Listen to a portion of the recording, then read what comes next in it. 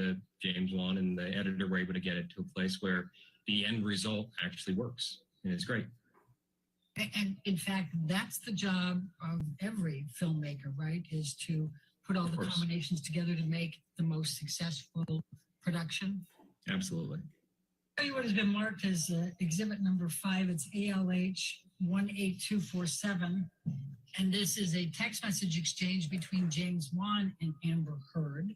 And you mentioned James Wan was the director of Aquaman 2, is that correct? And Aquaman, the first one, correct? That's correct. All right. And James is texting to Amber on August 25, 2018. You rated really high with the audience, exclamation mark, exclamation mark. Do you see that? Yes. This is August 25, 2018. What's going on August 25, 2018 that would cause the director to send a text message to Amber saying, that'd be a test screening. So during our post-production of the movie, we test the movie with an audience, and the audience tells us what they liked and what they didn't like. And so that's what he's referring to there. And they really liked Amber Heard, correct? Yes, she did. She tested well. It hit $1 billion, is that correct? Yeah. And more specifically, did you play any role in the determination to communicate to Amber's representatives that Warner Brothers was considering not exercising her option? Yeah, probably in the sense of we had the conversations, and I believe, if I recall, we had, that's where Peter Safran offered to reach out to the agent and express which direction we were leaning. Have you seen any document that says there was any chemistry issues between Amber Heard and Jason Momoa in Aquaman 1? Documents? No, I mean, those were all conversations. But if Jason came back and James Wan came back, you were guaranteeing that Amber Heard would play Mira, correct? That's correct. Okay. And Jason Momoa was able to negotiate a different compensation structure, was he not, for Aquaman 2? That's true. He did renegotiate. Now, Aquaman was the highest grossing DC film ever for Warner Brothers, was it not? Yes, it was. And what, if any, issues did you have with Amber Heard in Aquaman 2? My understanding is actually the production went very smoothly. All right, thank you. Your next witness.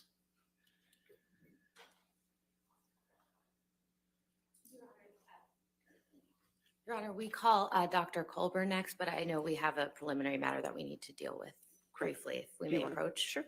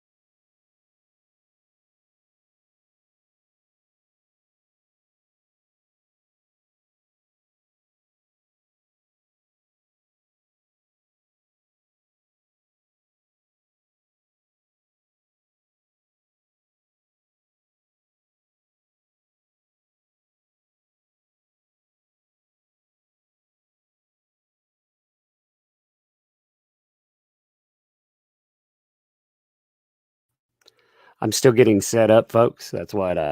So apologies. I was getting my audio situated. I know it took me a minute there. Again, they knocked me offline totally. So I couldn't. Excuse me. I'm a little hoarse. I did yell a few times loudly. I was very angry. Uh, I may have displayed a few of those traits they were talking about as I kicked a few things because I was very mad. YouTube just knocked me out, like totally. I got disconnected totally. You can see the stream died. I went in after I couldn't get it situated, but luckily it's back now. So, like I said, if you'll tell people that we're live, I appreciate that. I don't know. I haven't had this in about a week and a half, but I had this issue a couple of weeks ago. Again, no strikes, no nothing, no problems here, but I got knocked offline. I love the targeting. Love the targeting. Starts us over though, like I said. So if you, like I said, tell people that we're live, we should be good to go. I hated to not broadcast the Walter Hamada stuff, but that's why I cut off, because I didn't think I'd get back in time for that. I figured I'd restart instead of just making people sit there. Oh man, I heard the Walter Hamada stuff. Again, the Walter Hamada thing has been exactly the same as it's been the same as it was the entire time. The entire time. You know, Walter Hamada has stuck with the story that, again, why would he have to lie anyway? Why would DC need to lie about what happened with Amber Heard? You know, she creates these conspiracies about how things are going. You know, what happened? What happened? I just got knocked offline by YouTube, just straight up. I have no idea what happened. You know, I don't have any answer there. You know, my volume's low because their volume is really high. That's why, you know, if I turn my volume up too much higher, I'll turn it up a little bit, but I'm afraid to turn it up too loud, because when their sound comes on and it boosts, sometimes it'll boost my sound to an insane degree, you know.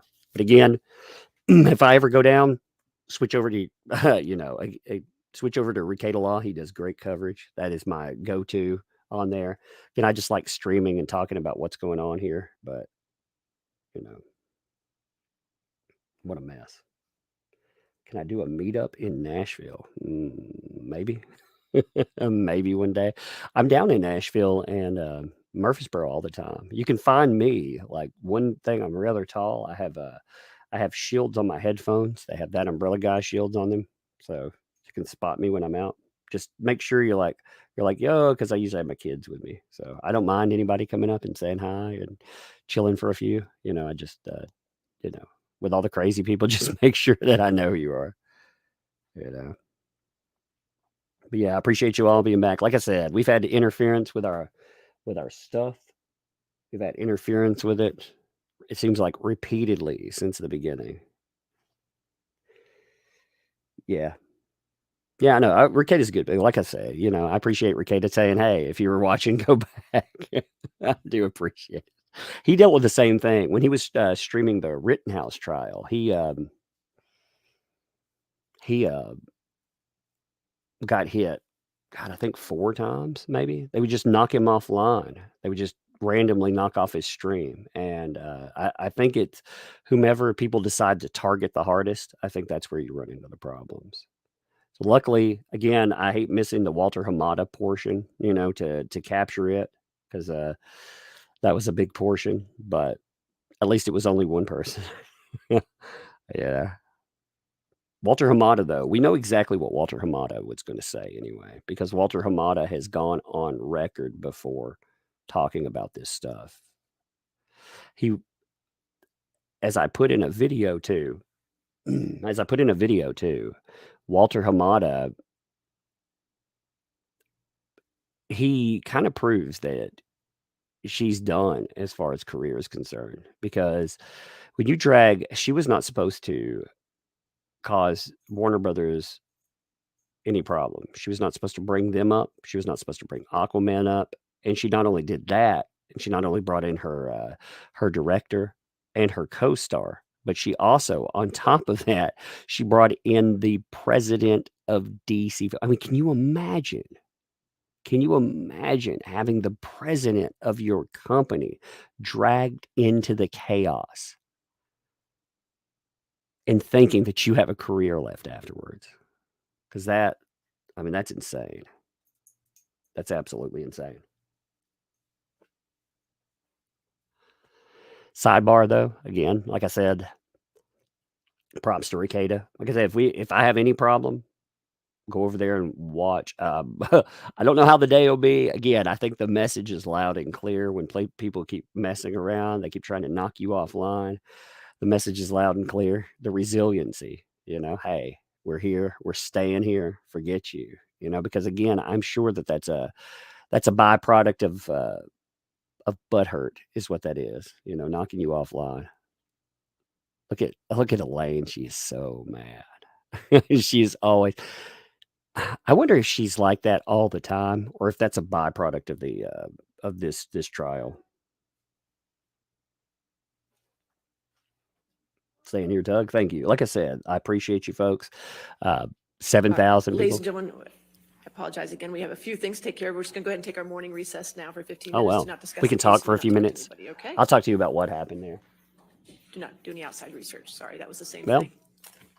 I made it back to the recess. Like I said, we could tell people that we're live, spread the word, spread the gospel. We lost about half of our viewership, which is, it is what it is. We're still building, though. But we'll talk about Walter Hamada. I'll pull up the documentation to Walter Hamada, and we'll talk about the. If the doctor testifies, then is that WebEx? Okay, so I'll get that set up too while we take the break as well. All right, we'll go ahead and take a break. Let's make it 10:50 to give them time to look at everything, okay?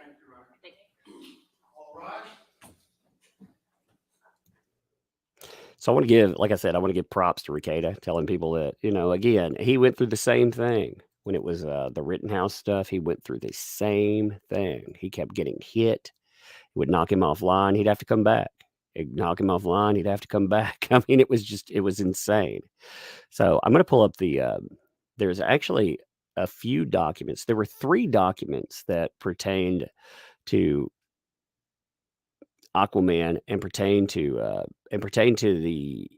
the filings, as it were, including one. Again, I hear that the real problem for her, it didn't come from just the filings per se. It came from the notice of ruling.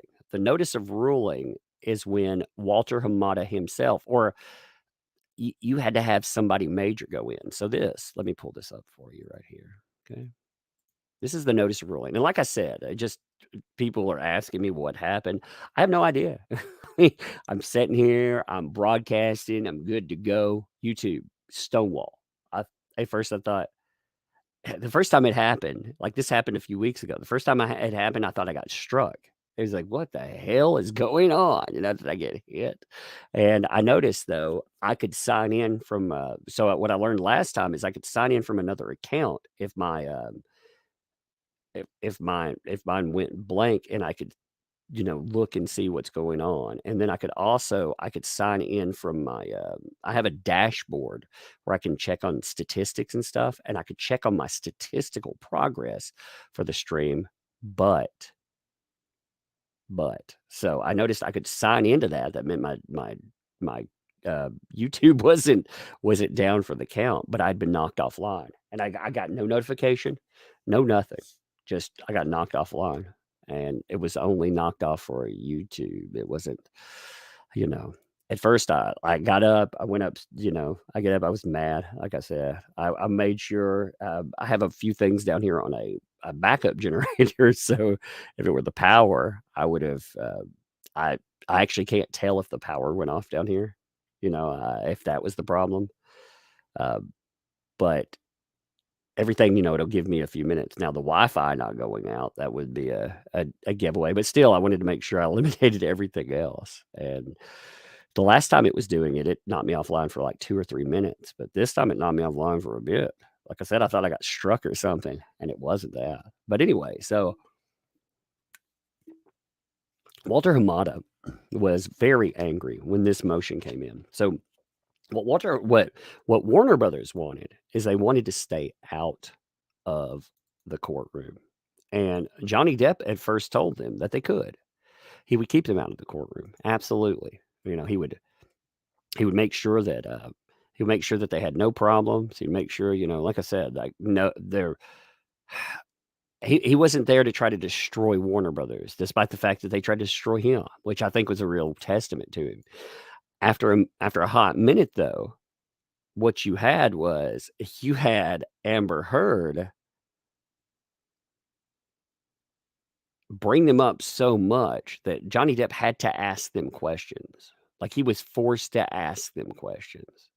And he wanted to know, there were certain statements that they brought up in their emails, which I'll pull up in just a second. But there were certain statements that they brought up in emails that 100% showcased that they knew what happened. See, here's the thing about feeling sorry for Warner Brothers in this. Warner Brothers knew the truth about what happened with Johnny Depp. They knew that he didn't destroy her career. He wasn't part of that. They sat on this information, and they sat on it for quite some time. In fact, they were of the opinion that he would just sit on his hands, and he would do nothing. He would do nothing, and they could sucker him out of it. So Amber Heard actually put in a move to keep him and her, let's say, from talking about this. She asked that both of them not. He agreed that both of them would not discuss anything. Here it is. It's a stipulation that's in one of the things. I want to show you what she tried to do. This is actually quite astounding. 9,000 people back already. Thank you, folks. Again, I don't know what to say with that. If it were my fault, I would apologize for it being my fault. I don't have any control over what they just did to me. But you folks are coming back, and I appreciate it. Man, this has been a crazy ride. But she put in a stipulation that said that neither party should be able to talk about this. This is the stipulation. Defendant and counterclaim, we'll just say Amber Heard and Johnny Depp. This is her stipulation. Hereby stipulate and agree the following as it relates to discovery and the trial in this matter. The parties agree to that neither JD or her will include at trial any reference to Aquaman 2 for any reason, including but not limited to any evidence or references supporting or disputing her damages as it relates to counterclaims. She was trying to hamstring him here. The parties agree that neither of the parties will seek any additional discovery regarding Aquaman 2 for any reason, including but not limited to agreeing to not to depose Warner Brothers or seek any information relating to Aquaman 2. So she put this into a court thing. And when she put this in, initially Johnny Depp was okay with agreeing to it. Then, as they went forward with discovery, what they found was the reason that she wanted to do that. And it was because Warner Brothers was sitting on just an absolute gold mine of information. This is their, give me one second. So this is their reply to him.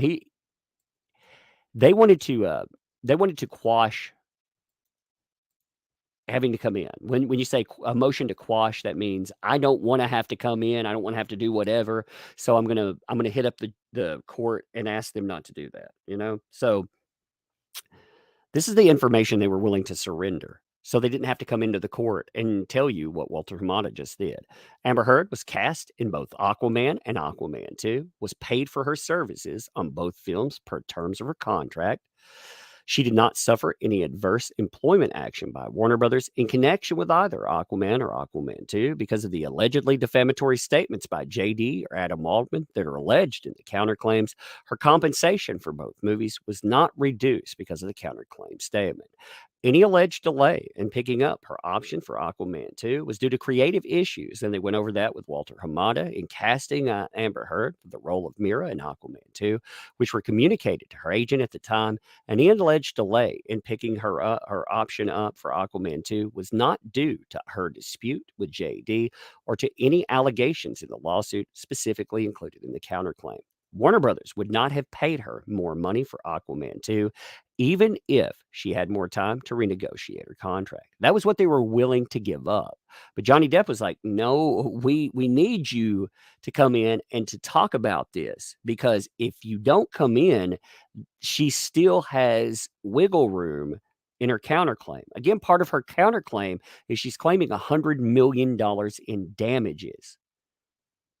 And she's saying one of the things she was damaged on was Aquaman. She was damaged with DC. So they were fighting that. They fought it, like I said, they fought it tooth and nail. And this is the ruling that the court handed down on that. Now you'll notice the date is weird on here because they tried to play this game with it. They tried to actually there's two of these. I pulled up the right one. So there's two of these. One of them has a weird date. One of them says, like, this motion came before us on, I think it's July 22nd is what it says on there, 2022, because originally on the docket, it was pushed back that far. JD has had to fight tooth and nail for every single scrap of information. I mean, if we're talking about whether that's charitable donations, whether that's word from Warner, everything has been adversarial. And this was the same way. So they filed for number one, a motion to quash. They wanted to keep this out of the courtroom totally. And number two, they filed for a protective order, meaning they could limit, like if they had that hit them, they didn't want to have to sit down limitlessly and just answer question after question after question. They wanted to be protected by the court. Well, the court came back and said, well, you know what? We'll grant your motion in part and we'll deny your motion in part. Now, as far as your motion is concerned with quashing, keeping you out of the courtroom, we deny that. You're going to have to give testimony, which is what you just saw. They had to sit. But you, as far as your protective order is concerned, you only have to sit for X amount of time. So it was granted as far as they were given a 2-hour limitation for JD. So JD's team gets 2 hours. Her team got 1 hour to talk to Hamada and ask whatever that they wanted to ask. And again, don't feel bad for Warner in this. Again, remember the information that they came off of in that document that I just showed you. They knew this information since 2020. They knew maybe before that. I mean, really, let's be honest. It was actually probably before that, with all the issues that had come up with Amber Heard. They knew about the chemistry issues. There were also, from what I understand from sources, there were behind the scenes issues too. She's terrible to work with. That's what I've heard. I've heard this from countless sources out there. She is a terrible person to work with. And well, you probably don't need a source to figure that out. I mean, if you look at just the carryover, if you look at how this stuff goes into real life, you can probably figure that out yourself. But they were very angry about this. So this is when you see Amber Heard, like before, when she brought up Warner Brothers in this litigation, she screwed herself. She made promises to Warner Brothers to keep them out of litigation. She promised them. And the first thing that she did is she dropped them into their counterclaim. It's not a counterclaim, it is a counterclaim. I mean, the first few pages of the counterclaim have Warner Brothers splashed across it, which is just, it's absolute garbage when you get down to it. I mean, the counterclaim is a joke. It just survived being dismissed outright. And again, there are people that are associated with Amber Heard that will call that a win. But the reality is, at the end of the day, the entire reality to that is that it wasn't a win. It was just it wasn't an outright loss or outright humiliation. Here's by the way, here is the counterclaim portion. Like I said, this is what causes her problems because she brings up Warner Brothers, I mean, right from go. It is an essential part of her counterclaim. As early as 2016, Johnny Depp tried to destroy my career. He was intent on destroying me, saying, for example, he wanted me removed from that WB film. That's what he told his sister, by the way. That is true. He didn't want to remove, because he was pissed. And she says that he didn't help get her that film. He didn't get her that film. Yeah. Yeah. The sister that we saw, she actually got her that film. She had connection within the industry. She's the one who pulled the strings and landed her that job, and she knew it. That's why she is so upset about this kind of stuff, because on her own, you see what she has to do to keep a job. She has to manipulate. She has to strategically do certain things to keep that. So, yeah, he got her the audition. Well, and not just that. It's not just the audition. It's putting his name, his weight behind her.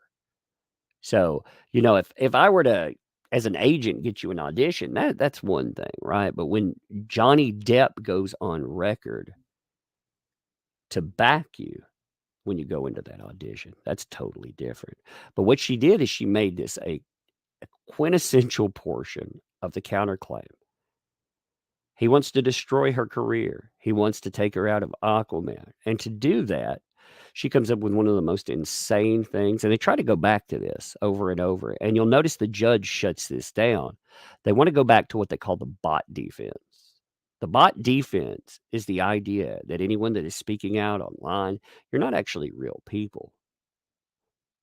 You're an army that, quote, Johnny Depp, that's he, individually and through his representatives and agents in Virginia, they're talking about his team, but specifically Adam Waldman, has created, controlled, or coordinated, controlled, and or manipulated social media accounts created specifically for the purpose of targeting her.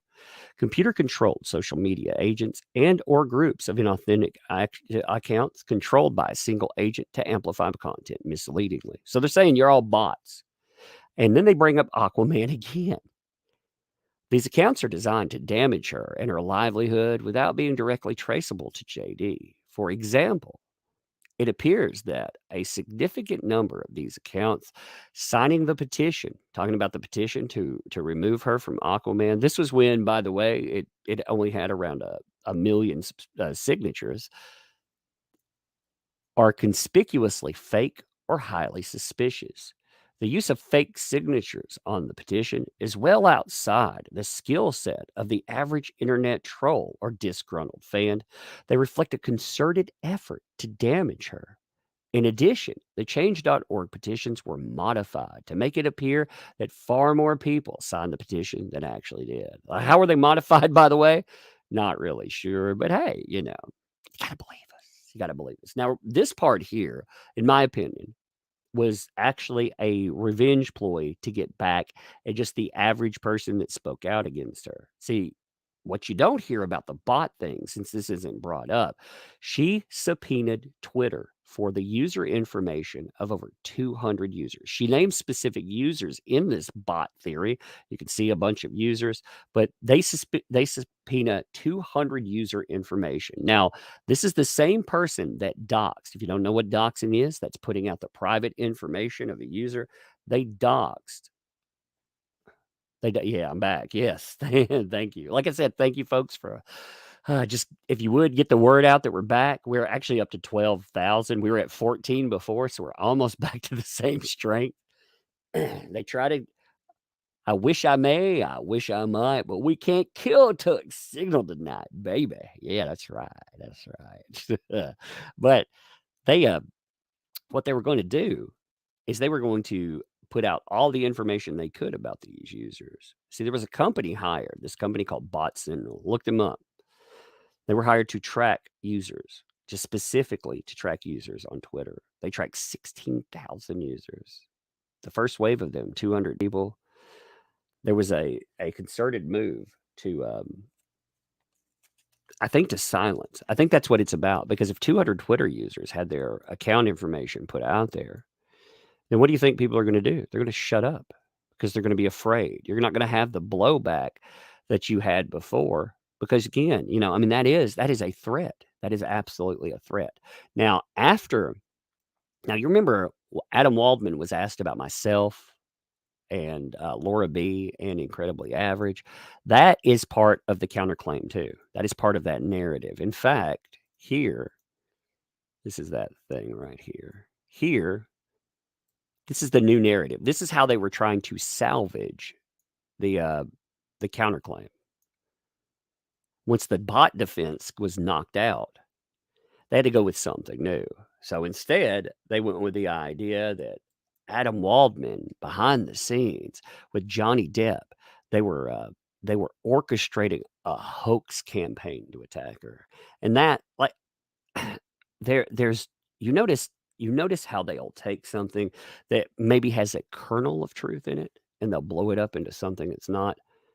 As Adam Waldman mentioned, he did indeed talk to 3 users that he discussed. He talked to Incredibly Average. He talked to Laura B. Whoops, these are layout stuff. Let me go back. These are all, it doesn't matter what you see there. There's nothing like this computer is all it has. It's a brand new one. It's all it has to show her. There's nothing here you could accidentally oopsie see. I mean, there's nothing else in here. Oh, they're back. Anyway, we'll talk about this at break. But like I said, if you tell people we're still live, because man, I was not happy. I will say that. It's funny, like in that moment, what calms me down is I will yell a minute. I will yell, just yell, "Ah," you know. I tell the kids to go away, not to bother me for a second, because I'm I'm not mad at them. I always tell them that, not mad at you. I got to get this out. I got to get away from it. I'm mad. I'm mad. So I'll be like, you just go in the living room or whatever. I got to yell. Dad's got to yell for a minute. I got to get that out of me, because I don't want that anger inside of me. And yeah, I may hit a door or something, bam, bam, bam. There used to be a punching bag right here. If I was irritated, punching bag or something. But I don't have it down here right now. But again, I love how they've turned that into signs of lethality against something. I think most people, like, if you have just like in the moment, you have anger. You have undeniable anger. I love how they've turned that into some sign of lethality or monstrousness. You took up boxing. Yeah, exactly. Thank Tug. No naked Tug photos. Now I'm Chef Tug today. It's my little avatar down there at the bottom. Chef Tug. I'm trying for my license there. Let's see. I wonder what else we have. I have um, Captain Tug Sparrow. I like that one too. But no, I mean, it was crazy. Like I said, you don't expect to be knocked offline. Just nuts. Forgot your bingo card today. Oh yeah. I forgot to put that up there. It's been a day. You see 12? Yeah, it's gotten up to 12 now. We were at 14 before, so we're humming along. Like I said, I appreciate all you folks too. It was just crazy. It's not just them trying to knock one of us out or trying to silence somebody. They try to silence us all, and they've done that before. Also, I will go back to that original live stream portion, and I will look through the super chats on there and do a catch up in one of the streams. Like I say, I apologize. There's not much I can do with that. There's not much I can do with that otherwise.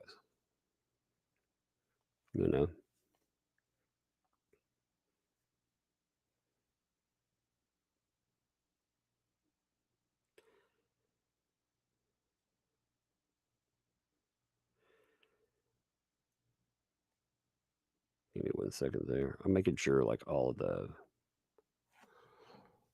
making sure everything's set up correctly though. It's just like I said, there's been a crazy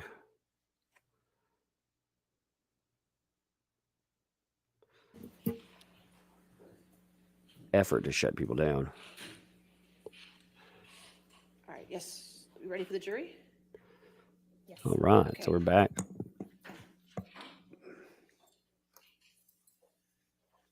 Sir, can you hear me?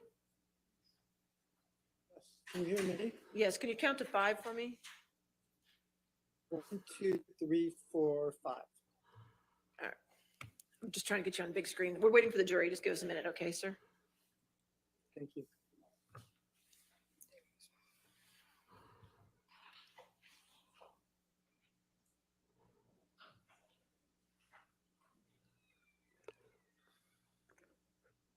What a day, way to start off.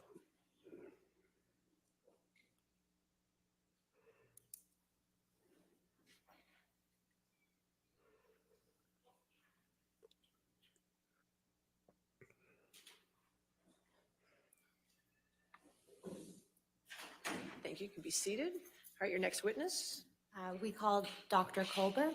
All right, sir, if you could raise your right hand. Do you swear or affirm to tell the truth under penalty of law? Yes. Your Honor, I would just object that Dr. Colburn appears to have a stack of documents right in front of him. All right, sir, you can put your hand down, and any documents you have, if you could put them away and just testify from your memory. Okay, sir? Thank you. Thank you, Your Honor. All right, your question? Good morning, Dr. Kohlberg. Morning. Could you please state your full name for the record? David Allen Kohlberg. And what is your profession? I'm a plastic and hand surgeon. And how long have you been a plastic and hand surgeon? Been in practice for 26 years Where do you currently work? at Cedars-Sinai Medical Center How long have you worked there? for the past 26 years. Do you know the plaintiff in this action, Johnny Depp? I do. And how do you know Mr. Depp? I had taken care of him when he had injured his hand. When did Mr. Depp become your patient? Sometime in March of 2015. And what type of treatment did you provide to Mr. Depp? He had a fracture of his finger with soft tissue loss. And so we reconstructed his finger. When did you perform the first surgery on Mr. Depp's finger? I believe it was around March 20th of 2015. And what was involved in that surgery, just briefly? Debriding the vitalized tissue, putting a hypothermic skin graft, store some of the soft tissue loss that he had, and then also putting a pin in because he had a displaced distal phalanx fracture. What was the state of Mr. Depp's hand immediately after that surgery?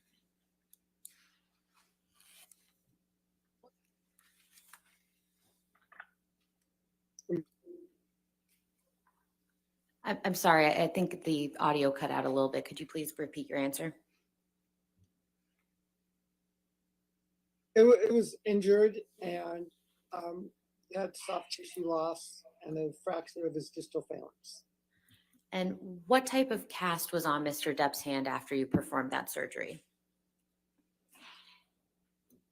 It was a plaster splint. And can you please describe to the jury what a plaster splint would look like? So it's like a cast, but you don't want to put everything circumferential on it because of swelling after surgery. So I believe in Mr. Depp's case, it was like the two fingers. I think the third finger was the one that was operated on. So these two fingers, the third and fourth finger together, and it's a splint with plaster on the top and on the bottom that goes around the hand to protect it. How mobile was Mr. Depp's hand when it was in that cast? Well, he couldn't move his third and fourth fingers because of the bulkiness of the splint. Typically, post-operatively, it's a more bulkier splint right after the surgery. So it's not very, it gets in the way. Could Mr. Depp grab someone with that cast on his hand? He could attempt to grab someone. I don't know how successful he would be. He had his index finger free and his thumb free, but the other fingers were probably not being able to move.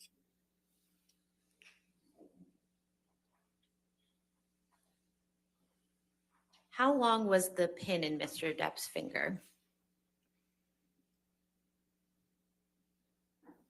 About 11 or 12 days. And How was the pin removed? It was removed under local anesthesia in my office.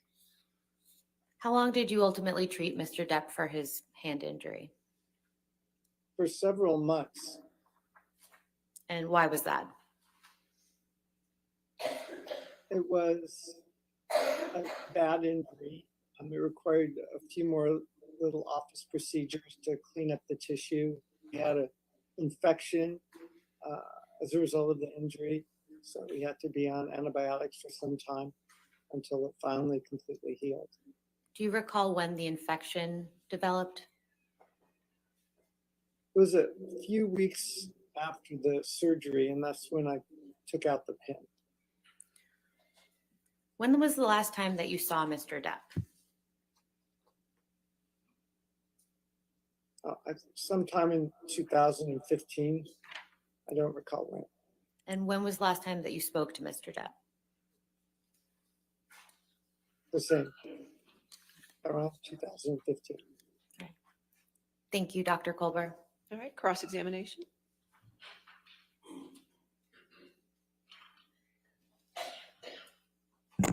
Good morning, Dr. Colburn. So you said that this plaster splint was put on after surgery on March 20th, 2015? Yes. And a plaster Yeah. a plaster splint, is that sometimes called half a cast? Sometimes it's called half a cast or a soft cast, something like that. Yeah, And it's made of plaster of Paris, right? correct. And plaster of Paris hardens like a cast does, correct? Yes. So other than the fact that it's a little smaller than a cast that goes around your whole hand, it's just as hard as a cast that would be put on a broken arm or a broken hand, correct? Well, it's softer on the side so the fingers can expand for swelling. So it's not fully, the plaster appears circumferential around everything. So there are areas that are softer to allow for swelling. But the parts that are covered with plaster of Paris are just as hard as any other cast, correct? Correct.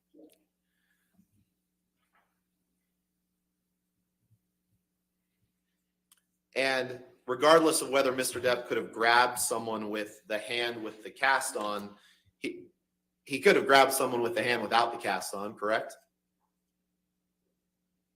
Correct. Michelle, can you pull up Exhibit 400, please? This has been admitted, Your Honor. All right.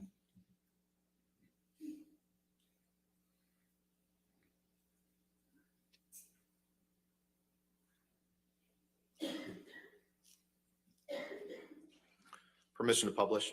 Yes, yes, sir. Dr. Colburn, I'm just going to ask Michelle here to just scroll through these pictures, and I'd ask you to take a look at them. Your Honor, I'm going to object for lack of foundation for these photographs. They're already in evidence. With respect to the questions to the witness. They're in evidence. Thank you. Michelle, if you could go back up to that, stop right there.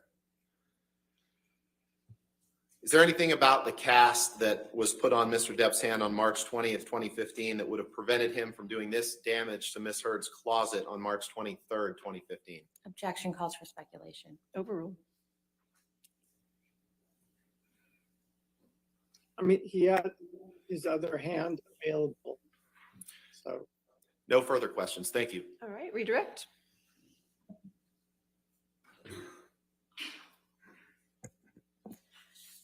Dr. Kohlberg, how many fingers were in the plaster portion of Mr. Depp's cast? I believe 2 or 3, at least 2 were, and the third one and the fourth one. And why did you call it a soft cast? Because it's not fully, plaster doesn't go around the entire hand because you allow for swelling. So there's plaster to protect the fracture. So there's a little plaster on it, but it's on the top and the bottom, but it's not completely circumferential. So there's soft spots to it. And where are those soft spots located again? Usually we'd put a piece of plaster underneath the fingers and on top, and then the sides of the fingers, it's soft so that the fingers can swell after the surgery. Could Mr. Depp have hit someone with the hand that had the cast on it? He could have hit someone with it. It probably would have injured, damaged the cast.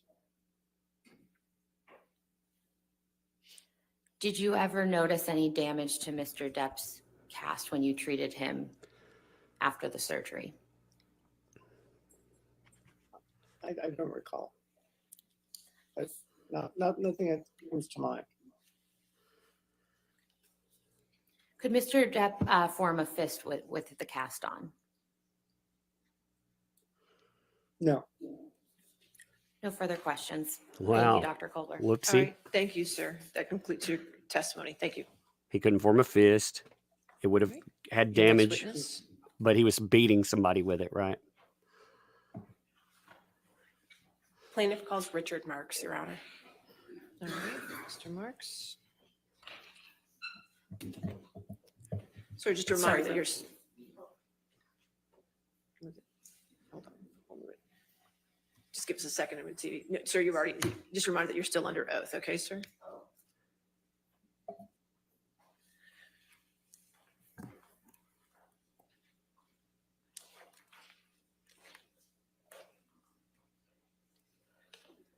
I think that's funny. Like again, you think about how absurd the idea. Oh no, they turned on the wood chipper. They're grinding up the last witness. They deal with witnesses Fargo style. No.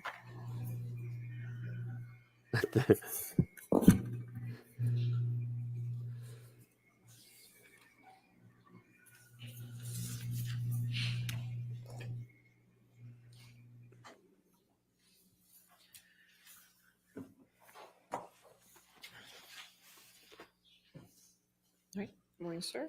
Okay. Yes, ma'am. Thank you, Your Honor. Welcome back, Mr. Marx. You've testified in this case previously, but would you just briefly remind the jury who you are? I'm Richard Marx, and I'm a full-time entertainment transactional attorney. I make deals every day for productions and for individuals. I'm in the trenches negotiating and then making sure the contracts reflect the deals. And I'm very much distinguished from the other side's expert who is not an attorney, who's not in the trenches making deals, is not in that day-to-day process. And are Oh, you you see familiar that? with the testimony of Catherine Arnold in this matter? Yes, Have you been asked to analyze that testimony and provide opinions in response? yes. And generally, what are those opinions? Well, my opinions are that she's very slick and smooth, but she's not an expert in deal making. Her assessment of damages is built on nothing, and it's wildly speculative. Are you familiar with Ms. Arnold's opinion that it's customary for an actor to renegotiate the fee for a subsequent picture option in a multi-picture contract when a film is successful?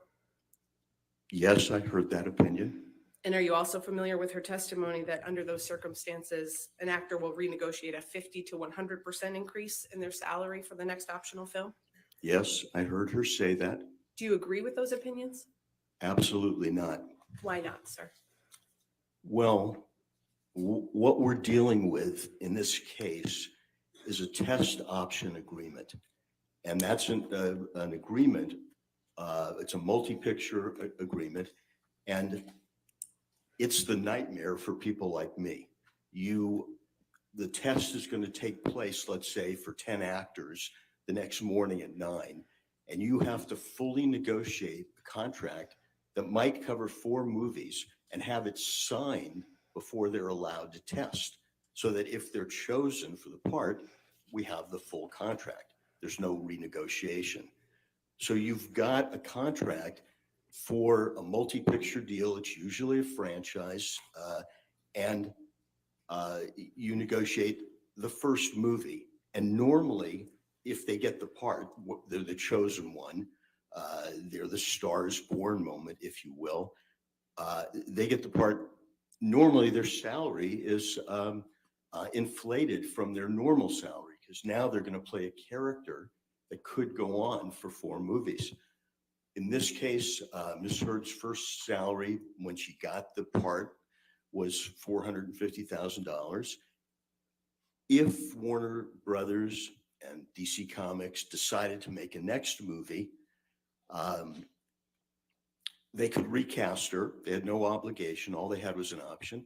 But if they did cast her up front, that they had agreed to more than double her salary, like 2.25 times to get to the $1 million. These are large bumps, if you will. If an actor is on a series, say, they go and they have 5 options. They go up in increments of 5%, 10%, 20%, not these multiples that you see in a test option agreement. And that's one of the reasons that they aren't renegotiated normally. They are in some instances, but not normally. What's the significance of the test part in a test option agreement? The test significance is that an established actor usually wouldn't test. They'd be offered the role. Ms. Heard was in a group of actors that needed to be tested to see if the studio wanted to hire them. And then if they hired them, they would be locked up for potentially 4 movies at very lucrative increases, because after Aquaman 1, she gets to $1 million. Aquaman 2, she gets to $2 million. And Aquaman 3, you get to $4 million. These are unheard of bumps if you're going on a normal career and trying to increase your salary by increments. In your experience, what is customary for negotiations of multi-picture deals? Well,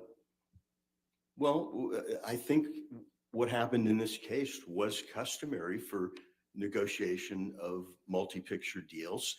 And by that, I mean that you assume success. The reason you go from the first Justice League movie where Ms. Heard played Mira the first time, the reason you more than double her salary is you assume success. So you've already built in the bonus that Ms. Arnold was referring to, a renegotiation, if you will, for the 3rd movie. Instead of doubling her salary, Ms. Arnold said it would only be fair to quadruple her salary. And that's just not the way these idiosyncratic contracts work. They're a very small portion of the contracts we deal with.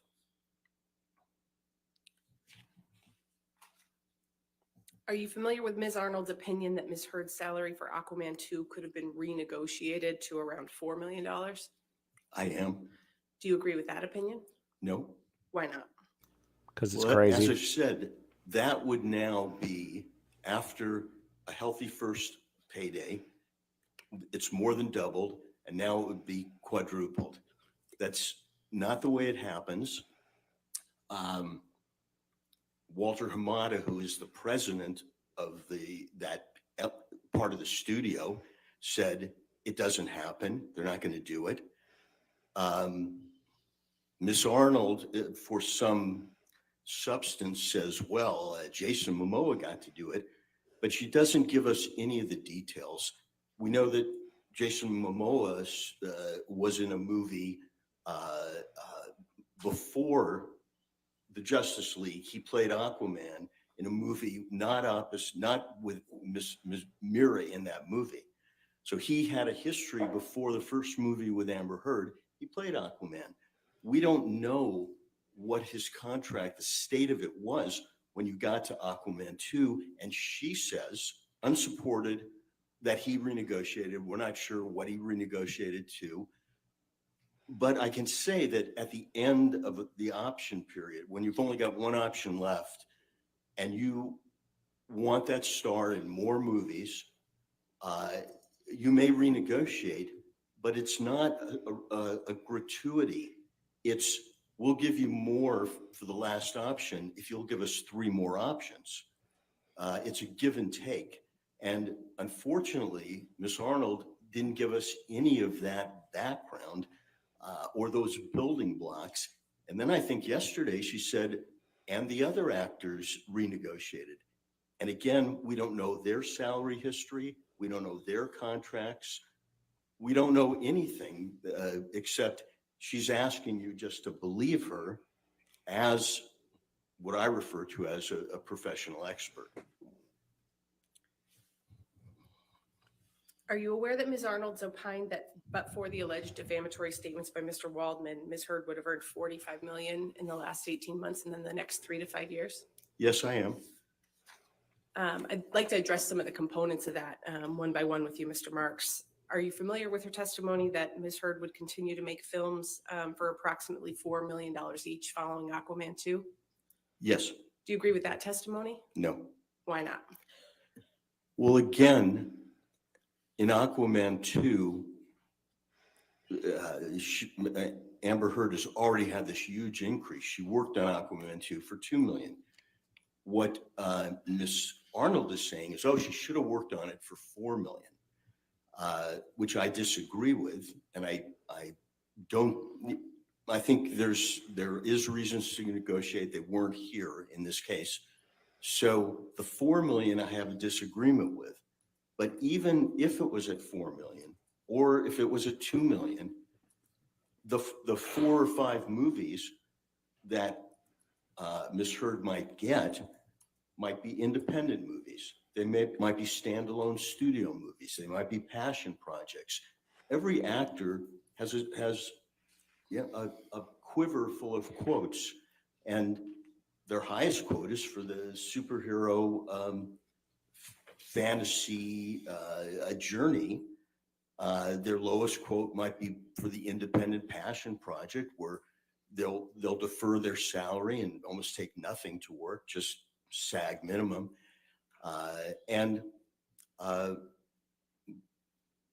To assume that she'd get 4 or 5 more movies at this, her last fantasy quote, would be to assume that those are also those type of movies, playing another character. And Ms. Arnold says that Ms. Heard's breakout moment, her Star is Born moment, is Christmas 2018. If that's true, and I don't think it's true, those moments don't normally happen to supporting cast. But if it's true, as a deal maker, you would expect, if you represented producers, production companies, to flock in, to take advantage of this hot star and to sign them up. And we have from Christmas 2018 to spring 20, where there is none of this activity. The Star is Born phenomena didn't happen. Ms. Heard starred in one series of 8 episodes, and she earned a healthy fee, $200,000 an episode. But that's 5 times less than the $1 million Ms. Arnold is tossing out, supposedly based on Jason Momoa's quote. She doesn't prove it or give us facts. And Jason Momoa is not a comparable actor. He's been in a series where they shot 78 episodes, 44 episodes, 21 episodes. He played Conan the Barbarian. He was in Game of Thrones. It's not a comparable. I'm unresponsive to. All right, I'll sustain the objection. Next question. Mr. Marx, we'll get to some of those issues in a moment, but I want to take you back for a second. I believe you testified a few minutes ago that your understanding is that the last option in a multi-picture deal might be renegotiated under some circumstances. Do you have an understanding of whether Aquaman 2 was the last option in Ms. Heard's contract with Warner Brothers? Oh, no. Aquaman 2 has not even been released, and Warner Brothers has a 4th option for Aquaman 3 or another movies where Mira appears, that character. And they've agreed to double the salary again. So it's in success, and that assumes that they recast and that they make the movie. Are you aware of Ms. They Arnold's won't. testimony that Ms. Heard would have made several $1 million on endorsement deals, such as the one she had with L'Oreal? I'm aware of that testimony. Do you agree with that opinion? No. Why not? Again, this is a business of personalities. We didn't, after the breakout moment that Ms. Arnold talked about, Christmas 2018, we didn't see endorsement deals flocking to Ms. Heard during that 16-month period before Adam Waldman made a few statements in the London Daily Mail, I believe it was. We didn't see those endorsements coming to her. We didn't, what Ms. Arnold shows you is these non-comparable actors, they had endorsement deals, but she doesn't show you when she describes the breakout moment and why she's comparing Amber Heard to these, what I call uncomparable actors, but she's making the comparison. She's saying, well, they had all these deals, why wouldn't she?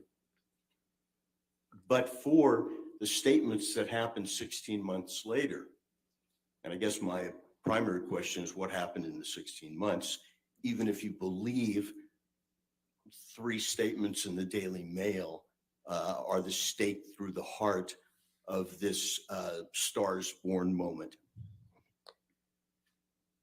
Do you have an opinion about Ms. Arnold's testimony that Ms. Heard would have made $1 million an episode in a couple of streaming series following her A Star is Born moment?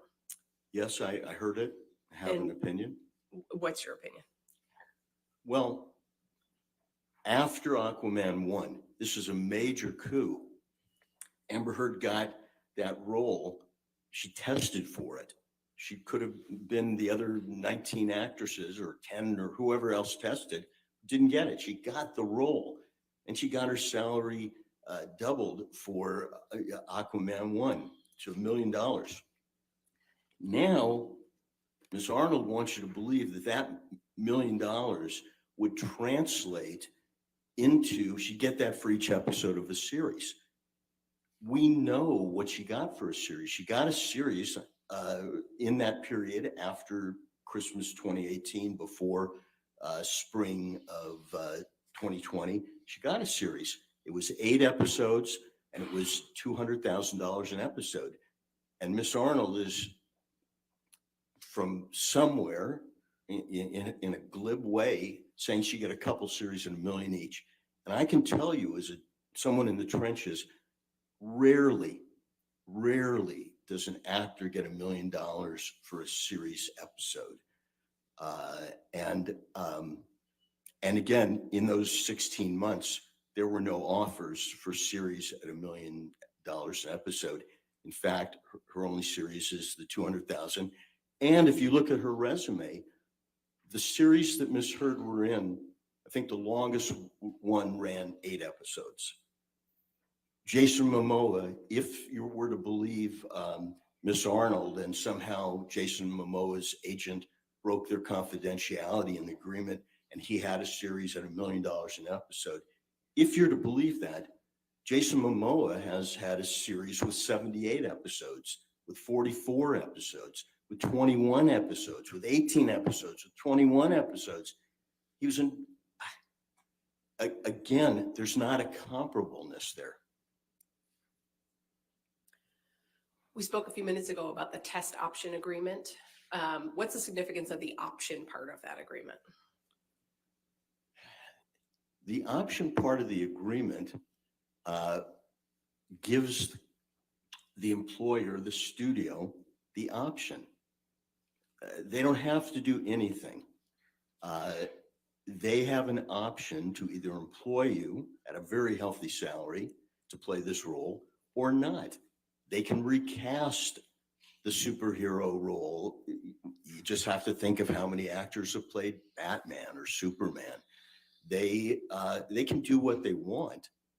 And indeed, since there's no contract, they only have a choice to exercise their option or not, they might say, we're not exercising unless you reduce your compensation. Who knows what the negotiation would be, but it's not a contract until the studio exercises the option, and they don't have to. What's the alternative to an option agreement? Well, the alternative is most agreements in Hollywood, you're hired to play the role. Or once you exercise the option, then it becomes, for that picture, an agreement like others in Hollywood. You are now hired to play that role. So most contracts are guaranteed, you're hired to play the role. In an option agreement, once they exercise the option, for that movie, it becomes a guaranteed contract. Are you aware that Ms. Arnold testified that Ms. Heard was released from her Aquaman 2 contract and then subsequently rehired? I heard that testimony. Is that consistent with your experience in the film industry in connection with these multi-option contracts? No. Why not? Again, studios don't do things they don't have to do. As we heard Mr. Hamada, the president of the studio, say, you either exercise your option or you don't. They exercise their option. He denied releasing and then rehiring. And in my experience, in almost 5 decades in the business, doing this type of work, not talking about it, not consulting. I mean, I have, I heard Ms. Arnold say she'd been an expert 100 times. I'm a transactional lawyer. I do this occasionally. Basically, it's not a contract till they option it, and they pick up their option, and at that point, it's guaranteed contract, and then different rules apply to it. In your experience in the industry, do studios typically comment on those types of actions that they're taking with respect to options? No, just like Mr. Hamada said, they don't need to comment on it. They either exercise the option or they don't. In Hollywood, silence is the default. You play no card before it's time. And the cards there were exercise the option or not. And I was surprised by Mr. Hamada under oath, basically saying that there was this discussion of chemistry. That Objection, Your Honor, hearsay. I think it was an in-court statement this morning, I believe, Your Honor. That's fine. It's the same hearsay that you were, it's hearsay like yesterday. I mean, it's hearsay. I'll overrule the objection. Go ahead. Thank you. I didn't hear. Go ahead, sir. Overruled. You can continue, Mr. Oh, Ferguson. I was surprised to hear Mr. Hamada say that they talked about chemistry. That would normally be behind closed doors because it can't help your relationship with the actor. You're either going to exercise or not. And that was quite a bit of candor from someone at his level. And so therefore, I take it at face value. I think he felt that he was under oath and he was telling the truth, but it wouldn't Objection, be. Your Honor. I'll sustain the objection. Mr. Marks, are there circumstances where a studio would be more likely to say something about not using an actor again in a franchise? Yes. What are those circumstances? Once they've exercised the option, once the contract is guaranteed, the studio still has the right to pay the actor, but not play them, pay or play them. And that is a rare condition because you've hired the actor, you've got to pay them, but you say, go home, we're recasting. In that situation, after you've exercised the option and the contract is guaranteed, if you pay off the actor, that's normally commented on. That becomes a bit of information because it's not normal. Is that circumstance different from Ms. Heard's contract with Warner Brothers for the Aquaman movies? Oh, yeah, yeah. Ms. Heard's contract, again, it was just an option. Either we exercise it or we don't. And if we exercise it, she's in the film. If we don't, she's not. Until we exercise it, we have our right to recast or not make the movie. And even after we exercise it, we'd still have a right to recast and not make the movie. We just have to pay her salary. Do you understand that Ms. Arnold compares Ms. Heard's career trajectory with that of other actors, including Jason Momoa, Gal Gadot, Zendaya, Ana de Armas, and Chris Pine? I heard that. And what's your opinion of those actors as comparables for Ms. Heard? Even Ms. Heard's agent, Jessica Kay, said that 4 of those actors weren't Objection, Your Honor, comparable. hearsay. And I believe same response, Your Honor, that it was in testimony that was played in court earlier this week. I mean, that's not what she testified to. I mean, he's characterizing testimony that was from days ago, and I don't even think she testified to that, Your Honor. You can cross-examine. Overruled.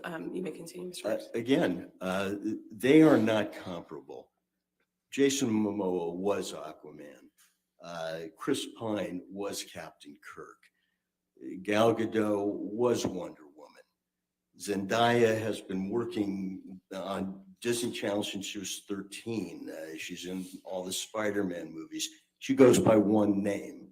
Ana de Armas, when she was in a movie that they call, her breakout, it was as a nude poster. She's been an ensemble piece, Knives Out. These are not comparables. Now, Ms. Arnold stuck to Jason Momoa, who's the most non-comparable because of his history and his career. But she didn't give us the advantage of telling us what his contracts were, what he renegotiated to, what he earned.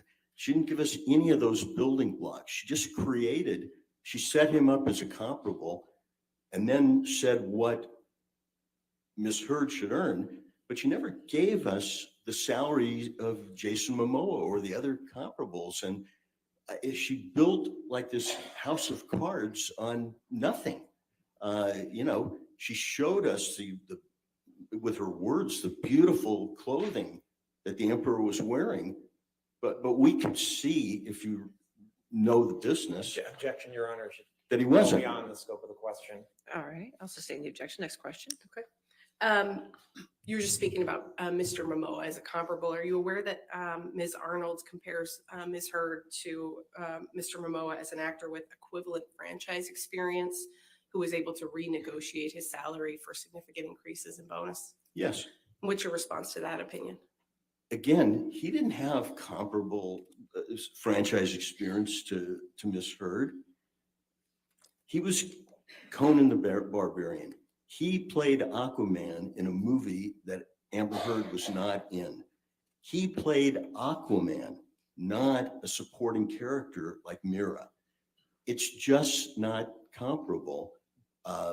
And you can say the words, but I saw nothing from Miss Arnold to back it up, something to build on, which if she was a negotiator in the trench, the studio negotiator would say, okay, so show us, where's the comps? Let's talk numbers, because ultimately that's where we have to get to, not just because you say it so.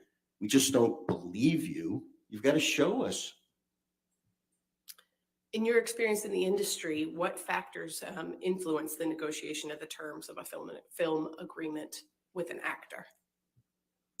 Well, first it depends on the film. If the film is $1 million movie and everybody's deferring their salaries, that's one thing. If it's a superhero movie, that's another. But for deal makers and negotiators, the best predictor of what the deal should be is past earnings, precedent, comps. You also look at the budget of the movie, what it can bear, because if Jason Momoa's comp is $10 million, but the budget's $10 million, obviously he has another price for that movie. But the best predictor of future earnings is past earnings.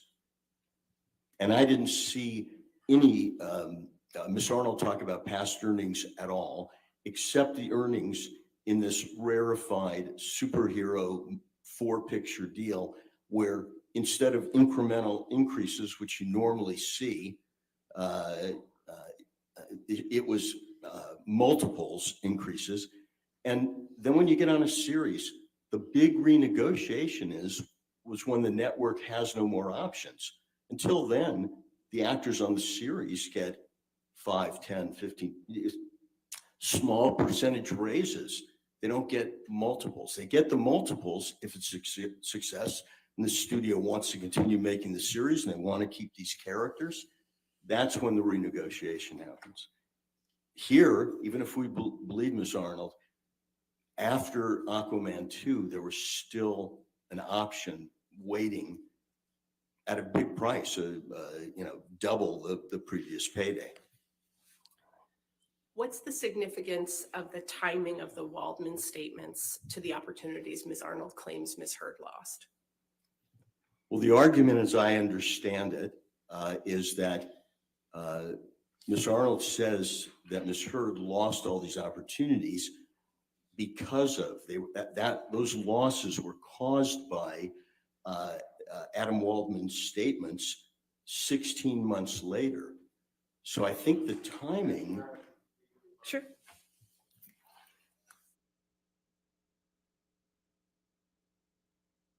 He is decimating them. I've been saying this on Twitter too. For months, I've been talking about Amber Heard on the outs with Warner and Aquaman. Not rumor based, like behind the scenes. It had gotten so bad they didn't want her. They weren't going to pick her up. They made the mistake. They did damage control. And it's funny because the mainstream press called us liars. They trotted out, for damage control. Peter Safran came out. They just lapped it up. Man, the mainstream, I'll accept their apology now. Seriously. I mean, we talked about that forever. Vindication, baby. Vindication. This guy's destroying them too. Mr. Marx, what's your overall assessment of Ms. Arnold's opinions in this case? My overall assessment of her opinions is that they're not worth the paper they're not written on. She knows something about our business, but not about negotiating deals. She may have gotten someone at the Endeavor office to breach confidentiality, but she never laid out the building blocks. Excuse me, there's an objection. You have to stop talking, Mr. Marks. Thank you. Beyond the scope. Yeah, Mr. Marks, can you just limit your testimony to your opinion about Okay. Ms. Arnold's opinions, please? My opinion, as someone who's made deals as a deal maker for almost 50 years, is that she calls herself an expert, but she's not. She doesn't have the background. She doesn't have the day-to-day knowledge. And her testimony that I heard did not back up her bottom line. If you want to get those figures, you have to show why they're deserved. And again, she was constructing a Jenga without the bottom pieces. It does not hold up under scrutiny by someone who makes deals. No further questions. All right, cross-examination.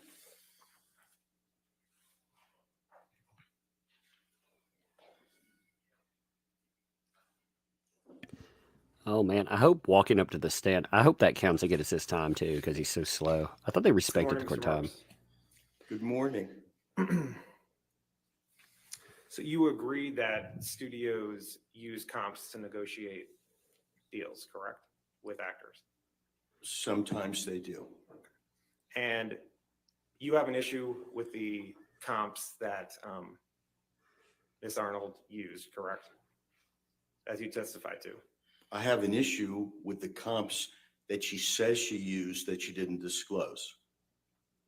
The comps being the actors that you just talked about. She did disclose, I mean, she disclosed the actors. She disclosed the actors and budget figures from their movies. She never disclosed their salaries and salary history as comps. You're not offering a different set of comparators that should be used, correct? I'm saying if you are going to, That's not my question. Are you offering a different set of comparators than what Ms. Arnold used? I'm not here offering comparators. I'm saying what she offered are not comparators. That was my question. You're not offering comparators, correct? No, I would She say didn't offer them that either. Ms. That was Heard's my comparisons sir, are where respectfully, you that look. was my question. Motion to strike after the. Oh, no. all right, we'll strike after that. Just answer the questions, Mr. Marks. Thank you. Now, you're a deal maker, correct? Yes. What actors have you negotiated for in superhero movies? Well, recently I've negotiated for Chris Pratt in a superhero series for Amazon. I've negotiated a deal for Michael Douglas, not in a superhero movie, but a historical movie. I've negotiated recently a deal for Paul Rudd and Will Ferrell Whoops. on an Apple series. Billy Crudup on an Apple series. Those are the recent talent deals. What actors have you negotiated for in a superhero movie? As I sit here now, I can't remember a superhero movie that I've negotiated. I've certainly negotiated over my career franchise movies and fantasy movies. Your Honor, so it's no, you haven't negotiated with for any actors for superhero movies, correct? So you would define like, I don't know, Jungle Book isn't a superhero movie. It's more of a fantasy. Okay, so no, correct. Your answer Okay, is no. all right. So as I sit here, I can't think of a Marvel type superhero movie that I've negotiated. Although I know there's one or two in there. Now, you testified and you agree that Mr. Momoa negotiated his multi-picture contract for Aquaman 2, correct? I heard Mr. Hamada say there was a renegotiation, but no facts were pro-offered, such as he didn't have an option. His options were out, what he was earning and what he renegotiated to, and he is Aquaman man. So yes, I did hear there was a renegotiation. And you understand that his salary went from $3 to $4 million to $15 million. If you tell me that, I haven't seen his contract and I haven't heard any testimony under oath that that's where the leap was. Now, Ms. Heard's contract. Did he get more? Did they get more options for when they made that leap? Did they get more options? Ms. Heard's contract was a talent option contract, correct? Yes. And you agree that for if there's an Aquaman 3, Ms. Heard would have an option to receive $4 million, correct, for the movie? Well, actually, you would language it. Warner Brothers would have the option to engage her. And if they engaged her, she would receive $4 million, correct? She doesn't have the option to refuse. They have the option to engage her. And she would receive $4 million, correct? Yes, $4 million. Would you agree that the money Amber was making on Aquaman 2 or 3 would be her market rate for future studio movies? I would think it would be her rate for future studio superhero movies, but not necessarily studio movies that aren't superheroes. That could be standalone. That could be other type of studio movies. But for studio superhero movies, it would be $4 million, correct? If I was Ms. Heard's agent, that's where I would start. Assuming everything was equal, the budget of the superhero movie, that she was in the ensemble. There's a lot of ifs to look at, but all things being equal. You agree that Aquaman was a breakthrough role for Ms. Heard, wasn't it? It's the first movie of that ilk that she makes, but she is not Aquaman. She is Mira. But it was a breakthrough movie for Ms. Heard, correct? For her, it's a breakthrough movie to be in that film and in the ensemble. Absolutely. And she was the female star of that movie, correct? I believe so. You would agree that for all of the actors Ms. Arnold listed as comparables, their career trajectory went up after their breakthrough, correct? She didn't give us the raw materials to look at, but I'll take your word that all those unrelated actors in unrelated films, except for Jason Momoa, they went up. As did Miss Arnold's when she went from 1 to 2. In your experience, can you identify an actor or an actress who's not been able to get a new studio movie after a breakthrough performance in a superhero movie? As I sit here now, I haven't been asked to opine on that, but there are lots of supporting characters in movies that don't appear in the next movie. But a female star in a breakthrough movie in a superhero movie, can you identify any actress who's not gotten another studio movie after that? Well, after Miss Heard's breakthrough in 2018, she did get Aquaman 2. Aquaman 2 was already, she already had the option for Aquaman 2, all right. correct? So she did, Miss Heard did not get any movies after 2018, long before the Adam Waldman statements. Other than Ms. Heard, can you identify any actor or actress who's not gotten another studio movie after their breakthrough in a superhero movie? As I sit here now, I haven't been asked to research that, and I can't. That would be a normal thing. And you're not providing an alternative number for Ms. Heard's damages, correct? For the jury. Correct. I'm not providing an alternate number. I think, she's been more than adequately paid. I'd move to strike after no, I've not provided a number. That's all. I mean, my question was, you're not providing another number. I think it's in fairness and the full answer of the question, Your Honor. It was a yes or no question. He said his answer was no. I'm not going to strike it. Okay. Oh, poor babies. All right. No further All questions. right. Of course, they can't ask too much because they're out of time. They can't ask too much. Mr. Marx, in response to some questions from Mr. Nadehaft, you were discussing some franchise and fantasy movie agreements that you've negotiated with actors. Could you just describe some of those for us? Yeah, do that, please. I've had such a long career that I mainly forget what I've done, but I negotiated all the contracts for Pinocchio, if you will, that was produced. Is Coming to America the original? Is that a fantasy movie? The Golden Child, is that a fantasy movie? Man. Yeah, and by the way, I may have negotiated contracts, and ultimately the film wasn't made. But as I sit here now, those are the only ones that come to pass. If I was looking at my resume or going through my files, I might think of others, but there isn't a deal that I haven't made. And I think you also testified in response to Mr. Nadelhaft's questions that you have negotiated some deals for Chris Pratt and Paul Rudd. Do you recall that testimony? Yes, these are for a streaming series. Do you happen to know if both of those actors have played Marvel superheroes? I believe they have, but don't quote me because, that's not my genre.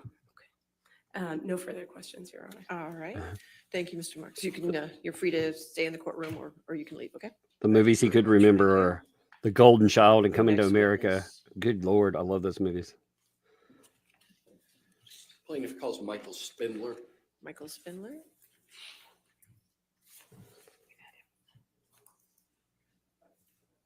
You've testified previously, correct, Mr. Spindler? All right. Just a reminder that you're still under oath. Okay, sir? Yes. All right, thank you.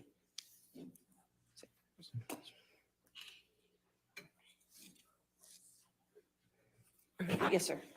Thank you. Good morning, Mr. Spindler. Good morning. Can you remind the jury who you are and what you do?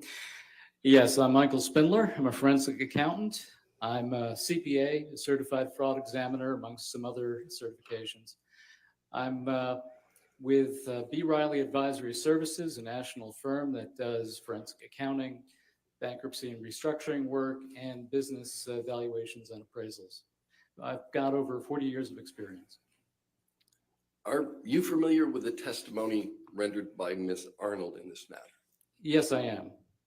Do you understand that Ms. Arnold testified that Ms. Heard has suffered economic damages resulting from 3 statements made by Mr. Wald? Yes, I do. Do you have an opinion of that claim? I do. All right. Oh, of course. They're going to be mad. They're going to play this game because they don't have any time to actually put somebody on cross and really take them apart. Remember going into today, Johnny Depp's team, they had one heck of a time lead on her.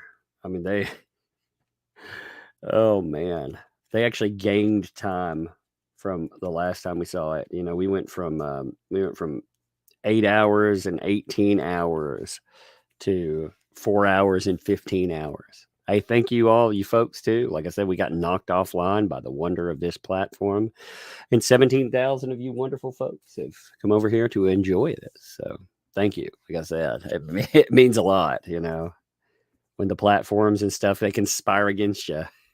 What a day. What a glorious, what a wonderful day. I feel like I'm going to have a Mad Max moment. The witnesses here are just absolutely demolishing her fantasy that she put on. They spent all of that time the other day concocting a fantasy narrative in which she was going to make millions and millions more. She was guaranteed all of these movies. And the person that she brought on was just, they weren't a deal maker. They were just some person that, again, they spoke well. They were articulate in their fantasy, but still everything they espoused was fantasy. Thanks, Mr. Spindler. Now, you indicated that you had listened to Ms. Arnold and she testified on behalf of Ms. Heard relative to economic damages. Have you formed an opinion as to the testimony and opinion rendered by Ms. Arnold? Yes, I have. And what's that opinion? It is not adequately supported and it is unreasonable.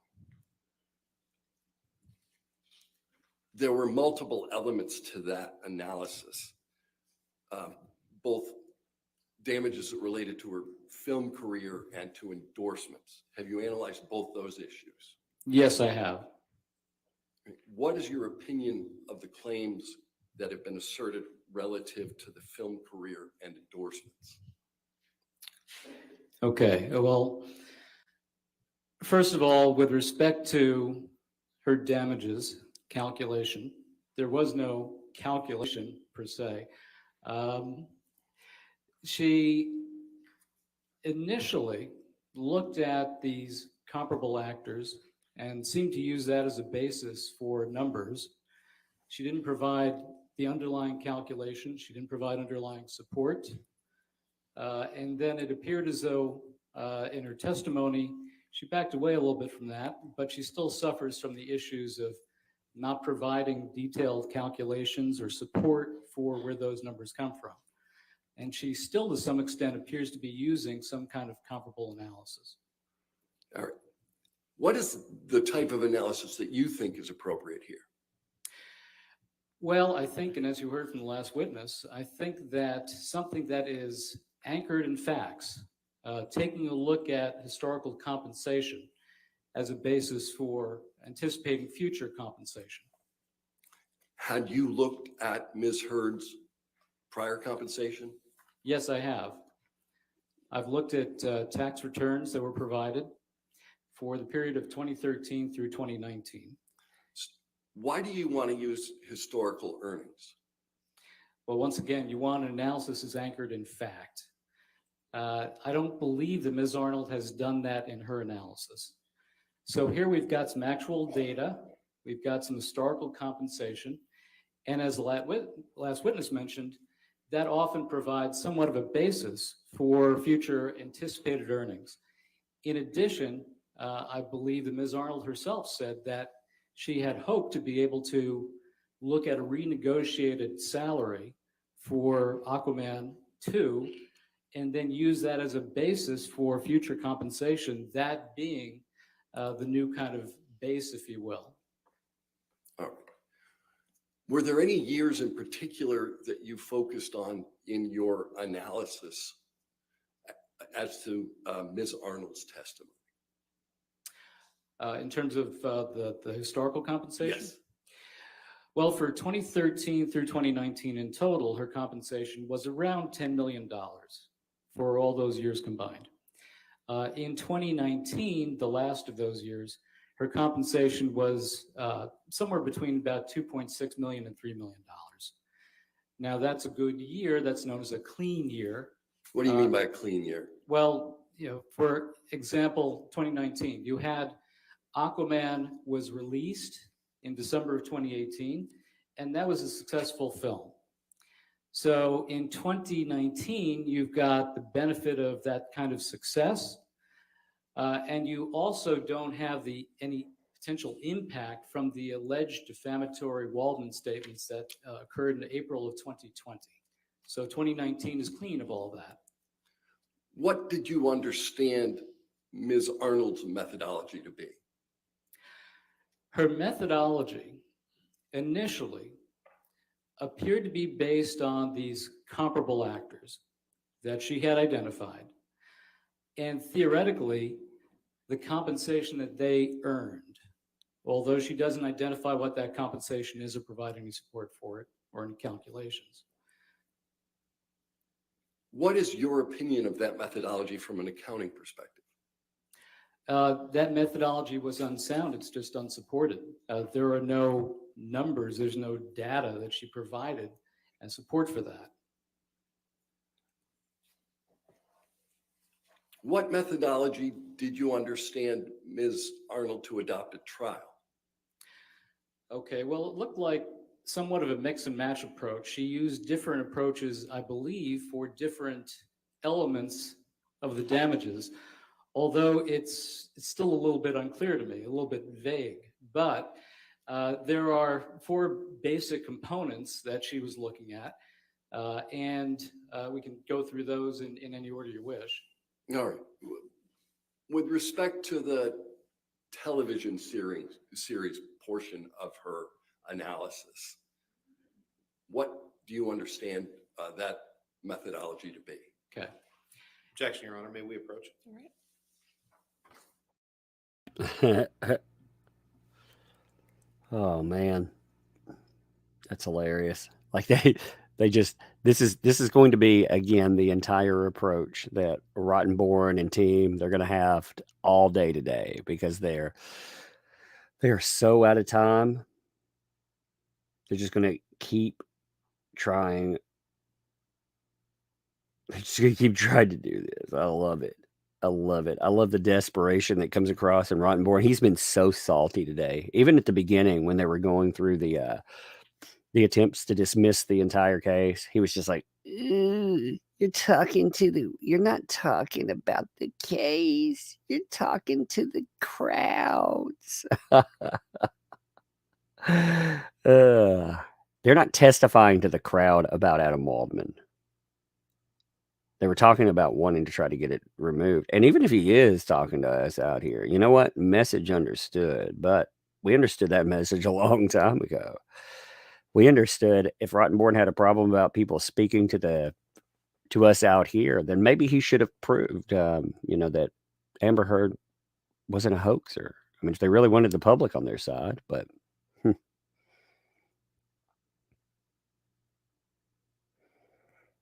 I said, I love that Hammer Heard's team is just, I mean, they are so desperate today. They know that their strategy, it failed. It went terribly bad. Now, of course, they'll be able to do closing statements. They'll try to pull out every gun that they have. Hopefully they let Elaine talk a lot because Elaine sounds so just crazy. I hope she does the entire closing, so she can ramble on about amica cream and 17 cats and witnesses and God knows what she might ramble on about. She's funny. She's crazy funny. People were saying, well, I think the reason that she's like this is because of Amber. No, I get the feeling she's just like this. I think she's crazy. I think Amber's stress may make her a little worse, but yeah, they're all crowns. You want me to boil down what we've heard from the last two witnesses? It's essentially this: Amber Heard's witness just made up a bunch of crap. She pulled up Jason Momoa and other people, and she said Amber Heard is the same as them, and there's no logic or basis behind that, and that's absolutely true. Amber Heard is not going to make the kind of money Jason Momoa makes. Jason Momoa is the title character in shows. He has much more of a resume than she does. The same thing, that witness didn't know who Chris Pine was. Didn't realize that one of the reasons that he had the earning power that he already had is because he was the title character in other series. I mean, she had no idea who people were. I thought it was funny when the lawyer for Johnny Depp got out there and schooled her on Dune.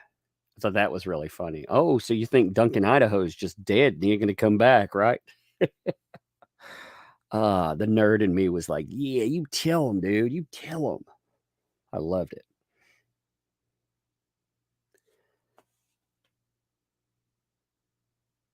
They haven't turned the sound back on. There they go. They were talking without the sound on. Television shows. Did you analyze what historical earning Ms. Heard had during the period that you were concerned with relative to television shows? Well, yes, during 2019, she entered into a contract in July of 2019 to appear in a television series at $200,000 per episode. All right. What about endorsement deals? Did you look at what she had made on endorsement deals during that period? She did have a contract with L'Oreal at $1,625,000. All right. With respect to her movie roles, what were her historical earnings during that period? Well, certainly for the most recent years, you had the Warner Brothers deal, which was a 4-picture deal. The first film was $450,000. Then the first Aquaman was $1 million base fee. Then $2 million for Aquaman 2. And presuming that there was an Aquaman 3, that would have been $4 million. Okay. Why do you look at historical earnings as part of your analysis? Because you want your analysis to be anchored in facts. You want it to have a sound methodology, and you want to come up with a reasonable result. So if you take a look at, for example, the analysis that Ms. Arnold did, it didn't appear to be. Let's just look at the analysis that you're doing. What you said, I think, is you wanted them anchored in facts. Why? Because that provides a sound basis for coming up with something with reasonable certainty. There's AICPA, or American Institute of Certified Public Accountant guidance with respect to reasonable certainty. And those are the basic elements of it. Thank you. No further questions. All right, cross-examination.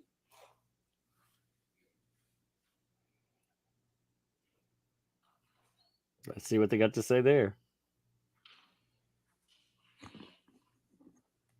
Hello again, Mr. Spindler. Good morning.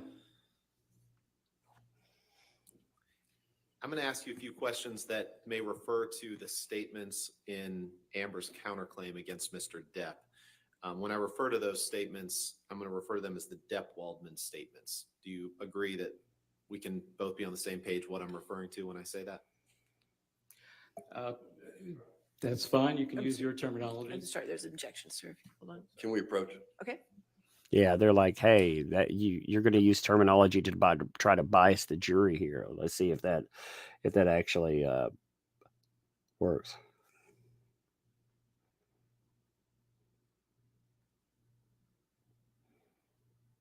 I think that's good. I think that's a good argument.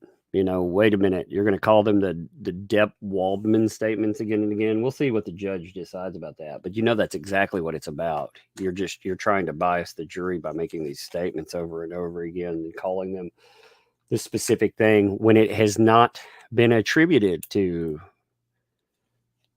Mr. Depp. So we'll see what they say about that. Trying to pull out.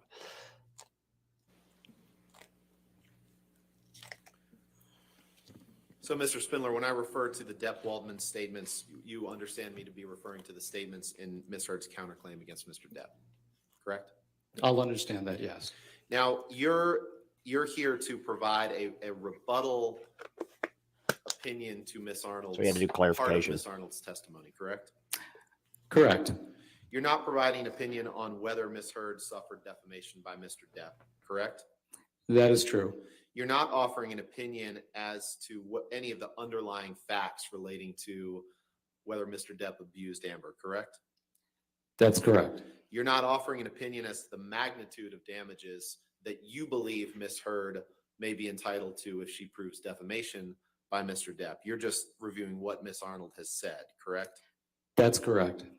And you said that you want your analysis to be accurate in the facts, right? Anchored in facts. Anchored in facts.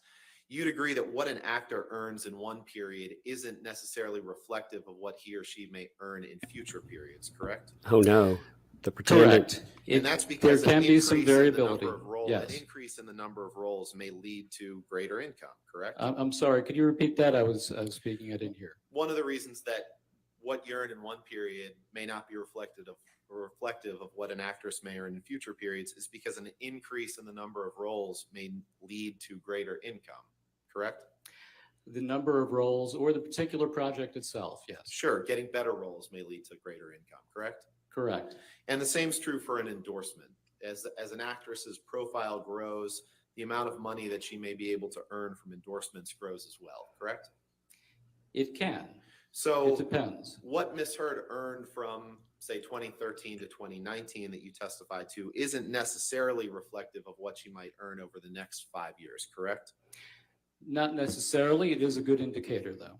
And you'd agree that from 2013 to 2019, in terms of earnings and star power, that Ms. Heard's career trajectory was on the upswing, correct?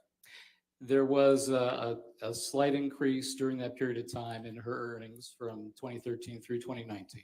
And you'd agree that that was as a result of getting more lucrative roles, right? Yes. Now, you're not a causation expert, right? You're just a damages expert. That's correct. So you're not testifying as to whether the Depp Waldman statements caused her to lose any roles, correct? That's correct. And you're not offering any opinion as to whether the Depp Waldman statements kept her from being considered for roles that she otherwise would have been considered for, correct? That's correct. I'm not testifying on causation issues. And you can't speak to what opportunities may never have materialized for Amber as a result of the Depp Waldman statements, correct? Yeah, I've not done those calculations. And you don't have an opinion about whether or not Ms. Heard could have renegotiated a contract for Aquaman 2, correct? That was not part of my work. And you don't have an opinion on the impact that additional exposure or press coverage or magazine covers or interviews would have had on Ms. Heard's career, correct? Correct. I'm just looking at Ms. Arnold's calculations. You've never served as an expert witness before to calculate damages based on lost roles by an actress resulting from defamation against that person, correct? I've been involved in defamation cases, but I've not done the calculations as an expert witness and testified thereto.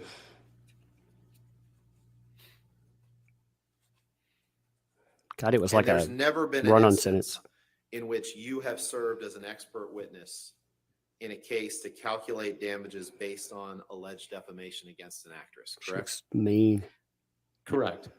And you're not offering any expert opinion on what impact the alleged defamation by Mr. Depp has had on Ms. Heard's career, correct? I'm sorry, one more time? You're not offering any expert opinion on what impact the Depp-Waldman statements by Mr. Depp has had on Ms. Heard's career, correct? Other than taking a look at Ms. Arnold's calculations. And you're not offering any expert opinion about what impact, if any, social media coverage of this case or of Ms. Heard may have had on Ms. Heard's career, correct? You're correct. That's other experts. Can we approach No her? further questions. Thank you. All right. I wonder what the approach is going to be about there too. Like I said, I would love to be able to fill in all the gaps and know exactly. Okay. All right, thank you, Ms. Spindler. You can Thank have a you. seat in the courtroom or Thank you, you are free to everyone. go. Thank you. All right, your next witness. Plaintiff calls Doug Banya, Your Honor. Okay. Can you spell the last name for me? Sir? Bania.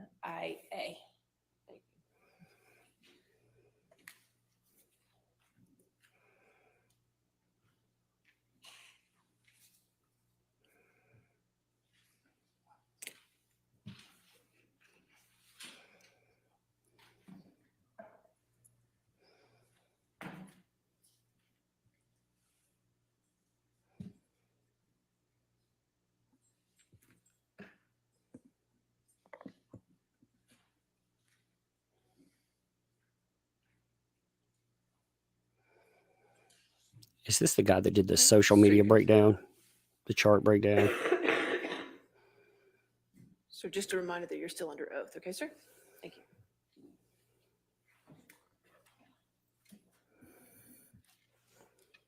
Good afternoon, Mr. Banya. Good afternoon. Can you briefly reintroduce yourself to the jury, please? Yes, hi, Doug Banya. I am from Nevium Intellectual Property Consultants based in San Diego. I value intellectual property. I provide litigation support in infringement and defamation cases, as I'm doing today. And I use internet and social media analytics in both of those services. Since you last testified in this case, the jury has heard testimony from Ronald Schnell and Catherine Arnold. Are you familiar with their testimony? Yes, Were you asked to analyze their testimony and provide opinions in response? yes, I was. Have you formed opinions in response to the testimony of Mr. Schnell and Ms. Arnold? I have. Generally, what are those opinions? Generally, Mr. Schnell provided no evidence of a correlation between the Waldman statements and the hashtags and the spikes of those hashtags on Twitter.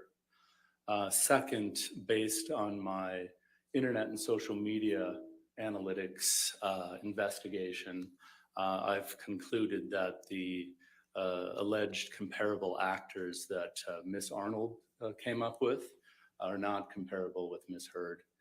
And then thirdly, Mr. Schnell and Ms. Arnold both failed to provide any evidence of a causation as it relates to the Waldman statements causing any economic harm to Ms. Heard. Let's dig into those opinions a little bit. You're familiar with the testimony of Mr. Schnell that there are more than 2.7 million alleged negative tweets related to Ms. Heard between January 2018 and June 2021? Yes. And what's your understanding of how Mr. Schnell identified those particular 2.7 million tweets? Yeah, so essentially Mr. Schnell chose hashtags that he felt were negative towards Ms. Heard. Those hashtags range from justice for Johnny Depp, Amber Heard is an abuser, Amber Turd, and the hashtag we just don't like you, Amber. Amber Turd so again. Then he used those hashtags and he searched through, using the Twitter API, searched through various tweets and then came up with any tweets that were using those hashtags. Did you conduct an analysis of those tweets? Yes, I was given that exact, the data that Mr. Schnell used on a hard drive. So yes, I dug into that data as well. And what was the purpose of your analysis?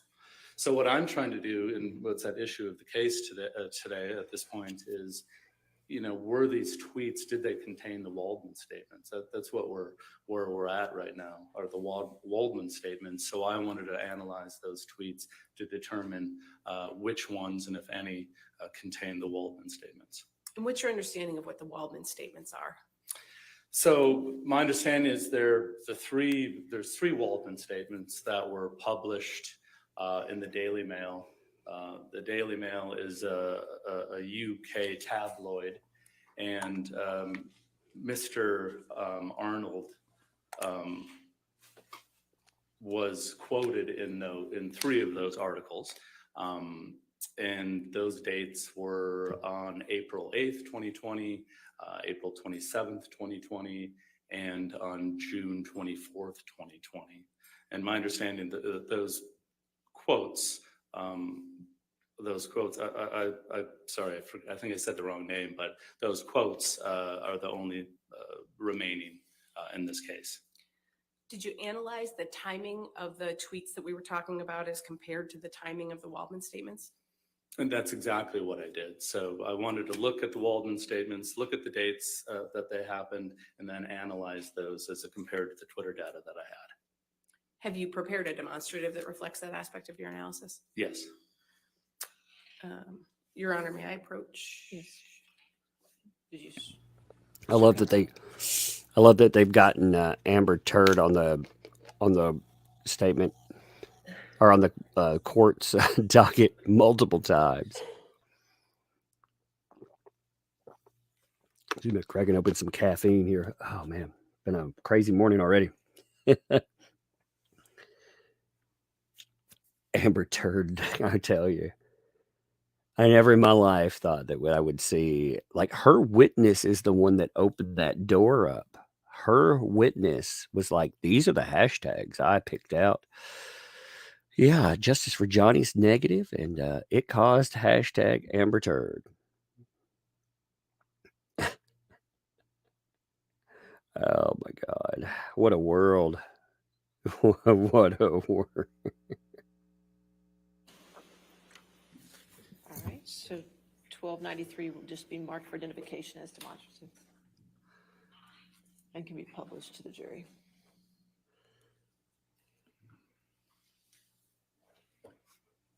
Mr. Vina, can you explain to the jury what this demonstrative shows? Yes. So this shows the total hashtags and tweets that Mr. Schnell was analyzing. This is the summary data that their tweets that are running from January 2018 to June of 2021. And again, these are related to the four hashtags that I discussed. Whenever I get an assignment such as this, when I'm dealing with a defamatory statement that's allegedly gone viral online, where there's economic damages involved and there's a lot of data involved, I like to take the data and I like to do a 30,000-foot view of the data to see what I'm looking at, to see if there's anything interesting, odd, different about the data. And the first thing that I noticed is 35% of the tweets were prior to the Waldman statements. So again, remember, my assignment is to determine if the Waldman statements are part of the tweets that Mr. Schnell analyzed. So obviously, if these tweets were prior to the Waldman statements, in no way could they have anything to do with the Waldman statements. So that was the first issue that I noticed. Then I noticed what I like to call kind of the alleged defamatory time frame. And as I discussed, that's when the Waldman statements were published. That's the date down here. You know, the first one was in the beginning of April, and the last one, which is the third one, was at the end of June. But what I found interesting is only 2% of all of the tweets happened during this Waldman statement period. So really, these are just observations. And for me, there were red flags that I made note of. And then I just continued with my analysis. What other work have you performed in connection with forming your opinions about the purportedly negative tweets? Yeah, so now I realize that 35% are irrelevant and 2%, only happened during this important period. I just continued to dig into the 2.79 million tweets that Mr. Schnell provided. And Tom, can we take that one down? And Mr. Banya, have you prepared another demonstrative that depicts that analysis that you were just describing? Yes. Your Honor, may I? Okay, yes.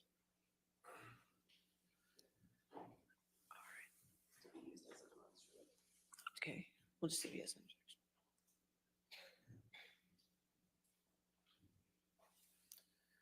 objection. No, I'll give you time to look at it, sir.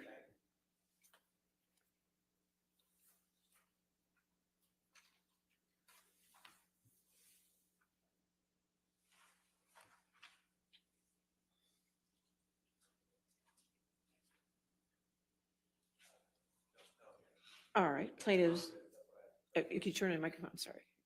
No objection as a demonstrative. Okay, all right, plaintiffs exhibit 1294 will be marked for identification as a demonstrative and will be published to the jury. Thank you, Your Honor. Mr. Banya, can you explain what this demonstrative shows? Yes, this is showing the various spikes as it relates to the hashtags that Mr. Schnell testified about. This is actually an exhibit or a demonstrative that he used in his testimony. What this is showing are the largest spikes related to the hashtag Justice for Johnny Depp. I don't know if you remember his testimony or any of his demonstratives. The other three hashtags did spike at the same time, but a very small spike. So what I'm showing you here are the 6 top spikes in Mr. Schnell's analysis. And what's important here again is the very first spike and the largest spike again happened before the Waldman statements. So what I'm trying to figure out is what tweets were related to the Waldman statements. So this number 1 spike, which is the biggest spike, was prior to the Waldman statements. So it's irrelevant to the case. And then the second thing I noticed that was interesting here is here are the dates in gray right here. This is the time in which the Waldman statements happened. And you're going to notice, as we discussed before, only 2% of the tweets happened during that time. But I found it very interesting for such a viral event that has potentially caused such economic harm. There's no spikes in this area. And actually, you're going to see that Mr. Waldman, his statement came out here in the first April 2020 article. Then the second one came out here. And then the third one came out in June. There's actually a downward use of the spike, downward use of the hashtags. So I'm not seeing any correlation as it relates to the Waldman statements and any spikes here as it relates to the hashtags Mr. Schnell chose. Did you analyze each of the spikes that are depicted here? Yeah, so what I did is I looked at the 6 different spikes, and you're going to notice that each spike represents a month. So the second spike, is July 2020, and so on to the 6th spike going to April 2021. And what I did is, I don't know if you remember my last testimony when I went into Google search, and I'm able to go into Google search. I went in and I typed in Amber Heard. And then after you hit search, you can use the tool and you can go back in time. And I chose each 6 of these dates to go back in time to see what was the media talking about back then. What was the general public being fed as it relates to Amber Heard back during those spikes.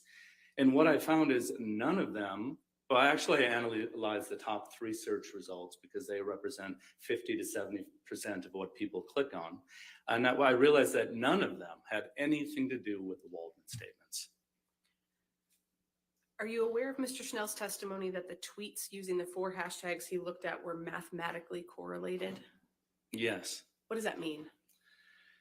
So what Mr. Schnell is saying, which is irrelevant to this case, is the 4 hashtags that he randomly chose, they tend to go up and down together. And that's why he had these spikes here.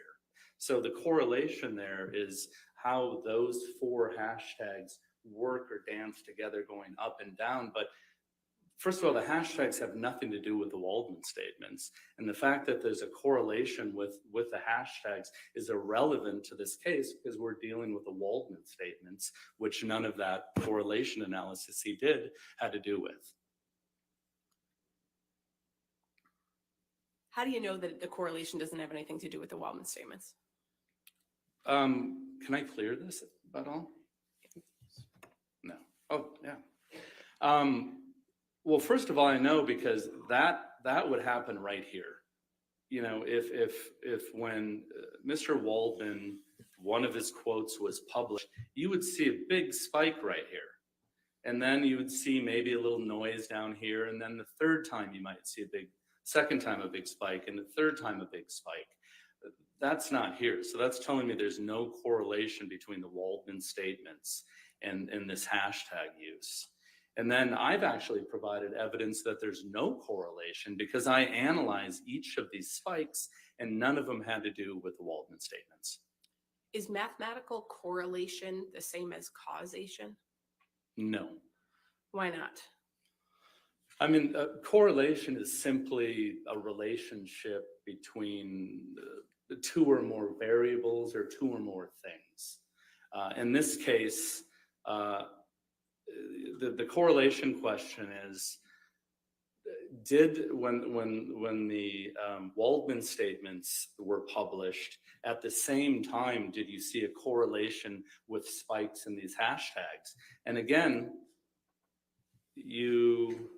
can we clear this?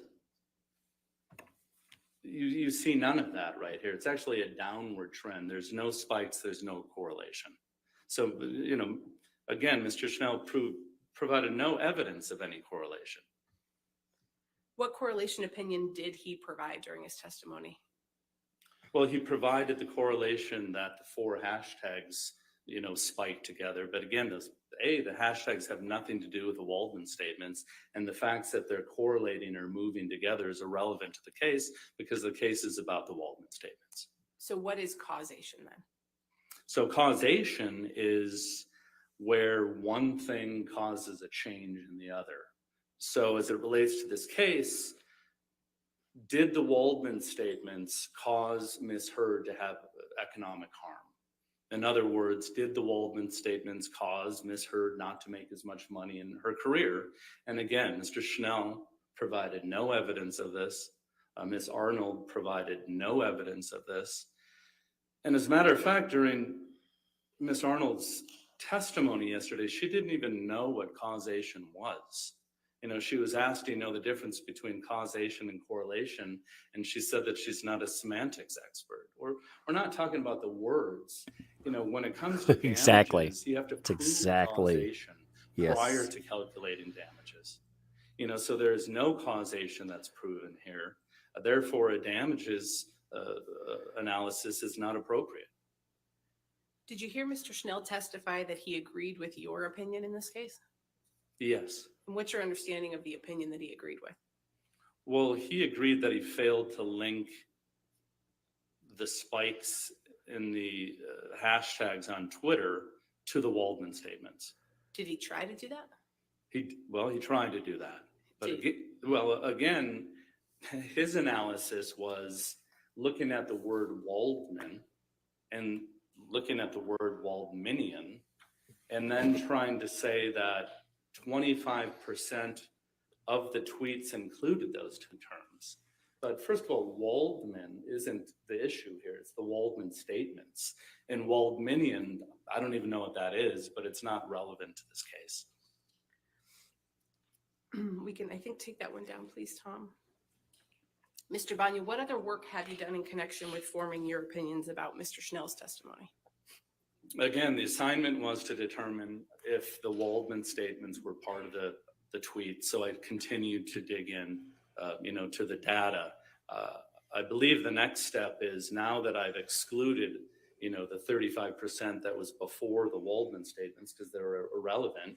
I wanted to really analyze from the April 2020 forward to see if any of those tweets, contained the Waldman statements. Did you prepare a demonstrative that reflects that analysis that you did? Yes, I did. Your Honor, may I approach again? All right. Yes, ma'am.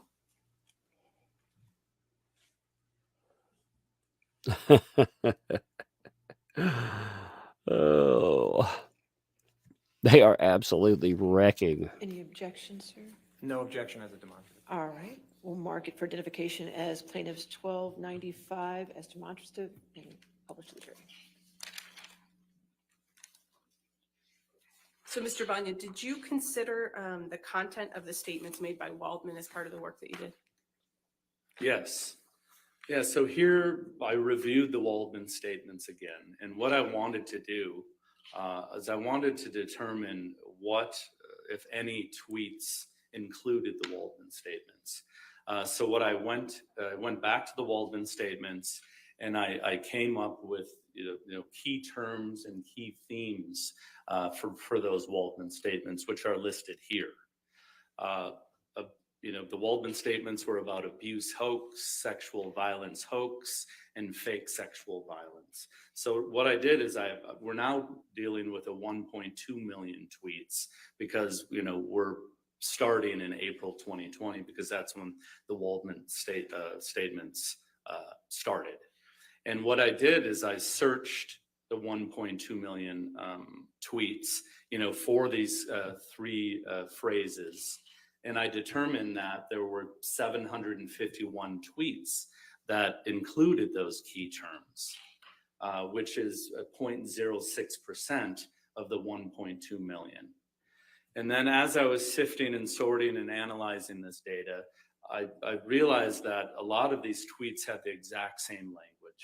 It was interesting to see it was the exact same tweet because I'm analyzing the language to see if it matches one of these three.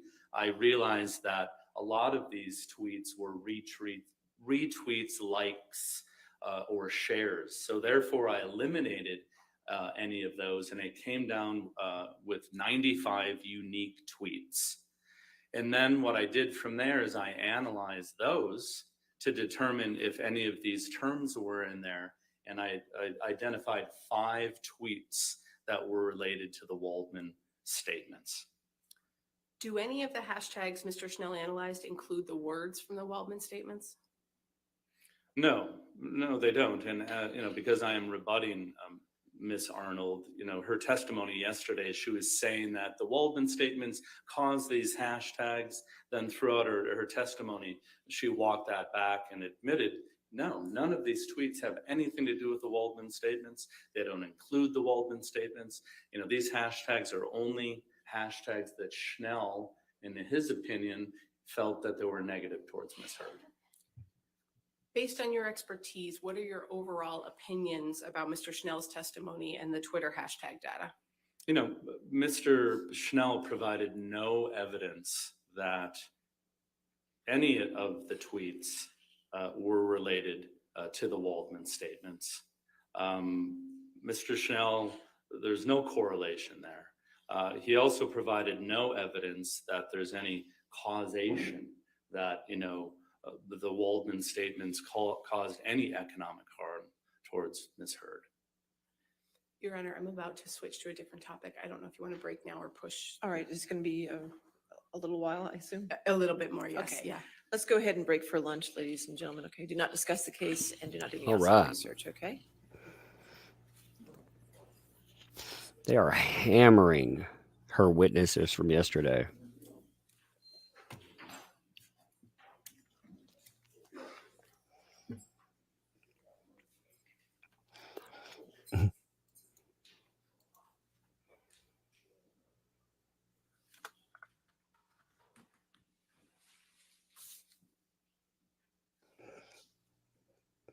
All right. We'll come back at 1:40 then. Is that right? All right. Thank you, Your Honor. You want to see bad for Amber Heard right now? I'll show you bad for Amber Heard right now.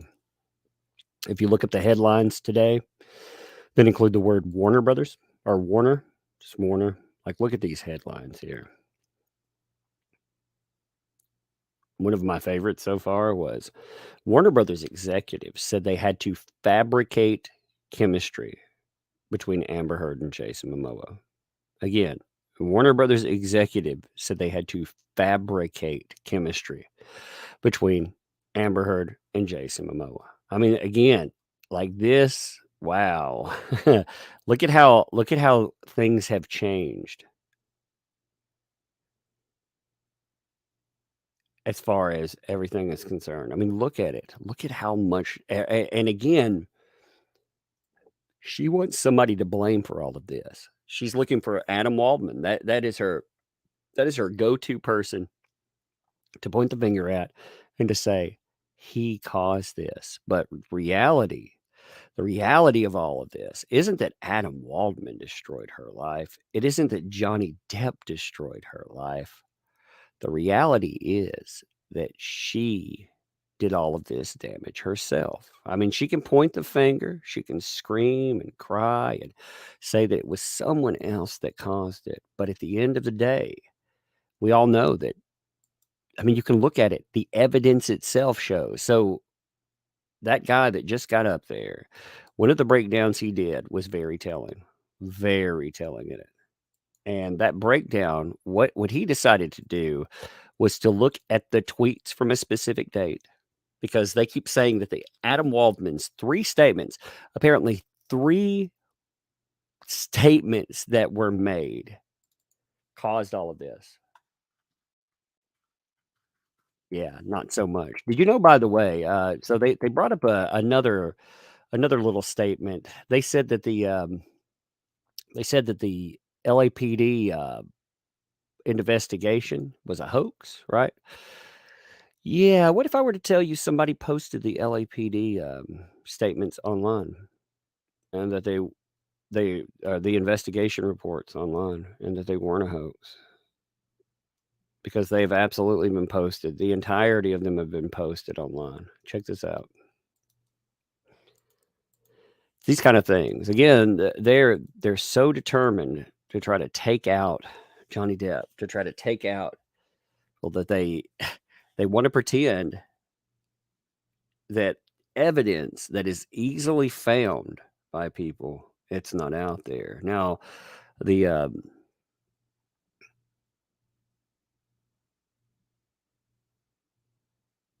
give me 1 second. I'm looking at the information on here just to see exactly what they say. So the MO, so there's a long form right here in this line. I'm not zooming in on everything, but because it'll just blur out. But here it says suspect presented false evidence in court about subject. So they were looking into that there too. They have other names that are included in this as well. They have the people that were involved. They noted, Adam Waldman. Yep, it wasn't a fake investigation. Like I said, it was a real investigation, very much a real investigation. And here's the thing that most people may not understand about the LAPD investigation. So in the LAPD investigation, this happened. You know those 2 officers that went and investigated her allegations? The 2 officers that we've heard from a few times now. Those officers, instead of being congratulated on their job because of what they saw there, it wasn't what she wanted them to see. So instead of them being congratulated on doing a good job, of course, you know what happened? She decided to go after their careers. That's right. She decided that she would try to destroy them in the courtroom. And the way that she was going to do that, the way she was going to prove fakery, was that she tried to pull their jackets, their work history jackets, and she tried to say that they've done inappropriate things in the past. Now, the interesting thing about that, again, I'm not a fan of authority or a fan of the police most of the time. I mean, I'll be real with you. I don't like authority figures. I've never really been a fan of authority figures, but that doesn't mean in this case they're wrong. They're faking something. In fact, It's quite the opposite. If you go and you look at what happened here, I actually did an entire video breakdown. Again, their entire interaction was captured on film. The entirety of it was captured on film. You have, again, everything from them outside of the building. They're documented all the way into the building, too. Now, you may be asking why this set of officers did not have body cams. And that was something that they kept trying to pretend that it was some procedural meltdown that these two officers did. But no, they actually, the female officer who was a training officer was not assigned a body cam at the beginning here. She was assigned it, I believe, a month after the fact. So this is not, her not having body cam footage has absolutely nothing to do with her making some kind of error in this case. In fact, it's quite, like I said, it's quite the opposite. So, I mean, you have them, though, documented all the way into the building. You can see what they do from go, and they've known this forever. See, we didn't know that there was footage. We knew there was body cam footage that had been produced from the second set of officers. We knew that there was some Eastern Columbia building surveillance video, but we had no idea the level of it. Again, we track the officers all the way up to the floor. They don't have cameras in the floor because again, you know, if you own that entire floor, you might not want cameras recording every single thing that goes on there. That would be the same as, you know, putting cameras all throughout my house and recording every move I do. I simply would not enjoy that. I would not like that in any way, shape, or form. And it's a sad reality that you might even be expected to have that. But you can see, like I said, every single footstep they make on the way there, their procedurals. But Amber Heard, her problem was that they didn't find for her. If they would have found that Johnny Depp did something negative, she would have complained about them. She wouldn't have complained about a lack of body cam footage. She wouldn't have complained about any of this stuff. She would have been totally okay with everything that went on that day. But instead, she went public at first, and she said that these two officers, when they were there, they were bought and paid for by Johnny Depp. They say that about everybody. They say that about me now. I'm bought and paid for because I talked to Adam Waldman on the telephone. Like, are you kidding me? Bought and paid for. I'm like, man, I should have negotiated. You know, Amber Heard talking about renegotiation of contracts. I should have renegotiated then because that giant goose egg that I got out of that, that was a whole lot of nothing. I swear. But they say everybody's on payroll, and that included the police. They absolutely said that the police, they were on Johnny Depp's payroll. I mean, that's crazy when you think about it, isn't it? Like, can you imagine pretending? Okay, I could see them pretending that you are saying that, like Stephen Duders or someone like that, or even trying to challenge Isaac Baruch. You know, oh, he's a friend, but he's also, you know, he's living in his homes and stuff. Okay, fair enough. I'll let you try that defense, but to say that the police, he bought 4 random police officers, and the thing was too, the narrative about these police officers, it came out really quickly. You know, we heard about all of this stuff very quickly in the public. Jessica, thank you for the 5 and that super sticker, by the way. Appreciate that. Yeah, I can't believe, like, yeah, Josh, there's something about him that's so weird. But like I said, we follow them all the way in, all the way out. You know, we see everything that they do. We also, interestingly enough, there's another video showing Isaac Baruch. You know, that whole tale about Isaac Baruch and how he was on scene and how he saw this, that, and the other. There's a video of Isaac Baruch out there too. I could post that for people. I'm sure if people are interested, I could actually get that ready for a video. It won't be today because I had to waste a notification today because of the way that YouTube went. But it'd be another day if people want to see it. Wally thinks for the 5. What happens with AH as her expert leaked Aquaman plot? I built sets for it. And you sign an NDA, they take that very seriously. They could sue her. That'd be fire. Yeah, I mean, you know, Did your super chat come through? Isn't it at the beginning of this stream? Yeah, I'll have to check. I haven't gone all the way back to the beginning, for this stream. If it told you it went into the thing, then maybe. I just, like I said, I don't know. I had that gap in stream, so it's been such a mess of a day. Let me check. Like I said, I'll roll back on some of them. It's yeah, Salt Star. I see right here.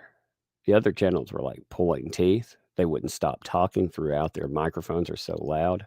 Appreciate you so much more now. Yeah, I don't want to talk over the testimony. I've been working again. I'm not going to say that my microphone hasn't been loud in parts. I've just been trying to learn over, and for this trial, again, some people, they want to watch the entirety of like a panel that talks about it. They're not invested in the trial itself as an apparatus as much, and that's totally okay. I mean, that's their right to do it, but that's not what I wanted. I want to watch the trial. I want to hear what everybody says. I want to bear witness to how this plays out, because when I hear somebody like when her witnesses, going in and throwing out an obvious lie, I want to know about the obvious lie. I want to see what it is, because a lot of these lies, you and I, we may actually know, but more than that, we may actually be able to counter them,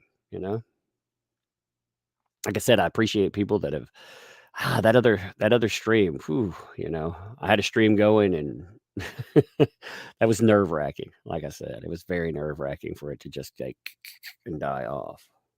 Yeah, so Joey, thanks for the 2. Tug, got a mega check.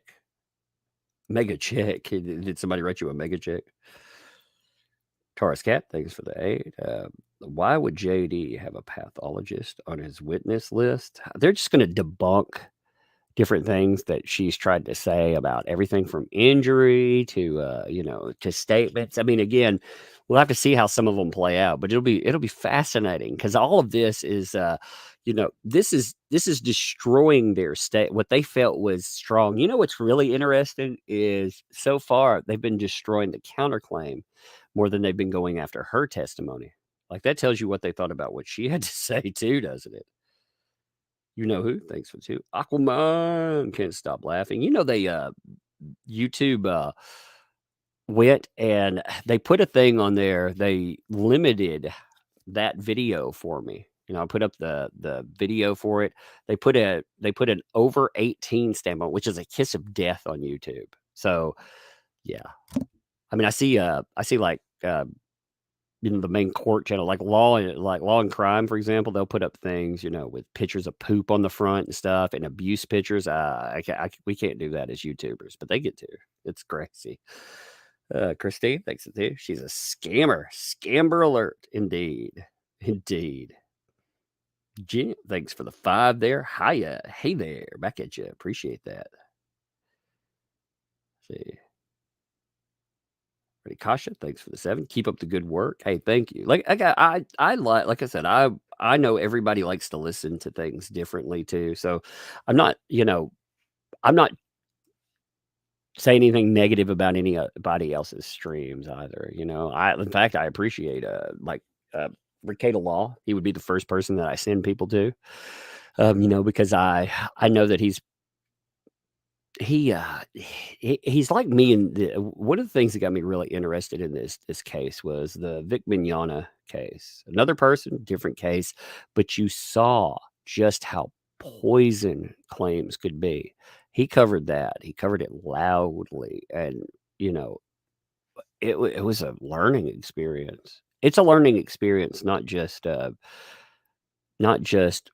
for the person,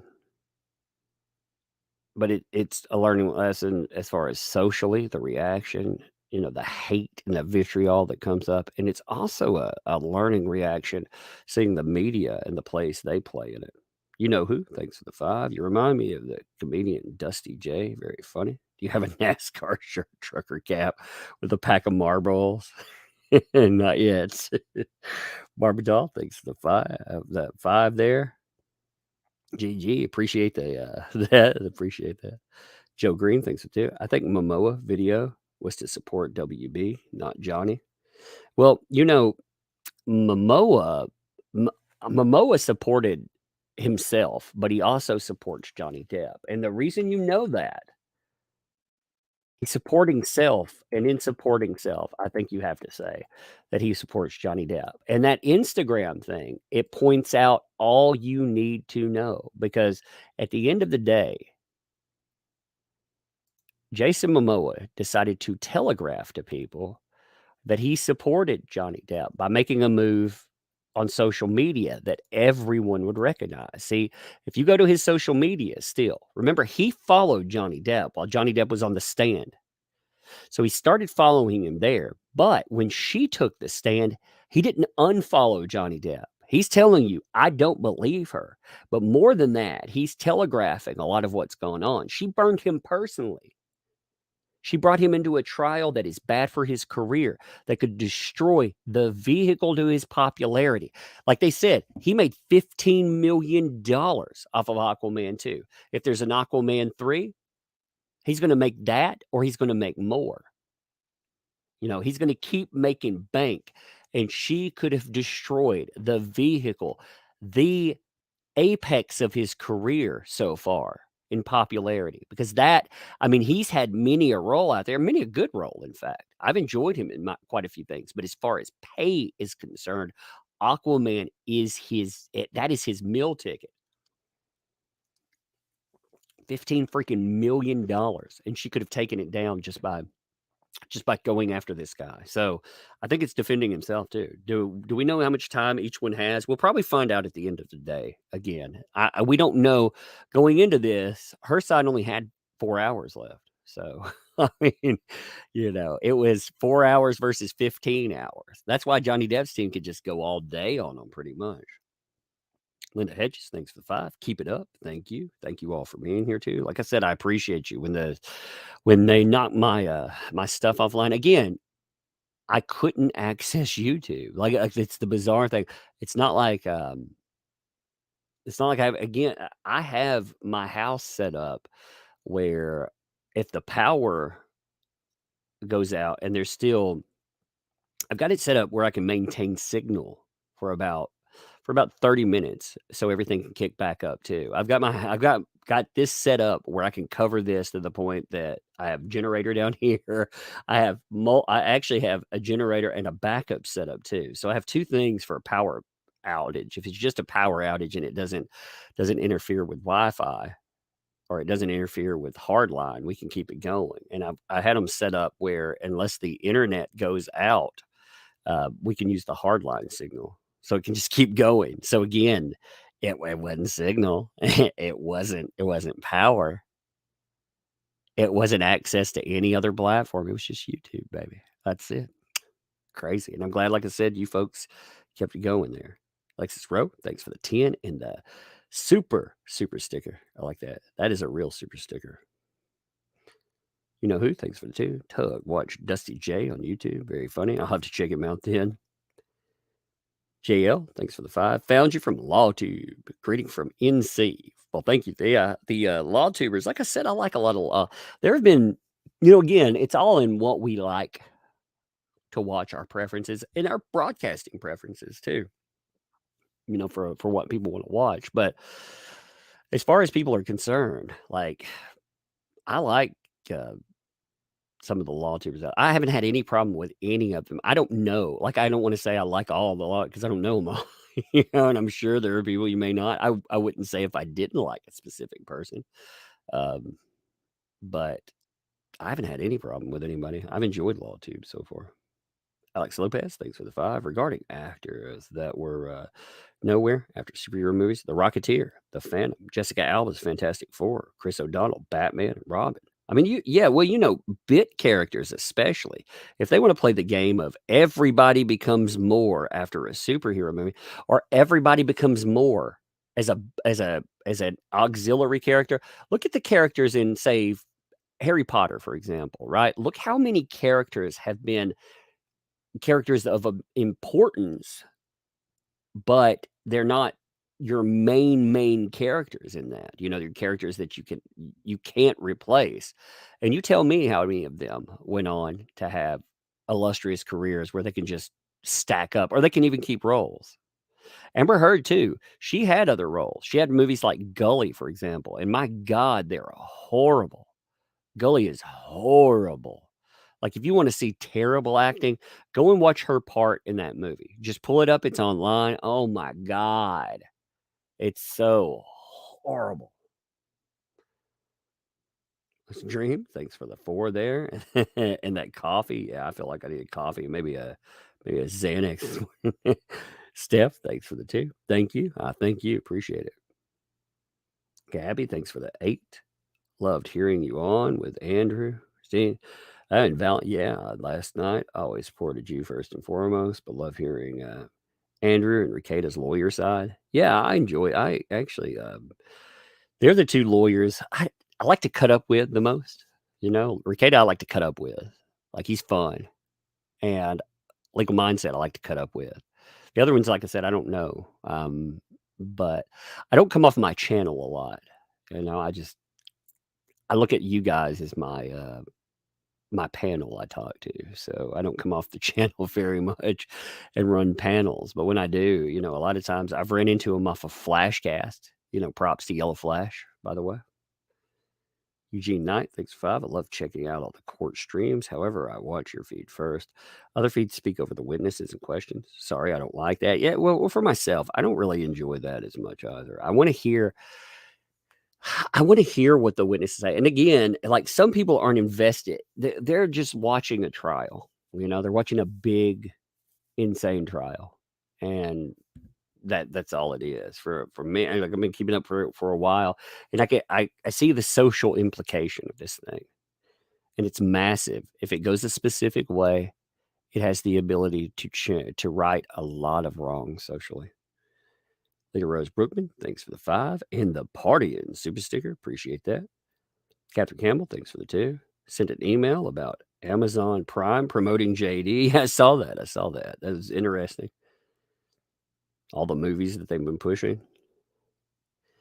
Lynn, thanks for the super chat and the that super sticker, the painting one there. I like that. That's cute. David T, thanks for the 2. Tug should do voiceovers for movies and shows. Be like, hey there. Anyone, thanks for the 5. Found your channel thanks to AEH's team mentioning you. I know, like, that was the dumbest thing I've ever heard anybody do. Let's shut this guy down by mentioning him worldwide, baby. It's like, thank you. Zilly Flynn, thanks for the super sticker there. Appreciate that. I like that. The little jump in the little controller. That's cool.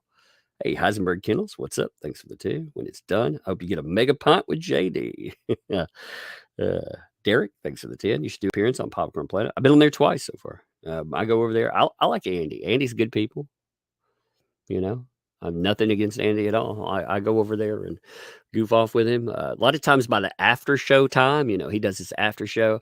Like, we've been on around 12 hours too. So typically I'm just like, oh my God, I need to stop for a minute. I'm not Ricada. I can't stream for like 22, 24 hours a day.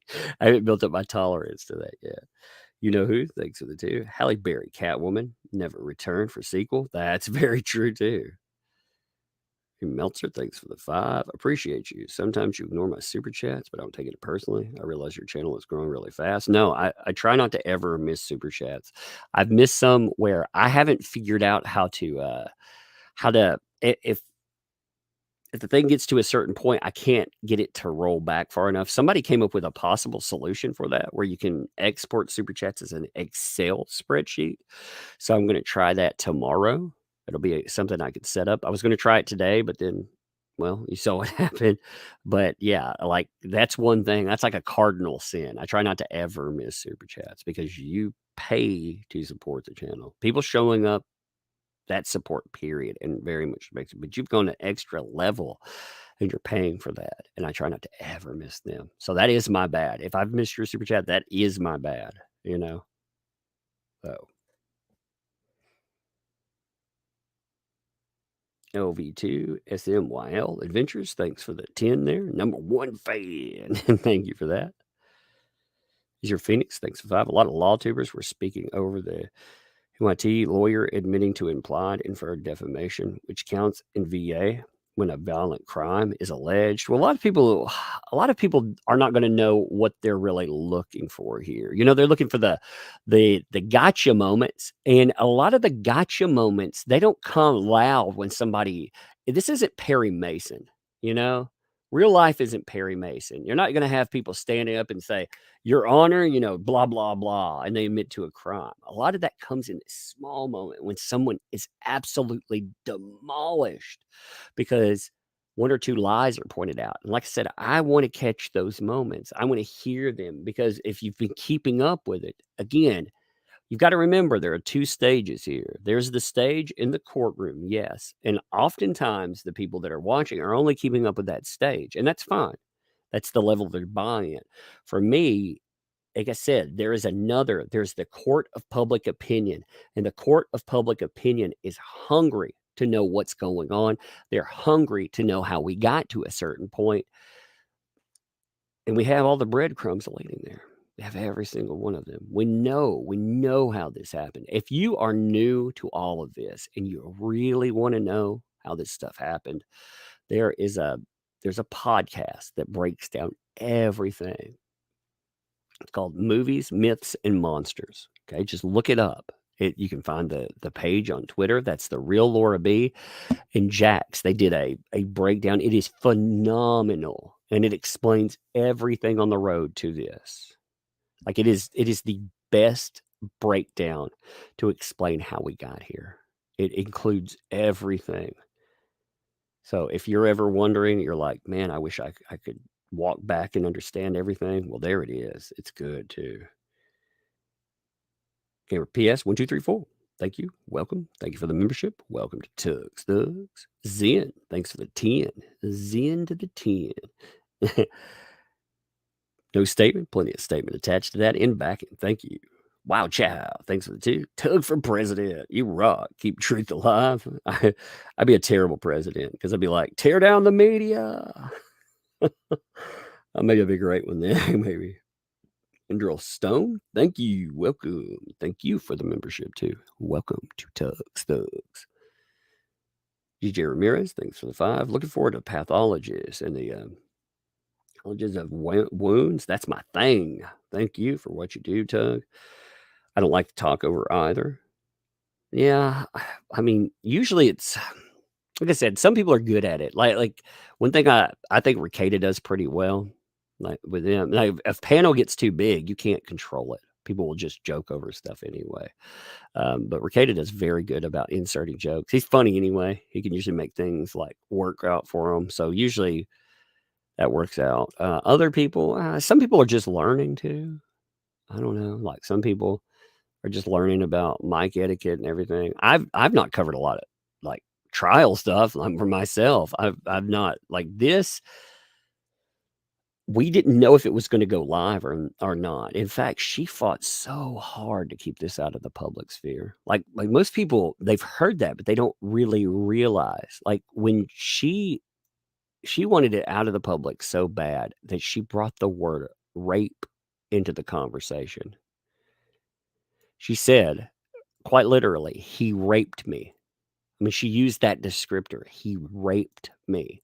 Because in Virginia, that not only has the public boomph to it, but in Virginia, that carries with it the ability to knock it out so nobody can see it. So Productions, thanks for the 10 there. Love the bit. Yesterday's expert testimony where our expert pretended that he didn't know that actors use a script so they talk differently. I loved that. I love the fact that that guy tried to bring in the idea that Pirates, we could compare Johnny Depp's character in Pirates to his real life. And it's like, are you kidding me? Are you trying to say that with drinking? And do we include everything? Like, is he really running around and committing piracy on the high seas? If so, sign me up. That sounds pretty fun because I've seen his old yacht. I bet he does it in style. I'm down with that pirate crew. Chemistry Green, thanks for the 5. You rock Tug. Thank you. You rock. You're here. You're doing everything. Appreciate you. I mean, I'm down with that pirate crew though for sure. I bet that would be a nice boat to run around in. Steph, thanks for the 3 and the rock on. Rock it on.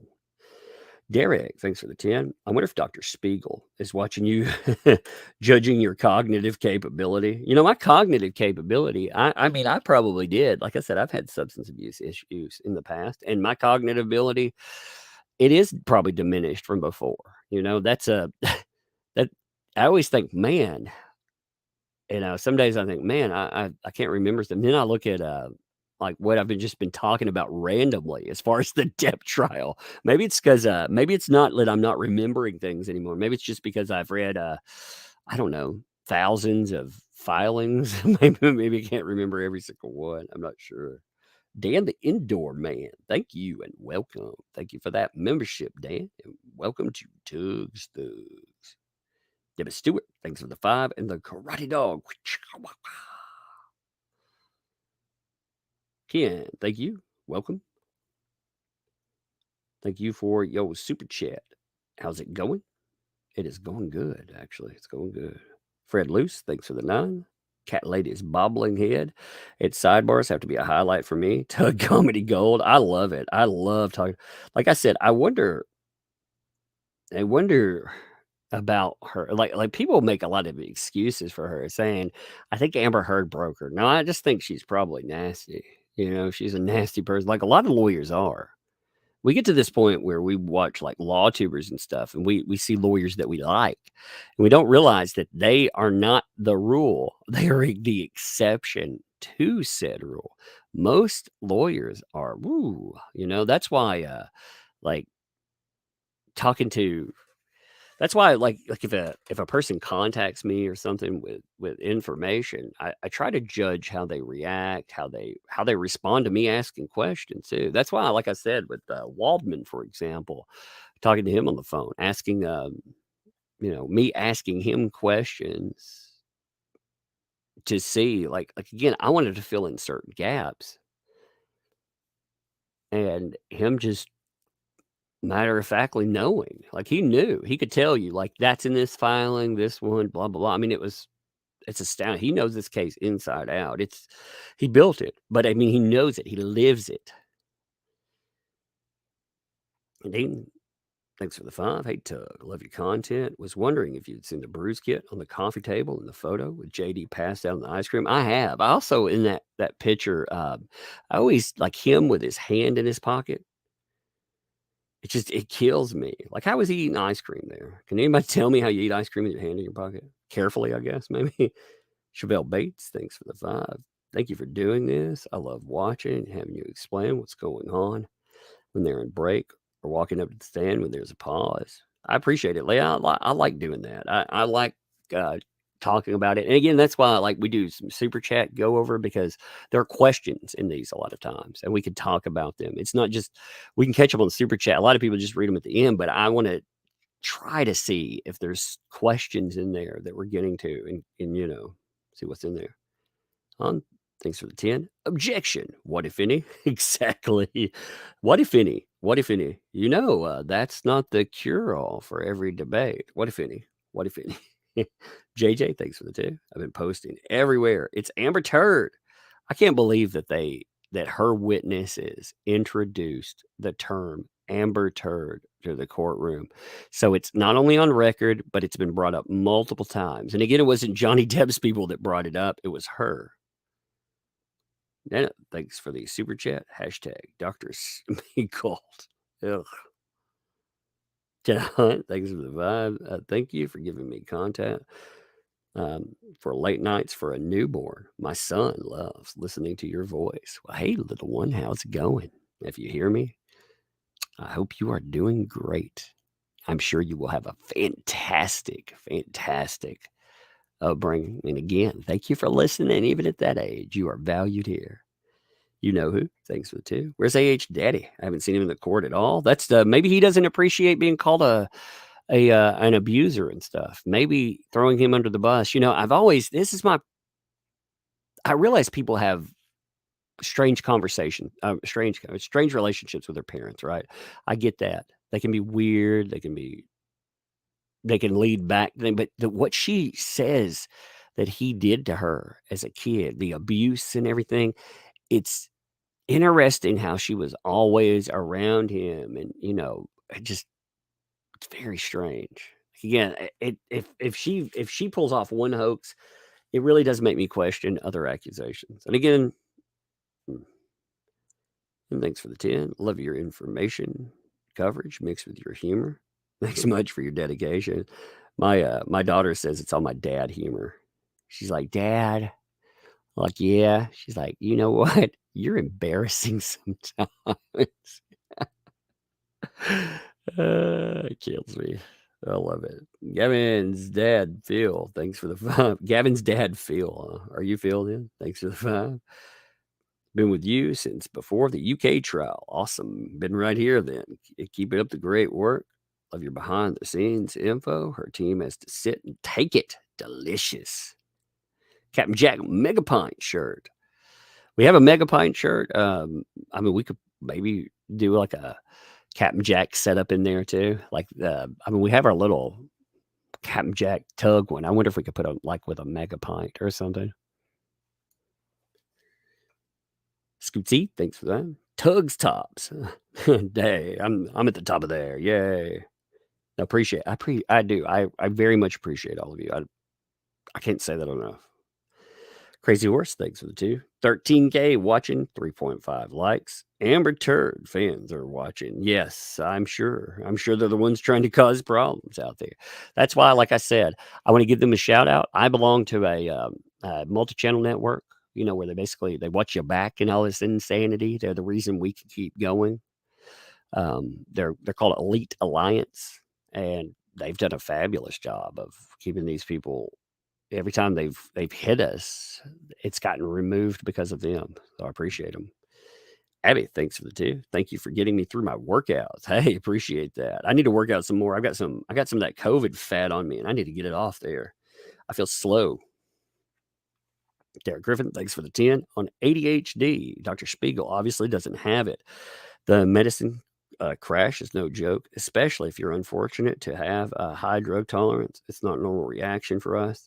He doesn't even understand anything about.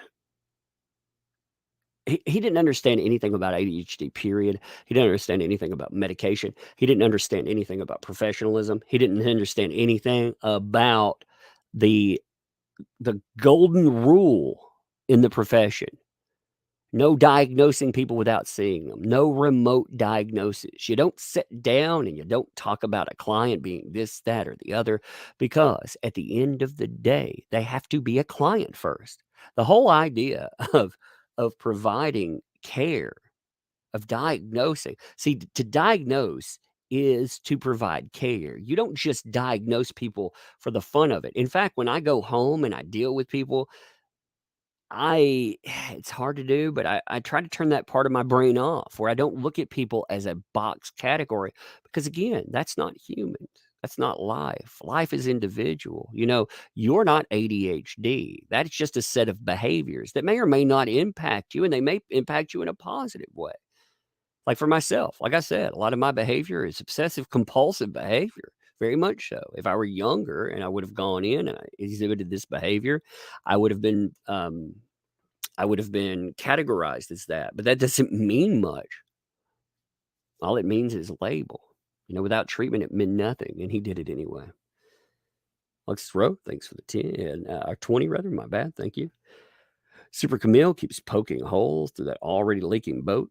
Exactly, keeps spreading the truth. That umbrella guy will definitely. Here's the thing too. After this trial, I bet you it takes weeks for the wreckage to fall. It'll be amazing to watch the fallout over weeks.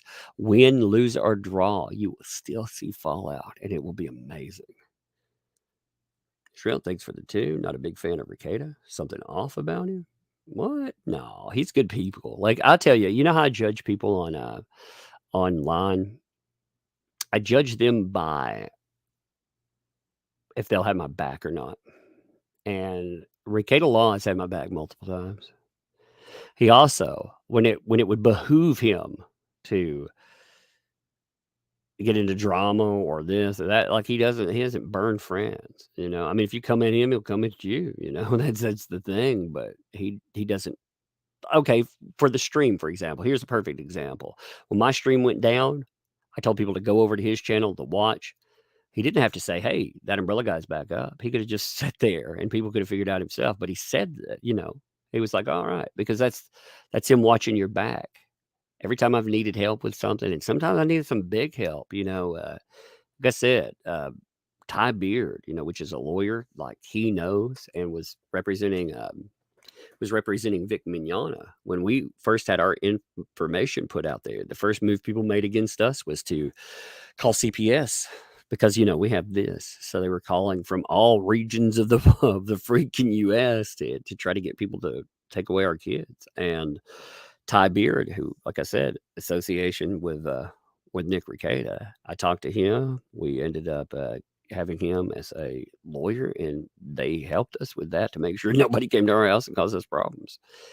So props. Like I said, these people have made friends for life. You know, even if we had a falling out one day, the same way with people like Yellow Flash. Yellow Flash is a good friend. I consider that. If we ever had a falling out, doesn't matter. I'm not going to go out there and publicly war or badmouth them. Like they've helped me in my life grow. They've made something helped me make this actually, and they've helped me push comic books and I mean everything. Like I said, I owe certain people a lot. Rekieta Law is one of them. I can't say enough good things about the guy. So, you know. Bearded Chief, thanks for the 5. Are there any photographs taken after a day of filming? If so, it's not plausible for the poor bloke just flat out tired. Have you ever had a day where you just sit down and you pass out in a chair? Because I have those. I have those a lot for sure. And love, thanks for the super chat. Wow, YouTube need to up super chat since 3. The last half hour, 0 happened. I wonder if it's sometimes they'll nail you for words and stuff too. So they pick up weird words where they won't let them go through. It's bizarre the way they do. And sometimes they're just weird about it, period. Tony Deck, thanks for the 2 there. My day, not perfect unless I embarrass my kids. Exactly. Exactly. Annie T, thanks for that. Tug, did you notice they brought up Josh Drew? Yep. Do you think Johnny's team will try to debunk his statement? Love from Canada. A. Yeah, they may. I mean, they may go after certain ones. There's enough stuff out there where they could. There's text messages about stabbing people with knives and all kinds of stuff. You could make a good one with that, you know? Heather? Mr. Brad, thanks for the 2. Tug, I have a witness list. If you're interested, shoot it over. If you want to, my email is granular, like a grain, GRANULAR, heaven, it's HEAVEN. Slam those words together. granularheaven@gmail.com. And again, I have no idea why I named it that. I just, for some reason in the past, I have. You happy? Thanks for the 50 there. A passed out man is so scary, and all she's produced of him, yeah, that's true. That's all she's produced of him. What wife let passed out those positions? Proof of that is like, okay, letting a guy sit with ice cream in his lap while he's passed out, and you take pictures of him instead of like help out. That's, you know, I could see like if my wife were to like pass out or something, I might be like, did you see this? Everybody take a picture and be like, you see that? But I would pick that stuff up, and you know, after the fact, it get deleted. You know, because I mean, I don't make it a habit of recording people and weaponizing anything against people that I love or care about. Just crazy. Glad you're putting out and giving us the opportunity to see this trial. The mainstream is holding out. Indeed. I think it's important for us all to see it live.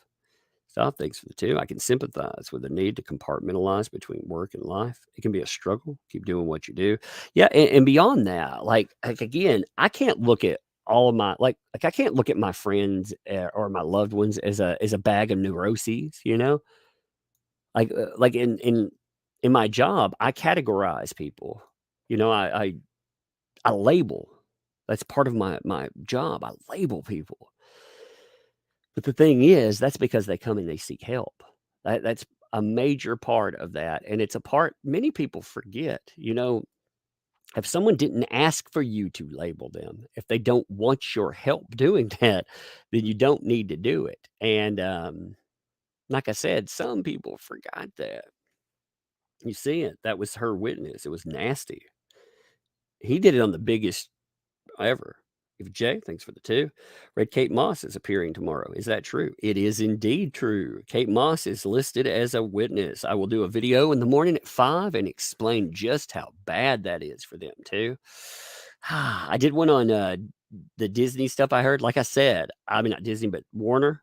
I'm hearing that the end all be all, she's out. And I'm wondering how there are major discussions going on at Warner to cut her totally out of Aquaman. That has been discussed for a bit, but it's gaining momentum. Like at first, there were a few highly placed. There was at least one highly placed professional that was talking about not necessarily the issue with that, but they were talking about the cost versus. Again, you always look at cost saving, like what that's going to mean, but that's not going very well anymore. It looks like she's having more problems there with that. It looks like more people are abandoning ship. Fine. Thanks for the 5. I'm no fan of Amber or cancel culture. I'd like to encourage her to admit her wrong, check herself into a place to get real help. Tug, you're awesome. Well, I would say, like, okay, if a person destroys their career, like, she's not being, just a note. Like, she's not canceled. She's not being canceled. So when you talk about, I'm not a fan of hers. I'm not a fan of cancel culture. She needs to pay, though.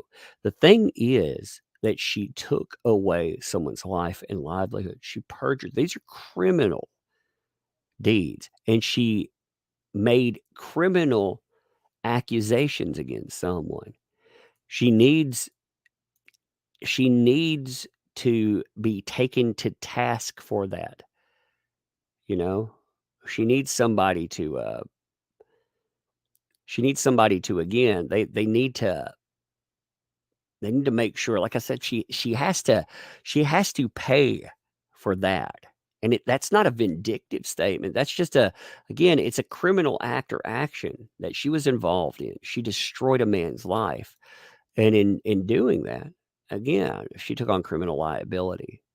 Like, it's gone past I agree with Greg Ellis said something I thought was rather profound. He said, there has to be a way to reverse claims.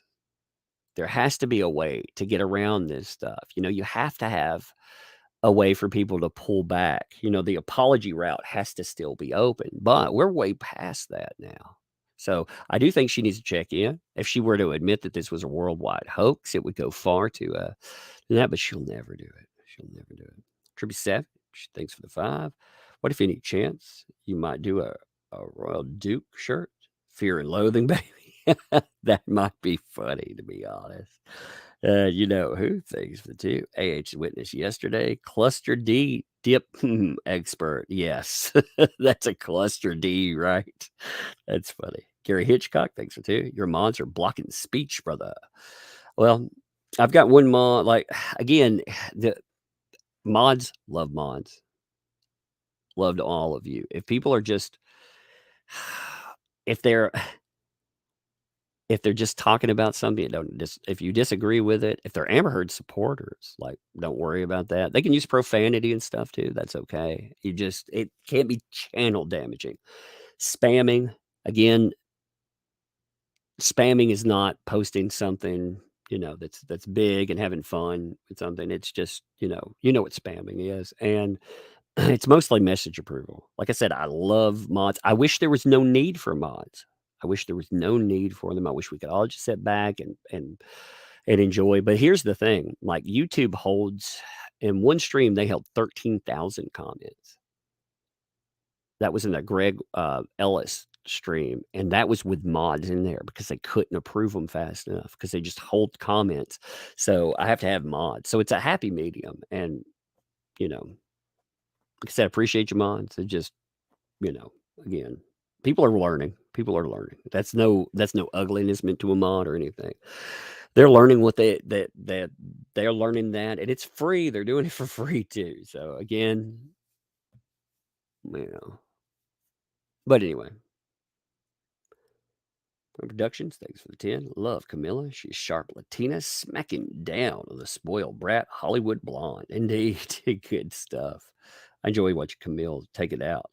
Phantasmagorical, thanks for 2. Watch my video about Tug. We love you, Tug. Yeah, check out Phantasmagorical's channel anyway, because Phantasm is good people. Sub to her channel. Also, if you would, I got a just an easy favor to ask, and I think it'll be funny, okay? It'll be fun and it'll be funny. So my wife has a channel, okay? I'm going to drop it into the chat. All I would ask you to do is to sub it, all right? That's all you need to do. It's free. You don't have to do anything else. There's 13,000 people here. So I'm going to drop a link into the chat. Bam, right there, baby. I'm going to pin it at the top. If you would, sub that channel, okay? That is Lola, Lola, Meets, Meatz. I would love to see her channel, get a bunch of subscribers. She won't know what to think about it. So like I said, if you haven't, she's got about 1,000 plus, which 400 people one day subbed. And like I said, I'd love to see it grab a bunch of people. So I pinned it at the top. If you want to, thank you for that too.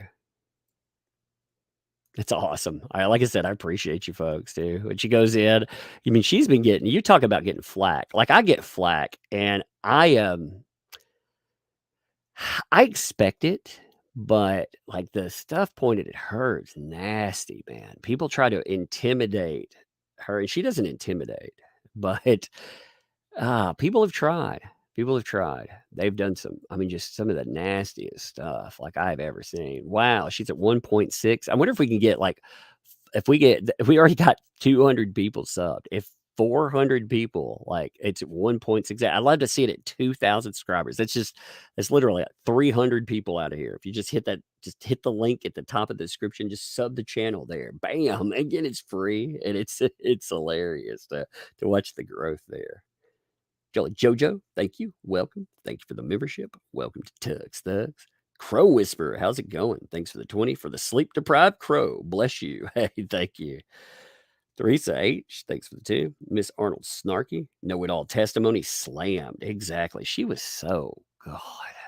Watching her, it was annoying to say. It was so annoying to say. She's at 1.83K now. So that would be 170 more. That's how fast people are subbing. If you kick that up, thank you too. I appreciate it. Like I said, I think it's amazing.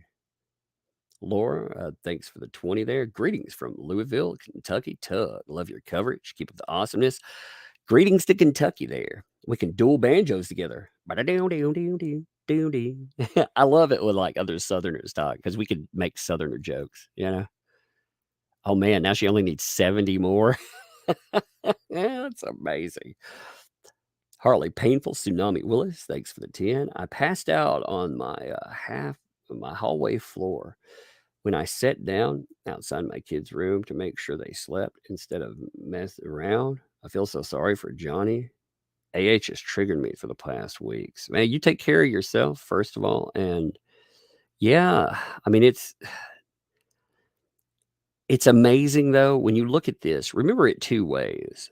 Remember, yes, she has done some horrible things, but she is being exposed as the beast she is. Over 2,000. If you all want to keep subbing, like I said, that's amazing. It already busted 2,000. It'll be hilarious to come in again. The last time she had 600 subs, the last time, inflated the numbers there, and they just keep inflating. I think it's fun. Unicorn Farts, thanks for the 279. Someone recommended a mega pint with an alpaca chaser. Gavin's dad's field, thanks for the 2. Possibility of her getting perjury in this trial. It's really hard to hold someone like her accountable. Let's just be honest. It's very hard to hold someone like her accountable. She's like some kind of monster that gets away with everything because she's entitled. She's an elitist. She's a Hollywood elitist at that. And on top of that, She's a white female Hollywood elitist. That means money, privilege. It all rolls into there. That's not a statement about gender. That's not a statement about race. It's a statement about all of this stuff together, but the privilege more than anything, the elitism to it. Those people that get away with everything, it feels. You know who? Thanks for the two. Super chats can't buy. Have to refresh, close tab. That's weird. That's bizarre. They're doing that. Thank you for persevering anyway. Alex Rowe, thanks for the 10. Tug for president and JD for VP. He could be the president. I'd just like to be the head of communications or something. That'd be funny. Nick AU, thanks for the 5. You and Matthew McConaughey would be fun drinking buddies. That would be fun. I'd be like, hey, Matthew, all right. And he'd be like, yeah, all right. That would be hilarious. Jolly Jojo, thank you. Welcome. Thank you for the membership. Welcome to Tugs Thugs. Steffi H, thanks for the 2. Ironic and sad. AH finally got her fame. I know. Is it everything she wanted, I wonder? Celia, thanks for the 5. Why has the judge let her continue with this BS? I read the judge threw out her testimony due to substance abuse on the stand. Is that true? No, that is not true. That is not true at all. People said that she was doing this or that on the stand. There's no proof that she did anything on the stand. Now, I do think that she actually utilized something to try to make herself cry. I very much think that. But there is no factual evidence that has been asserted that says that that's true. You know who? Thanks for the 5. Watched Yellow Flash yesterday. Good stuff. He says, gross like you. Yellow Flash is good people. Like he put out a video earlier. If you guys haven't watched it, you definitely should too. I say, certain channels, channels get buried by that mainstream coverage. They also they should get eyeballs and they should get growth, and they haven't like they should. You know who? Thanks for the 2. Check your email. I'll send you Dusty J. All right, I'll check it when we go to trial again. Tina Crawford, thanks for 5. Noob. Ray Meltzer, thanks for the 5. Do you think it's true that Kate Moss is set to testify on behalf of Johnny Depp? Yes, I do. When do you think the trial will wrap up? Well, Friday is closing arguments. And then we'll see what happens after that. Productions. Thanks for the 555. Lola. Indeed. Thank you all you folks that sub too. Like I said, I appreciate it. I thought it was it's been fun. She's gotten to 2,160 subs. I'll leave it there for right now. Let me mention too, if people don't know for some reason, we made our own t-shirts for all of this stuff, and they've been fun so far. I've enjoyed I don't know, I just enjoy this. So I haven't said much about them today, but I like since Camille's been on the mic, we did a Camille shirt. We did a ThatUmbrellaGuy shirt. I mean, we've just had fun with everything on that. There's a bunch of them, and you can go to our main listing for everything and see them all. I'm going to have to, at the end of this, I'm going to order me one of every shirt. I've ordered a few, but I'm going to order one of every shirt because I think it'll be fun. But check this out. 1 second. We have stuff like, Super Camille, Camille Hulk. Remember the Hulk? She-Hulk is a attorney too. That's why we use the attorney at law thing.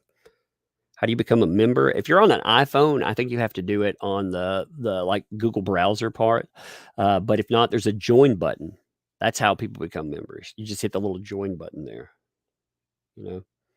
That's where membership is coming from. That Nail Girl, thank you. Welcome. Thank you for the membership. Welcome to Tugs Thugs. Appreciate you. We also have shirts like I Stepped on a Bee. Love those. That's Peter Gilmore's work. He's done great work with that. But we have a main store. I will post the main store. Just I'll put it in the chat if you are interested in anything. And remember, profit, not proceeds. We do not control all the proceeds, but profit goes to the charities. So you can feel good about, it does good and we have fun. It's 3:38 in Aussie. Yeah, I mean, that's the joy. No matter in the world, somewhere in the world, we're at a weird time zone. So, unfortunately, that is the reality of all of this stuff. We always have an off place in the time zone. So to Miss Umbrella, thank you. I appreciate, like I say my name. Say my name. Appreciate you. Have you ever met Johnny Depp? I have never met anyone in the world as a. I have never met anyone because we're at trial. If you ask me about anyone that is involved in this, witness or anything, I have never met or talked to anyone unless they have mentioned it specifically. Because I think, again, that's not confirming it's confirming nor denying. Because again, obviously I've talked to some people, obviously, but I put out a blanket statement. If they could have ever told me anything about anything revolved this, I have to go with that, I had I had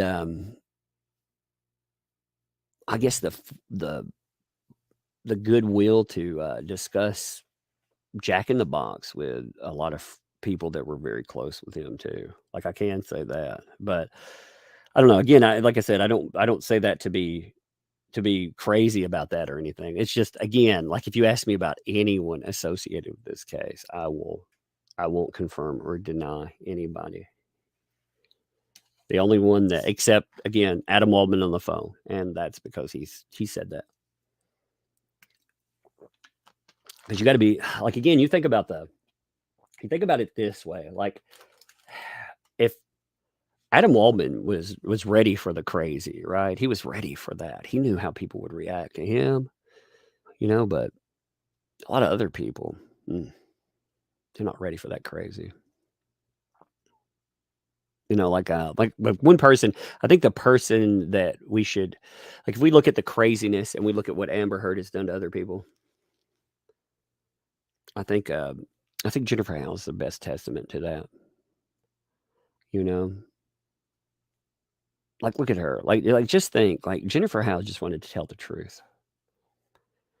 Because of that, she went against the narrative chosen by friends that she thought they were her friends, right? What did her so-called friends do? They unleashed a torrent of hate, not only calling her a liar, but aiming insane people at her life, knowing what that would look like. I mean, they've done it, and they've done it multiple times too. Man, thank you, all you folks too, for your support. Like I said, the monetary support for the channel too is insane. Like I said, I appreciate that more than it's been something. Like in my real life, I say my real life, like this is real life, but in my chosen occupation, I work with people that are poor, and you don't get paid a lot of money with that. So it's not life. I mean, it's living, but it's not. This stuff has been this stuff. Up. We are getting back to the trial. So give me a second as I set up. Yeah. Someone was talking about the sound on other channels with their mic volume and stuff. It's taken me 2 weeks to get that right. I had to go through 4 different program sets. Every day I'd change programs, or 2 days. I'd change like volume input programs and stuff and try to get the levels better. And I think I found one where I like the volume for the courtroom. And I think if I turn my volume down, it's not very bad. I turn my volume down to the lowest input possible, and I push my microphone across the table. So, yeah. They got the huddle going on. Hey, watch out, Ben. Don't spin too close to Elaine. She'll spit on you. I always wonder, they keep saying, for real, like I've joked about this before, but they keep saying Adam Waldman threw a paper at Amber Heard. I'm sure. I can confirm Adam Waldman has probably carried a newspaper before, right? I can confirm that in his life. I mean, but it's like, is that all that's there? Because he didn't, it's not like they're saying. He probably had to like catch a little bit of fanage in 2 or 3 pieces of paper, like blew in the breeze. And she was like, he's assaulting me. Uh, I mean, I love this story. I think it's funny, but come on, that he didn't throw a freaking paper at her. Like you notice nothing that ever happens to her is ever caught on film, ever. Like she just makes up random weirdness. I know, you know why that is. Like I said, they hate Adam Waldman. They hate the man. They hate him so much. I'm going to do a Where's Waldman. I like that idea. I'm going to do a Where's Waldman. It's going to be like a Where's Waldo t-shirt. What do you guys think about that? Would you buy a Where's Waldman t-shirt? Because I think that'd be funny. It'd be like a Where's Waldo t-shirt. Have him hiding in like a group of people.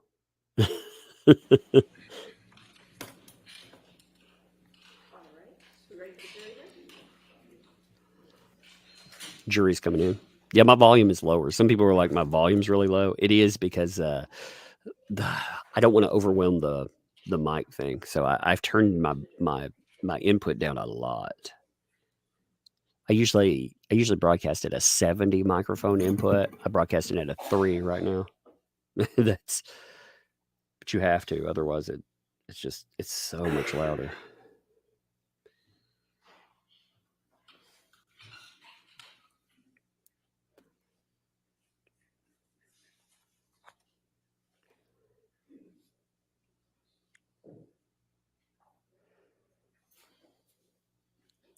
I'm messaging about a Where's Waldman shirt.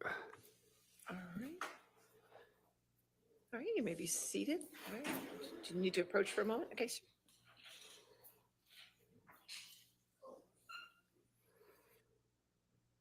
think that'd be really funny. Have him like hiding in a bunch of mega pints instead of bed. Oh my God. It's funny, in this kind of stuff, I've noticed that people that stand up for the truth, see, it's so rare in society that people that stand up for Your truth, next question.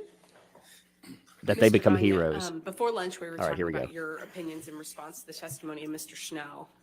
Did you also analyze the testimony of Ms. Arnold in this case? Yes, I did.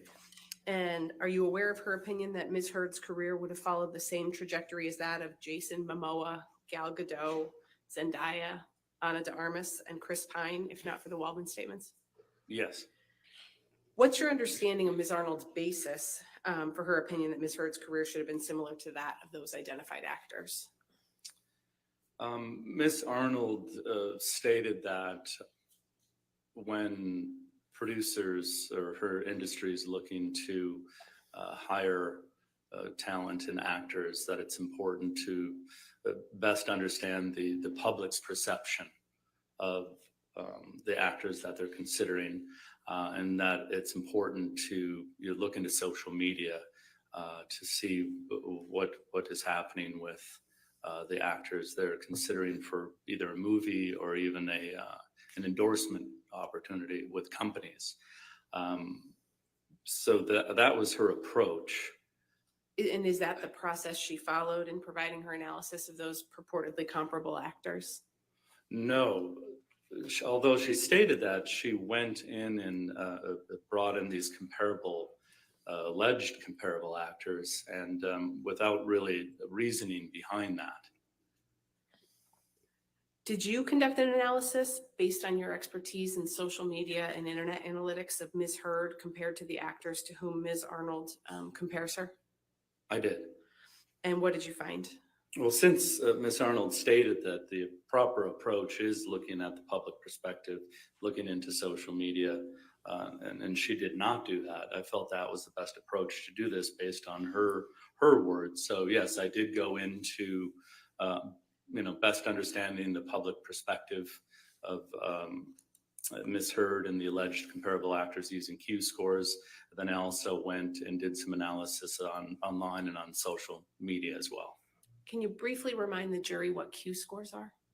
Yeah, again, Q scores measure how well a celebrity, it could be a cartoon character, it could be a sports person, how well they're known, how well they're liked, and how much they're disliked. And it's an industry standard tool that's used. It's not just focused on the movies that they're in, but it's focused on them as actors, but also what's happening in their personal lives come to play as well. So that's how Q scores are typically used. Did you prepare a demonstrative that reflects the Q score analysis you completed? Yes, I did. Your Honor, may I approach again? All right, thank you.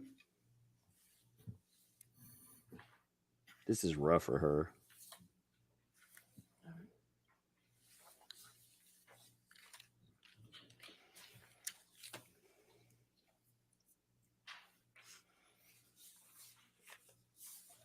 No objection to the demonstrative. All right, we'll identify plaintiffs 1296 for identification and publish to the jury. Mr. Banya, what point in time do these Q scores represent that are reflected on your demonstrative? So these are the winter 2019 Q scores that are reflected here. And what was important for me is I wanted to find Q scores that represented Miss Heard after Aquaman. And remember, Aquaman is December of 2018. These Q scores were gathered January and February of 19, but before the Waldman statements. And what did you find based on the Q scores that you looked at? So as you see here on the left are positive Q scores, and the higher the number, the better. As you can see, Ms. Godot has the highest Q score out of the group of actors here at a 28. But you're going to notice Ms. Heard has the lowest positive Q score. She has a 9. So I find that very interesting that she doesn't appear to fit in as a comparable with these alleged comparable actors. I think what's also interesting is the average Q score for all actors being scored at that time, which include all the alleged comparable actors here, score at an average of 17. And you can see, again, she is 9, well below that. And then on the right side, you're going to see the negative Q scores. So this is how much people dislike you. So the lower the score is better. You can see Mr. Momoa is over here with the lowest at an 8, but you can see Ms. Heard is over here at a 28, which was quite a difference. A 20-point difference from Mr. Momoa, and also a 10-point difference, from the average of all actors. So she is very, very much her positive score is very low, and her negative score is very high, which tells me that she does not fit in as a comparable as it relates to these alleged comparable actors. What opinions did you form based on that Q score analysis? My opinions as it relates to these Q scores is, Miss Arnold used these actors as allegedly comparable actors. But really listening to her testimony yesterday, it appears that she's abandoned this approach. I don't think she's using these comparable actors or these alleged comparable actors anymore. She's more relying on her experience, and I agree with that. Did Ms. Arnold offer a criticism of your use of the Q scores here? She did, yes. And what's your understanding what that criticism is? Well, what I believe she was saying is that I should have ran Q scores for these allegedly comparable actors after each of their breakout films, which I disagree. First of all, Q-scores doesn't work like that. Q-scores are available twice a year. So it's not that I could pick a month or a different month for each of the Q-score actors. So I feel that, what was important for me, and this doesn't always happen when I'm using Q-scores, you can get this perfect moment in time. As Miss Heard said, I'm sorry, but as Miss Arnold said, that, Aquaman was Miss Heard's breakout moment. So these scores reflect that breakout moment, and they're terrible Q-scores. How would your analysis change if you had used Ms. Arnold's logic with respect to the timing of the Q-scores that you looked at? I mean, if you really think about what Miss Arnold was saying, is she's saying that she thinks Q-scores are the highest for each actor right after their breakout moment. So I would think, if anything, these Q-scores could have been a bit lower because it's not right after their breakout moment. But what's important for me is the fact that these scores reflect, who Amber Heard was at the time before the Waldman statements, but after the Aquaman release. We can take that one down, Tom. Thank you. What other work have you done in connection with forming your opinions in this case? Again, taking the advice from Ms. Arnold, it's important. She says the industry looks into social media, what their followings are like, with the numbers as it relates to their followers. Again, what is the public perception of them? So I analyzed their social media accounts, but prior to the Waldman statement. So. And how did you do that? Yeah, so what I did, I don't know if you're all familiar with the archive.org. They have a tool called the Wayback Machine. What archive.org does is it archives the internet. So you can go back in time to see what websites and web pages used to look like in the past. Not all the time can you actually get a celebrity's social media accounts to have been archived, but we were fortunate that each of the alleged comparable actors' social media accounts were in archive.org. So I was able to go back in time prior to the Waldman statements to see what the following activity was for each of the alleged comparable actors.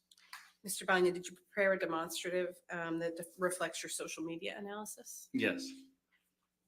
Your Honor, may I approach? Yes, ma'am.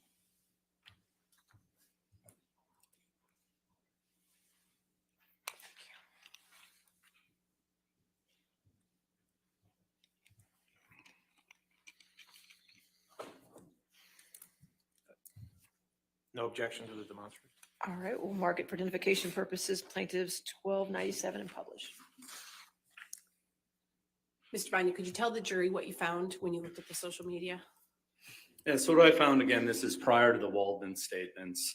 First thing you're going to notice here is not all actors use social media. You're going to see Mr. Pine doesn't have Facebook, Twitter, or Instagram, and Momoa and DeArmas don't use Facebook or Twitter.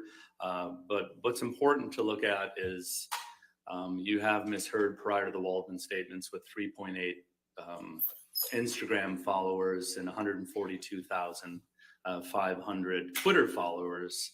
And then you move down to Gal Gadot with 37 million Instagram followers compared to her 3.8 million.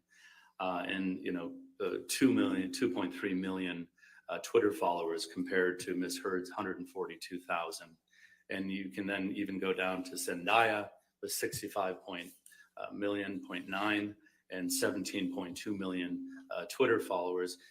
What this is telling me is really, more people are interested in Ms. Gadot and Zendaya and even Mr. Momoa than Ms. Heard on social media. It just tells me a lot of people are interested in these actors as opposed to Ms. Heard, more of a following. Q scores, well liked, less disliked. So it kind of fits into the analysis of determining whether or not these alleged comparable actors are actually comparable. Based on your expertise, what are your overall opinions about Ms. Arnold's analysis of the so-called comparable actors? Yes, again, it appears that she's abandoned this approach, and I agree with that. I feel that, through the Q-score analysis and the social media analysis, that they're just not comparable. Tom, we can take that one down. Mr. Banya, based on all the analysis you did in this case, what are your overall opinions? Yes, my overall opinions are that Mr. Schnell failed to prove any causal connection with the Waldman statements and the search or the hashtag activity, those spikes as it relates to Twitter. There's no causal connection there. My second opinion is, based on my social media and Q-score analysis, Miss Arnold's alleged comparable actors are not comparable. And then third, Miss Arnold and Mr. Schnell both failed to prove any causation as it relates to the Waldman statements causing economic harm to Miss Heard. So, as a damages expert, which Miss Arnold is, you need to take into consideration causation before you can calculate damages. You look at damages and you look at this allegedly damaging event, and not only do you have to prove that 100% of the damages because of these Waldman statements, she didn't even consider COVID. It happened at the same time. A lot of actors probably made a lot less money because of COVID. Maybe films didn't get made. And, when you do an analysis of damages, you prove causation, but you also have to look at everything else that might have caused this alleged economic harm. And she didn't look into any of that. She didn't even know what causation was. So I don't think the damages is the appropriate approach in this case. No further questions, Your Honor. All right, cross-examination.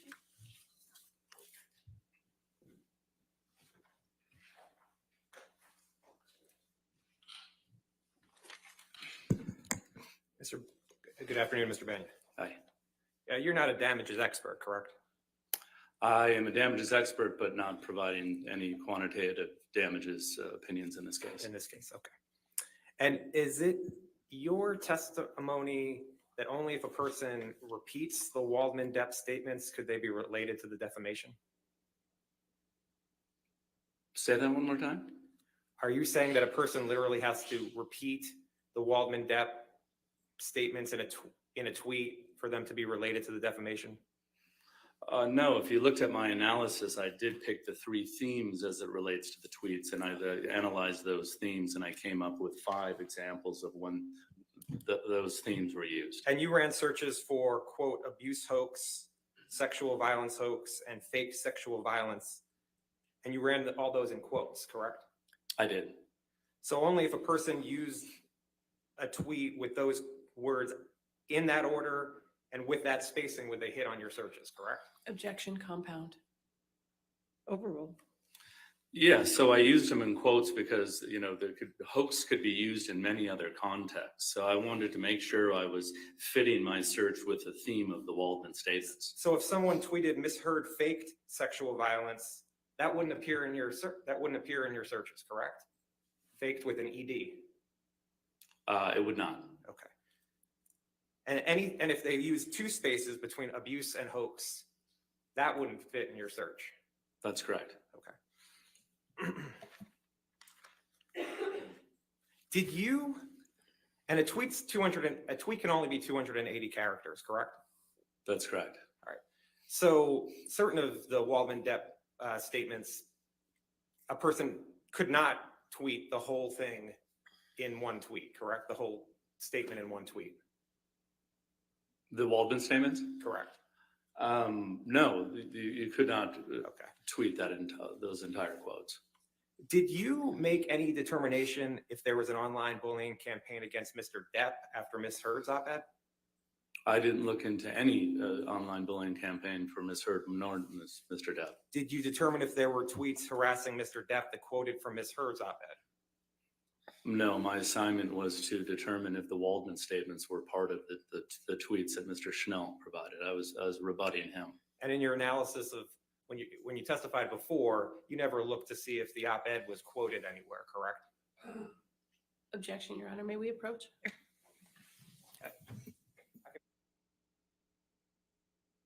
All right, questions withdrawn. Next question. Now, you have no objection to Ms. Arnold's use of comparables, correct? Just the use of comparables in general. I listened to her testimony and my understanding that she abandoned that approach. But as it relates to my testimony today, my opinion was related to those specific alleged comparable actors, that they were not comparable. You're not offering an opinion as to who the appropriate comparables should be to Ms. Hurd, correct? Correct. And you testified just before about the Q scores of Ms. Hurd and the comparables. That was plaintiff's exhibit 1296, correct? I don't know what 1296 means. Okay. The demonstrative in front of you. Mine? Yes, that's correct. And you said that those were all for the winter of 2019? I said Ms. Hurd's were from the winter of 2019. Because isn't it true that none of the rest of these people were from the winter of 2019, correct? That's correct. In fact, Mr. Momoa's was from the summer of 2020. Of 2020? That's correct. Not all alleged comparable actors had Q scores for that date. What was important for me is get Ms. Hurd's Q scores right after Aquaman, but before the Waldman statements. So you weren't comparing apples to apples, correct? I wouldn't say that. I'm saying that it's not the exact same years. Well, so Is Jason in the Momoa winter and of Adam Wald? 2019, I'll that Q ask score them. comes out, that the field work dates for that is from January 22nd, 2019 to February 7th, 2019, correct? That is correct. So that would be so the field work would be starting almost immediately after Aquaman just came out, correct? Yeah, in her Star is Born moment, yes. You'd agree that for the winter of 2020, where you took Jason Momoa's Q score, would have more time to account for the rise in popularity of the film Aquaman, correct? Well, actually, if I use Miss Arnold's suggestion, the celebrities tend to have, the celebrity moment right after they have their breakout film. So I disagree with that. I think maybe his Q scores could be lower as it relates to when I use them. You'd agree that for the winter of 2020, Mr. Momoa's Q score would have more time to account for the rise in popularity of the film Aquaman. I don't know if it accounts for the rise of popularity. Again, using Miss Arnold's words, usually a Q score will be the highest right after the film, like I did measure Ms. Hurd. All right. Do you show? He says comparing apples to apples. Okay, so are we saying that Amber Heard and Jason Momoa are the same thing when we start the comparison? Because, I mean, otherwise, we're never comparing apples to apples, are we?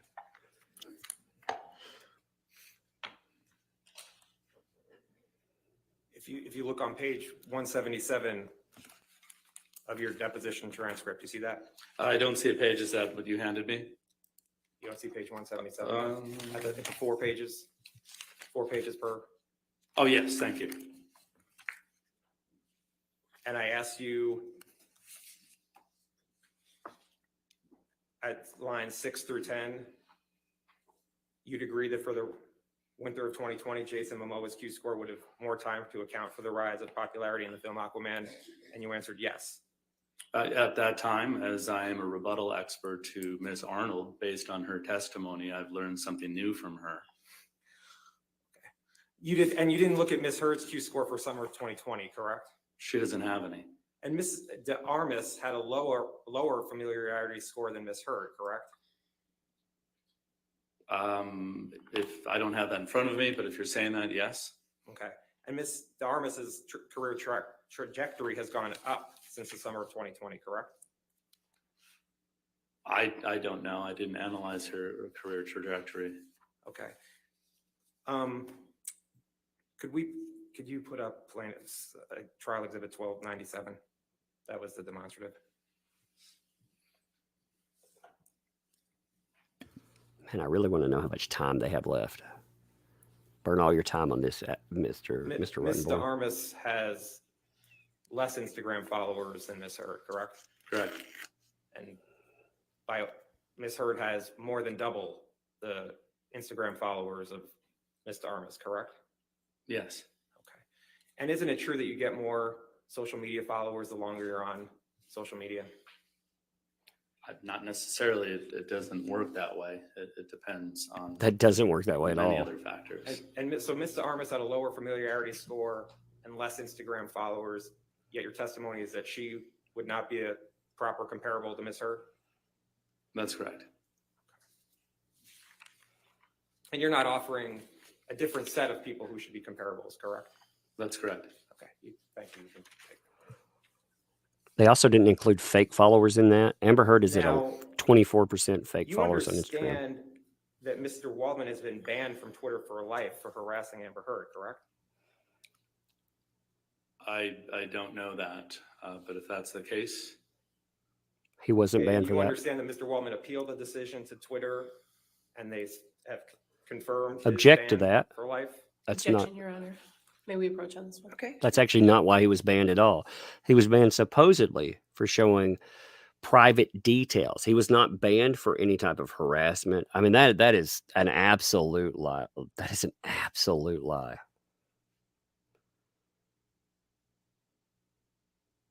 He actually got banned for, if we called it what it was, it would be a mass flagging campaign. But they, that some of the people doing it allege they're tied to her team. But hey, maybe that's a little too close to home, right, baby? You agree that in looking at Mr. Schnell's data, 65% They got shot down for that of one. the uses of negative hashtags relating to Ms. Heard occurred between April 1st, 2020 and June 15th, 2021, correct? correct. And you would agree that 5 of the 6 highest spikes of the negative hashtags were after the Depp Waldman statements, correct? Correct. And where you talked about the February 2020 spike, and the 65%, by the way, even includes the February 2020 spike of tweets, correct? That's correct. Well, there was no spike in Feb 2020 during the Waldman statements. Well, the spike in February 2020 was before the Waldman statements, right? I would have you, can we pull up the chart again if you want to talk about the spikes? Sure. Can you put up 1294? Number one. Number one. Yeah, that spike happened before the Waldman statements. Okay. And there was hardly any activity in negative hashtags until February 2020, correct? That's correct. And you understand that the spike in February 2020 was related to the partial tape that Mr. Waldman and Mr. Depp leaked to the Daily Mail, right? I'm aware that the articles were related to Heard admitting to hitting Depp.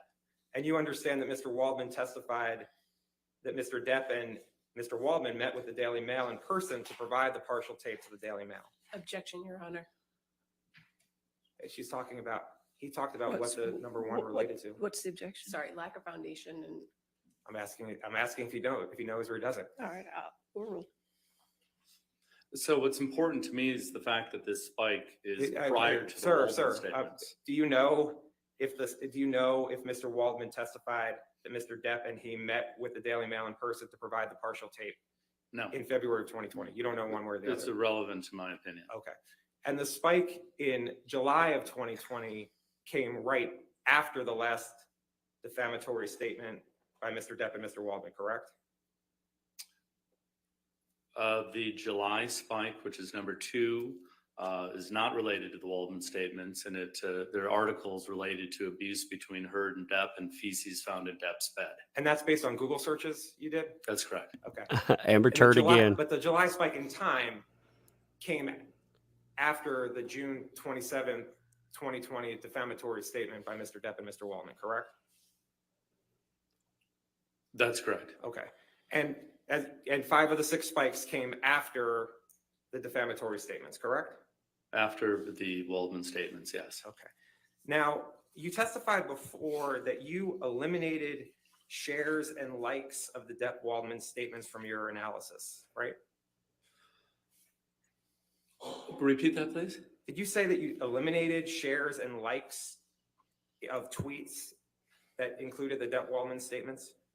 That's correct. When I was doing my analysis, I noticed the exact same text was a part of many of these tweets. Don't shares and likes disseminate the negative information? You can't That's quite count possible. likes. You can't count likes. What's up? Oh my And God. you agree, right, that use of the term Waldman or Waldmanian occurred over 25% of the time in the negative tweets toward Ms. Heard from April 2020 through January 2021, correct? Although it's irrelevant to this case, it has nothing to do with the Waldman statements. That's what Mr. Schnell says. You don't disagree with the search results, correct?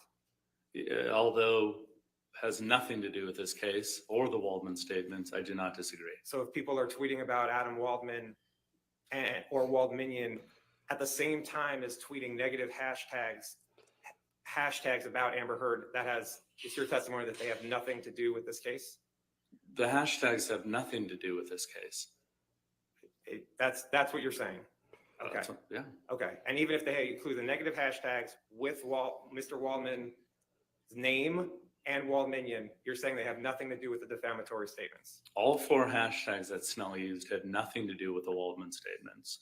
Yeah. Waldman himself has nothing to do with the Waldman statements. We're talking about the Waldman statements here. Waldmanian, I don't even know what that is, but again, it has nothing to do with this case, and it's not related to the Waldman statements. It comes from That's Amber what's- Heard. And the reason you're saying they're not related to the Waldman statements is because someone didn't literally copy what Adam Waldman said in the Daily Mail and tweet it out? Well, I looked at enough tweets that included the name Waldman that have nothing to do with anything negative or the Waldman statements. No, they must I have, mean, had, Mr. they must have Wald- had to have the negative hashtags toward Ms. Heard, because the only way that those would have been in the data you looked at would have had the negative hashtags towards Ms. Heard. He wasn't looking, it was looking at that universe, correct? Well, first of all, I don't agree that the justice for Johnny Depp is a negative hashtag towards Amber Heard. So listen, the assignment was to determine if the tweets that Mr. Schnell presented were related or included the Waldman statements. In your review of the tweets related to Ms. Heard, you cannot point to any that were positive toward Ms. Heard, correct? Again, I was not looking for that. And you did not review the hashtag Justice for Johnny Depp during the time frame from April 1st, 2020 to January 1st, 2020 to see if there were any that were not negative toward Ms. Heard. I did not look into anything as it relates to anything other than what relates to the Waldman statements. That's what's at issue here today as we sit in court. And you didn't form any statistical analysis to rule out the Waldman statement's impact on the hashtags, correct? Correct. You did not analyze whether media and press coverage other than the Waldman statements affected Ms. Heard's career, correct? Correct. Okay. Looking at the exhibit that's in front of you, where you have the numbers here, those you said are related to Google searches? The 1 through 6? Correct. Yes. Okay. And can we put up plaintiff's 888?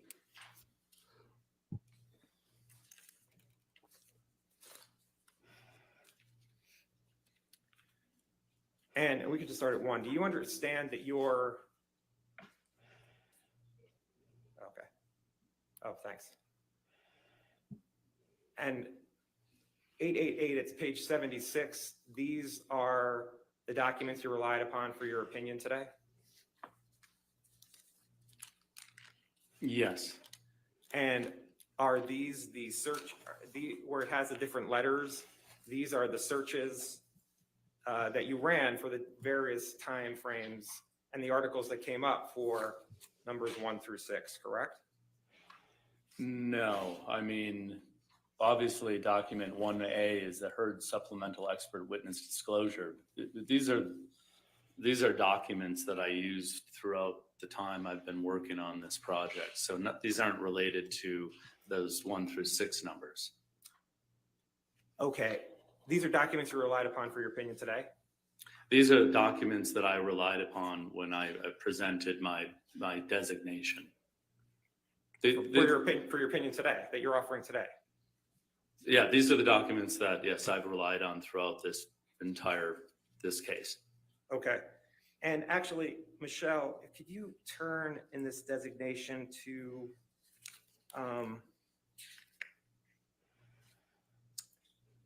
let's see.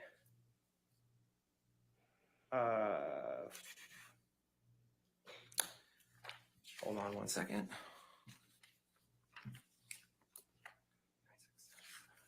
Can you just scroll down? Yeah, keep scrolling. Just keep going.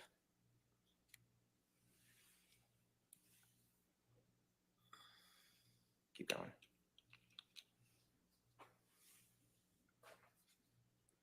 Okay, stop. This was the chart you provided with your designation for your opinions in this case, correct? Yes. Okay. And it's similar to the chart that we had before with the 1 through 6, correct? That's correct. And where it has the various boxes, it's talking about documents 6E through 6H, for instance, related to Depp wanting to have Heard replaced on Aquaman. Yes. And you prepared this chart, correct? Yeah, this was part of my designation. I'd like to have this page as a demonstrative. Your Honor, I do have an objection, if I might be heard. All right, you want to come forward? Page 99. Just a note, the Wald Mignon thing. So it was actually posted first by Amber Heard. She posted it in a conversation. I've reposted that on Twitter just now in case you ever want to see that. But she posted it in February of 2021. That's where the joke comes from. It's she posted it multiple times before that as well. Her followers like to post about Wald minions. So when they're talking about tracking statements with Wald minions in it, it's actually a term that originated from her. It was a disparaging term people took away. You know, they just like they created quite a few just negative terms to again say that these people, you know, they're mindless followers. It's just like saying bot. You know, once they lost the power of saying bot, they went with something else. Because again, it's supposed to, if you look at it in reality, if you think about hundreds of thousands of people, the size of cities, you know, I mean, millions of people in some instances that are using a hashtag or something. If you look at them and say that they're all bots or they're all manipulated by Adam Waldman, it's an absurd idea. But if you can dehumanize, if you can make them all bots or minions associated, minions powered by 3 soul statements, then of course that keeps the victim narrative going. Because that's all it is. It's all about saying who damaged? No, not Amber Heard. She didn't throw away her career. She didn't do it for petty jealousies and trying to burn down Johnny Depp's life. No, it was someone else.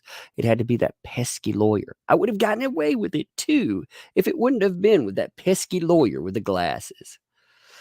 And then to say that he was suspended for harassing her, that is absolute garbage. That is garbage. They knew it was garbage. They created a bunk thing. Yeah, she likes to talk trash back.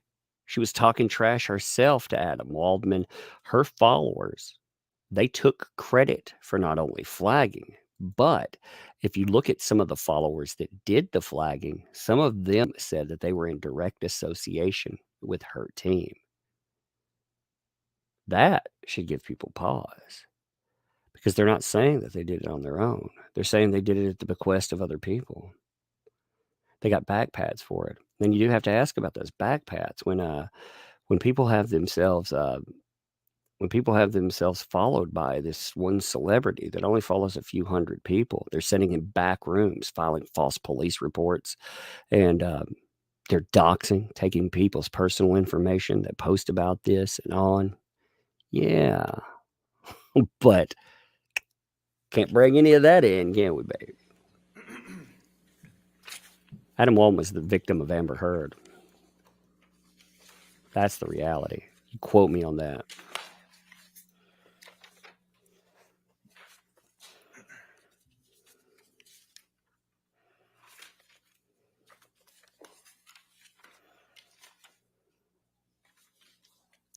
Mr. Banya.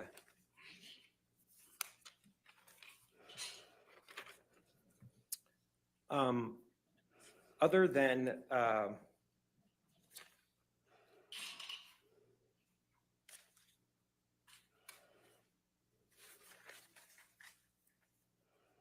Let's spit it out. so as I everybody. understand it, the way you determined that the tweets were not related to the Waldman statements was that you looked at time and then you ran certain Google searches, correct? Correct. And then the top 3 hits came up. Correct. And then you looked through the article to see if the Waldman statements were there?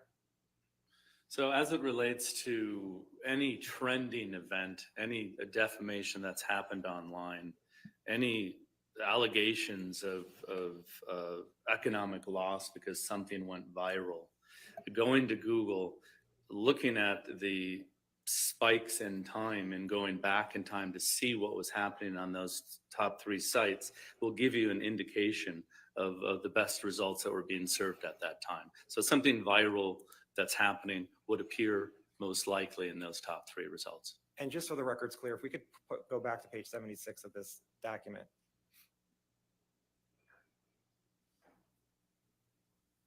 Numbers 6A through 6N going to the next page, those are the headlines of the searches that you found? Correct.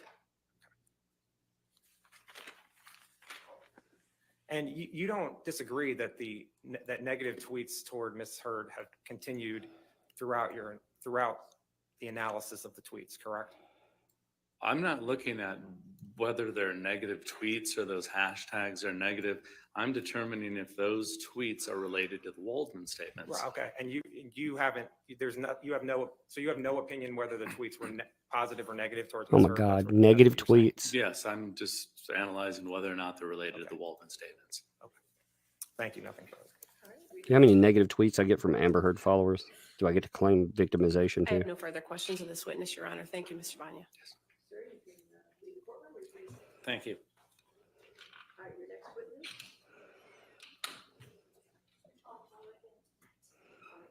Ladies and gentlemen, we're going to take a brief recess for you at this point. Hopefully within 15 minutes, we'll get right back to you, okay? Do not discuss the case.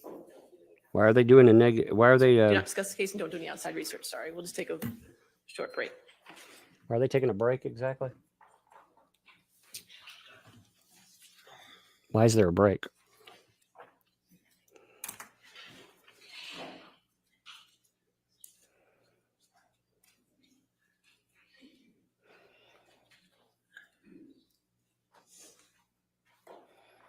All right, so just so that we're on the same page, you can have a seat. Let's see what's Keep going on standing, here. Colton. All right, just so we're on the same page with Mr. Knight's testimony. Actually, could Mr. Knight go back out, please? Get out, Mr. Knight. Are we going to get our times? Come on, give me my times, baby. All right, so we're on the same page with Mr. Knight's testimony. There's a rule on witnesses. However, Mr. Knight's a rebuttal witness. The purpose of excluding witnesses from the courtroom, usually it's a courtroom, is to deprive a later witness of the opportunity to shape testimony to correspond with that of an earlier witness. The issue we have here, obviously, if it was a direct witness in the direct testimony, you had time to do a rule on witnesses, let them know about the rule on witnesses. With a rebuttal witness, it's a little different because they didn't know they were going to be a witness. You didn't know they were going to be a witness. I understand that part. The problem is the courtroom in this particular case appears to be the world. So what we have to do here is I'm going to do a voir dire, and I'll allow both sides to ask questions as well of Mr. Knight to see what he has seen of the case. They're seeing if they can And exclude him I'm or just not. going to use the factors that the case law in Virginia uses, which the factors to consider, because the court does have broad discretion to permit or prohibit a witness to testify in this particular circumstance. So the factors I'm going to consider is if the impropriety was intentional, which we'll find out, the prejudice attached to it. Also, if the excluded witness learned about substantive aspects of the case from an earlier testifying witness and whether that knowledge had any effect on his or her testimony. So those are the three factors I'm going to look at in weighing this decision. So keep that in mind when you do your voir dire. And it's my understanding that the evidence that Mr. Knight will testify only relates to Hicksville. Is that correct? Okay. All right. Now we can have Mr. Knight. Oh, this is a rebuttal witness for Hicksville. Yeah, I'm sure they're afraid of him.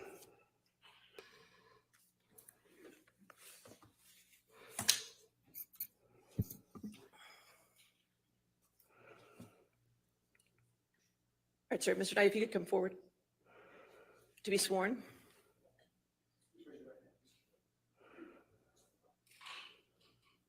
you solemnly swear or affirm to testify truthfully in this case in the penalty of law?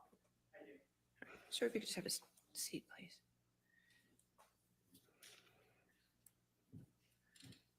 Sir, what we're doing is I'm just going to ask you a few questions outside the presence of the jury. Then the attorneys are going to ask you a few questions, okay? Sure. Then I'm going to have you step back outside after that, okay? No problem. All right, what's your full name, sir?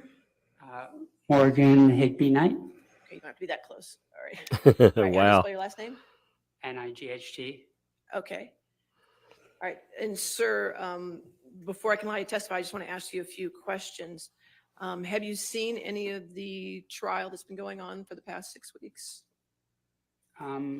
Approximately 5 weeks ago, a friend of mine texted me that Hicksville was mentioned, and I watched a little clip where Okay. it was mentioned. Which clip did you watch? I believe it was somebody testifying about, I think it was the security guard testifying maybe about Hicksville, or I forget exactly who was testifying, but it was something where Hicksville was mentioned, and it was about something about a wrist or something like that. All right, and what did you do after that? At some point, did you get in contact with attorneys? So I didn't reach out to them. I didn't really care. Okay. The innkeepers that worked at Hicksville before reached out to them and said, we saw some stuff that wasn't true. And then they asked, is it okay if I give the attorneys your phone number? So the attorneys reached out to me Okay, and when did the attorneys reach out to you? May 3rd. May 3rd. And you talked to the attorneys at that time? Yeah. Okay. Not Camille, but Geraldine. Okay, and then have you seen any other parts of the trial? No, she instructed me not to watch anything about it, No. regardless of if it was about Hicksville or not. So I've been Since May keeping 3rd. off the internet and turning off anything that seems to be like it's on social media. So I just don't watch any of that. Okay, all right. And questions, Ms. Berger? So, Mr. Knight, you were contacted by an attorney from Mr. Depp on May 3rd? Yes, Okay, and you said it was Carolyn? Geraldine. Geraldine. Oh, Yerlin, I got it. Okay, and I what, think it's pronounced Geraldine. okay, can you tell us the conversation you had with her at that time? Yeah, she just asked me my recollection of the evening, and I told her, and she said, okay, would you mind testifying? And I said, sure. And she said, okay, well then we're not sure if we're going to call you or not, but just in case, please don't watch anything having to do with the case. And I said, I will do. Now, how is it that, to your best knowledge, how is it that Geraldine was able to get hold of you? How did she know that you knew something? So, like I said, two of my innkeepers, my innkeeper and my manager, had reached out to her team, I think through email. And one of them texted me and said, hey, do you mind if we give Geraldine your phone number? Now, you also communicated on Twitter, did you not, about this case? Yeah, 2 weeks prior to Geraldine reaching out to me, someone had made a comment about something that happened by the fire pit, and I said, that's not my recollection. I didn't see, that's not what I saw. So who was it that made a comment about something that happened at the fire pit? So once I was told about the fact that Hicksville was mentioned, I went and did a Twitter search of Hicksville trailer. So it was, I don't know who it was, but I was just like, what are they saying about Hicksville? And so that was why I did a search, just to see, because it was weird and fascinating, because the night to me wasn't that remarkable in the context of all the different experiences I've had at the Trailer Palace. So explain to me, please, what you mean by you did a trailer search. So if you go to Twitter and you put in keywords and do a search, all the tweets regarding that subject come up, or anything with those keywords in it. So that is how I found the tweet that I replied to. Okay. And how many tweets did you find that mentioned Hicksville when you did that trailer search? Probably like 5 or 6. I only replied to one of them. Okay. And what do you recall those tweets saying about Hicksville? The one that I replied to said that there was some incident by the fire pit, and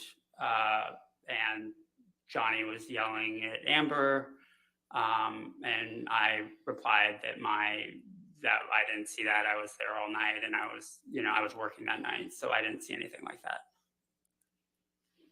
So your best recollection on that one was that somebody said somebody was testifying that Johnny was yelling at Amber?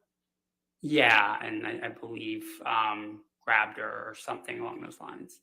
Do you recall who said Johnny was yelling at Amber and grabbed her? I have no idea. It was a stranger, so I didn't really pay attention to who was writing it. All right. And you said that you responded to it. How did you respond to it? I said, that's not what happened. I was there all night.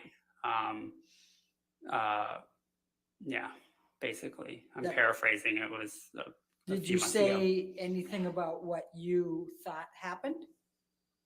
I just said that didn't happen. I didn't say what. I believe I said maybe something along the lines of, from what I saw, Amber was the one acting jealous, not Johnny. And you said this to one of the tweets. Yes. Do you recall whether that was the Umbrella Man? I don't recall. That's a ridiculous name, though. Okay. So tell me about the other 5 tweets. They that just you brought me up recall again. seeing when you ran your trailer search. I think they were similar in nature, but I don't specifically remember the details of them. That was pretty much the only one I remembered, and that's the only one I replied to. Do you remember anything about the other 5 and what was said? No. When you said that somebody told you about a security guard, what was your understanding of what the security guard said? I got a text that somebody in the trial had said that they were talking about Trailer Palace during the trial. And so that's what led me to go on Twitter and do a search. And did you have any communications with the 2 innkeepers about what you knew or what you thought? No, I haven't talked to them in years, and So- still haven't regarding the case. So how is it that the innkeepers then contacted you and said, do you mind if we give you the telephone number to the attorneys? Because they still have me in their phone, and Christy, who was the manager at the time, is the one that texted me and said, hey, do you mind if we pass this along? Mr. Depp's attorneys want to talk to you. Do you mind if we pass what along? Your phone number. Right, but how is it that, what is the communication you had with the innkeepers that even led them to understand that you believed you had knowledge about the Hicksville incident? There was no conversation. They knew because they were both working that same night. Jenna was the innkeeper, and she was there along with me that night. Christy was the one who texted me, and she had come in the following morning for her shift. And I slept over. I was live-in innkeeper that night. So I'm trying to understand. So just based on the fact that 7 years ago, they happened to know that you were working that night. 9 years ago, and it's because I was there Okay. with them. My math, well, it's 2022 right now, and that was what year? Oh, that was 2013. You're right. Okay. So how is it that out of the blue, they remembered 9 years ago that that you were there that night and that you might have some knowledge? I mean, to be honest, like we do get celebrities sometimes, but it was, it's not that unmemorable. It's not like it's any other night of the week. So I'm sure they remembered the specifics of that night. Had Mr. Depp's attorneys ever attempted to contact you before? No, Had you ever attempted to contact Mr. Depp's attorneys before? no, I had no interest.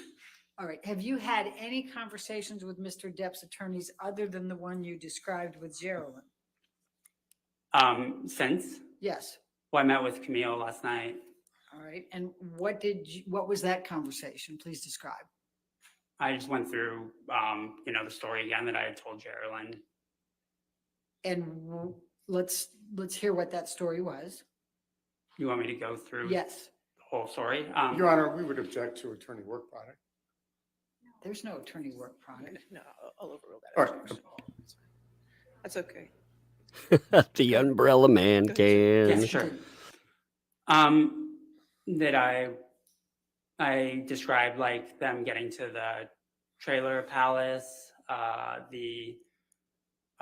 me showing them around, the interactions I had when I was on duty with Mr. Depp and Miss Heard, how the evening progressed throughout the night, the levels of drinking and drug use that I witnessed, what the state of the damaged trailer the next morning, and basically just, the details that I had only, spent total 45 minutes to an hour with Mr. Depp and Miss Heard throughout the entire course of the night. So it was my recollection of those events during that time. And what did Ms. Vasquez say to you? Your Honor, this is beyond, we object on the grounds that it's beyond the scope of the voir dire, No, which is I think limited to the whatever three she said to criteria. him But is may I very please finish critical. stating my objection, Your Honor? Go ahead. Yes, sir. The objection is that it's beyond the scope of the voir dire. Your Honor enumerated the three criteria which are relevant here. And this is a rebuttal witness, so. Your Honor, whatever Ms. Vasquez shared with him is going to be very important here because they knew by this time he was going to be a witness.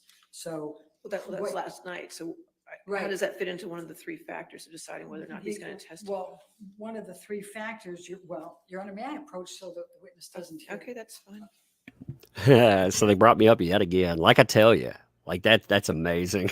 Been name dropped twice in here. They obsess over me. I told you, they obsess over this. I think it's funny. I've said that they've come after my channel 1,000,000 times. That's what it is. Like I said, they was it the umbrella man? The umbrella man can. Who can find evidence about Hicksville too?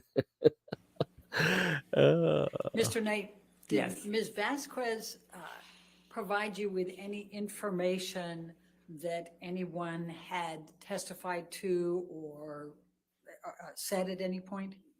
No, she didn't talk about anything except for asking me my experience and just getting a clear understanding of what my experience was. She didn't mention anything outside of the scope of what I saw and just asked me for the facts and told me just tell the truth and let me know, Do you know what any of the witnesses said in this trial? about, outside of what I described earlier with the, a friend of mine texting that someone was talking about Trailer Palace, I do not. Do you know whether any of the witnesses testified about any jealousy? Other than the tweet that I replied to, no. All right. Thank you. Your Honor, may we approach? All right. Well, do you have any questions? All right, sir, if you could have a seat back outside the courtroom. Sure. That's hilarious. Like it tells you though, they Yes, you can leave. they your water. fear the investigative skills of a lot of us, you know? They absolutely fear. What's funny too, I'm putting this out on Twitter. This is just a side hobby for me. Imagine if this was my full-time job.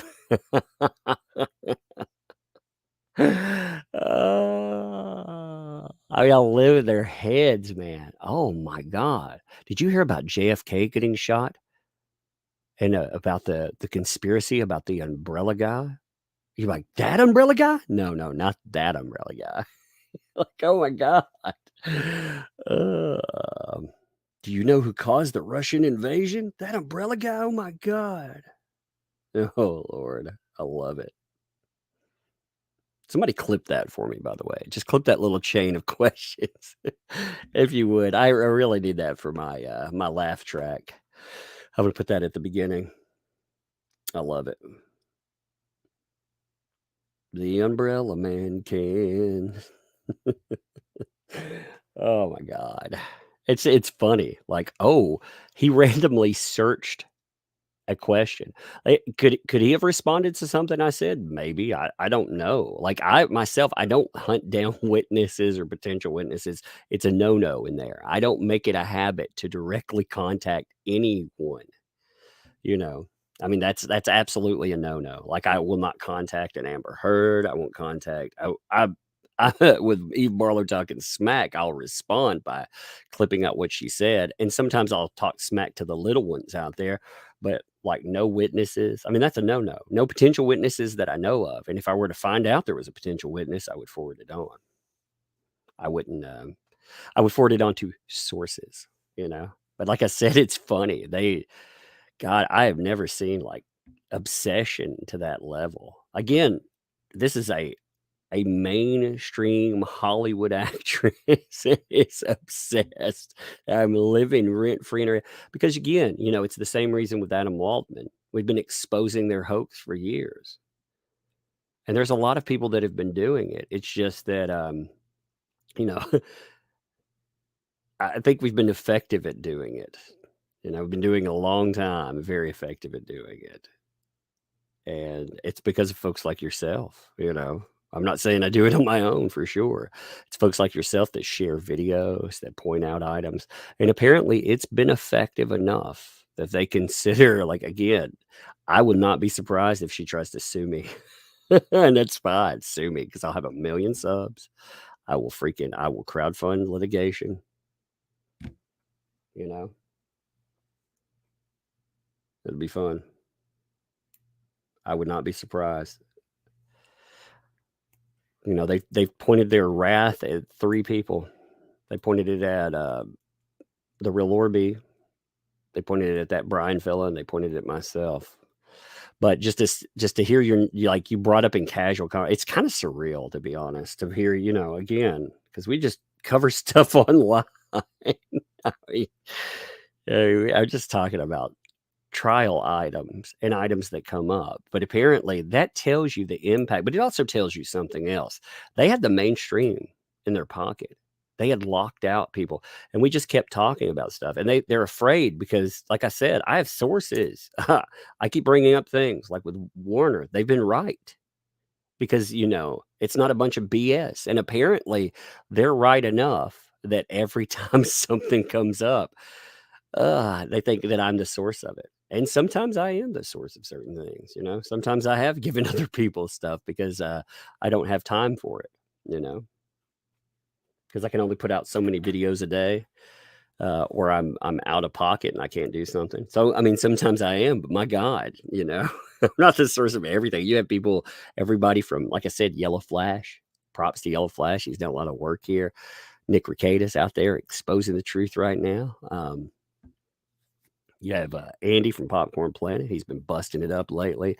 And you have all the people like Come Geek Some. God, I go blank in the Darth News. Rob. God, like I said, there are so many people. I hate going blank in those moments because I don't like Rob's rules, though. Again, there are a lot of people, you know. Just wait until we move over and start looking into it. And again, I'm not comparing one trial to the other, but wait until we start looking into the Marilyn Manson stuff. Props to Colonel Kurtz. I'm going to check out, if you haven't checked out her channel, Colonel Kurtz, look it up, sub to it. She has done some amazing work on the Marilyn Manson stuff. And I want to look at it. I'm curious. So based on weighing the I see factors, it. I'm going to allow Mr. Knight to testify. Oh, no, even though that umbrella man, he gets to testify I knew you were even. going to do a sidebar. I wouldn't have made him leave. You never know.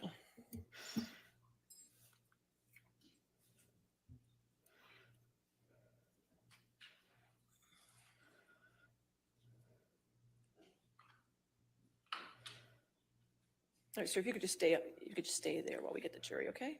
All right, are we ready for the jury? Okay. Your Honor. Thank you. I love it. Yeah. Just, we're going to swear him in again in front of the jury, okay?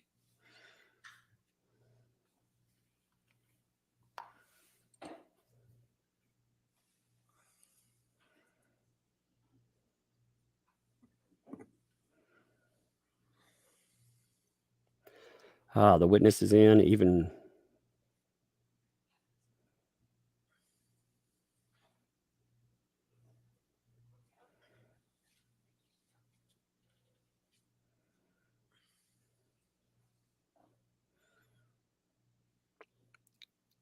Hey, Elaine, would you like to do an interview on my my YouTube channel after this is over? I extend you the courtesy.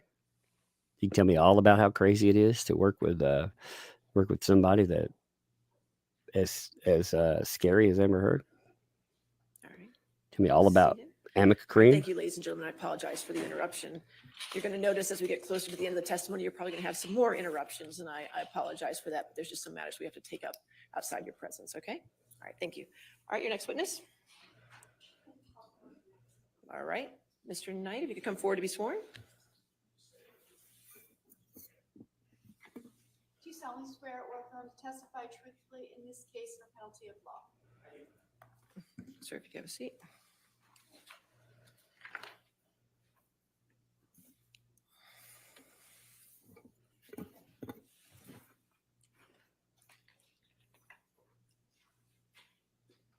Good afternoon, Mr. Knight. Good afternoon, Camille. Would you please state your full name for the record? Morgan Higby Knight. Mr. Knight, where are you from? I live in Los Angeles, California. And what do you do for a living? So I currently own and run Hicksville Pines Bud and Breakfast in Idlewild, California. And I created and ran Hicksville Trailer Palace in Joshua Tree, California, starting in 2009. And how is Hicksville Pines Bud and Breakfast different from Hicksville Trailer Palace? So Hicksville Pines Bud and Breakfast is up in the mountains of Idlewild, which is a beautiful like snow town above Palm Springs. And all the units are A-frames instead of trailers, which we have. It's obviously a very different climate than Joshua Tree, which is a desert area. The rooms, which are themed at both places, are trailers, vintage trailers from the 50s through the 70s at Hicksville Trailer Palace. So there's also different kind of amenities. There's a pool in Joshua Tree. There's a rec room up at Hicksville Pines. When did you first become the owner of the Trailer Palace? Trailer Palace, I started building it in 2009. It took about a year with my collaborator, Stephen Butcher, and on the trailers. And we got done and opened in 2010. Did there come a time that you sold the Hicksville Trailer Palace?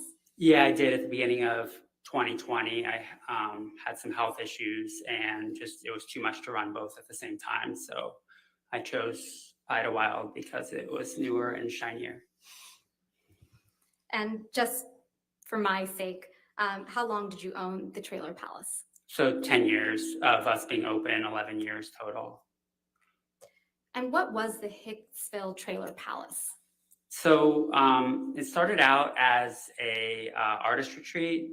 I was a filmmaker at the time and wanted a place to get away and work on film projects outside of Los Angeles. I also put in a recording studio so musicians could record records there. I had lived in New Orleans for 5 years, and there's an amazing recording studio there called Kingsway, where all the musicians would come and they'd live in this big mansion and record their records. And I just thought that was a really neat thing for artists to be able to get away and create create whatever they were working on. Over the course of the build out of all the trailers, themed trailers, which I'm a huge fan of this hotel called Madonna Inn. And so I wanted to do really detailed themed trailers. It became too expensive to just make a living off of an artist retreat. So I decided before I was done to make it a hotel as well. And what were your job responsibilities, generally speaking, when you owned the Hicksville Trailer Palace? So I would be live-in manager some nights, a couple nights a week. I would also drive out from Los Angeles twice a week and bring supplies that you can't get out in the Yucca Valley area and Joshua Tree. There's just a lot of things like, you know, Smart and Finals, Costco's and stuff. So I would drive that stuff out. There's also no USPS. So sometimes I'd have to get things shipped to my house and drive them out as well. I would also just do constantly building and creating new stuff at Trailer Palace, whether it's new trailers or amenities. So I would be working on that stuff as well. I'm a big fan of the fact that Disneyland is always making it better and better.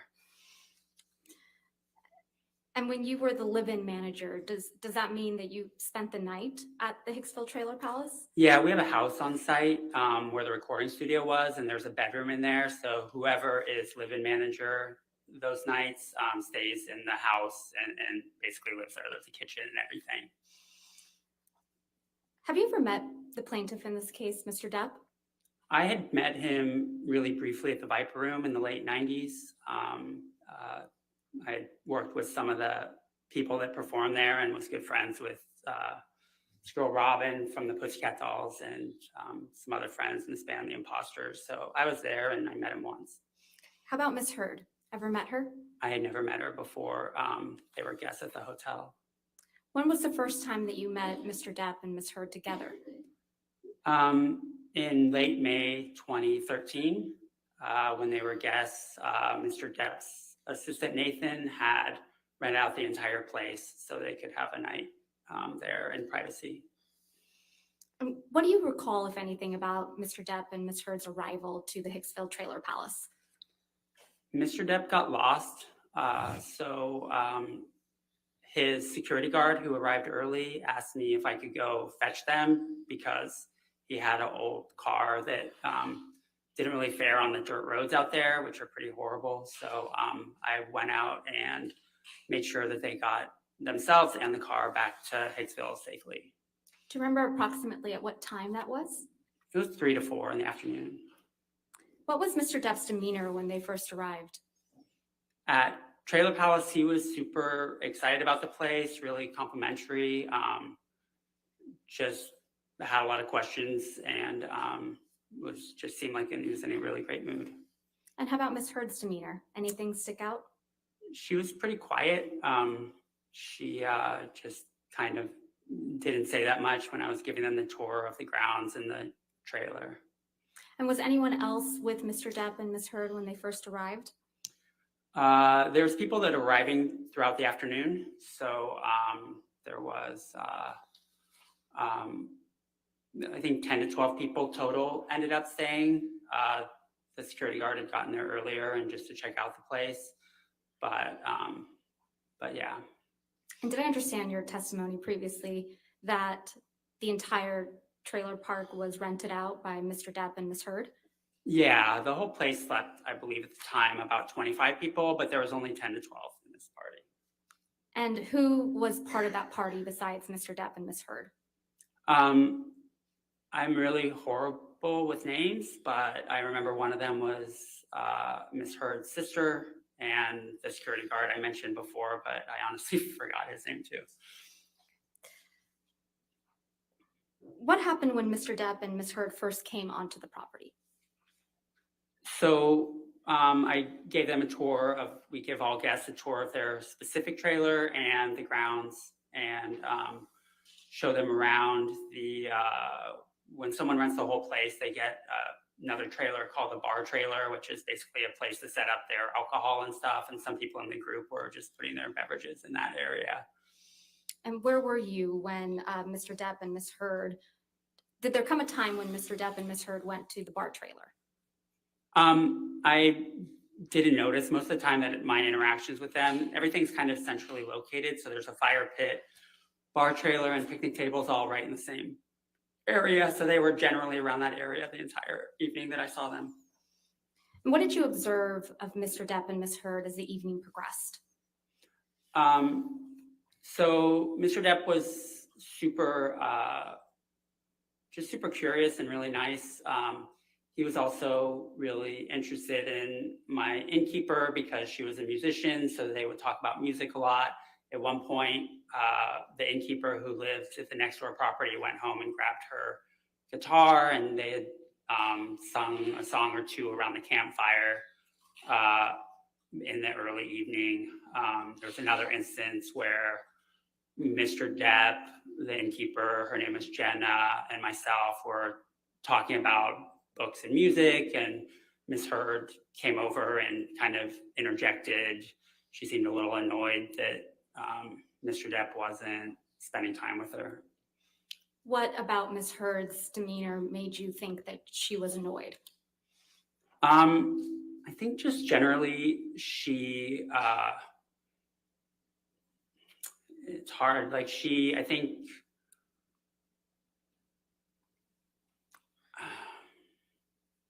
I don't know. It was just like a gut reaction. Like I can't describe it, but you know. How long were you with Mr. Depp and Ms. Heard that evening, generally? So throughout the course of the evening, I was probably mostly with Mr. Depp, but 45 minutes to an hour total. So it was, yeah, that's over the whole course until the end of the night after the check-in. Okay. And did you have an opportunity to observe Mr. Depp interact with other people, guests on the property that evening? Yes, I saw him hanging out with his security guard at one point, and outside of the time that him and Jenna were singing around the campfire, he was off by himself a lot of the time, and Miss Heard was over at the campfire with her friends and seemed to have a good time. And if you haven't already, can you generally describe for the jury your observations of Ms. Heard that evening? Yeah, she seemed to be having a really nice time with her friends around the campfire. And yeah, everyone was in a pretty good mood. Did there come a time in the evening that you observed Mr. Depp and Ms. Heard have a disagreement or an argument? Yes. I was speaking with Mr. Depp, just one-on-one, talking about Hicksville, and Ms. Heard came over and she said that I want to talk to you, and seemed really upset about something. So I went and back in the house because it was really, they went off on their own, and she started yelling at him, and I didn't want to hear it. It honestly was really triggering because I've been in an emotionally abusive relationship before. Objections. Move to strike. What's the objection? You're up, or maybe approach. Okay, sure.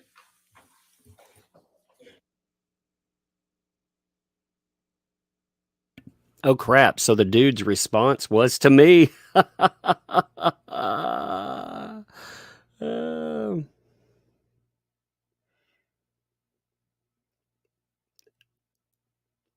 This is my testimony.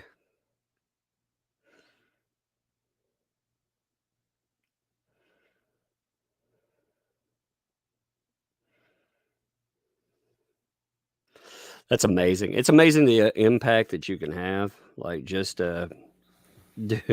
Knight, will you please just explain for us what you observed when you saw Mr. Depp and Ms. Heard having an argument?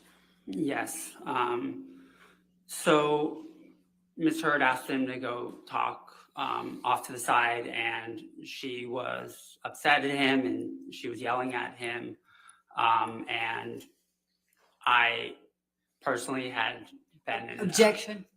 All right, I'll sustain the objection. Okay. If you could just explain to the jury what you observed when you saw Mr. Depp and Ms. Heard having an argument. Okay. He was kind of cowering and seemed almost afraid. And it was really like odd to see because he was older than her, obviously. So, but I just went back in the house because I didn't want to. Objection to what he did. All right, I'll sustain us to. Understood. So after you observed the argument, fair to say you went back to to your house on site? Yes, I did. Yeah. What happened after that? So when I saw Mr. Depp on my next rounds, he apologized profusely and said, "I'm really sorry about that." She was upset. Objection, Your Honor, hearsay. Sustain. Next question. What, if any, type of reaction did Mr. Depp have? He was just really. Objection, Your Honor, hearsay. He's going to say it again. It's the reaction, it's not the statement. All right, if you could make that clear, that's Yeah, fine. just what type of physical reaction did Mr. Depp have after the argument between Mr. Depp and Ms. Heard? He honestly, throughout the rest of the night, became a lot more quiet and was just very more petulant. In the beginning of the night, he was a lot more outgoing and extroverted, and throughout, as the course of the night went on, he was less and less so and more quiet. Did you observe any of the guests consuming alcohol while on the property? I assume they were. I mean, people had cups and there was alcohol set up in the bar trailer, but I didn't physically see them pour alcohol into their cup and cup go into the mouth per se. Did you witness Mr. Depp drink any alcohol that evening? I couldn't say. Anything about Mr. Depp's demeanor that made you think he was perhaps intoxicated? Yes, as the night went on, I am a former bar owner, so even though I wasn't drinking that night, I'm very familiar with the signs. So just as the night went on, like I said, he became more and more quiet, but he also, as we would have conversations, his head would kind of sway a little bit back and forth, which was a little, he was much less sharp than he was earlier in the night. Did Ms. Heard appear intoxicated to you? She did. She seemed, I think when she was angry at him, it seemed like she was intoxicated, but that's just based on my experience and my own personal trauma dealing with abuse. Objection, Your Honor, move to strike. All right, I'll sustain the objection. We'll strike it from the record. Please disregard that testimony. Did you observe anyone do or take drugs? I did not. Did you witness Mr. Depp and Ms. Heard interact other than the argument that you previously described for the jury? At the end of the night, I heard a commotion. I was inside the house and came out. I couldn't tell what was going on. And Mr. Depp and Ms. Heard were having a discussion about I'm not sure what, but then they went to their trailer. At that point, a lot of people had already gone to bed. So it just kind of petered out. Everyone went to bed, including myself, and I didn't hear anything else the rest of the night. What time did the evening come to an end? I'd say it was almost around 3 a.m. Did you ever see Mr. Depp grab anyone? Objection, leading. Sustain. Did you ever see Mr. Depp become physical with anyone? Objection, leading. Sustain. Next question. Did you ever witness Mr. Depp get angry that evening? Objection, leading. Sustain. What if any? What if any? anything happened the There we next go. morning? What if any? The next morning, we have checkout at noon at the time before COVID. And so around 11 o'clock, one of my innkeepers let me know that there was some damage. Objection, hearsay. Did something happen that caused you to go to Mr. Depp and Ms. Heard's trailer? Yes, I was informed that. Objection, hearsay. It's not being offered for the truth, Your Honor. I mean, may we approach on this one Okay, topic? sure. Thank you. So the witness here actually did respond to me online. So they were right bringing me up. You guys make this stuff happen, by the way, because the amount of likes and comments when he searched Hicksville and trailer, he found a comment by me and he responded to it. Now, after he responded to it, for me, I don't search out people or anything like that. So when he responded, it went like that. That's not how I remember it. Okay. Well, after that, though, somebody attached to him said, "Yo, you should hit up the team themselves since you What, know if more anything, about it." happened the next morning, Mr. Knight?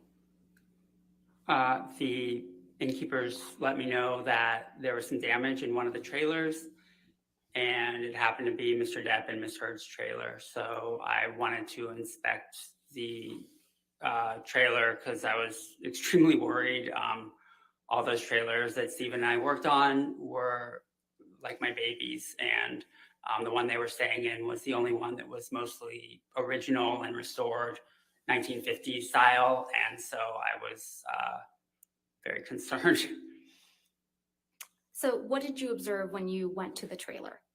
I observed that there was a light sconce by the bathroom in the bedroom that had been broken off the wall, and a couple pieces were on the floor, and they were, and yeah, it was basically just broken. The light fixture was hanging on the wall still, and except for the pieces that were on the floor.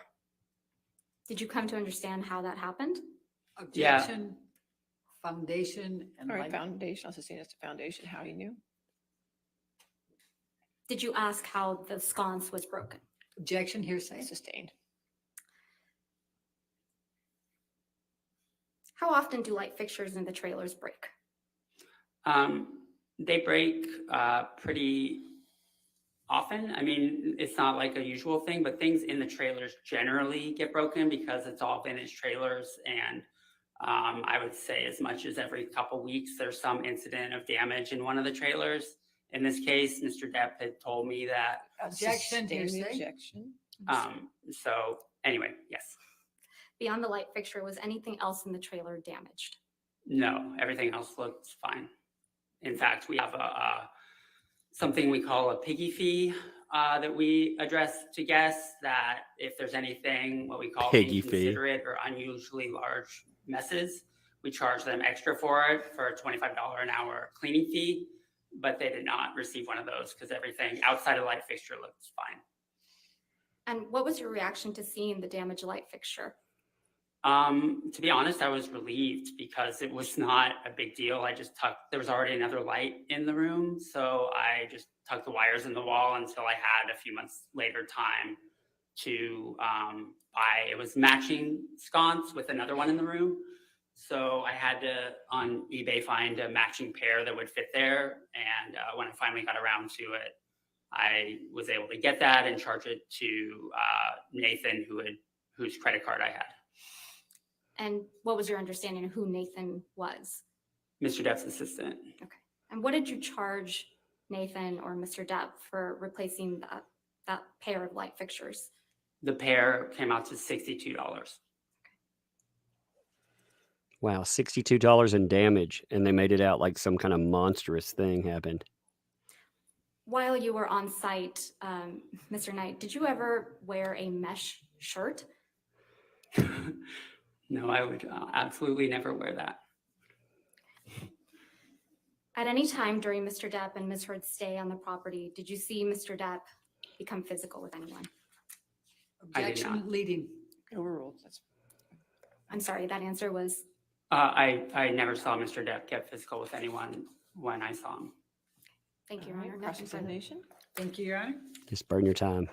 Oh, look at her and Rottenborn. Be careful, Rottenborn. You got Mr. Knight, scratches on his faces. You are a pretty big fan of Johnny Depp, aren't you? I am not.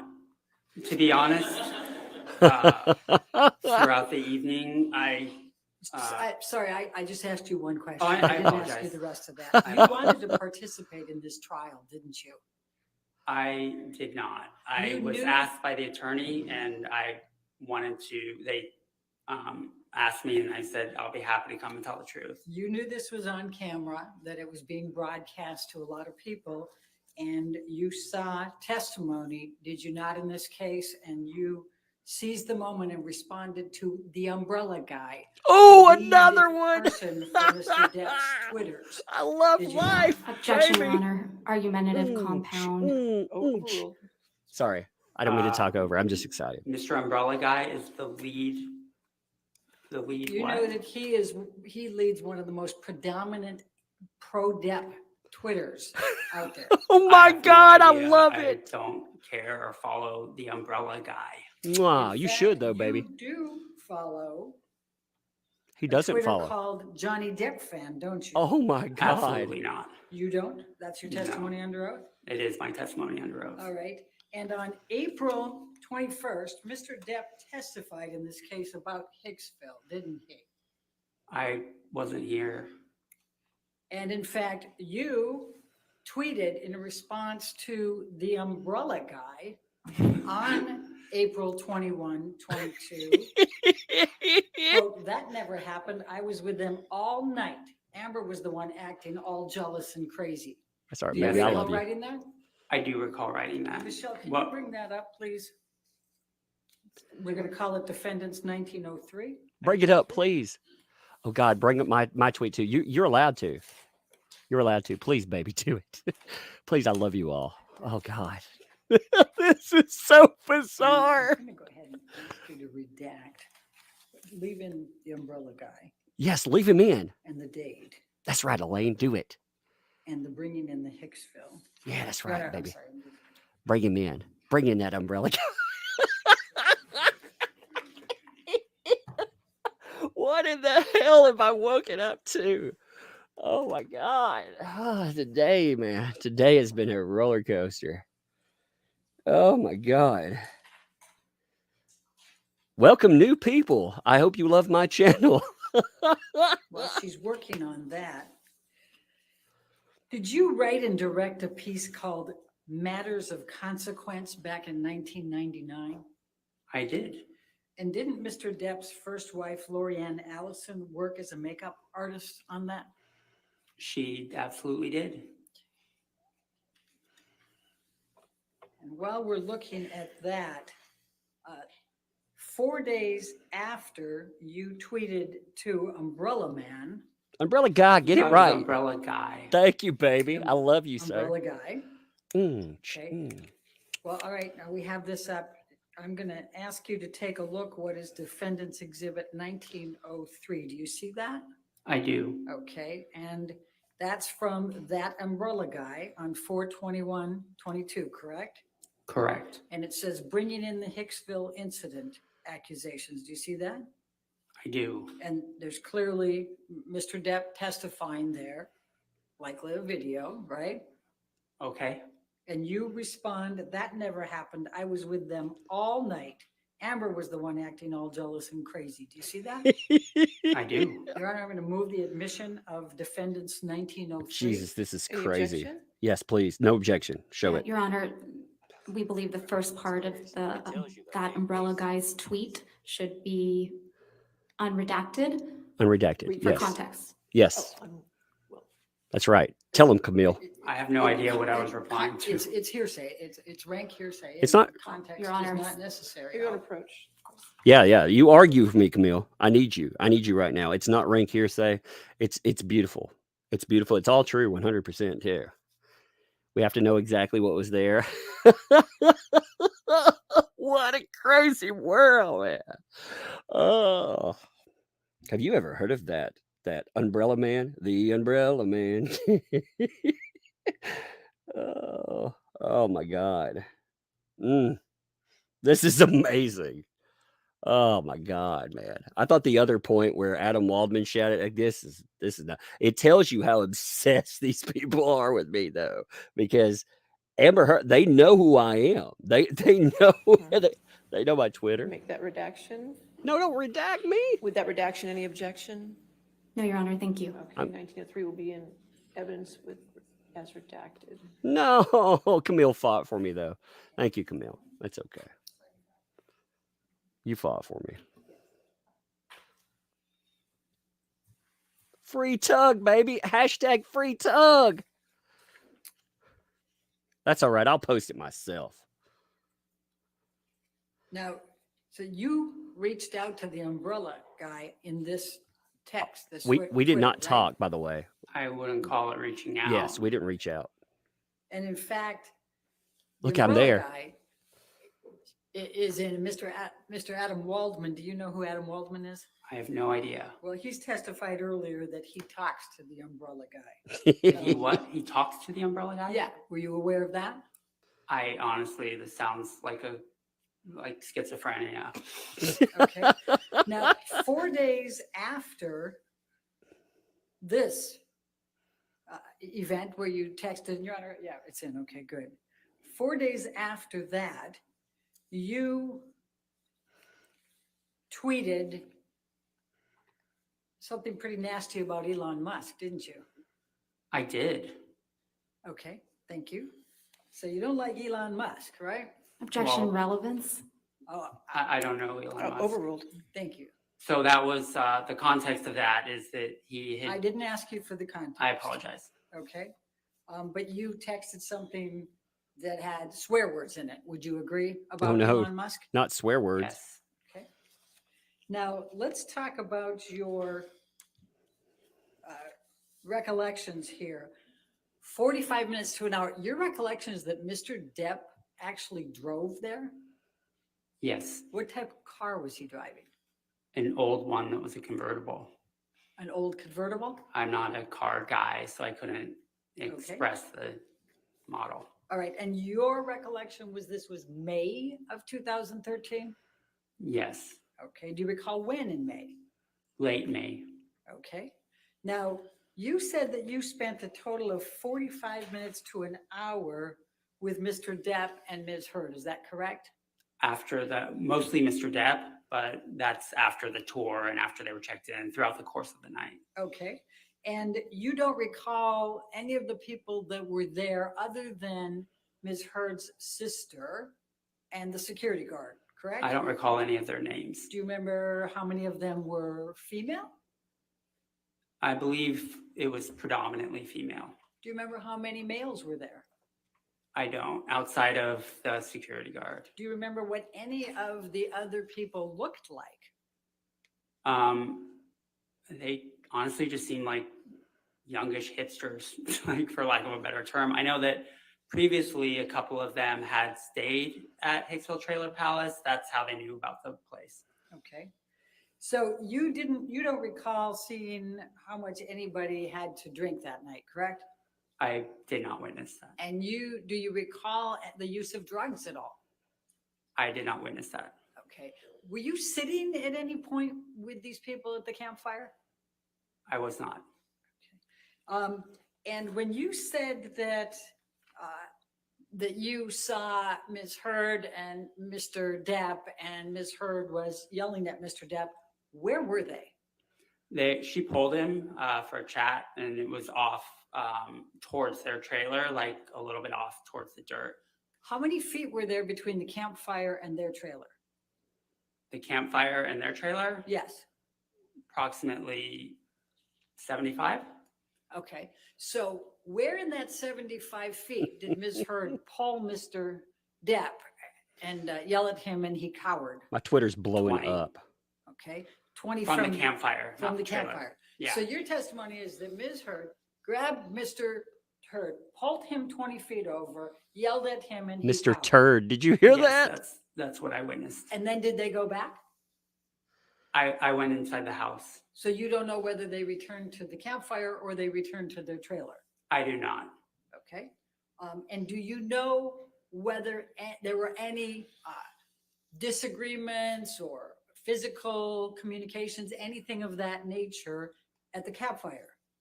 I do not. Do you know whether Mr. Depp did anything to anybody else at the campfire? I didn't see anything. Okay. Do you know whether Mr. Depp grabbed anybody's wrist and asked them if they knew how many pounds of pressure it took to break their wrists? I wasn't there the whole time. Okay.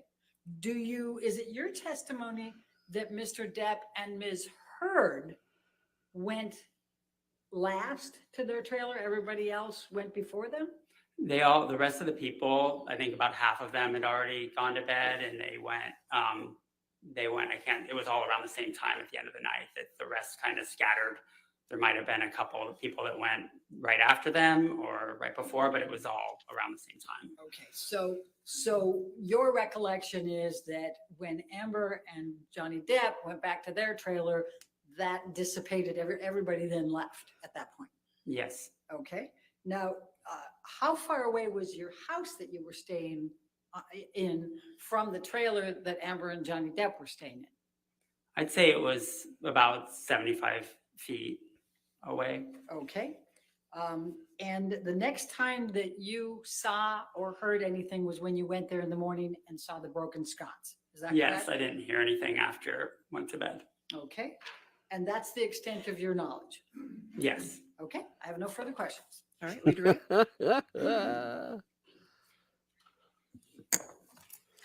Mr. Knight, how did you get involved in this trial? I got a text from one of our old employees who I didn't talk to for Objection, years. hearsay?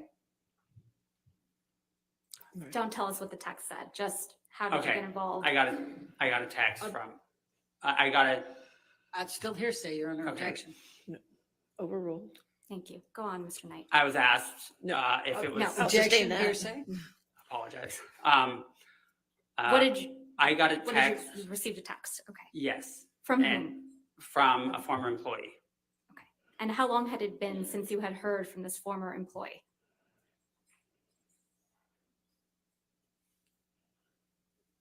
Approximately 5 years. And did you contact Mr. Depp or any of his attorneys? Objection, leading? Overruled. I did not. How did you get in touch with Mr. Depp's attorneys? They got in touch with me. Objection, hearsay? Overruled. Go on, Mr. Knight. They reached out to me. Okay, sorry. It's okay. I don't have an objection right now. Thank you. It's only if he talks more. Next question. And how do you feel about participating in this trial? Objection, relevance? She asked about it. Extremely relevant considering that they have accused him of being. Overruled. Thank you. How do I feel about it? Yeah.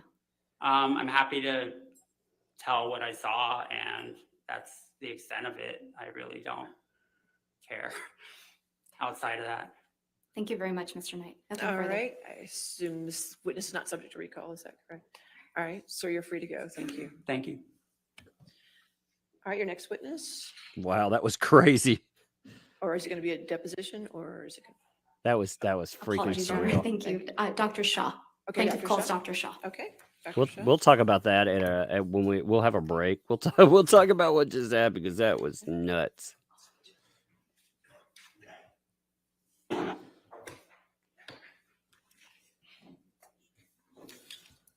solemnly swear or affirm to testify truthfully in this case or penalty of law?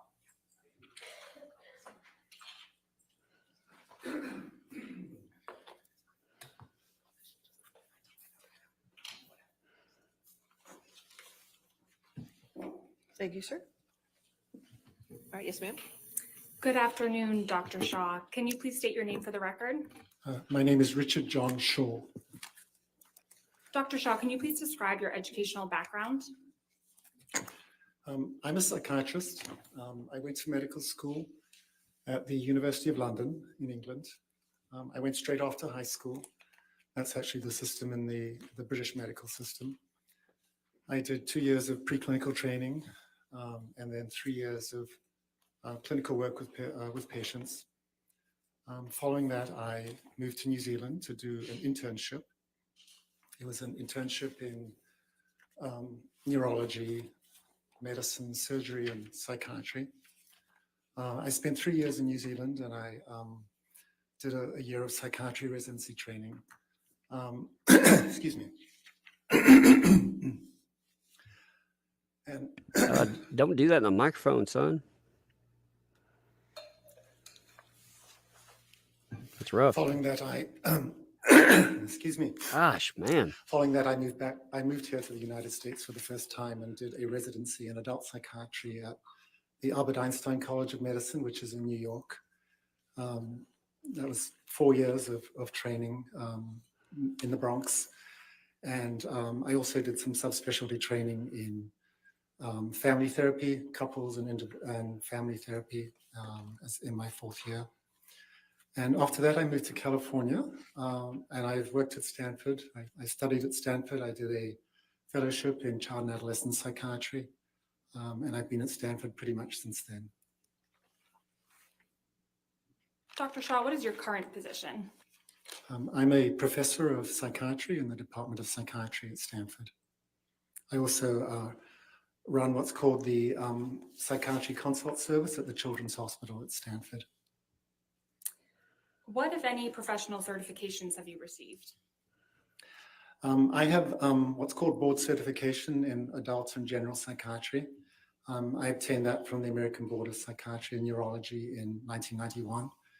And then I obtained subspecialty board certification in child and adolescent psychiatry in 1993. Are you a member of any professional organizations in the field of psychiatry?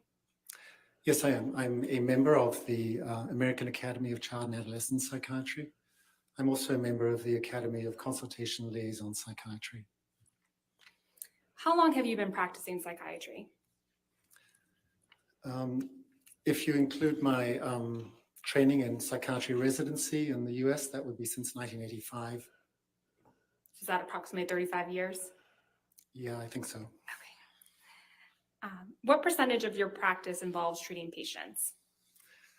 Yeah, approximately 3/4 of my time is working with patients. I work in the pediatric hospital, treating a combination of mainly children and adolescents with severe medical conditions, but also working with parents of children who have severe medical conditions.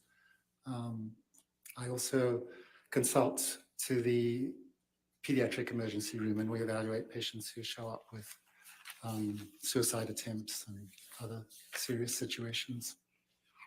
What does the remaining quarter of your practice entail? Well, as a professor, I have to do a number of academic activities.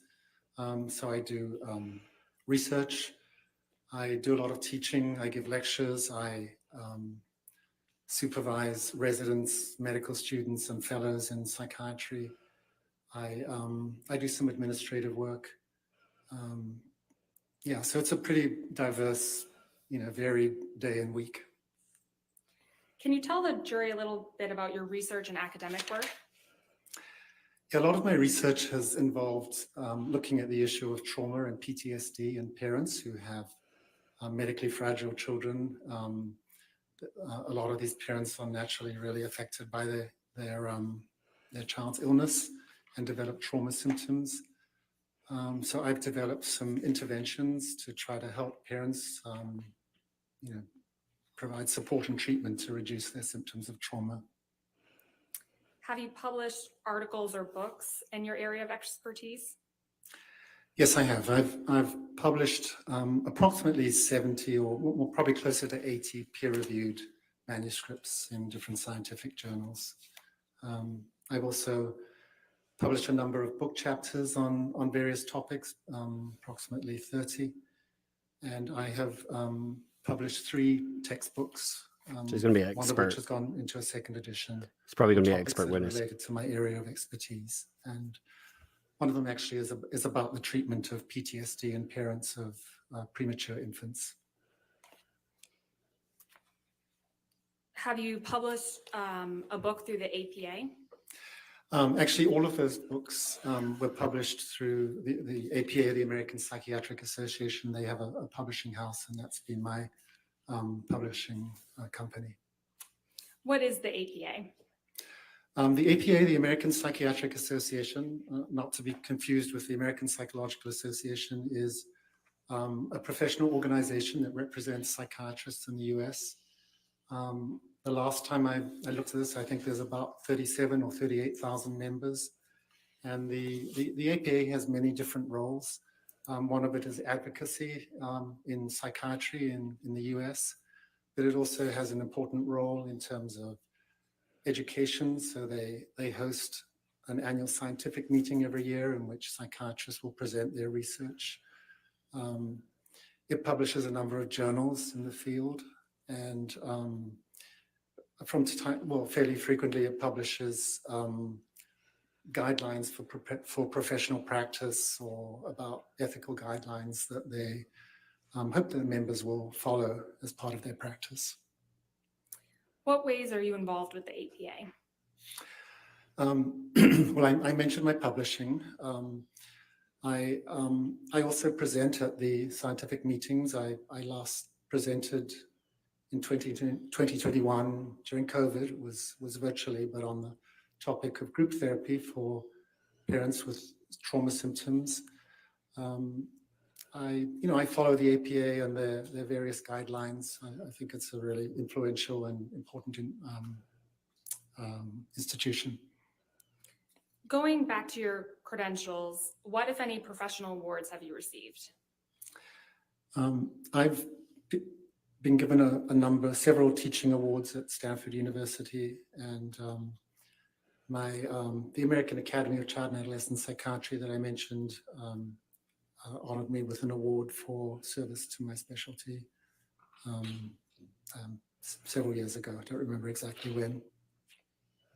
Have you given any public presentations in the field of psychiatry?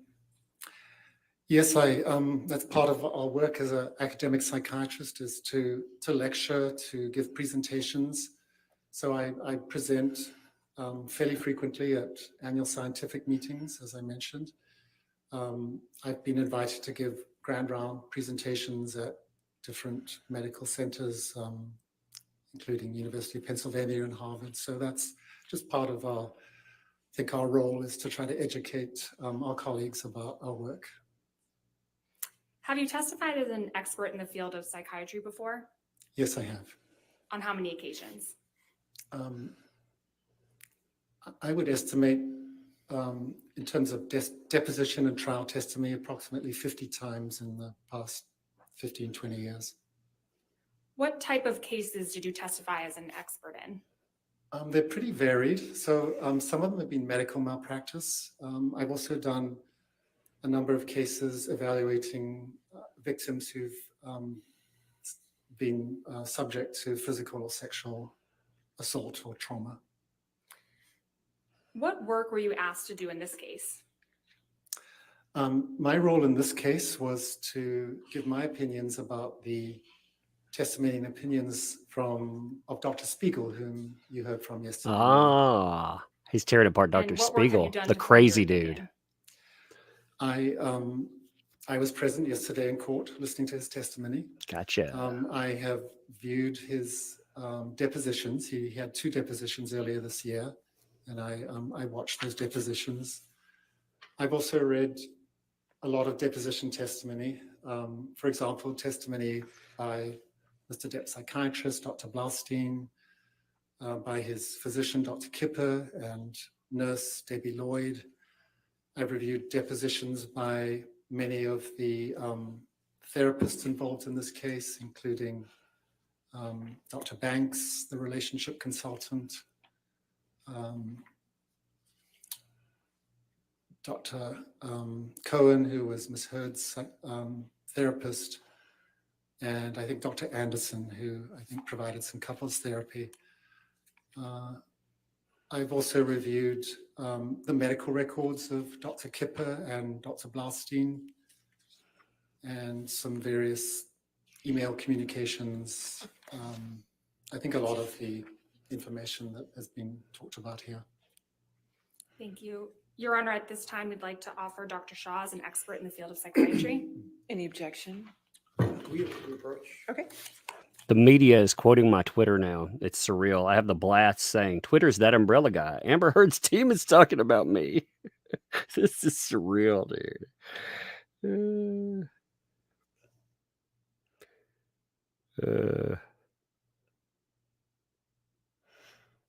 I mean, it's weird.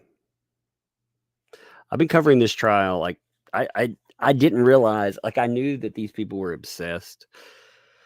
I knew that we were making noise, but if you ever want to know how much noise you can make and how much you can change something, that tells you right there. Somebody searched because they heard themselves mentioned in a giant case. They searched, they found the loudest thing out there, which was Hicksville. They responded. Because of that response, they got out there. And they directly refuted one of 14 incidents that Amber Heard's alleged about Johnny Depp. I keep saying, they keep calling me a Johnny Depp fan page. I'm not a freaking fan page of anybody. What I am is covering this trial in depth. I've been covering it for years, and I can tell you with certainty that that man didn't do anything. I've looked through thousands of documents. I've talked to dozens and dozens of people behind the scenes. I've extended open invites to anyone on her team too. No objection. Your All Honor. right, so he'll be. We'll talk be more. moved as an expert. Thank you. He's an expert, though. They actually added that guy as an expert. Dr. to- Shaw, you testified that you observed Dr. Spiegel's testimony yesterday. Yes, that's correct. And to reorient the jury, can you please generally describe the main areas in which Dr. Spiegel testified? Yes, he. Objection, Your Honor. They heard what he testified to. What's his opinion? All right. about? Foundation to reorient them. That's okay. We can move on. Okay. Do you have an opinion of Dr. Spiegel's testimony? Yes, I do. And what is your opinion? I have a couple of primary opinions. The first is that my opinion is that he violated the ethical principles that are outlined in the Goldwater Rule when he gave his opinions about Mr. Depp, specifically with relationship to personality traits and his cognitive abilities. My second primary opinion would be that Dr. Spiegel's opinions were unreliable and that he had insufficient information. Objection, Your Honor. All right. You're going to approach? Yeah. All right. So Dr. Spiegel is that nutty guy from yesterday. The guy that was licking his face and stuff. But no, as I've said, I am a mental health practitioner. And as a mental health practitioner, a golden rule in mental health is that you do not remote diagnose people. He remote diagnosed Johnny Depp. Never saw the man, never talked to him in any way, shape, or form, but he decided that he would make statements about Johnny Depp. He would make statements that use clinical terminology. And in using those, he played this little game, a semantic game in the aftermath when he was put on cross and Johnny Depp's lawyers asked him about it. He played a game of, I didn't mean to imply that was my medical. And it's like, yeah, right, dude. You know what you did. You know exactly what you did. That guy was crazy, though. Oh, man, what a weird day. And my email is blowing up. Let's see. Oh, look, another mainstream outlet hitting me up. No. I will communicate with, I don't even see the point. Like this trial, if any outlet, listen, let me say it this way. If any outlet wants to talk to somebody, hit up those domestic abuse survivors that support Johnny Depp. Ask them why they support him. Don't talk to me. Talk to them.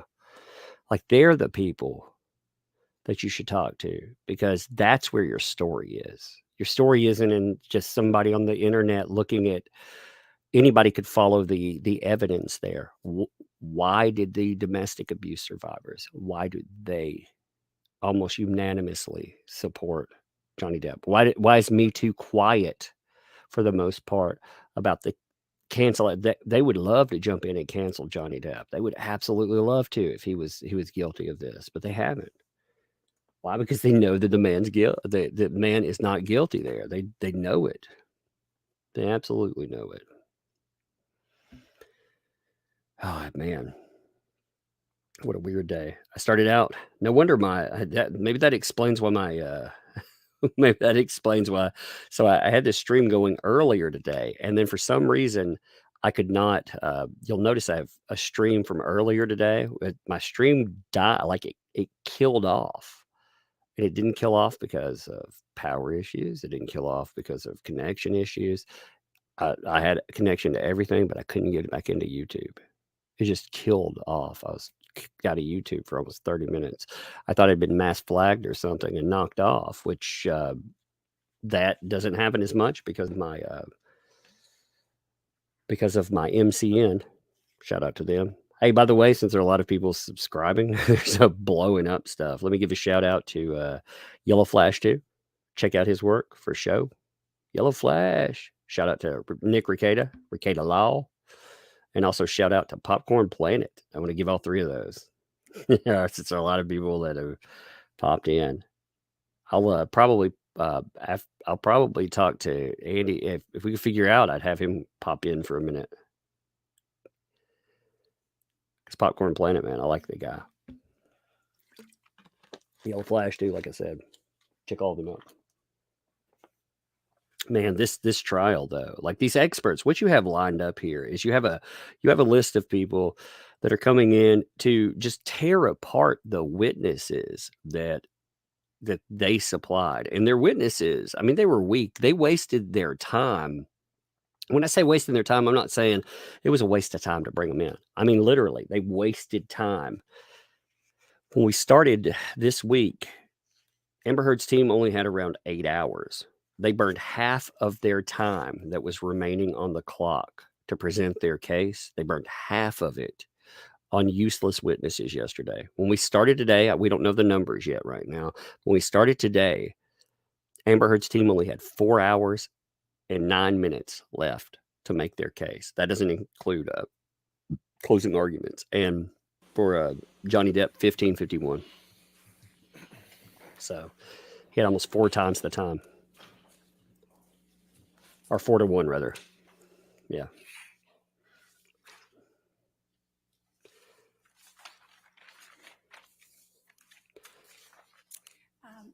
Dr. Shaw, you mentioned the Goldwater rule. What led up to the publication of the Goldwater rule? The Goldwater rule came about in response to an incident that occurred during the 1964 presidential election when Senator Barry Goldwater was running as a Republican candidate. And there was a magazine called Fact Magazine that started a campaign to discredit Senator Goldwater.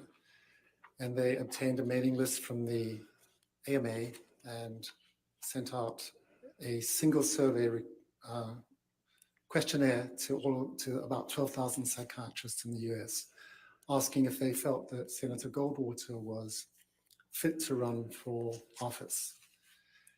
And about 2,000 psychiatrists responded, 1,000 of whom expressed very negative opinions about Senator Goldwater and made comments such as, for example, he was a megalomaniac, he was a paranoid schizophrenic, that he had narcissistic personality disorder. And as a result of that, he was replaced as a candidate and then went on to sue Fact Magazine for defamation of character. And he was successful in that lawsuit. And in response to this incident, the American Psychiatric Association, that I think was really concerned about how psychiatry was being represented and statements psychiatrists were making about someone they had never met or evaluated, issued the Goldwater rule. And the main premise of the Goldwater rule was that it was improper for a psychiatrist to render a professional opinion about a public figure unless they had personally and closely evaluated them.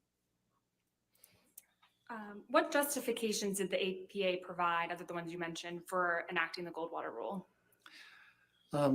They wanted to make sure that psychiatric illness wasn't being stigmatized. They wanted to ensure that individuals weren't defamed by statements made by a psychiatrist that weren't backed up by medical evidence. And they also wanted to preserve the integrity of the psychiatric profession, since I think the public in general, when a psychiatrist speaks out publicly and expresses an opinion, a psychiatric opinion, people generally like to take that seriously. And the APA wanted to make sure that those opinions were credible and could be relied upon. Have there been any updates to the Goldwater rule? Yeah, since 1973, which was when the Goldwater rule first came out, there have been a number of revisions and publications by the APA. They're called Annotations in Psychiatry, in which the Goldwater rule has been better defined and expanded to some degree. So, for example, in 2017, in this publication, the APA reasserted that it was not ethical to provide a psychiatric or professional opinion about someone who had not been evaluated personally by that psychiatrist, that it was unethical to provide an evaluation without obtaining consent from that individual. They also sort of really kind of defined what a professional opinion is, and how they defined it is that an opinion that a psychiatrist expresses about someone's speech, behavior, or any characteristic about that person, if that opinion is made using the expertise, experience, and knowledge inherent in the practice of psychiatry, that is considered a professional opinion. So it might include making a diagnosis or not making a diagnosis. And the other, I think, a couple of important things about that 2017 document were that the APA specified that if a psychiatrist is to give an opinion about someone, about the diagnosis or personality characteristics, whatever, that they have to follow an appropriate methodology. They have to do an evaluation that follows the standard practice of a psychiatrist here in the US. And if they don't do that, they are considered to be, affecting the integrity of both the psychiatrist and the psychiatric profession. And this revision of the Goldwater rule definitely received a lot of support. The president of the APA at the time stated that breaking the Goldwater rule was irresponsible, stigmatizing, and definitely unethical. So that was a very strong statement from the president of the APA. What other medical organizations have weighed in on this issue? Yeah, the number of organizations have their own sort of version of the Goldwater rule. The American Medical Association, that represents physicians in the US, has an annual meeting, and they have what's called a Council of Ethical and Judicial Affairs, and they had a meeting in 2017 in Honolulu, and they came up with their own statement about the issue of whether physicians can provide opinions without directly evaluating somebody. And their opinion was that physicians should refrain from giving a psychiatric diagnosis about any public figure, including celebrities and people in the media. Are there exceptions to the Goldwater rule? There are exceptions, yeah. And I think Dr. Spiegel had a lot to say about this yesterday when he was saying that if you couldn't express an opinion without evaluating someone, it sort of made the whole specialty or role of experts in the court sort of null and void. But there are exceptions and situations in which an expert can give testimony in court.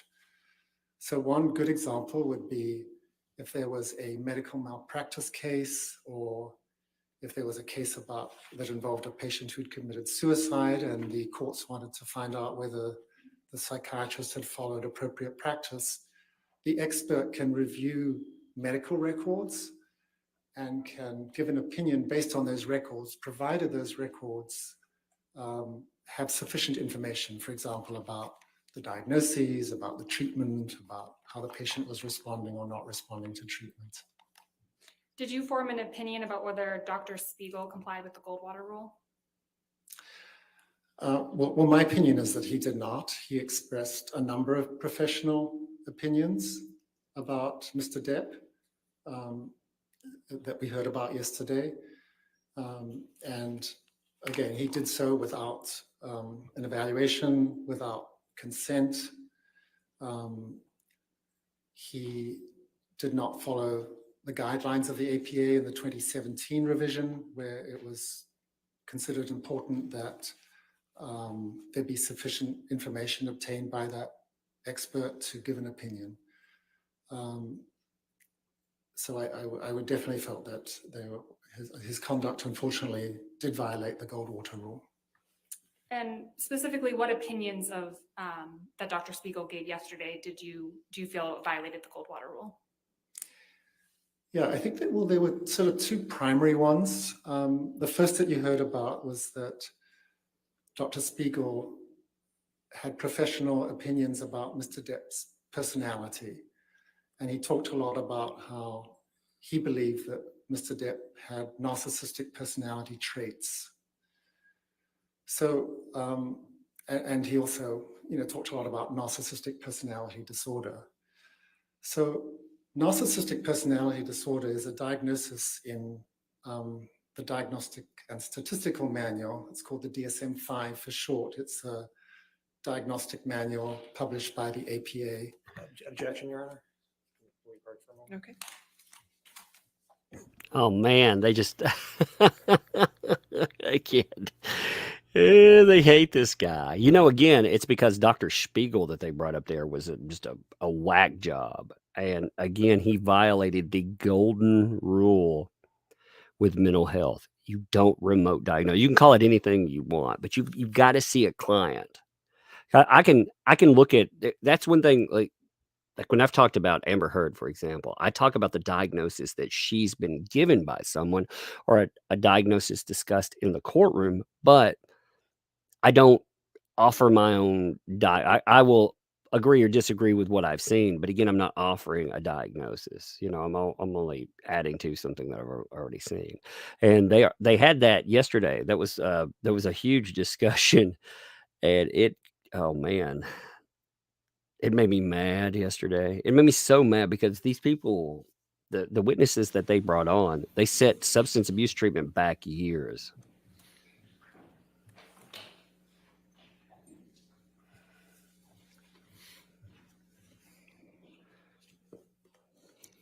Go ahead, Dr. Shaw, please continue. Sure. So I was just talking about narcissistic personality disorder in the DSM-5.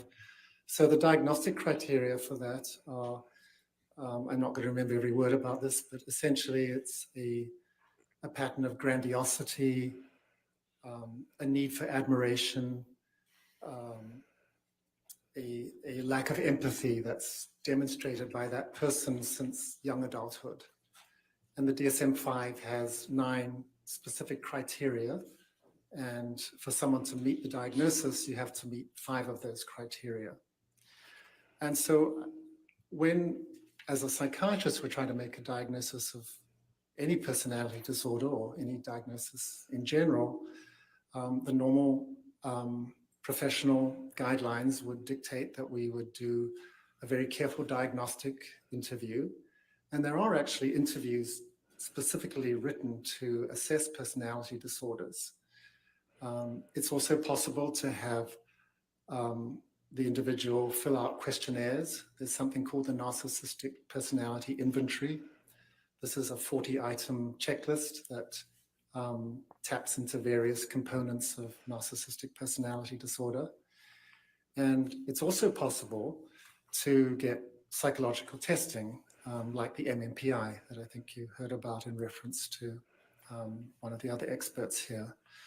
So with all of this information, including collateral information from family members, work colleagues,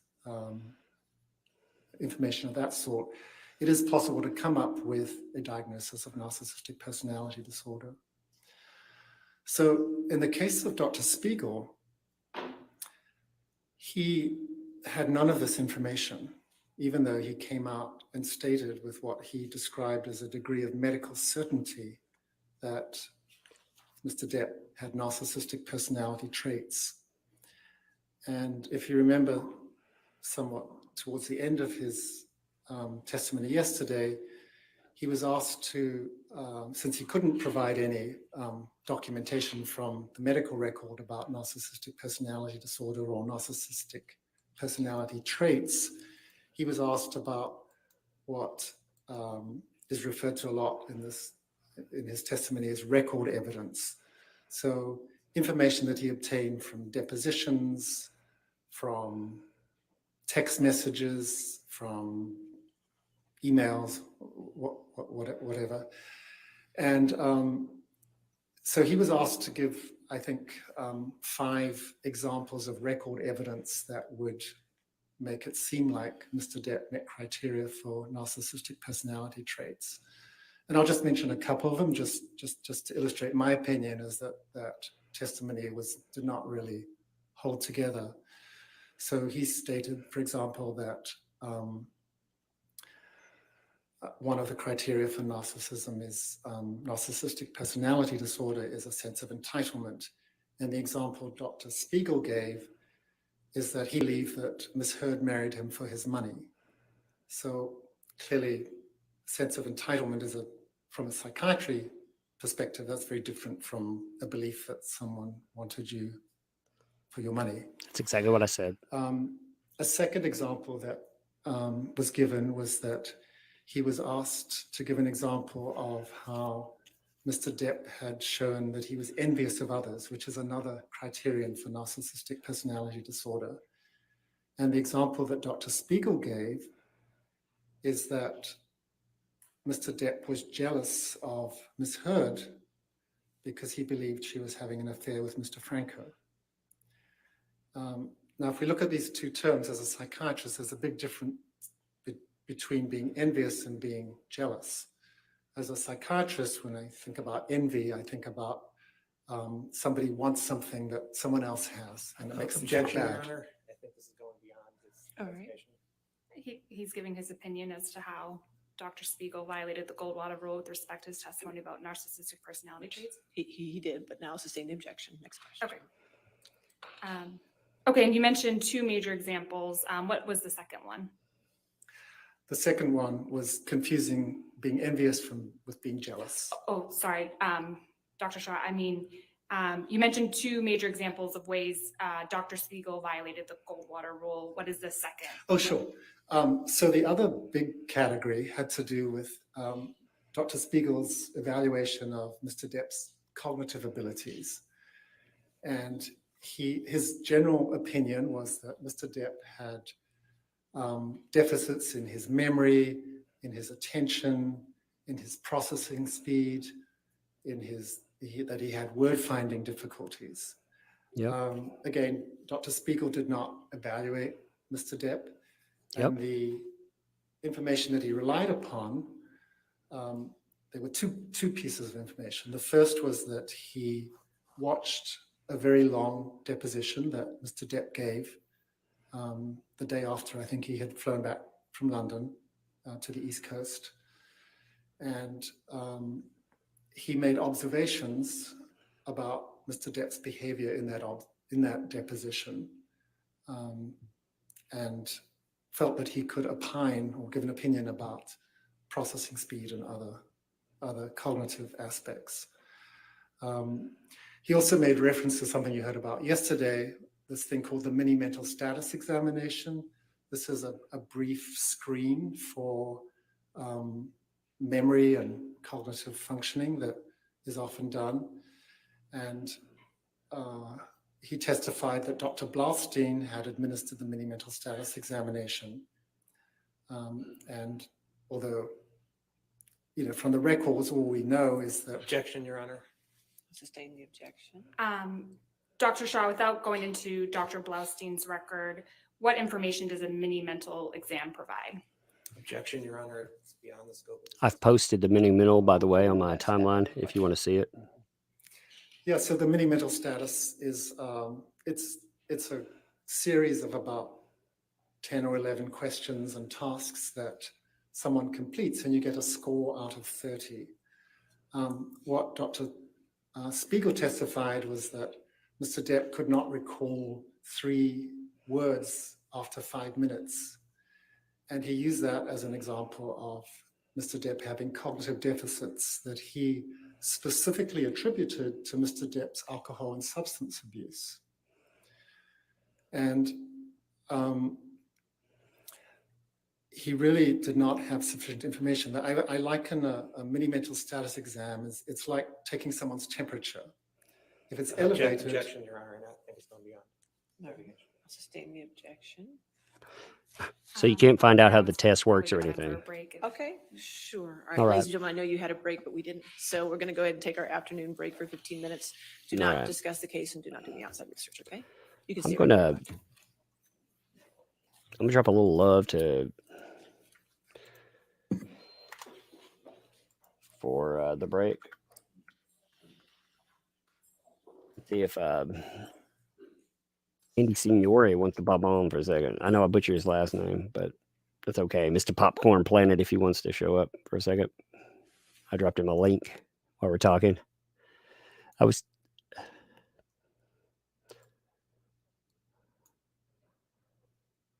They're coming back. They went ahead and they were leaving, so I just popped them out there. Yeah, that was wild, wasn't it? Hey, if somebody would do me a solid, if you have a little archiving channel or just whatever, if you would clip that part for the God, that was weird. That was surreal. So like I said, I didn't contact that witness at all. Like when people are here, I didn't contact them. What happened is I posted on Twitter. And because I posted on Twitter, because you folks, like, you make things easy to find, right? When you look for them on Twitter, because I posted on there, people were able, let me just pull that tweet up. Actually, we found the tweet. So give me 1 minute and I'll pull up what they were talking about with the Hicksville thing. And I think that's good because the Hicksville thing is all about, it's all about disproving a narrative. You notice that they didn't want on the record what exactly we were talking about there either. So here, let me see. Here's the all right, so here's the tweet. This is my bringing in the Hicksville incident accusations. Johnny Depp will be accused of being jealous because a woman was, quote unquote, sitting close to Amber Heard. Depp said she had taken Happy something. Depp is accused of removing her hand and yelling at Amber. So that was my post. I had posted quite a few posts at that day. I go in, I was basically keeping up with the trial, as I always do. And then, hey, what's up? I see, and hey, what's up, man? Oh my God. Wait, I got to use my applause buttons. Bravo, dude. Bravo. That was unreal. It was strange, wasn't it? What a surreal world, man. What a surreal world. So well deserved, my man. It was just incredible to see how Elaine kept plugging you. Like, I know. I thought they would stop. I was like, man, it's never going to stop. This is amazing. It's like she's so clueless in that, like, because I do believe they hate you. You're right. Like, they despise you. Amber, all of them hate you. But usually you want to ignore the person, right, that you hate and not give them such a big platform. Right. But they just completely made you, not only announced you multiple times, but declared you the best pro-Depp channel in us all. I was just like, wow, man. Like I said, I thought the Adam Waldman shout out was something. I was like, all right. And then that, I was like, oh my God, they have me an old section in this trial. No, you have now officially, I mean, you always were a part of this whole thing, but no, now you are officially you get to star in the show someday when it happens, dude. Who are they going to cast? I'm going to be, they'll protect my name by calling me That Umbrella Man though, so I'll be all right. Oh God! You're now part of my show. Obviously, I have it all being clipped. We're gonna be playing it all tonight later. Please pop in if you're done, or do both, whatever. But yeah, man. I'll do some. Congratulate you because I was just laughing and just enjoying it. It's so nice that so many people that deserve it are getting plugs as they should, because without you guys, without what the work we're doing, right? And Brian Fella and Laura B and all these people that have been for so long on this, like you guys have, it's just good to see them getting, the accolades that they deserve. Dude, you've been on this for a while too. Don't sell yourself short on it though. I mean, I came in as the UK trial was when the tape dropped. Like when the tape dropped is when I think that's when a lot of people were like, wait, what? Yeah, but still, I mean, that's a long time. You figure Yeah. that's 2 years, man, of coverage. That's a But lot you of time. understand, like that, all you covered was you were skidding under uncovering every rock is the only separation I do. But thank you. Yes, I will take some credit. But yeah, it's been a wild trip, and I know without folks like you, Brian and you guys are the two of them that I've been following so closely with all the intel you guys get. To hear Elaine just lose her mind, keep saying, do you think she was, I don't know, I'm sorry, I missed it. I was watching the thing. Do you think she was purposely saying your name wrong, or was this another instance of like the Rolling Stones magazine where she just has no concept of anything? I think it was incidental because she did get it right, and I like that the witness even corrected her at one time.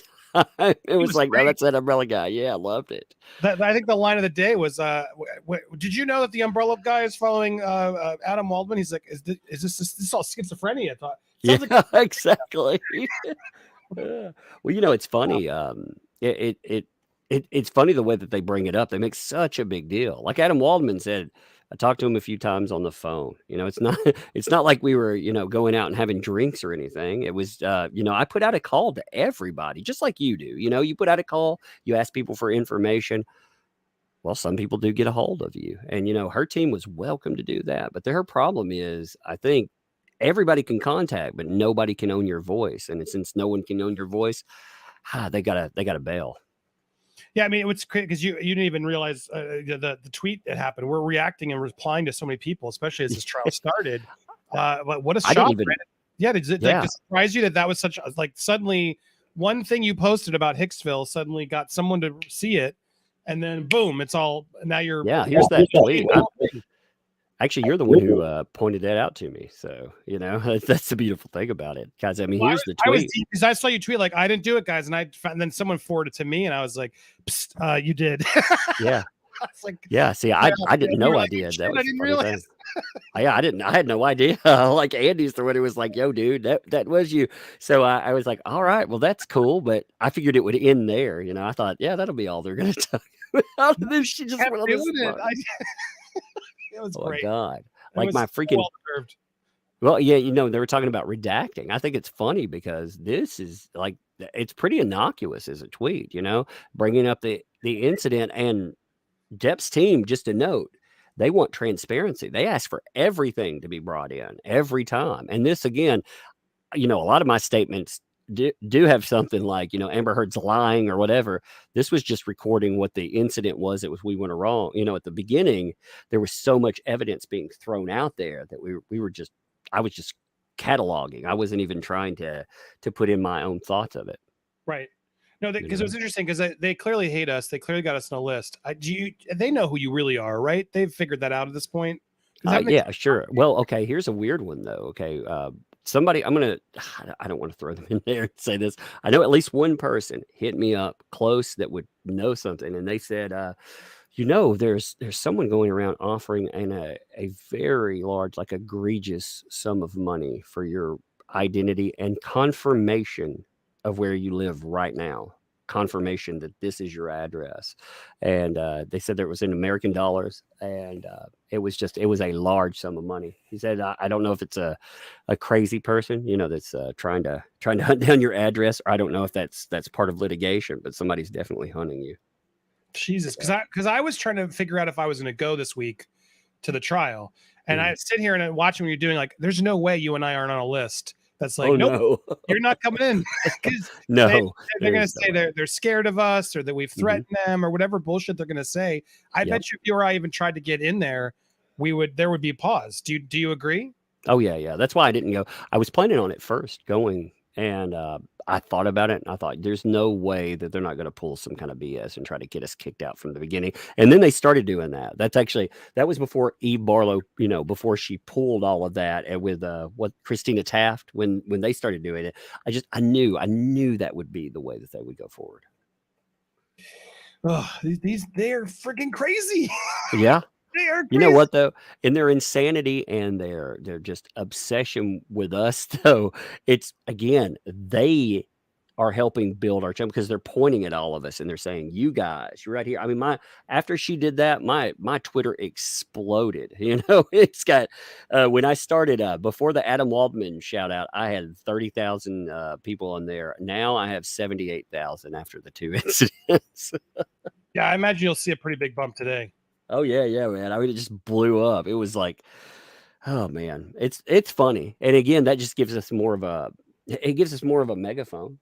To again, all we're doing is what the media should have done in the first place. I mean, when I get Correct. down to it, I'm not trying to give myself back pats in that. I mean, Jesus, people are like Adam Waldman says, we're online investigative journalists. I'm doing this in my free time. I took time off work so I could cover this freaking trial. But imagine if the media actually took the millions of dollars that they had and they pointed at this would have never become a thing. Well, imagine if Amber Heard had just not needed the attention and just followed her marital agreement, divorce agreement. That's rather, true too. I mean, there's That's so very many true. things. Now she's playing victim because the biggest other takeaway today that still blows my mind is that data guy was so on point. And when he put up that chart, it's just proof that she's full of shit, right? Because it's like the $100 million countersuit. How the hell did she get that number? They didn't even try to get to that number. And then when the guy just shows you the data, which is pretty undisputable, and then puts it there that, it's the audio tape that made her go trending. Now, if they were suing them, right, because it's like, well, you leaked the audio tape and that's where all this happened. Then I would understand an argument a bit more, I guess, whether it's right or, you know what I mean? The Adam Waldman statements as someone who's filed this case, I never heard him. I never saw him. That had nothing to do with, with what we're doing. It had to do with the audio tape and other things she did. And when you see that chart and the spikes, you're like, what is she even talking about? How can she claim that those Waldman statements were what made it all happen? The fire burning. I knew Adam Waldman for other statements anyway. They were about, Roberta Kaplan was out there firing, and he fired back one time. And he said, Roberta Kaplan, it's funny, she says that she supports victims when she's in with hoax artists like Jesse Smollett. She was representing him, and she was representing Harvey Weinstein. So I remember him from that. That's what put me on him, but it was not all these other statements, these 3 statements that they make a big deal out of. And even beyond that Waldmanians thing, that is not she created that term. Her followers are the ones that boosted that term. It wasn't Adam Waldman. It wasn't us, she, hell, here's one of her more notorious uses of it. She liked to use it all the time, but here's her, she would use it all the time. I'll let the Waldmanians, I'll let the Waldmanians take over from here. If this is in 2021, she would bring it up all the time. And again, her minions, her people would use it way more, and people finally adopted it. Stupid name too, the Waldmanians. She's so not even creative. Well, that's exactly how you track it back to her. What have been her accusations? You're all bots. You're all minions. Oh wow, really? You're just killing me here, Amber. You're killing me. It's amazing because I'm trying to figure out the lead for our show tonight, but it's the takeaway to me is she's been going down in flames today. I feel like all these people have just completely destroyed her counterclaim, but she's literally just there smirking more than ever. Yep. What do you think's in her? What do you think her Amber's head is saying right now? I think she's in denial all the time. I do. I really, I know though, there was an incident where people, when Elaine rage quit basically on redirect. Before that, I know that there was discussion about her yelling at her lawyer in the hallway. I know for a fact before that, a week before, she had both of her lawyers cornered and was yelling at them and telling both of them that she would replace them. So I don't know. I don't know what's going through there. I don't know if she really buys her BS and she thinks she's doing well, or if she's just trying to put on that face and trying to pretend, I'm not burning here. I'm not burning. Yeah, she can't admit failure. She's refused this whole time to take any accountability for anything except for what she had to, which I guess she never will. I mean, there comes a time. I talked to Greg Ellis the other day, and I thought Greg Ellis, what he was saying was pretty profound. He was saying that we need an apology pathway open, and she, for her, it's too little too late anyway. But, at one time, maybe she could have backed out. Maybe she she knows she should have backed out, but like you said, she didn't want to. She thought she had this in the bag, and she did for a long time. The thing that her team said to, when he was looking over the hashtags was that did Johnny Depp get damaged by her statements in her op-ed? Absolutely, man. I went back to that time and looked at it once, and there were tweets with tens of thousands, almost 100,000 likes on them saying that they wanted him fired. They wanted him removed from Disney, and it happened. Yeah, no, it's all crazy.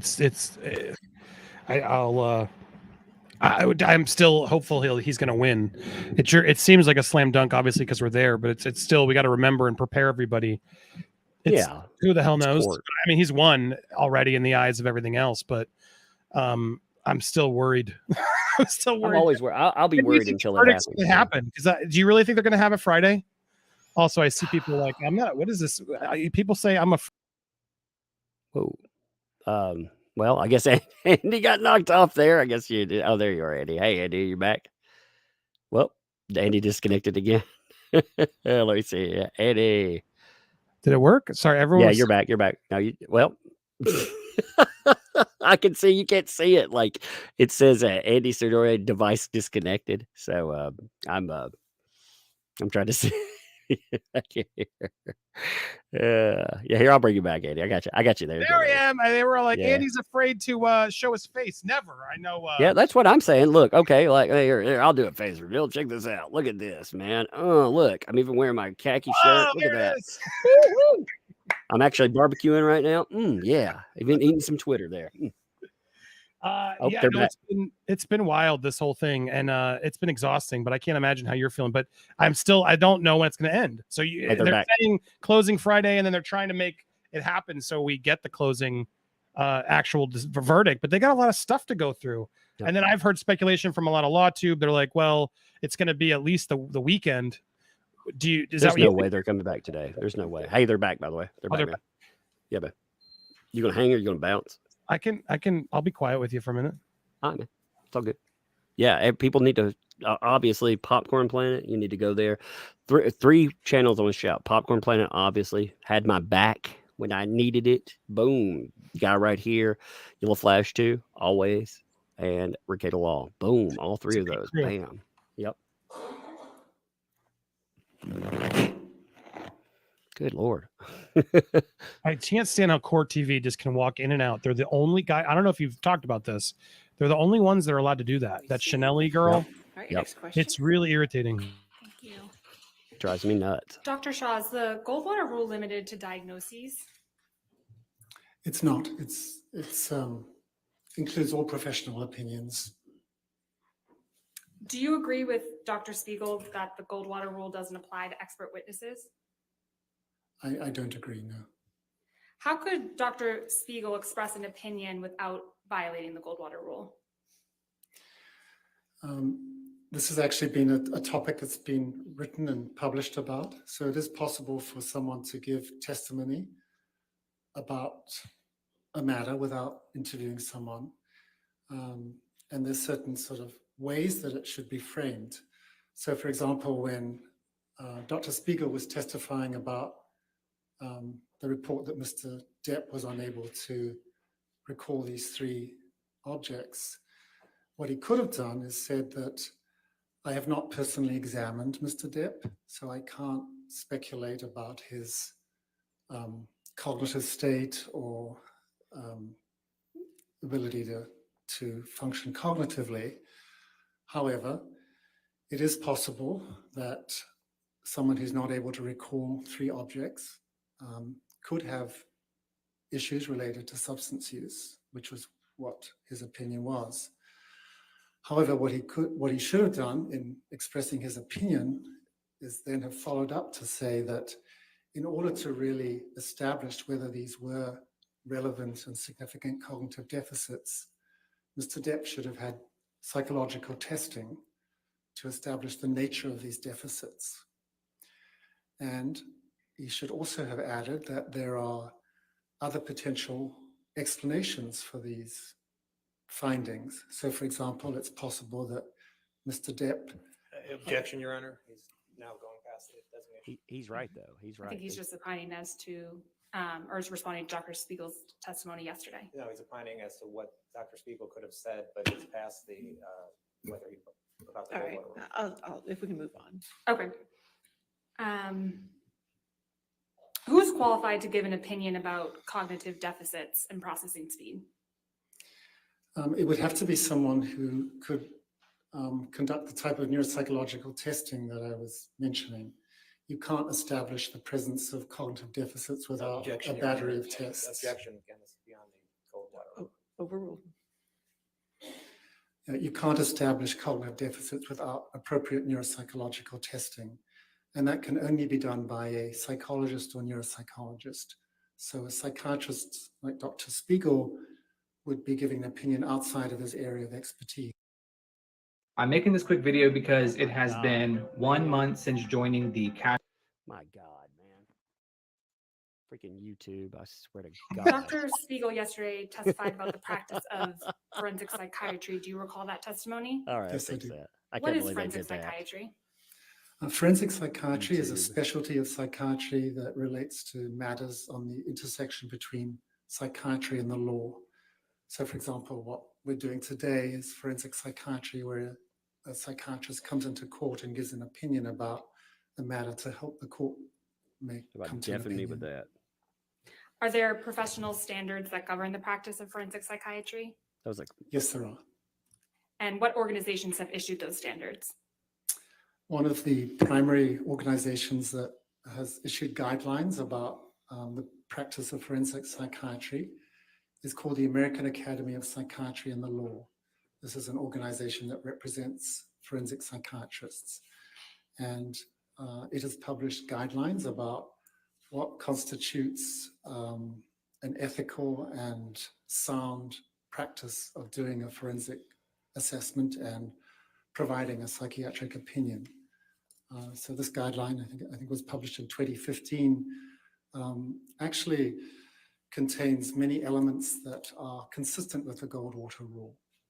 So, for example, it states that for a forensic assessment to be done, there has to be informed consent, and there should be a very thorough, comprehensive evaluation that would include reviewing past records, past psychiatric history.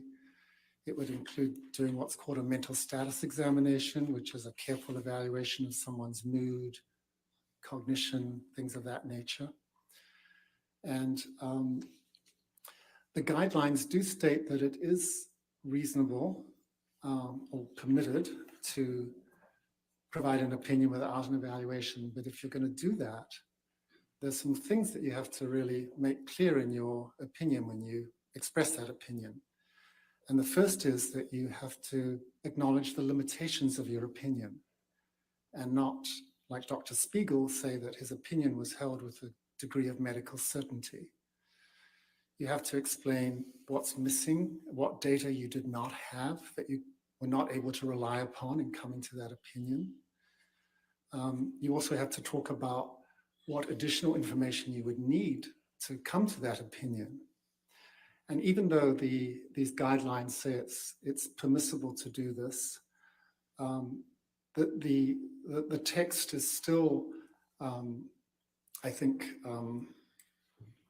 not fully in support of psychiatrists doing this. So their statements are that opinions rendered without a proper database, which is what we as psychiatrists rely upon to make diagnoses and give opinions, professional opinions, is questionable and not generally recommended. Did you form an opinion about Dr. Spiegel's testimony with respect to these practice guidelines? Yes, I did. And what is your opinion?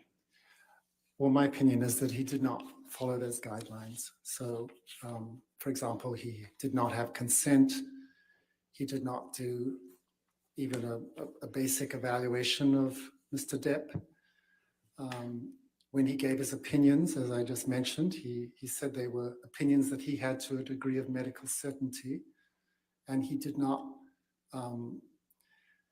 make any statements about what other additional information he would have wanted to make that opinion. So, for example, when asked about should neuropsychological testing be performed, he said most patients don't have access to that, which is actually not at all true. I mean, every medical school has neuropsychologists that can do testing. So I think that was an unfortunate statement. So I think those are the primary ways in which the Goldwater rule was violated, and the practice guidelines were not adhered to. Dr. Shaw, yesterday Dr. Spiegel was talking about correlation and causation. What is the difference between correlation and causation? Objections, it's not in his designation. It is. We can approach and I can show you.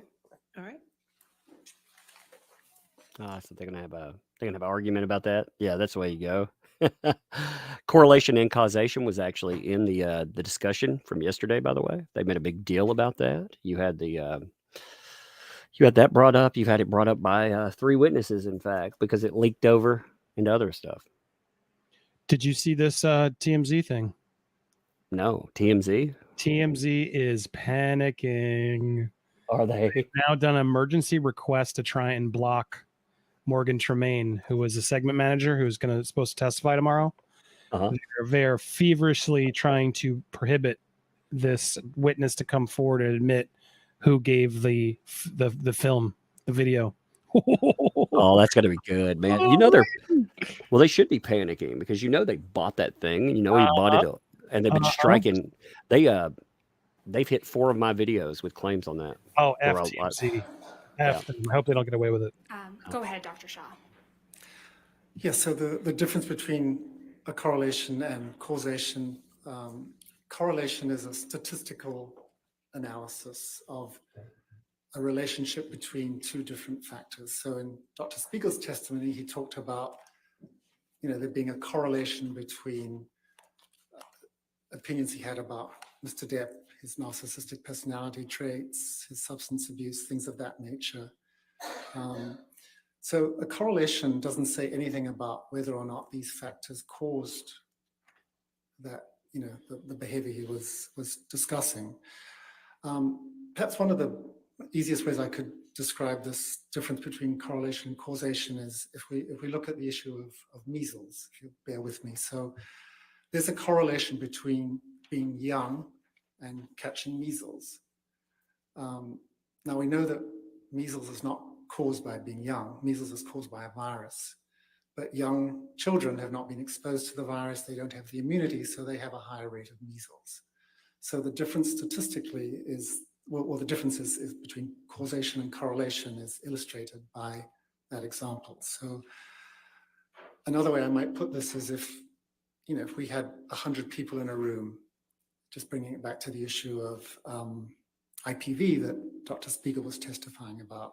Let's say we had 70 people who had all the risk factors for IPV and 30 people who had no risk factors for IPV.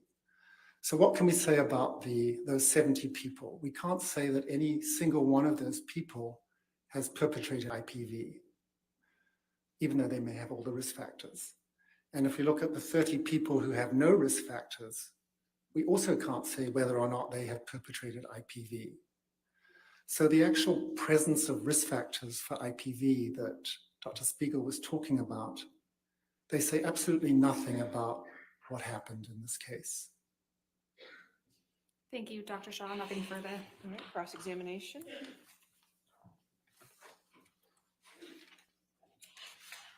Johnny Depp's like, yeah, boy. Good afternoon, So Dr. that- Shaw. Good afternoon. You're not offering any opinion as to Mr. Depp's psychology, correct? That's correct. And you testified a lot about the Goldwater rule. You know of no case where an expert has been excluded from testifying based on the Goldwater rule, correct? I don't know about the whole universe of cases. It's possible, but I don't know personally about one. And you, before this case, you've never offered an opinion on the Goldwater rule before, correct? That's correct. And you've never written an article on the Goldwater rule, correct? I have not. And you've never given a presentation on the Goldwater rule, correct? I have not. And you've never been on any committees regarding the Goldwater rule, correct? I have not.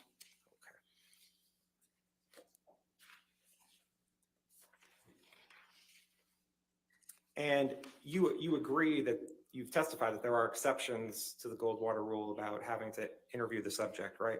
Yes, And you understand that Dr. Spiegel requested to meet with Mr. Depp twice, but Mr. Depp declined, correct? I'm aware of that. And Dr. Spiegel stated in his designation and at trial yesterday that he did not meet with Mr. Depp, right? Yes. Can we put up Defendant's Exhibit 1904?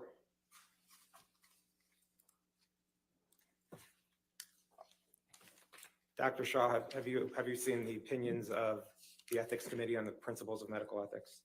Yes. Okay. And if you could turn to 79 of the PDF, it's actually, thank you. You see where it's highlighted here? Yes. And it says psychiatrists have also argued that the Goldwater rule is not sound because psychiatrists are sometimes asked to render Objection, opinions. hearsay. He's an expert. Without conducting an examination of an individual. Examples occur in particular in certain forensic cases and consultative roles. This objection attempts to subsume the rule with its exceptions. What this objection misses, however, is that the rendering of expertise and/or an opinion in these contexts is permissible because there is a court authorization for the examination or an opinion without examination. And this work is conducted within an evaluative framework, including parameters for how and where the information may be used or disseminated. You see that? I do, yes. And this court authorized Dr. Spiegel to testify in this case, correct? Yes. Okay, thank you. I have nothing further. All right, redirect.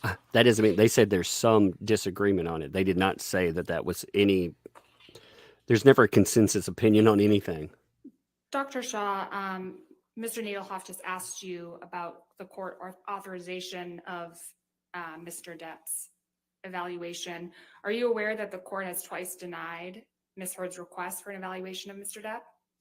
I heard that yesterday in testimony, yes. Okay, thank you. Nothing further. All right. Thank you, sir. You can either have a seat or you can leave. Thank you.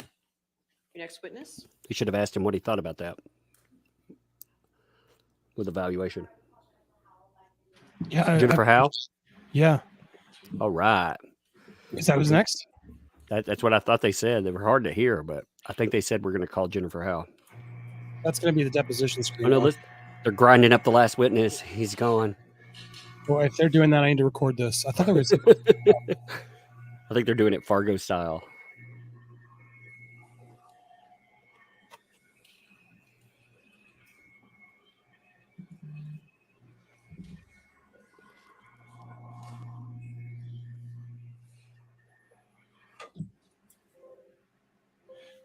I'm also really pissed. TMZ is likely going to win that.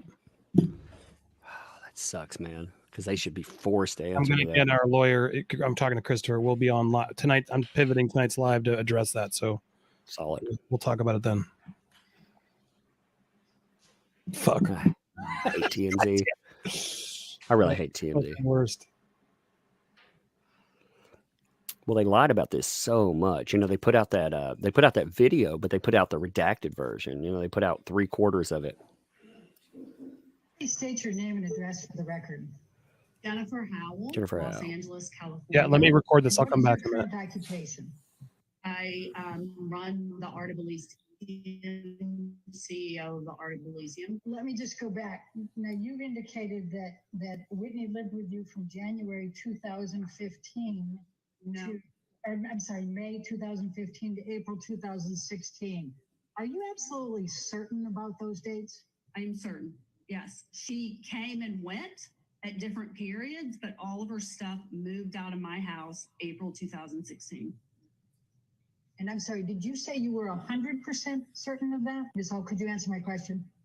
Yes, she did go back to Amber and Johnny's at different points, but she was still living with me during that time. The question I asked, because you were talking at the same time Ms. Vasquez was giving an objection, was I believe that you said you were 100% certain of those dates. Is that correct? Same with me. All right. Oh, you previously testified that you were the CEO for Art of Elysium. Is that correct? That is correct. And are you still currently in that position? Yes, I am. And how long have you been the CEO for Art of Elysium?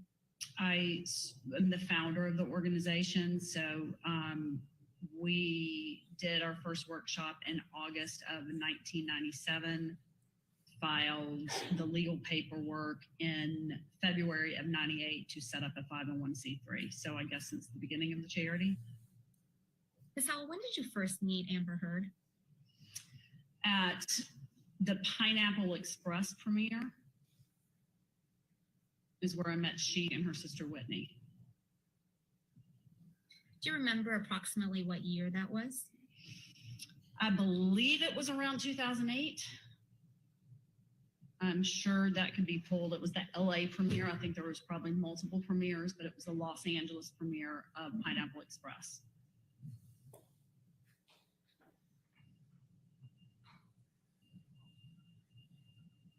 Was Ms. Heard there with Mr. Depp? No, this was long before. I was a guest of James Franco, and Amber was in the movie. And so I met she and her sister at the, to be specific, at the after party of the premiere. Did Ms. Henriquez end up working for Art of Elysium at some point? Yes, she did. What year did Ms. Henriquez begin working with Art of Elysium? I believe it was in 2014. I don't have those documents right in front of me. I believe it was leading into the year Amber was receiving the award. And what was Ms. Henriquez's position at Art of Elysium? Art salon manager, director. Does Ms. Henriquez still work for Art of Elysium? No.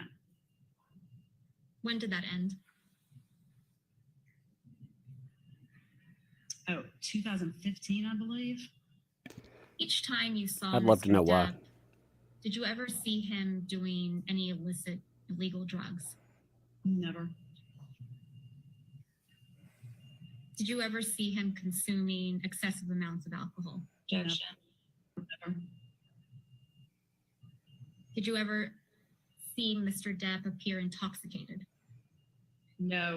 Did Ms. Heard ever show you photographs of depicting injuries on her face or body? No. Did Ms. Heard ever tell you that Mr. Depp was abusive towards her? No.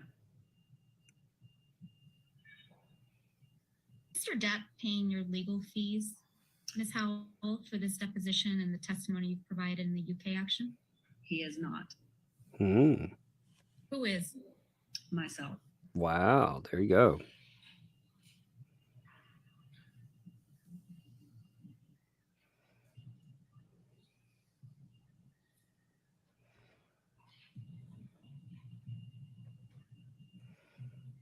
Do you feel any particular sense of loyalty towards Mr. Depp? None at all. Do you feel any sense of loyalty towards Ms. Heard? None at all. Ms. Howell, do you recognize this check as the check that the Art of Elysium received on behalf of Ms. Heard for a donation, an anonymous donation of $250,000? Yes. Yes.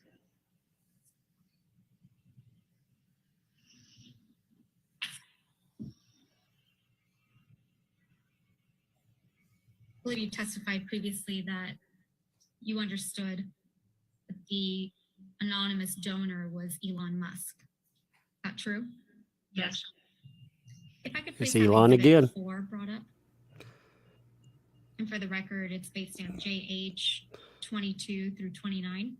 Remind me to tell you why that matters later. Because there's a big story about the Elon Musk connection to the Art of Elysium. What for?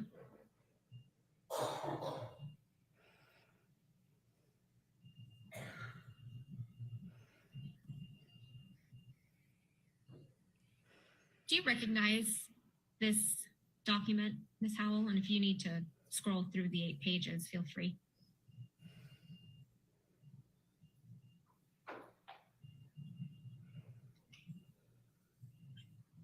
Can you scroll down?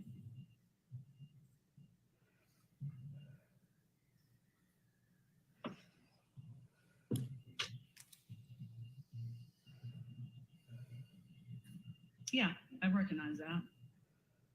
And what is this? That is an email, I believe I sent to Whitney. Scrolling up to the first page of this attachment, who is Marcel Paraso? Sure, Paraso. He is one of my oldest friends in Los Angeles who has served as a board member of the Art of Elysium and is one of my biggest confidants here in LA, kind of for the course of my career.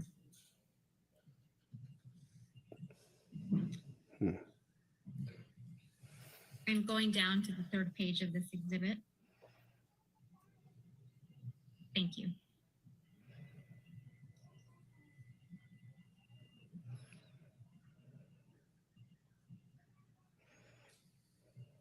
This is an email, Ms. Howell, that you sent to Whitney Henriquez on or about Tuesday, July 28th, 2020 at 11:02 a.m. It is. This is a true and accurate copy of an email exchange that you sent to Ms. Henriquez. Yes, I believe I'm the one who gave that. Yes, it is. And then did you forward this email exchange and the attachments to Marcel Parasau? Yeah, I asked him to keep it for me. Why did you send this email and letter to Ms. Henriquez? Because I've struggled very much with what to do in a situation that I love someone who I know is doing something very wrong, and I know that they're doing it because they're trying to protect their sister, and I'm trying to protect her, and I'm just trying to get her to wake up and do the right thing, which is tell the truth. It's the only thing that can help everybody involved in this case. Ms. Howell, do you recall submitting a witness statement in the United Kingdom? Yeah, they basically just called to verify the witness statement that was submitted previously. And do you recognize this document to be the witness statement and the declaration that you submitted in the UK? And if you want to scroll down to look at it.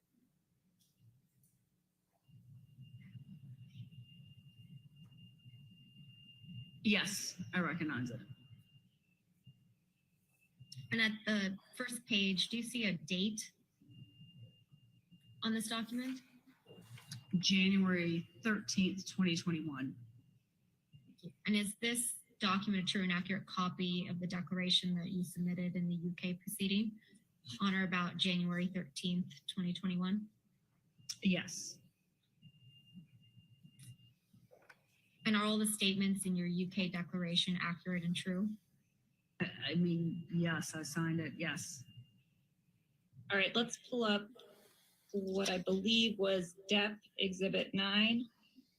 It's been marked as Depp Exhibit 9.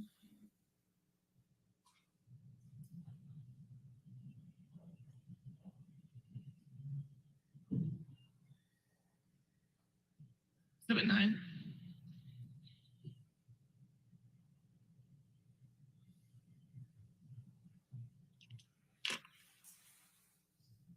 So, Ms. Howell, earlier you were shown this document. Scrolling to the end of it. Can you go? Okay. There. Mm-hmm. Did Mr. Waldman assist you in drafting this email? Absolutely not. Did you speak with Mr. Waldman at all about drafting this email?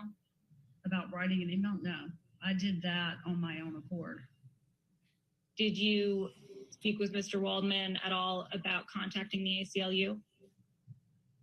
I do not recall having a conversation with him about that. And Ms. Howell, you testified earlier that you received a check from Fidelity Charitable in January of 2018. Is that correct? I don't know if I said the date, but yes, I received an anonymous donation from that check that was submitted. Whatever it's on there, I just don't know the date off the top of my head. And you testified that there was a letter sent along with that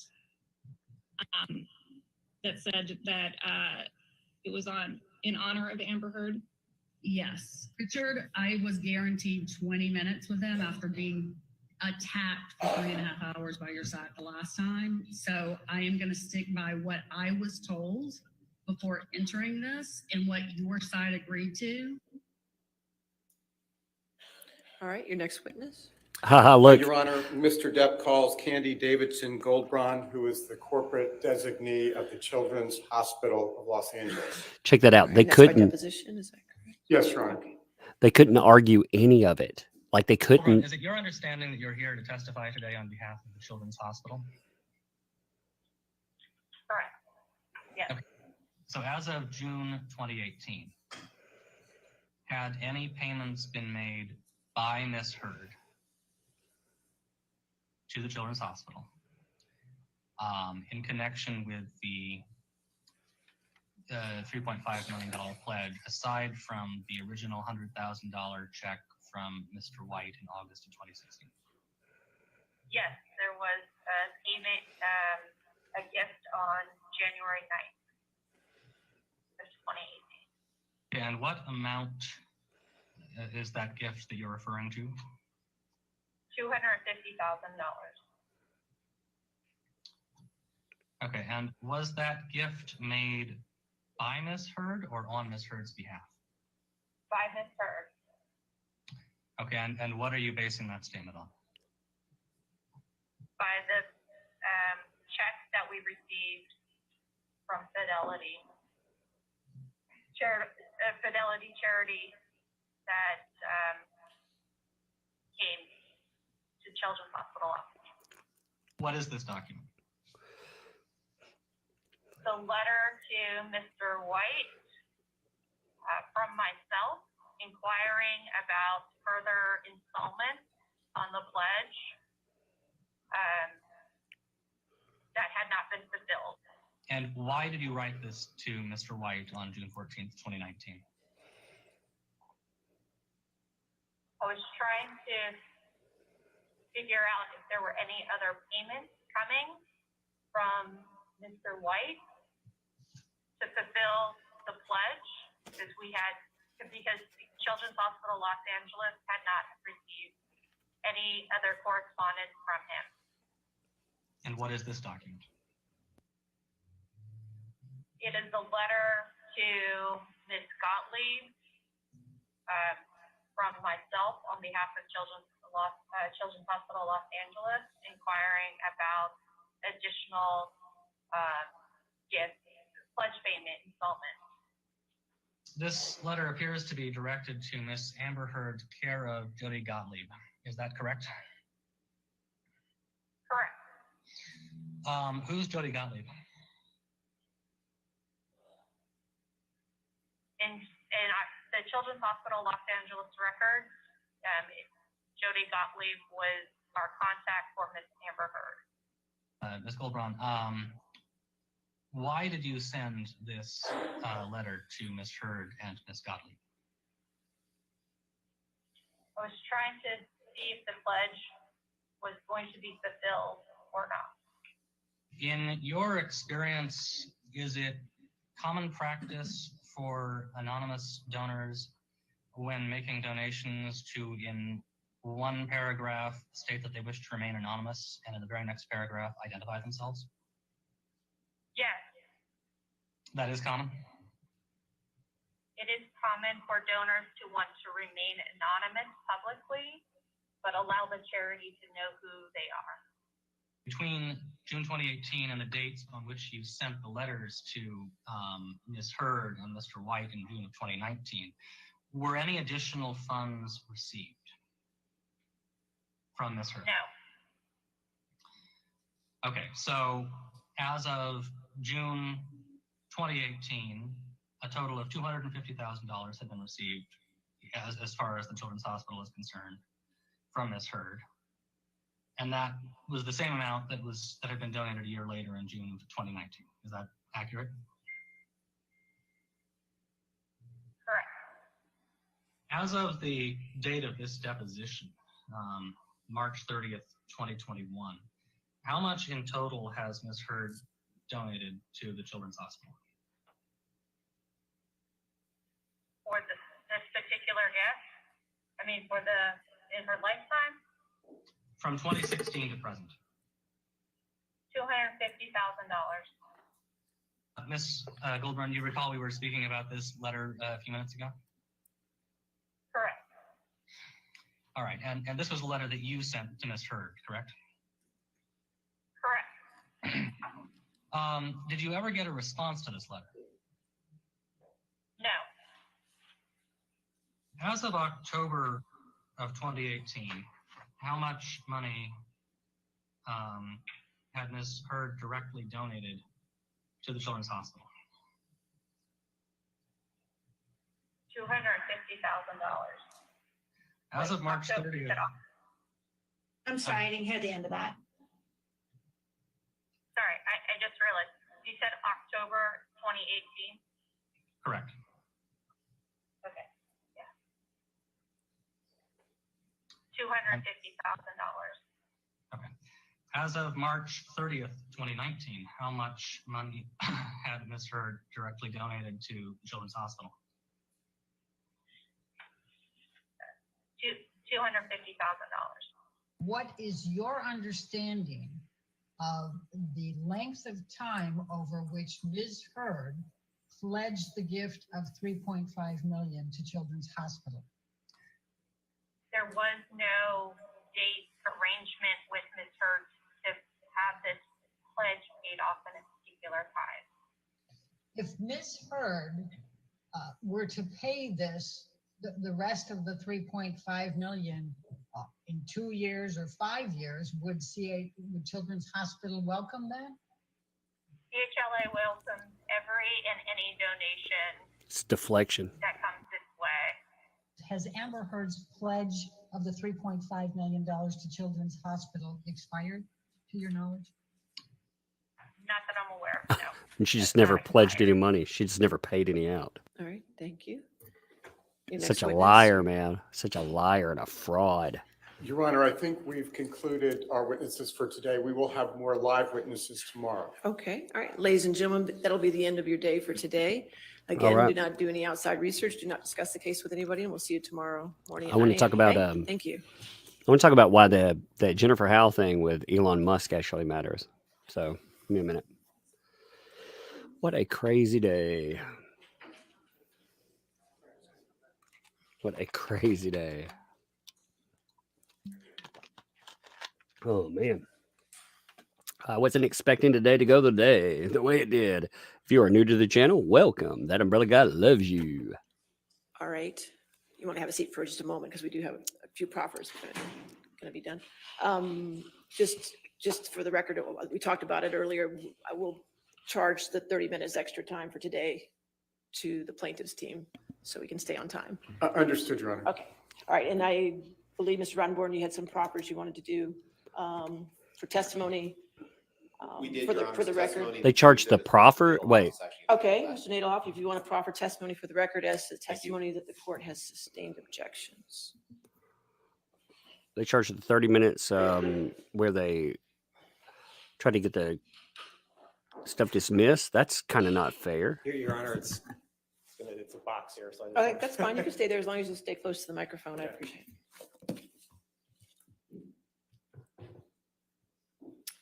And Your Honor, what I will do is I'll explain what we're proffering the evidence for, and then we have copies. Good. Which I'll provide to you. We'll provide them to you electronically, or I don't have another copy for you right now, but we'll provide. That's them. fine. Go ahead. Yes, sir. Okay. Your Honor, for Laurel Anderson, on March 31st, 2022, the defendant attempted to designate certain portions of the deposition testimony for trial of Dr. Laurel Anderson, a clinical psychologist who worked with Ms. Heard and Mr. Depp.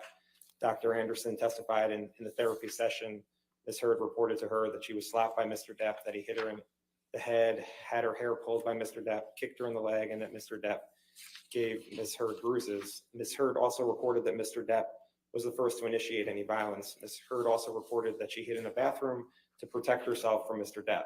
Ms. Heard also reported to Dr. Anderson that Mr. Depp threw a phone at her on May 21st, 2016. This isn't before hit the her jury. and held her hair. So Ms. Heard also reported to Dr. Anderson that she was a victim of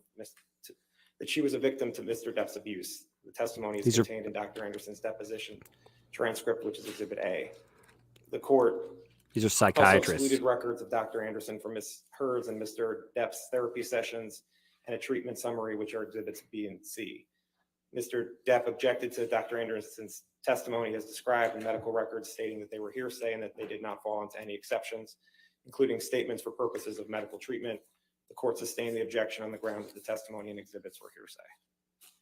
For Dr. Kipper, on March 31st, 2022, the defendant attempted to designate certain portions of the deposition testimony for trial of Dr. David Kipper, Mr. Depp's physician. Dr. Kipper testified Ms. Heard voiced concerns of Mr. Depp's behavior while on drugs and alcohol, that Mr. Depp tried to fight and push Ms. Heard while he was attempting detox on his island, and that she found lots of cocaine in February 2016. Dr. Kipper also testified he told Mr. Depp to, quote, bury the dragon, which referred to the bad feelings that Mr. Depp has inside him. This testimony is contained in Dr. Kipper's deposition transcript, which is Exhibit D. Dr. Kipper also testified about an email he wrote explaining Mr. Depp's detox treatment. In the email, Dr. Kipper wrote to Mr. Depp's sister that Mr. Depp had fundamental issues with anger, romanticized the drug culture, and had no patience if his needs were not met. This email is Exhibit C. Exhibit E. Mr. Depp objected to Dr. Kipper's testimony and the email stating it was hearsay, that it did not fall into any exceptions, including statements for purposes of medical treatment. The court sustained the objection on the ground that the testimony and exhibits were hearsay. Deborah Lloyd. On March 31st, 2022, the defendant attempted to designate certain portions of the deposition testimony for trial of Debbie Lloyd, Mr. Depp's nurse. Ms. Lloyd testified Ms. Heard voiced concerns about Mr. Depp's behavior while on drugs and alcohol, and that Mr. Depp worked himself up into a rage and was trying to fight Ms. Heard while he was attempting detox on his island. This testimony is contained in Ms. Lloyd's deposition transcript, which is Exhibit F. Also, Ms. Lloyd kept nursing notes on these issues that she testified to, which is Exhibit G. Mr. Depp objected to Ms. Lloyd's testimony and portions of the nursing notes, stating it was hearsay that did not fall into any exceptions, including statements for purposes of medical treatment. The court sustained the objection on the ground that the testimony and portions of the nursing notes were hearsay. Aaron Borum Falati.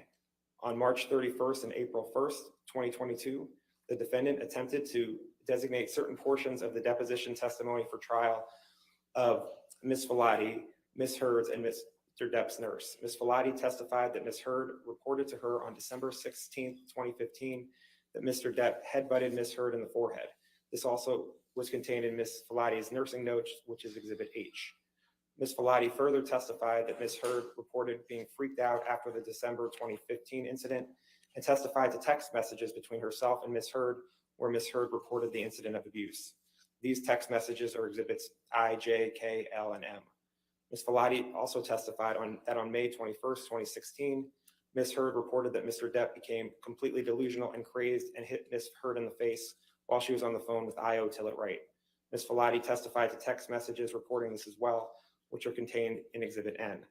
The testimony is contained in Ms. Falati's deposition transcript, which is Exhibit O. Mr. Depp objected to Ms. Falati's testimony, portions of the nursing notes, and the text messages referenced stating it was hearsay that did not fall into any exceptions, including statements for purposes of medical treatment.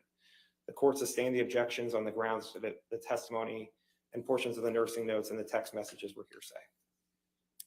Amy Banks, Dr. Amy Banks. On April 29th, 2022, the defendant attempted to designate certain portions of the deposition testimony for trial of Dr. Amy Banks, a clinical psychologist and relationship consultant who worked with Ms. Heard and Mr. Depp. Dr. Banks testified that in therapy sessions, Ms. Heard reported that Mr. Depp attacked her physically, including by hitting her with his hand. Dr. Banks also testified that Ms. Heard reported that Mr. Depp cut his finger off and burned himself with a cigarette. Dr. Banks also reported that Ms. Heard told her that Mr. Depp initiated the violence while in a session with Mr. Depp, and Mr. Depp did not object to the characterization of the violence. Finally, Dr. Banks testified that she believed Ms. Heard's accounts of the violence and that Ms. Heard was a victim of domestic abuse. This testimony is contained in Dr. Banks's deposition transcript, which is Exhibit P. Mr. Depp objected to Dr. Banks's testimony, stating it was hearsay that did not fall into any exceptions, including statements for purposes of medical treatment and for providing improper expert opinion. The court sustained the objections on the grounds that the testimony about the abuse was hearsay and that Dr. Banks's testimony that Ms. Heard was a victim of domestic abuse was improper expert opinion. Connell Cowan. I call this guy Baby Rottenborn. 2022. He's just going to talk forever. Baby Rottenborn. He's just trying. He's so much. Thinks he's so confident, but he's got zero. Dr. Connell Cowan, a clinical psychologist who worked with Ms. Heard. Dr. Cowan testified that in the therapy session, Ms. Heard reported abuse by Mr. Depp, including text messages and medical notes, where Ms. Heard reported in December 2015 that, quote, Johnny did a number on me, end quote. This testimony is contained in Dr. Cowan's deposition transcript, which is Exhibit Q. It is also contained in Dr. Cowan's medical notes in Exhibit R at Depp 9122 through 23 and is contained in text messages that are Exhibits S and T. Mr. Depp objected to Dr. Cowan's testimony, stating it was hearsay that did not fall into any exceptions, including statements for purposes of medical treatment. The court sustained the objections on the ground that the testimony about the abuse was hearsay. Is he going to read the whole book? On April He can't. 29th, 2022, He never the defendant stops. accepted to designate certain portions of the deposition testimony for trial of Dr. Alan Blaustein, a clinical psychologist who worked with Mr. Depp. Dr. Blaustein testified that in the therapy session, Mr. Depp reported that he had cut himself as a child and burned himself with cigarettes. Dr. Blaustein also testified about the drugs that Mr. Depp was on, as reported to him by Ms. Lloyd. This testimony is contained in Dr. Blaustein's deposition transcript, which is Exhibit U. This information was also contained in emails, which are Exhibits V, W, and X. Mr. Depp objected to Dr. Blaustein's testimony regarding the cutting and burning himself as speculation, and the testimony regarding the drugs Mr. Depp was taking as hearsay that did not fall into any exceptions, including statements for purposes of medical treatment.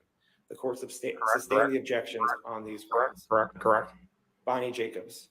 On May 4th, 2022, the defendant attempted to introduce into evidence the treatment notes of Dr. Bonnie Jacobs, a clinical He is going to read that whole psychologist book. Good God. who worked with Ms. Heard. Ouch. The treatment notes show Ms. Heard Ouch. reporting abuse by Mr. Depp, Ouch. including sexual violence. The treatment notes are Using my Exhibit safe Y. word.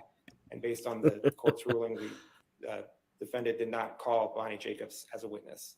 Mr. Depp objected to Dr. Jacobs' notes as hearsay that did not fall into any exceptions, including statements for purposes of medical treatment. The court sustained the objections on those grounds. I have some more. As long as you don't just keep turning every page in that book. No, I'm Yeah, not exactly. staying for that. It is not. Okay. Okay, good God. Even I was thinking that. Lord. Correct. You just- Does this all look wrong? We have, this is my name, my drop. Correct.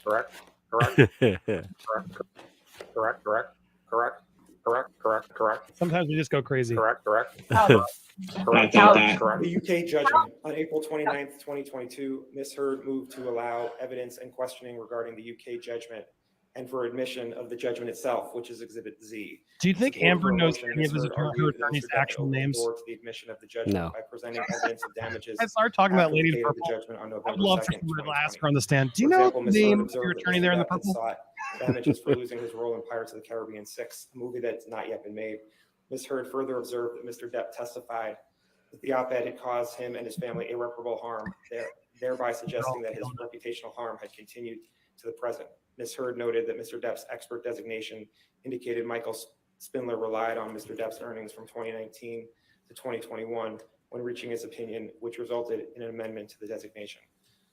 Ultimately, the court found that Mr. Depp had not opened the door to the admission of the UK judgment and overruled the motion, which the court did again today with Mr. Banya's opinions. Good Finally, Lord. Finally. Adam Bercovici.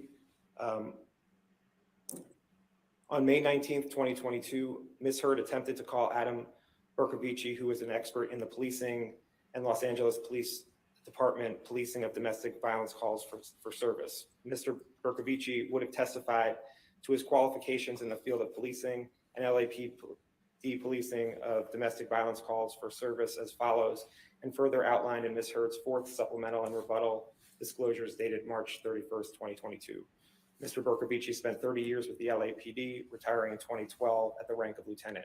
He has extensive experience as a patrol officer, field supervisor, uniformed watch commander, both as Sergeant Second and Lieutenant One, along with multiple assignments as an officer in charge, Lieutenant Second of specialized detective units. During his tenure with the LAPD, Mr. Bercovici held numerous positions directly responding to and overseeing subordinate officers' responses to the domestic violence calls for service, including as a patrol officer, supervisor, watch commander, and assistant watch commander. And actually this, Your Honor, is a person who prepared this, prepared a longer brief of what he was going to say. Is it okay to submit it rather than All right. hearing me read it all? Any objection to that? No objection. Okay. Okay. That's fine. We're like, please no. That's Okay. You just scared me with the size of that. No, page. I just wanna let you- I understand. Okay. All right. That's fine. If you can get Jamie our copy of it, we'll make sure it becomes part of She seemed a little annoyed. Okay. All right. Do you have any proffers, Mr. Chu, that you need to at this point? Not at this time, Your Honor. Thank you. Oh, thank All you, right. Mr. Chu. I love you. And I think there's just a couple of things I need from you, like tomorrow, let me, by the end of the day tomorrow, if I could get clean jury instructions without the cites on them for the ones that have been admitted, and also the verdict forms as well, if that worked out, okay? Your Honor, we sent revised jury instructions to them yesterday morning and a revised verdict form today, so just waiting to get Okay, back, but we'll sure. coordinate. All right, thank you. And you're working with Jamie about some exhibits. There's some that were, both sides noted that were in evidence that are not. So I want to make sure everybody gets everything cleared up. You're caught up? Okay, good. All right, just keep that going so we can get that, make sure that's taken care of. As far as time left, Sammy, today, I can give you a rough estimate for two reasons. One, you had some depositions, so make sure you give the breakdowns to Sammy about those. And two, Sammy wasn't here today. He had a mandatory CLE that he had to do. So I just did a rough estimate, and I want to qualify that as a rough estimate. But it looks like the plaintiff has used about 5 hours today, and the defendant used about 1 hour and 15 minutes. That's what I have. Okay. And again, that's rough estimate. That's so don't all she expect them used? to be the same, but Sammy's going to get to it this evening and send you an email this evening with the actual accurate times. Okay. Anything else? No, thank you, Your Honor. Thank you. All right. No, Your Honor. Okay. Thank you. Have a good evening. We'll see you in the morning. You too. All Thank you. right. That's surprising. You see what they had 4 left? Yeah, they we'll talk about. When, 4 yeah, and I'm 9. gonna kill their feed now. Give me a sec. I think it was Yeah, 4 minutes and 9 seconds, so that gives them a little over like 2.5 or 2 and Yeah, they got okay. So the Johnny Depp's team had 15 hours and 51 minutes. So if they used 5, they'd still have 10 hours, almost 11 hours left, and her team would have 2.5 hours left. They're screwed. They got nothing, man. Yeah, it was a little still underwhelming of a day, though. There wasn't that much happening. I mean, it was useful, I think, all for the closing. Ultimately, it's going to help, but Yeah. it wasn't like the crazy reveals that I was hoping from Jennifer and others. But I'm waiting for Christopher, our lawyer, to get back to sort of fill me on what that means. Why was that so short? Did you get a sense of what was going on with why Jennifer Howells? It seemed like she was like, you interrupted me and I didn't get to talk, and then Well, they cut out most of the other side. Most of the other side's defense was, they didn't want to waste time, so they barely asked her any questions at all. So it was mostly just Johnny Depp questions. Right, but why didn't they come up with were we not allowed to hear that she wrote the letter and that Amber apparently did she? I guess is that hearsay that Whitney told her that Amber almost pushed her down the stairs? Yeah, I was expecting actually to hear some of the staircase incident more. That would have really, rocketed that, because between her and, I mean, that's really the biggest impact that she has. Yeah, it's a huge one. And apparently it was multiple people there who heard her, but I don't know how the hearsay law works. We'll try and get some legal analysis when we can. It's official, because I'm just guessing, but maybe it gets her statement in, and that way by bringing it up, the statement's now on record for the jurors. I don't know. I That was the biggest surprise for me. What was your biggest takeaway? I mean, aside from you being the star, I mean, you were the star today. well, That's the actually, lead. the Hicksville thing was interesting too. Anyway, because that guy went on record and said, she said in that incident he trashed that entire hotel or that trailer. That there was damages everywhere. That guy went on record and said there were 2 light fixtures that were damaged, and they cost $60 to fix. That was it. So Johnny, I guess, gave him more because they tried to shut him up too. It seemed like he must have been. He was trying to say, "Well, Johnny told me about," and then they just cut him off, so he couldn't Yep. actually say. But do we know? I guess we don't know what that guy was going to say. No, we have no idea. I mean, he's a brand new guy that just popped up out of nowhere. It was kind of a surprise to see him. See him appear like that. I had no idea. I had heard that. I'd heard somebody was putting a witness in contact with the team that was actually somebody who could disprove something big, but I didn't know. There may be somebody else. I'm not really sure, but I know someone was talking about it, and then this guy pops up. So maybe that was the discussion there. I'm not sure. Yeah, weird. But dude, you're the star. Did anyone has the media reached out to you yet? Or you? I saw I've had a couple of media out, but they were. They're from me. Let's see. I think there's an MSNBC in here. I won't talk to the media that helped this framework, this hatchet job come together. I will not talk to them because all they want to do is a hit piece, first of all, but also screw them getting clicks off of us. Unless you stream it and you bash them, then I'm all for it. Yeah. Well, even with that, they'll still misrepresent it to the entire world. That's the thing. So yeah, you could record it, you can do whatever, and they're still going to lie about what happened. And I mean, there's a lot of people that do not watch YouTube. You know what I mean? Correct. Sadly. Yep. But now they'll find you because she mentioned you 100 times. I know, it was amazing. And said, this is Twitter up, even though they redacted you. That's like, how do I find this guy? Oh, that's what it is. I'll go look him up. They were like, oh man, he's one of the prominent. I was like, good Lord, man, that's kind of amazing. I would. You need one of the data guys to figure out how much you got. Yeah, I mean, my Twitter exploded, man. It was like, good God, because it's up to over 80,000 followers now. I mean, it's blown up between the Waldman and this one. It's been insane. Wild. Today was a wild day. I mean, it was good for Johnny. I thought Johnny did well. I thought his team did well. They were concise. They brought in good people. My God, how nice to see a nice doctor, an intelligible doctor, versus yesterday's Dr. Doofenshmirtz from Doc Brown. I thought they did a pretty good job today. I made the blast. There it is. I made the blast at least. I see that one. The blast, I was quoting my Twitter. That's why I looked over at them. The blast actually did some pro Depp. Well, I'll take that back. I don't want to call it pro Depp. I don't think that's fair. They did non-biased coverage on certain subjects. I don't read them all the time, but I know that they put up some stuff that, well, it revealed a lot about this case. I'm writing my title. I'm putting you in the title, my man, I think, because you were the star. Cool. What time do you guys go live? I'm going to probably set it for another 20, 30 or so. I got to see if Christopher's going to come in. But yeah, if you're still streaming, I think you could probably keep streaming and then just drop in. Yeah, I'll stream. I'll probably do my, I've never, you guys use, or do it and we can, or send people out, whatever. I don't know your plans tonight. You've been streaming. No, man, I'll drop by for a all day streams are tough. Yeah, I mean, I'll drop by for at least 20, 30 minutes. We can yell or talk for a minute anyway. We'll see what's what. Like I said, I support you. In a hand. I mean, there have been people that have been around it. Anytime I go into like a bunch of channels, I forget people. So yourself though, I do.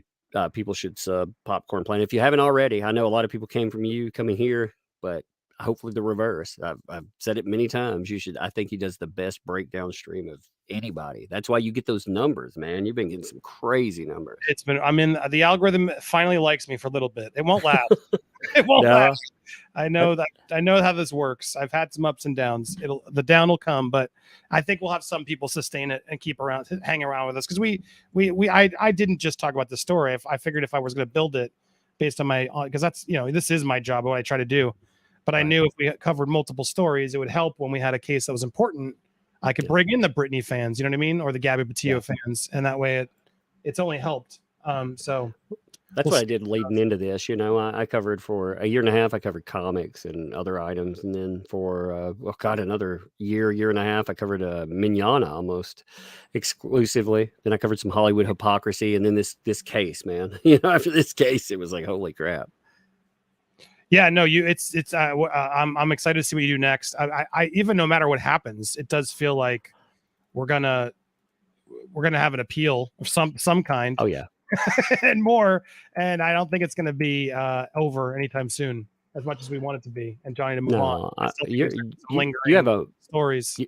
You have a month of this, like just seeing the aftermath for one thing, and then, like you said, she's not going to go away. She's not going to go away if she wins. I hate saying those words, but if she wins, she's definitely going to be there, and she's going to be vindictive. And if she loses, well, she's still going to be vindictive. Yeah, it's true, because even if she wins, there's a part of me that thinks she's just going to try to I could see her at a certain point just being like, I want more attention again, so I'm going to go after Johnny again. You know what I mean?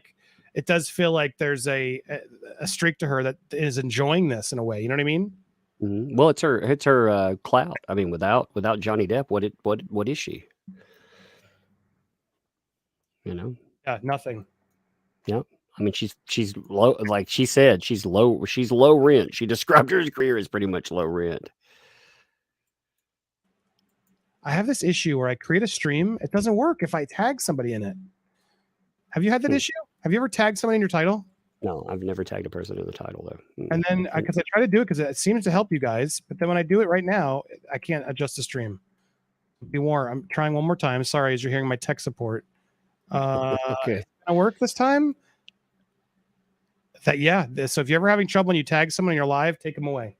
I've now figured that out. I had today. I mean, I had a crazy issue happen. So I had I was covering live. I got an hour and 30 minutes in it, and YouTube stopped connecting to StreamYards. Just killed it. Bam. And I thought I'd been struck because that's like usually if you've been struck, that's the way it goes. It cut me off. I could not access my YouTube for almost 30 minutes, and I no power issues, nothing else. But I finally got back in. So that was fucked up. Yeah, they shut my buddy Lewis down over Nerd Report. They said his stream was spammed. I raided him, which they now finally brought over the raid. I don't know if you've tried it yet, but it's pretty awesome. It doesn't take everybody over. It takes like 2,000 people over. And but I raided him, and he had I had a lot of people started suddenly watching, and YouTube's like, your channel is spam. It must have been some sort of Amber something. I don't know. It was very weird, and somehow because I guess he's a little bit smaller, they didn't try to help him. Eventually, he got it back on, but yeah, now they're pulling down. I saw a couple other law tubers have the same issue, that they're now trying to pull some streams down for that. It's insane the tactics that are out there, and YouTube just doesn't give a shit. No, they don't. That's why I've been lucky. I've had I'm trying to remember how long I've had my MCN, and they're good. Some MCNs out there are fake, but mine, I kept getting struck. I was like, man, I got to do something about this. So I talked to another YouTuber that had his multi-channel network was pretty good, and I talked to them. Mine's Elite.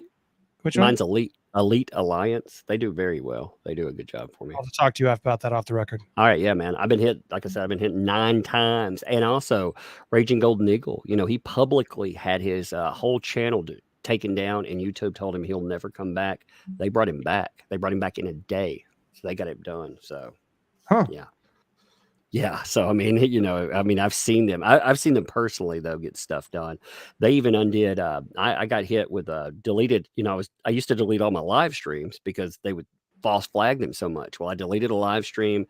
A day and a half later, YouTube struck it even though it was gone. And they told me automatically I could not appeal it because it was deleted material, which is supposed to be a rule after the fact. So I made noise about it on Twitter. They came back. They told me, basically screw me. And it took it took about 10 days to get it fixed, maybe even longer, but the MCN got it fixed.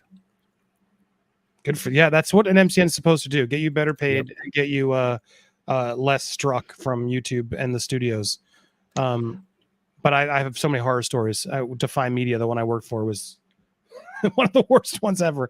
But I can't comment on them. No comment.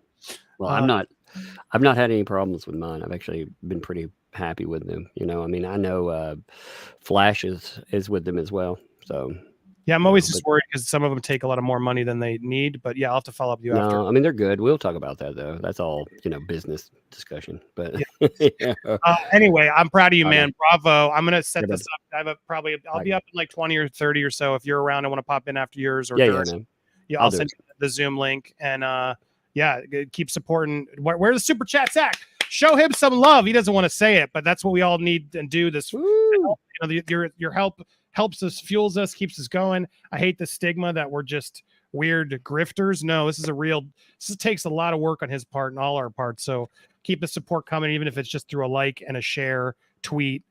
Keep all the love coming for Tug because he deserves it today. That was epic, my man. Enjoy it. All right, thank you, brother. I'll see you over there in a Appreciate bit. All right, bye. Bye, man. All right, folks, man. So I want to play. So Ricada Law actually snipped that that madness. Props to Ricada, by the way, but he snipped part of it. Now, I thought that was pretty funny. They had already mentioned the Umbrella Man once, but then they brought me up again. It's like, my God, it's hilarious though. So I'm gonna bring up that clip because it's hilarious. Just give me a minute. I gotta pop up on it. Oh God, I love it though. I just think it's funny. It's funny how obsessed these people are. I told people for the longest time they'd been after my channel and stuff, and it was treated by so many people like some weird conspiracy. And I was like, dude, they're after it. Like they have been. I know behind the scenes stuff. I know, like it's them. I know for a fact it's Amber Heard and her people, and it was treated, like I said, like some kind of weird conspiracy for so long. Well, vindication, baby. Vindication on a lot of levels. I've been talking about Warner Brothers for the longest time and what's going on with Amber Heard behind the scenes. And you're seeing the reality of that. Again, like Warner Brothers, what you heard from the president of Warner themselves coming out and talking about her. Like I said, I've been talking about that for a while because I knew that was the reality of it, But anyway, check this clip out. I haven't gotten to sit down and watch a lot of it because it's crazy. You wanted to participate in this trial, didn't you? I did not. I You was knew- asked by the attorney, and I wanted to. They asked me, and I said, Elaine "I'll is have to come pissed. tell the truth." You knew this was on camera, that it was being broadcast to a lot of people, and you saw testimony, did you not, in this case? And you Treading a thin line seized here, the moment Elaine. and responded to the Umbrella Guy, the lead person for Mr. Depp's Twitters. Did you not? Wait, what? The lead person for Mr. Depp's Twitters. Like I said, though, like for real, I've gotten to where I like Johnny Depp as a person. I've gotten to where looking at charitable donations, looking at background and stuff, I've gotten to where I here, I'm turning my input up actually, since we're no longer streaming. When we're streaming through the day, I have a volume master on and it increases the sound to an ungodly level. So I'm going to turn it on. But yeah, with Johnny Depp, I got involved in this because the false accusation portion. And because honestly, everyone deserves due process, baby. Everyone. And I'd seen enough information. Well, the first person to actually point me at it was Yellow Flash 2. So if you haven't checked out Yellow Flash 2, check out his channel. Good channel. Support the guy. Like I said, friend of mine, actual friend, not like YouTube buddy or whatever, actual friend. Then I started looking into people like Incredibly Average and what he was saying. And as you went down the rabbit hole, it was a little insane. Well, after I started doing that, the more people I talked to about Depp, the more I heard that charity, I heard those words come up again and again. Talked about a decent person, a flaw. Are we talking about her stuff about substance abuse? Hey man, I've been there. I've been there. It was not a fun go, but many of us, being a flawed human being does not make you guilty of anything. It just makes you human. But the way they treat it, it's like, oh man, fans. No, I've become a fan of the person's good works, and actually, I've gotten to where I like Johnny Depp. I'm unapologetic for it, but it's not because of just some celebrity out there. It's not because of that. It's because when they've exposed, what's strange is they've exposed enough of the person that when they did that, when they peeled away all of the layers, they exposed what I like about somebody. But anyway, let's continue. Lead man.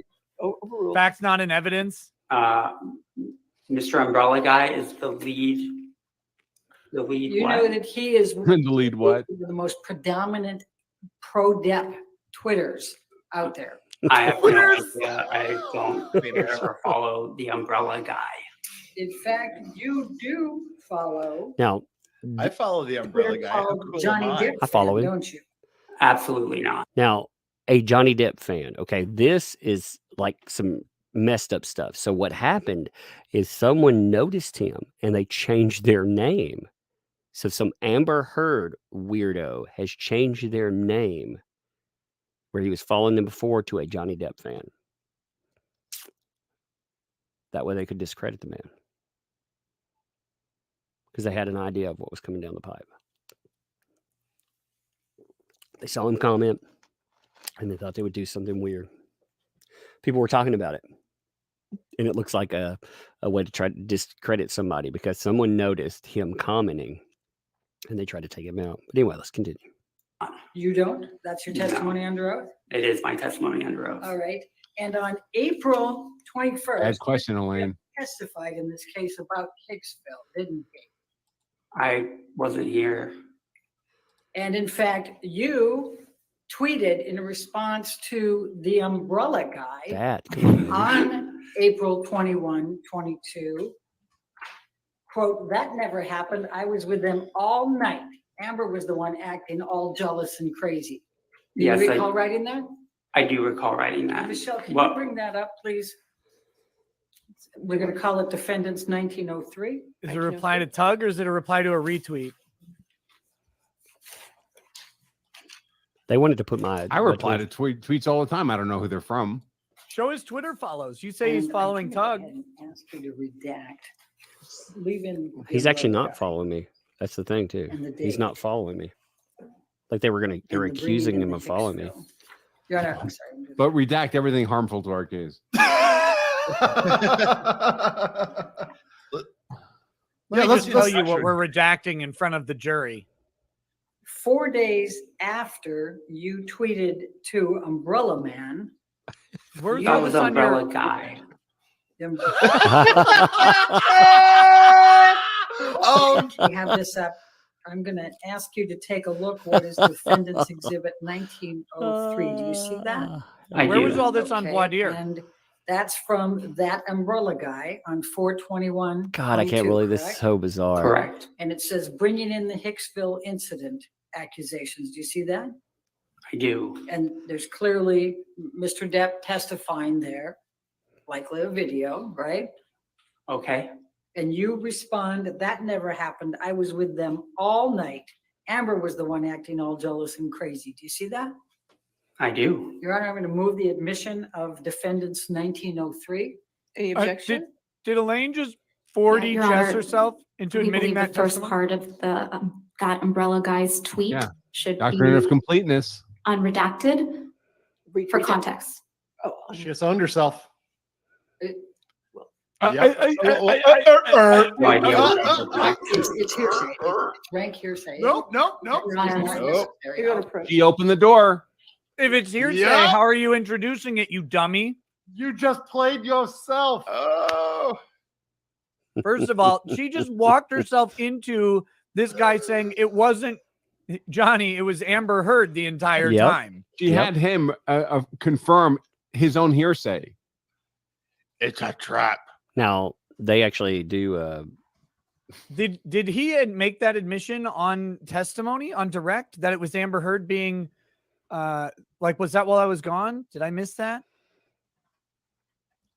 That she was being the jealous aggressive. Yeah, or he whatever said it that was. when Camille was on direct. Yep. Oh, okay. I didn't hear that. I think I was upstairs. I'm gonna go get a lottery she's, ticket she's today. marching. She's upset. Yeah. With that redaction, any objection?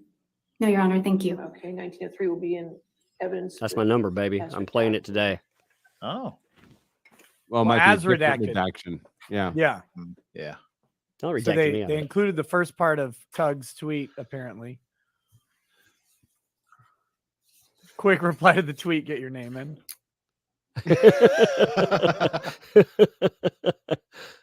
Now, 5,000 people like that you tweet, by the way. reached out to so the far. umbrella guy in this Reached out text, to. this Twitter, right? No. I wouldn't call it reaching out. No, we never talked. And in Look, fact, there I am. the umbrella guy is in Mr. Adam Waldman. Do you know who Adam Waldman is? I have no idea. Well, he's testified earlier that he talks to the umbrella guy. That he what? He talks to the umbrella guy? Yeah. Were you aware of that? I honestly, this sounds like schizophrenia.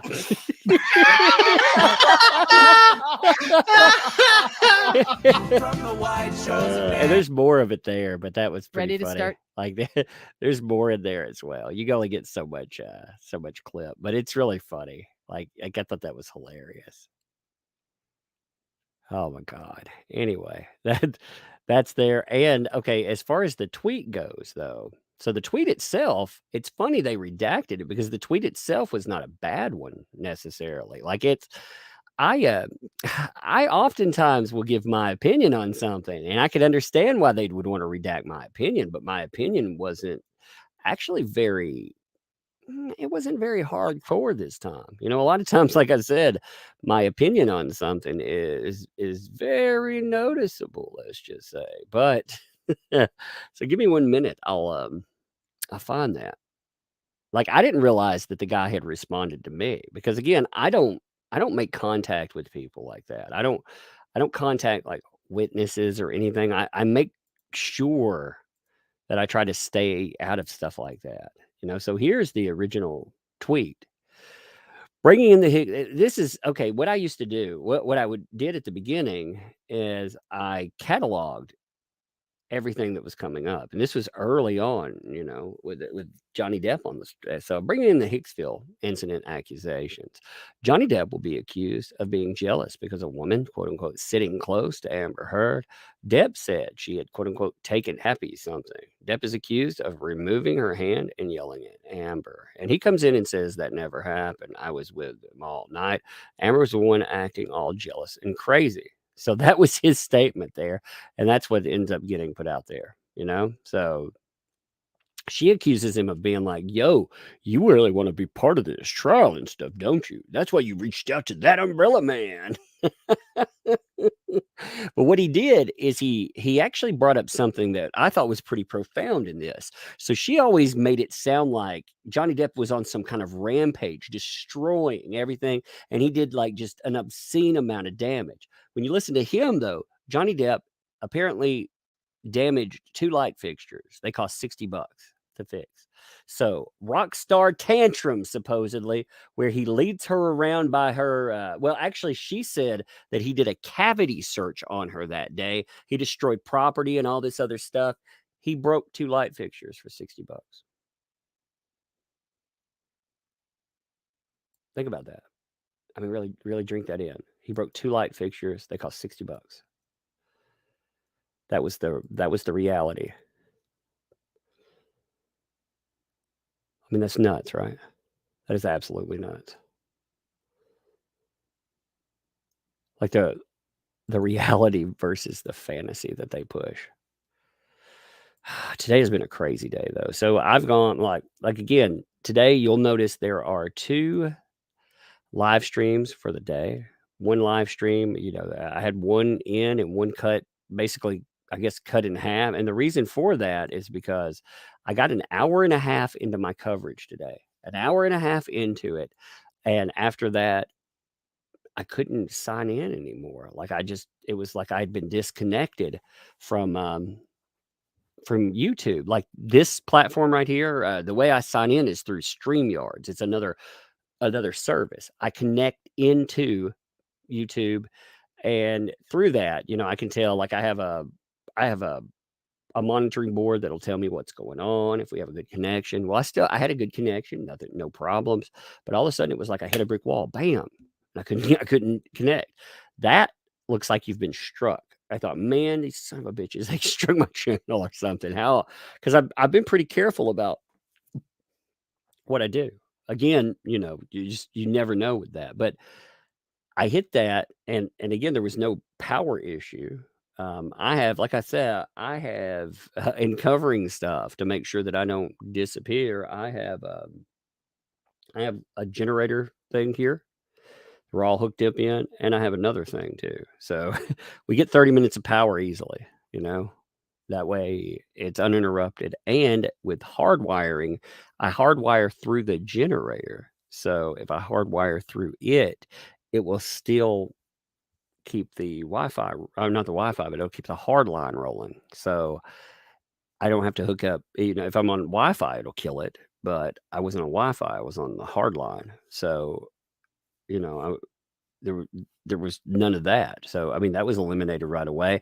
And obviously, the first thing I did anyway was I checked Twitter, and then, I have Tiny Tug channel too. So I checked Tiny Tug. I was trying to see if, like I could get on something. So I had them pulled up right almost side by side because I'd had it pulled up earlier, and both tabs opened up, they refreshed, there was no problem. Then I checked my control panel. You have a YouTube Studio panel that you can open up. It's on my phone, and I refreshed it, and it worked. I was like, huh, that's really weird. So I checked it, and after that, like I said, I could connect, but, and it took me 30 minutes to get back. And I thought I was done for the day, pretty much. But because I had 14,000 people at the time, I was gone for 30 minutes. I told everybody, in a message, go over to Recaita Law, check his stuff out. Like I said, props to Recaita too. Like after I got back up, he was like, yo, people go back over there and watch him. Props to that. Like I said, that's what I mean about some people, they're there. They watch your back on stuff, like Flash and Recaita, everybody. I mean,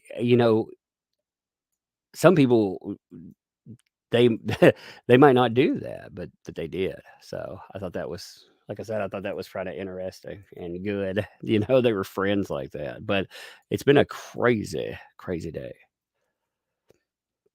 And Flo, thanks for the 7. Congrats on trending on Twitter. Tugalish. Am I trending? Really? Am I freaking trending? Take a screenshot. If I'm trending on Twitter, you need to take a screenshot of that for me, because that is insane. Holy crap, I am trending. Oh, baby. I am freaking trending on Twitter. Whoa, my God. What a weird day. Oh, my God. I'm trending. I'm a trending topic myself. Oh, my God. I'm not in the news. I am the news, baby. I mean, that's weird. This is a bizarre day. It's a bizarre day. Again, like when I'm goofing off and stuff too, I want to make something very clear. This case ain't about me in any way. I find this hilarious. I love the circus to it, and I like the fact that we overtake the mainstream in a lot of ways. They get jealous about it but this ain't about me. All right, I do want to make that clear. I'm kind of celebrating the moment because it's unreal. It's unreal. I can't believe that I'm trending though. Pointed that out to me. Whoever did, props to you. Thank you, because I had no idea. I got to take a screenshot of that and put it over on Twitter. Let me put that there. I'm trending in the versus Amber Heard trial on Twitter. Hashtag that. Can't believe that. It's so weird. That is so weird. Yeah, if you like what we do too, you know, like I said, I'm glad to have you on board. I am. I'm gonna send that to Yellow Flash too, because I'm sure he can make a video on it. Where you at, boy? There you go, Flash. I'm trending.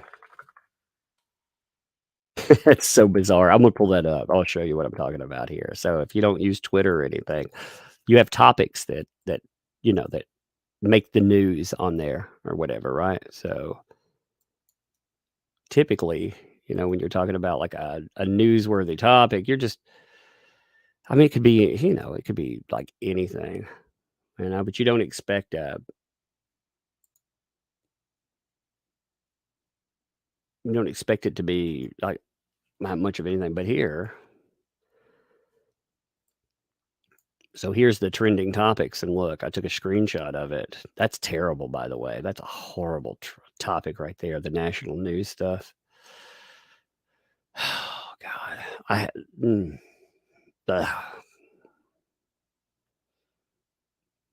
hate that. Like that'll become a political topic, and people will make it political, pro and con. I don't want to. I just my heart goes out to people, kids. Man, I'm a father of 2 little girls, and man, school stuff that really just it hits me where I live. So, man, my heart goes out to those people. But anyway, like you can see that under entertainment trending. I always hate that for.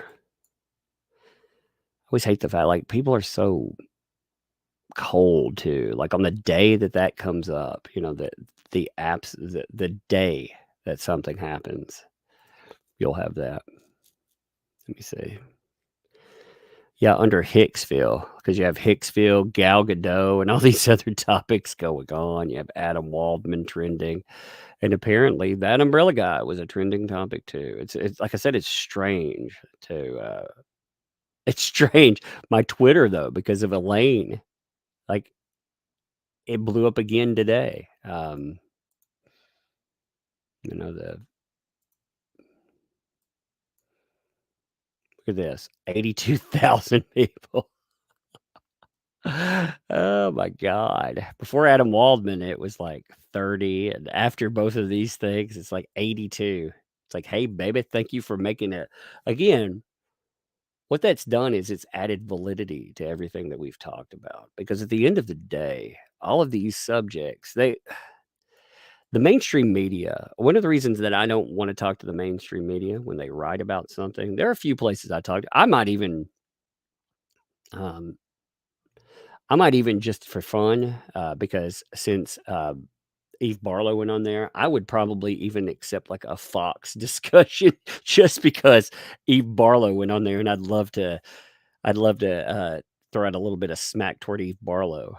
You know, I would definitely enjoy that, but I don't know. Like I said, it's not really. I would rather the mainstream media talk to survivors of domestic violence. If they really want to ask the question, they should. Let me show you something new, by the way. I think you might find it entertaining. So, in support of Mr. Waldman and asking the question, "Where's Waldman?" We have a shirt. Look at that. There he is. Look, he's dressed up like Where's Waldo? Look, where's Waldman? Let's see. Can we find him in all the muffins and the mega pints? There he is. Where's Waldman? Oh my God. So we have 2 of these actually. We have this one, and we have like just one with him dressed like Where's Waldman? Holy crap. That's hilarious. I love it. I love it. That's a Peter Gilmore design. So I'm gonna drop that in the chat. We also have muffins and mega pints. I love it. So if people like that, again, remember we get what about the donation for Elon? Okay, so the donation from Elon, that's actually a good point. So the donation from Elon is important because Jennifer Howell alleged that Amber Heard, okay, she had Amber Heard's back multiple times, right? I figured they would use this against her anyway because she, she was supposed to be like down with her, and then oh my God, she became jealous of the mainstream. That was their narrative, not my narrative. Just to say I didn't bring that up. By the way, so Amber Heard tries to keep Jennifer Howe quiet, right? And the way that Amber Heard tries to keep Jennifer Howe quiet is she gets Elon Musk to donate money. Well, I'm sorry, a private donor comes in and donates outside of the $3.5 million. See, in my opinion, here's what happened. Jennifer Howe didn't think that. She was like, you just screwed me, basically. And Amber Heard's agent supposedly told Jennifer Howe, that's not a big deal, That's not a big deal. Let me see. Let me pull up Jennifer Howe's statement. You can see where she talked about this, and because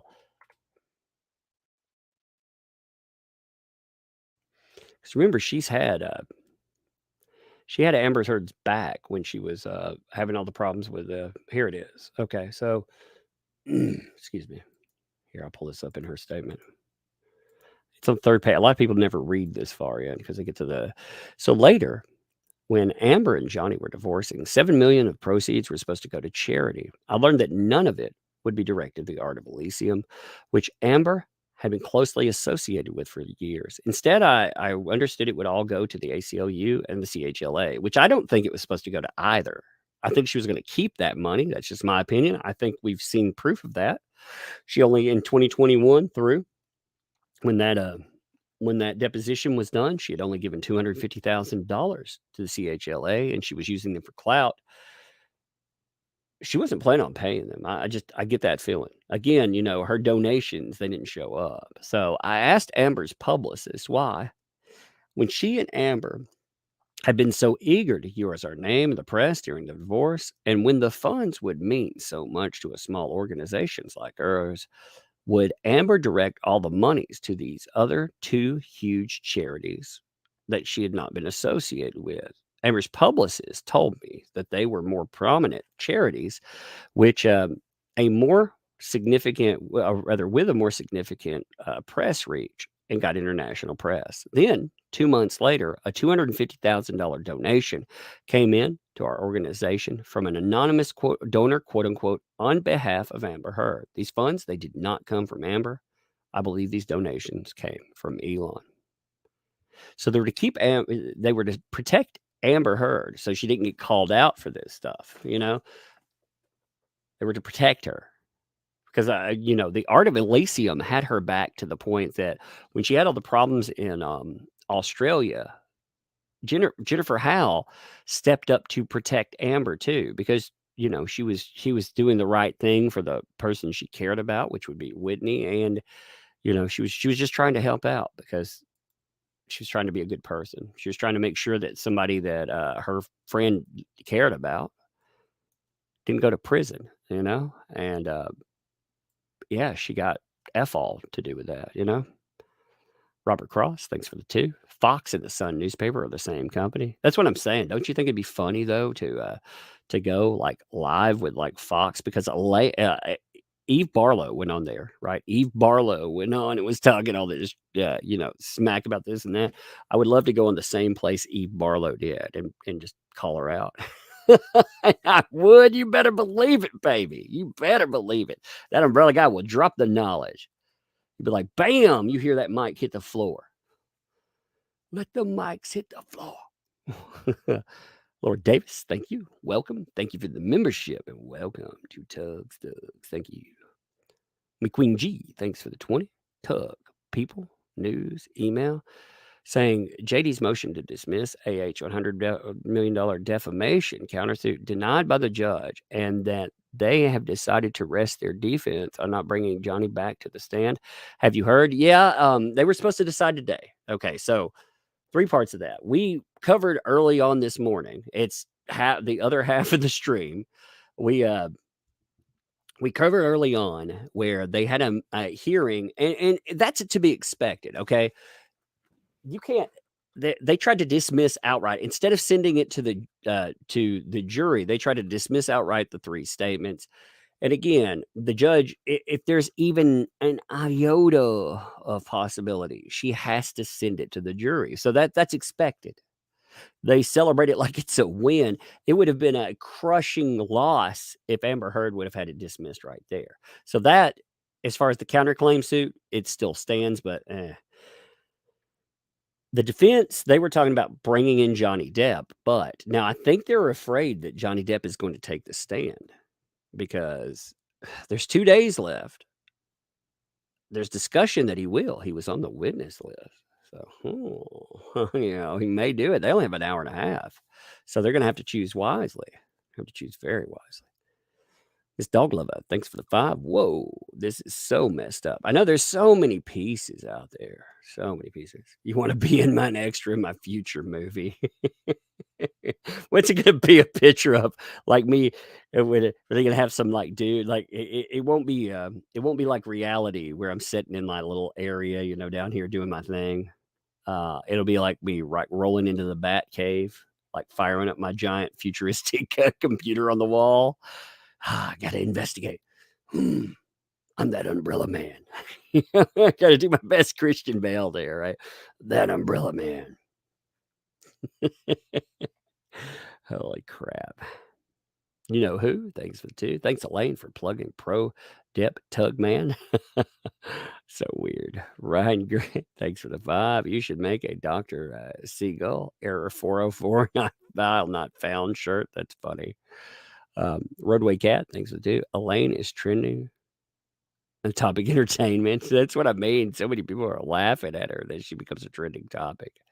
Ebb and Flow, thanks for the 3. Tugalicious is my new catchphrase. Yeah, that stuff, it is Tugalicious. Scott Wiggum, thanks for the 2. That parasol guy, that's funny. Or this parasol guy. I used to make fun of it. I said that was my my undercover identity is parasol guy. You know who? Thanks for the 2. Time to celebrate Umbrella Pines. Megan Van Sickle, thanks for the 2. Enjoy your Star is Born moment. Oh man, like I said, we'll see what the next topic is, and we'll see how it goes forward. It's been fun, it's been interesting. I really hope at the end of it that Johnny Depp does get justice. That's really what I want to see. It is funny though that they've become obsessed there. You know who? Thanks for 2. Idea interview at DV Survivor one day. Yeah, I talked to a person behind the scene. I don't want to. Well, actually, I talked to 3 people over time, and I was trying to decide how I could do that. See, again, field wise, it's a fine line because I work with domestic abuse survivors. Depending on what they say, if people have unchecked issues. That's a slippery slope, man. It's a real slippery slope, and it's a slippery slope ethically. Like letting you talk about your testimony. That's one thing, but again, like unlike these people that we've seen, I never want to feel like I use somebody because of what they've been through like that. That's so horrible stuff. Sierra Rocks, thanks for the buck. No statement, but plenty of statement in that. Thank you. I hope that makes sense. Like I said, unlike these people, I don't want to ever have a problem there, like where I cause something for somebody, because going through that kind of stuff and bringing it up, you don't Twitter. A lot of people don't Twitter. I didn't Twitter, but it's part of what we do with this stuff, Justin, thanks for the 5. New shirt idea. Instead of the Candy Man, you're the Umbrella Man. Holding your jacket open to show Camille and Deb team inside. That's funny. They're all in your pockets. That's funny. Who can take Hicksville and post it online? Oh my God. Hartwitz, Feinberg, and Horitz, thanks for the 10. Why not start another channel? You can call it Big Daddy Bumper. I actually do have a Tiny Tug, Tiny That Umbrella Guy. That is my channel. So I'll go over there sometimes in a live stream. I like to do it in the morning sometime. Evil Cybernation, thanks for 2. You check out my tweet. That umbrella guy can. Is it under? I'll look and see. My Twitter, like I said, is going insane. Like I'll try to find stuff, but I don't know. Again, it's nutty. Not complaining about it. I don't know how the heck I'm supposed to find anything. You know, I'm not sure how that's supposed to work. Like I said, I'm at 82,500 since we looked. I picked up 500 subscribers. So people are tagging me to everything, you know. Fimbot A, thanks for the 5. Definitely love your laughing. Thanks for all you do. So people get real info. Thank you. Appreciate that for sure. I don't know. I find a lot of this amusing. It's absurd. Is it not absurd? Is it not? Oh, like when you think about it, like, is it not absurd to have these people like so obsessed over? Like, again, this is something I did in my free time. Like I took time off so I could do this, but this is my free time. We got it 3. Thanks for the 2. Watch. Witness corrects Elaine. Guy. AH reacts. Oh, I love it. Hey, Esme. What's up, Esme?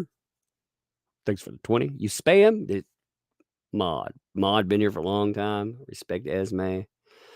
Esme is one of the, if she picks somebody and they're gone, like, again, her rules. Like, she knows what I want with this channel. You spam your time, you're doxxed, you're banned. Keep it clean when the kids are on. Trolls, troll them back. Don't like someone, block or ignore them. Thank you, guys. If we censor people that we do not agree with, it will become an echo chamber. And that's exactly right. I never want to have an echo chamber. If we created, here's the problem with the echo chamber. The stuff that happened to Depp, that was created by an echo chamber. You don't have to have consensus. People can argue. If you don't like them, block them yourself, but don't block them out of the channel. I always agree with that. You know who? Thanks for the 2. Talking to an umbrella sounds schizophrenic. I like the schizophrenic. I was like, that's funny. Miss Doglover, thanks for the 18. I do honestly worry about Whitney's safety. I hope someone is looking out for her. She's clearly being controlled by AH. Yeah, she has family and kids, all kinds of stuff. So, What happened with Jennifer's testimony? Like, some of it gets shaved down, that's the problem. Like, some of it, they lose some of it and so on. Somebody mentioned 268. Now I'm up to 265. I'm up to 268 apparently. I just looked on here. Good God, man, it's crazy. Red, thanks for the 5. That umbrella man is taking the spotlight from you. We need to strike for infringement. I know what monsters. Dan Martin, thanks for the 10. Why don't they have Hal go more in depth? So much that could come out for the jury. It didn't. Could you explain by chance? Some of it, they had to decide. Part of it was hearsay. That's really why they wouldn't play it. That's the only, again, part of her stuff, there. I wish they could have had her for, there for real. I would have really I understand why she wouldn't want to be there for real. I know it's also expensive and stuff. I wish they could have done her by WebEx or anything, Lena, thanks for the 2. They really don't like you. No, they do not. Sierra Rocks, thanks for the 5. I've DM'd you on Twitter about TMZ. I don't know how else to contact you. You can contact me through my email. My email is 2 words smushed together.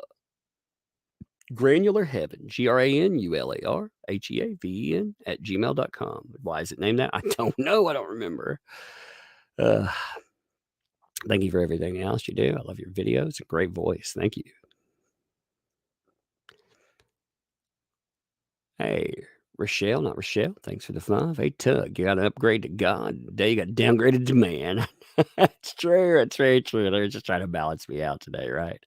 Psychotic Bat, thanks for the super chat. It's not much, but you deserve every penny. Hey, it is. You folks don't ever have to do anything for the channel, and you do, and it's awesome. Thank you.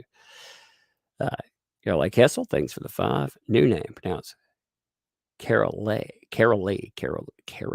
Okay. When I heard the name, That Umbrella Guy, in court today, I was like, wow, rock star. I was like, whoa, crazy. I get you. Multimedia Clips, thanks for the 5. God bless everyone on here. And our famous friend, Umbrella Man. Stay safe and God bless everyone. Thank you. Bucky Cat, thanks for 5. Tug, if you land an interview with Waldman and or Johnny Depp after the trial, you'll break the internet. I put that out there. Hey, Mr. Depp, Mr. Waldman, if you want to do an interview after this, again, here's the problem. Until the trial stuff is sorted. I'm not just talking about like this, until like any other stuff sorted, like they have to be so careful. Like, look, Waldman got sued because of 3. I mean, there were a bunch of statements that they threw on him. They stacked on to him, but they sued him essentially for 3 statements that he made, 3 sentences. Are just nuts, isn't it? They're basing $100 million claim against because of that, because of 3 statements. By the way, Megapite, thanks for 2. Only 1 was broken. Oh, my bad. So 1 light fixture was broken. He had to buy a 2 set. Yeah, so it was $60 there. Okay, you guys got that right. A few people noted that too. Thank you. Bish Ashcroft, thanks for the 5 there. He said he broke 1 light fixture, replaced 2. He found they had a pair. Thank you. It was crazy. I was tuned in, but man, there was so much going on. I was like, oh my God. Like I said, it messed me up a little bit. Thank you. Zero Rocks, thank you too. Tug, you said your email too fast. Well, it's granular like a grain, GRANULAR, granular. And then the word heaven at gmail.com. Hope that caught you. Melanie Partridge, thanks for the 18. Ice cream for the littlest umbrella. Hoping Marilyn Manson will be our next journey. I'm looking into Manson. Again, I want to give shout outs to the biggest channel that has been covering that by far, the most in-depth for it. That would be Colonel Kurtz. She has done a lot of work looking into the Manson trial, or the Manson filings that will end up being a Manson trial. She's done a lot of work on that. Yeah, I'd like her to, explain things, get me caught up on that, because I got a lot of questions. I'd like to hear where everything is. I've looked through the filing that he had, and his filing is crazy. And again, trials are not 1-to-1. You have to understand that. But there's some crazy stuff in that. And we'll talk about all that another day, But the internet acts the same way. When I picked up the Depp trial, the internet is reacting the same way that they did with the Manson thing. Oh my God, how dare you? How dare you even look at that? It's so crazy. Brittany Griffin, thanks for the 5 there. Great day in court for the umbrella guy. Indeed. It was nuts. Zen, thank you. Welcome. Thank you for the membership too. Welcome to Thugs. I would love to have an intro from Johnny Depp. Yeah, that'd be really funny.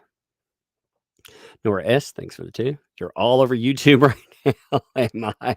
I had no idea. Am I really? I've been brought up in this thing twice so far. I have no idea what's going on out there, but I appreciate everybody that's yeah. It's nuts. Morris Summers, Cooper, thank you. Welcome. Thank you for the membership. Welcome to Thugs. Appreciate you. Gabriel Badwolf, what's up? Thanks for the 5. You should mail Elaine a signed copy of one of your comics. And thanks for publicity. Indeed, I need to bring up the comic, in fact. One of the things that we do with our channel, if you are new to this, one of the things we do every year is we make, I hate to call it a comic book because a comic book is it's indicative of smaller item. We do a 44-page book. A comic book without advertisements is about 18. We don't do advertisements. So we have our books. These are a family affair.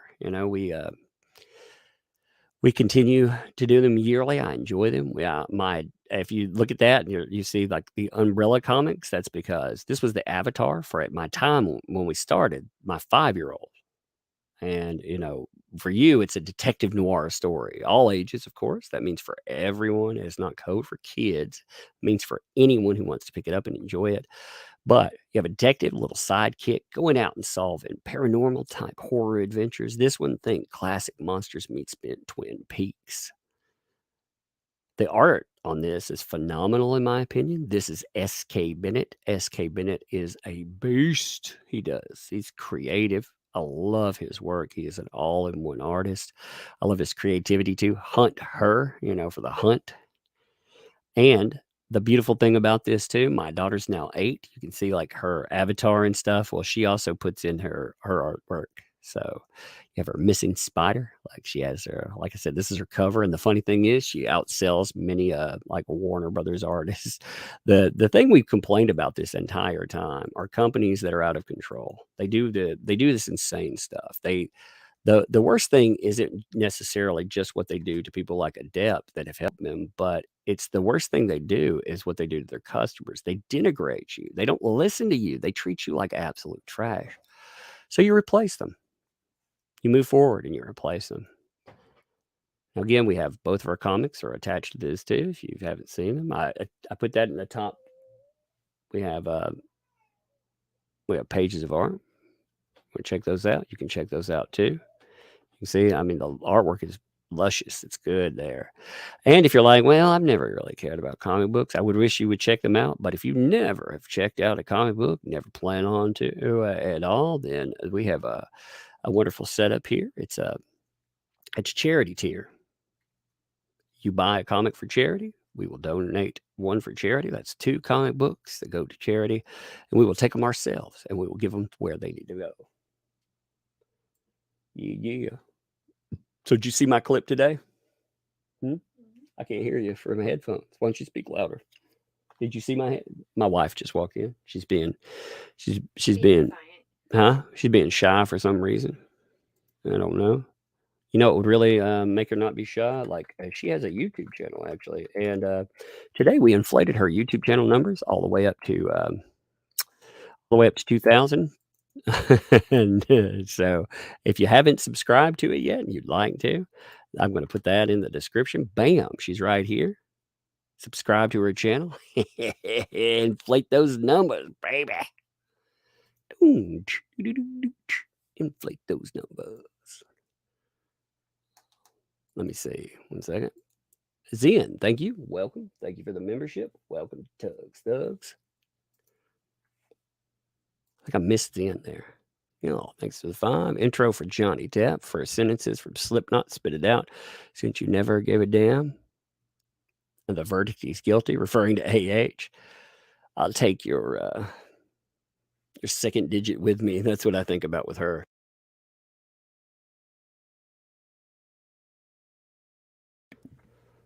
Buy you a mega pint. Check your text. What? My wife keeps trying to talk to me about something, but she's throwing me off. Like she's like trying to speak to me. Where I'm going without saying it out loud. Oh, so you're going to some church stuff, right? Okay, you could just said that. Yo, I'm going out. But Yo. I tried to tell you. Yeah, just give her a hard time. It's a Bible study at a friend's house. Yeah. but- Hey, will you give me a milkshake? Oh, wait, hold on. Yeah. All right. Be careful. Buy you a mega pint. Thanks for time. Everybody donate to Tug, not pledge. It's my birthday. Well, happy birthday. Buy you a mega pint. Boom. Appreciate you. Thanks for making it so much fun. Say hi to my friend Crazy Christy, Umbrella Squad. Hey there, Crazy Christy. How are you doing today? I hope you are having a great one. I hope, by the way, you make sure that buy you a mega pint gets a mega pint bought for them too, and they have a great one. Let me see. Appreciate you there. Elaine Cat number 56. $5. Thanks for the $5. Meow, meow, meow. Mom keeps yelling at the salt. This is translation and pepper shakers. And she puts little masks on other cats and yells at them. She's crazy. Oh, I'm sorry, Elaine's cat. Poor Elaine's cat. Elaine's cat number 56 there. Smooch Booch, thanks for the 10. That Vickyverse chick who's salty towards you has made videos of you. Does the same thing with the comics, by the way. I took screenshots and posts on Twitter. Still working on the email. It's just hard reliving. Yeah, those people are crazy, man. They are crazy. Hey, Mr. Cumberbatch, thanks for the 2-month membership to the Tuggernuts. Big ups to you, Tug. Thanks for the content. My creativity is rising thanks to you and the little one. Patreon fully. Or patron, ma'am, said fully. I'll be so happy to join peer to peer. Yeah, we're talking about putting together a Discord. I'm afraid of a public Discord because of the craziness. I thought about setting it to, I don't know. I'd like to be able to. I haven't figured out a way to do it yet. Like I don't know, man. Discord is so crazy, and you have to have mod setups and everything else. There, I have a Discord skeleton in there, but like I said, I don't know. Oh, thanks for the two. Your daughter's art is adorable. Umbrella Man, thank you. Yeah, I love the I love her art in there. It's so cute. Tug at YouTube Premium, much love. Thanks for that. I actually have YouTube Premium. We shouldn't have gotten a commercial. That's the thing. I do have YouTube Premium. So we got a commercial there. I actually do have YouTube Premium. Maybe I've been unsubscribed or something. I'll have to check it again. But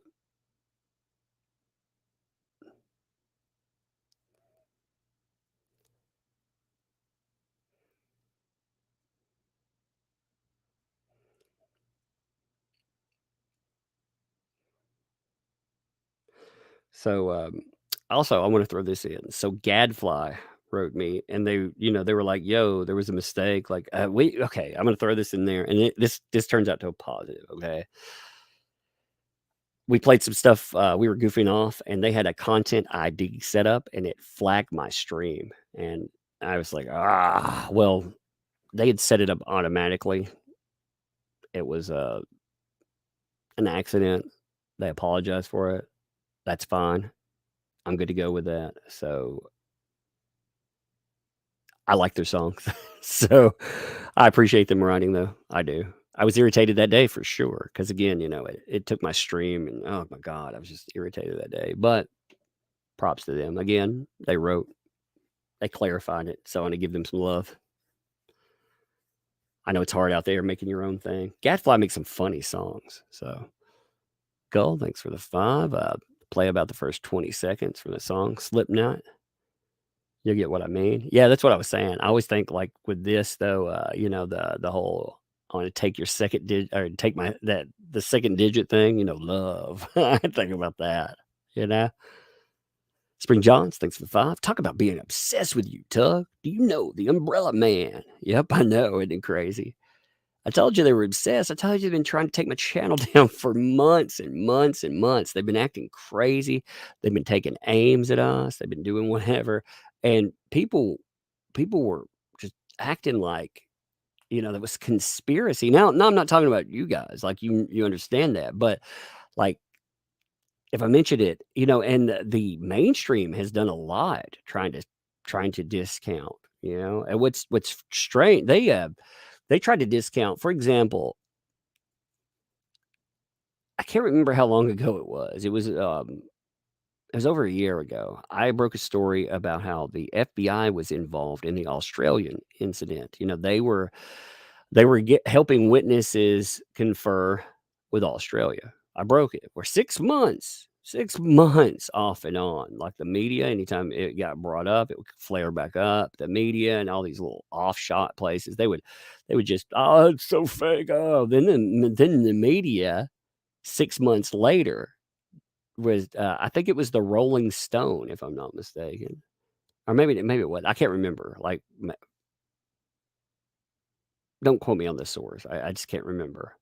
But one of them, because they've done this a couple of times with those stories. But one of them comes in and then they're like, exclusive FBI involved in Australia 6 months after I broke this story because of sourcing, And I'm like, you bastards. Like they pretended, oh, that's our story. We came up with it. I'm like 6 months after the fact, fools. Get off my story. Risa, thank you. Welcome. Thank you for the membership too. Welcome to Thugs. Elaine couldn't get your name right. I'm sure she could. I'm sure that she can. It's not hard to remember. I'm sure that was meant because they don't like signaling to yours truly. They don't like giving me traffic, but at the same time, they can't get me out of their heads. They're obsessed. I mean, they are obsessed, which is, like I said, it's strange. It's strange because it tells you how much impact they, you know who impacted them though? It wasn't me that impacted them. It was them. Like, that's what you got to understand through all of this. It wasn't me who did this to these people. I didn't do this to Amber Heard. Amber Heard did this through her own hoax. She can blame whomever. She can blame me, Adam Waldman, whomever, but I didn't do it to her. Captain Oreo, thanks for 5. Damn, Tug, you're famous and notorious. Can I have your autograph? I will be at Anime Matsuri. We'll have comic books. I don't. If we finish with our new comic book, then solid. If not, I'll have my other ones. And yeah, if you really mean that, for sure. Yeah, I'll sign a book or something. I mean, I don't. That's weird. Like, people did that. Like, last time we were down there. Hey, can I get a signature? I was like, this is bizarre. This is really bizarre. But yeah, I mean, I don't. Hijinks, thanks for the 2. Christopher Bosey, a bot sentinel. Watch out for him. Oh yeah, man. He's just a nasty. He's just nasty. He's very nasty. Brian K, thanks for the 10. Congrats, Tug. That umbrella god, indeed. Gabriel Badwolf, thanks for the 2. It's not paranoid when they really are after you. Exactly. And Dio, thanks for the 2. Boom. Exactly. Jane B, thanks for the 10. Love you too, guys, for your hard work in dealing with YouTube and Fox Online. Team JD Expert had mentioned Umbrella Guy at least twice. It's got to be weird for them. That's got to be weird for all these mainstream places. It's weird for them too. Like, they had all of this that they could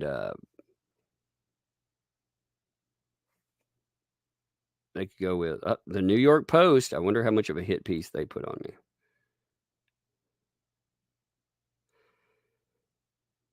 New York Post has become, like, it's funny. The New York Post is just straight up hit piece material. Somebody said, oh, they mentioned you in this, so I was going to look. I mean, they love to do hit pieces.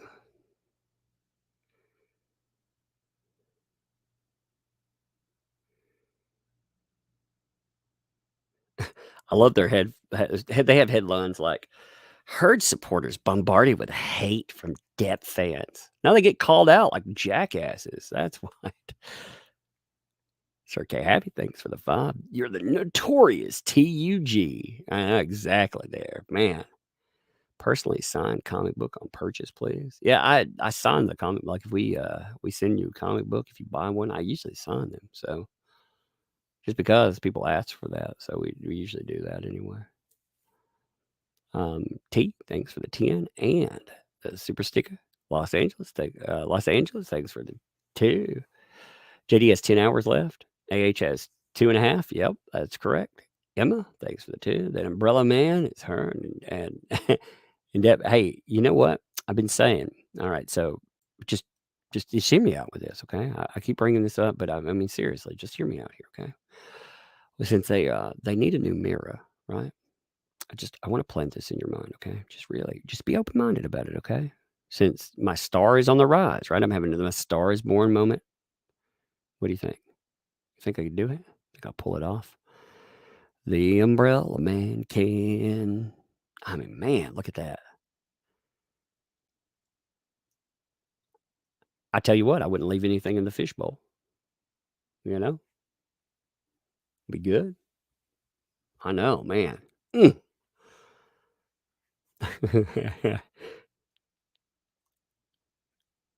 good stuff there. Meg Pie, thanks for the 2. When I heard your name, yeah, exactly. When I was like, what? Are they real? You don't ask that. You don't ask is that's live or is it Memorex. Come on, babies. You know better than that. Come on. Is it live or is it Memorex? You just say. You just guess.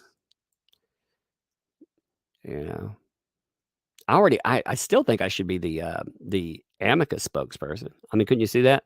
I love my Amica cream. Like I said, I got a good spiel for it anyway, On a fishing trip that goes a little bad, and a minnow, it doesn't. The minnow takes a nibble off of your leg instead. Get a little Amica cream. Few teenagers get feisty in the town. They decide, well, you need a really nice sunburn. Get that amica cream. Say you're at a reenactment. Something goes, I don't know, just a little wrong. Say you get a little splinter in your leg, something like that. Try that amica cream. I love it. I love my amica cream. Like I said, that's gonna be my new brand. Bam. That's what I'm about. Yeah.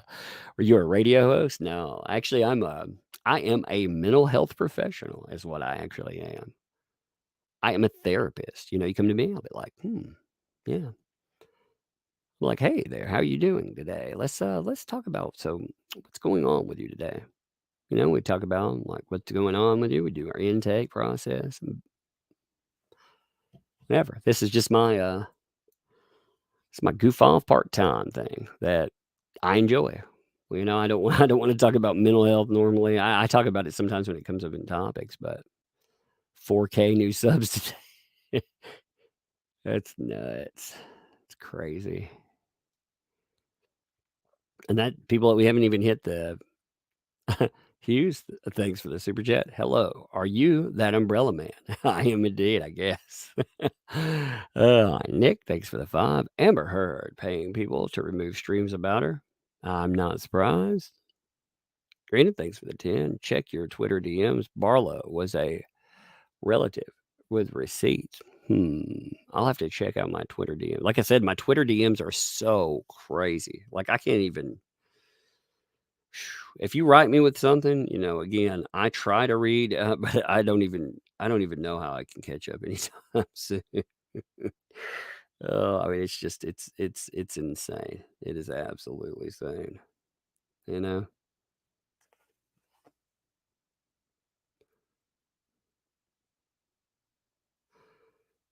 One second.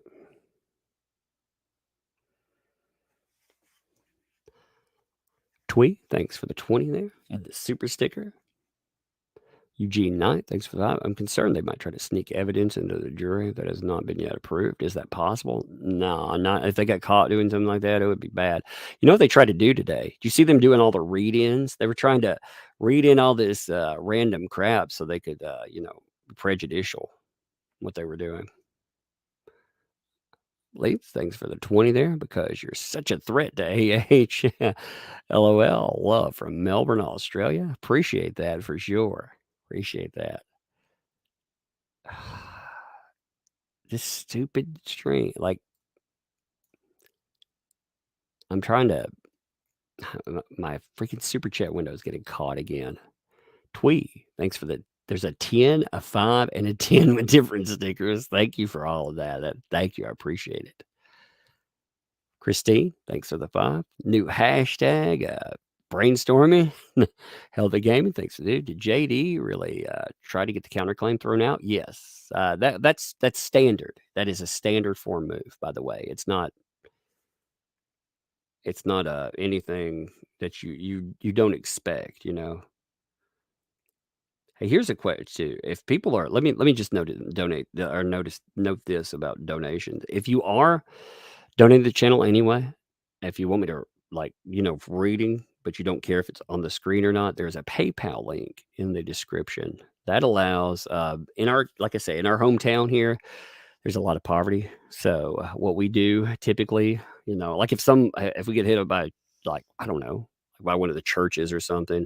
There's a guy, like I was talking about this on Twitter a few weeks ago. A guy had a tree collapse out here. He couldn't get done because he's an old man and, his health was in decline, I guess. I didn't know him, but I knew he couldn't get it done. So we just hired somebody to cut it down because it was right up on top of his house and it was going to break out his windows and cause him problems otherwise. So we do stuff like that, or we try to get charitable beds or anything we can. So, we have instant access to that. Otherwise, I mean, we get access to this too, just at the end of the month. But like I said, if you when people just send through random stuff, if you want to send through PayPal, that really helps out as well. So not asking for extra or anything like that. We don't need extra. I'm just saying, Anna, thanks for the 10. What do you think the jury will side with? Love your channel. I'm hoping that they side with Depp. I think he's made his case, but I mean, they're random people. Like, I mean, that's the problem, you know. And you got to ask, like, this trial too. What's it about? You know, it's about the op-ed. It's about proving certain items, and it's about whether or not you know, there was. By now, it would be mutual abuse, you know, because she's an proven abuser in my mind. I think. I don't know how you can't say she's an abuser, but was there mutual abuse? That was what BA would ask. Denny Mac, thank you. Welcome. Thank you for the membership. Welcome to Tugs Thugs. Thomas Davis, thanks for the 2. Can't keep up with the chat. Use some Amica cream. Exactly. Grease them wheels, baby. Cynic in Chief, thanks for the 2. Amberheard.net. Now points to your Twitter. So check this out. I want to show you something amazing, okay? I'm going to tell you how much people love me there. So let me show you this here, okay? So if you go to, here, let me pull this up. This was not my doing. I didn't do this either, okay? Just saying. Just pointing this out. I'm guessing they're just fans, right? But check this out.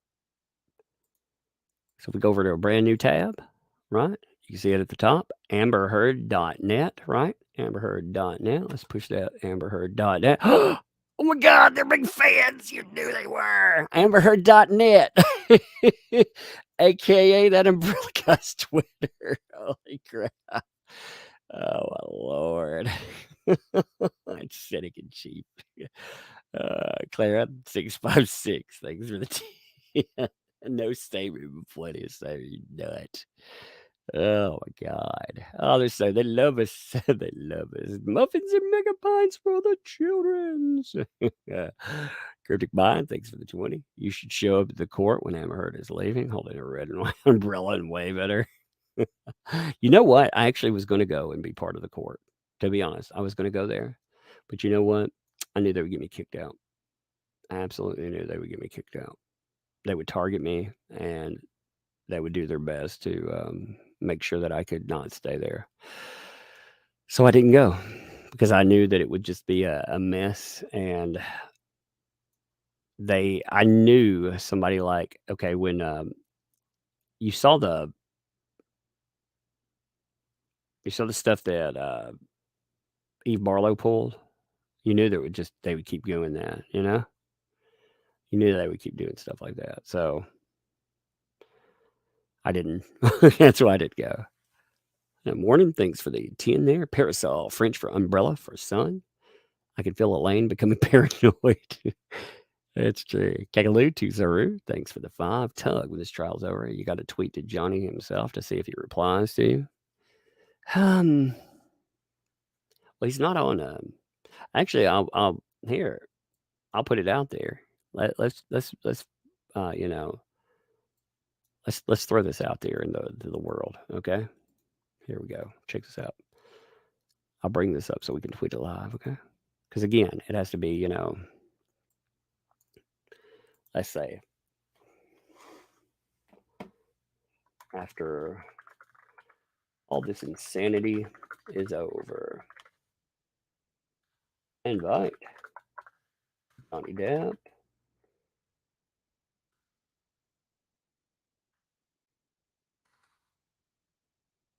Adam Waldman, channel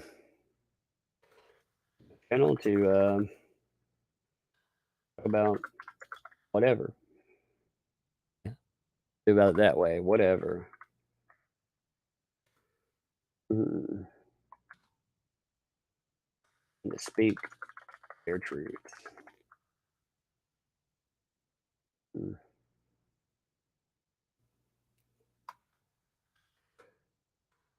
Let's say for too long. Mainstream has been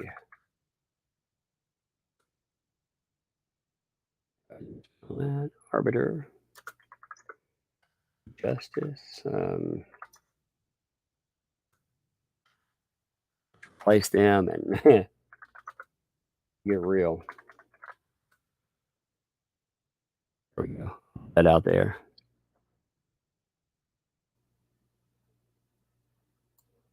See, just put it out in the world. And if they don't, they don't.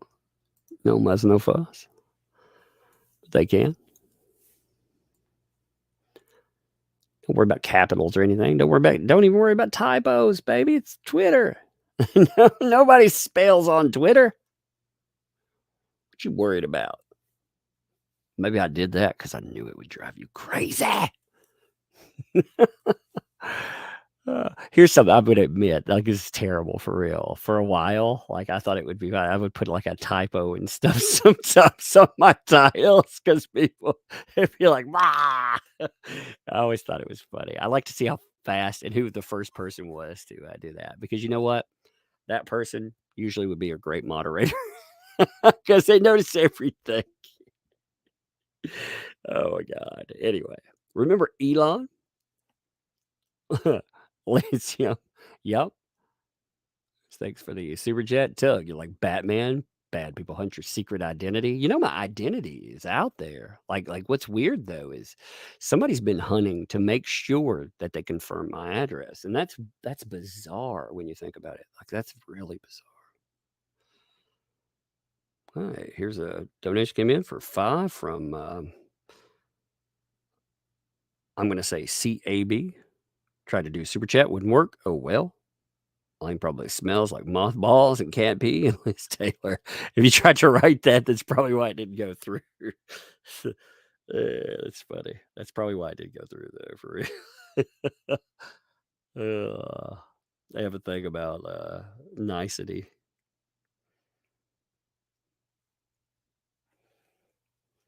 Let's see, more talk with Monica. Thank you for the 5. I've been watching your channel. I get a kick out of AH's team being shook over your coverage. Great work. Good job over Elaine. I think she's funny. Like, she's such a mess. Bikini Iron Beauty, thanks for the 20. No statement, plenty of statement in that. Thank you for your backing. Lynette, thanks for the 5. Dr. Spiegel must be losing his, exactly, smacking his lips like crazy. He's like, Marty Parsons, thanks for the 10. What's that Umbrella Man Q score after this trial? That's funny. Look up a Q score. I wonder how many. It's funny. Let's see. Let's see. Google Trends and see if there's what search results. See how that goes. Umbrella Guy. Let's see.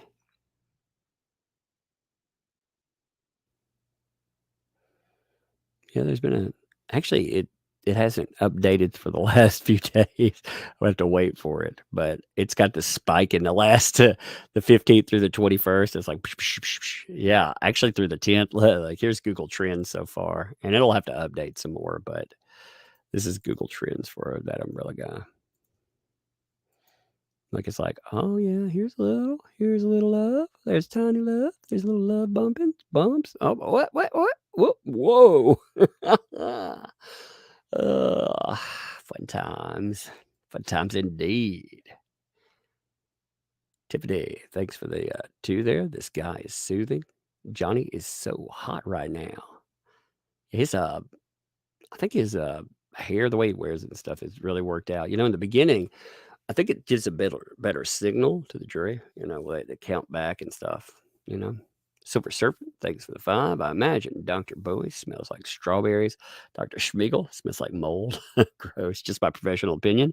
Hey, you give it, right? Goldwater be darned. That's right. Exactly. Don Mitch, thanks for the 2. No statement attached to that, but plenty of statement with your backing. Thank you for your backing. Rochelle, thanks for the 5. Glad I don't have Twitter. I'm invisible. Now you see me, now you don't. It's part of I don't know what I think about that sometimes, Whoa, Wolfgang 3, thanks for the 2. New York Post has 2 of your posts on its website. That's funny. Like, see, it's hilarious. It's hilarious that the New York Post is like, all these places are semi-forced to pay it. Like, they were never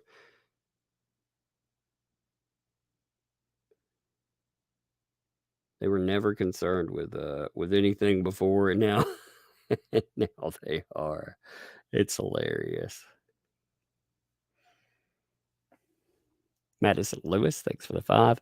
I think Crazy Cat Lady Elaine smells like halitosis and hard candies that have been sitting at the bottom of her purse. It's probably like that. Man, I've noticed a few ladies like that, you know.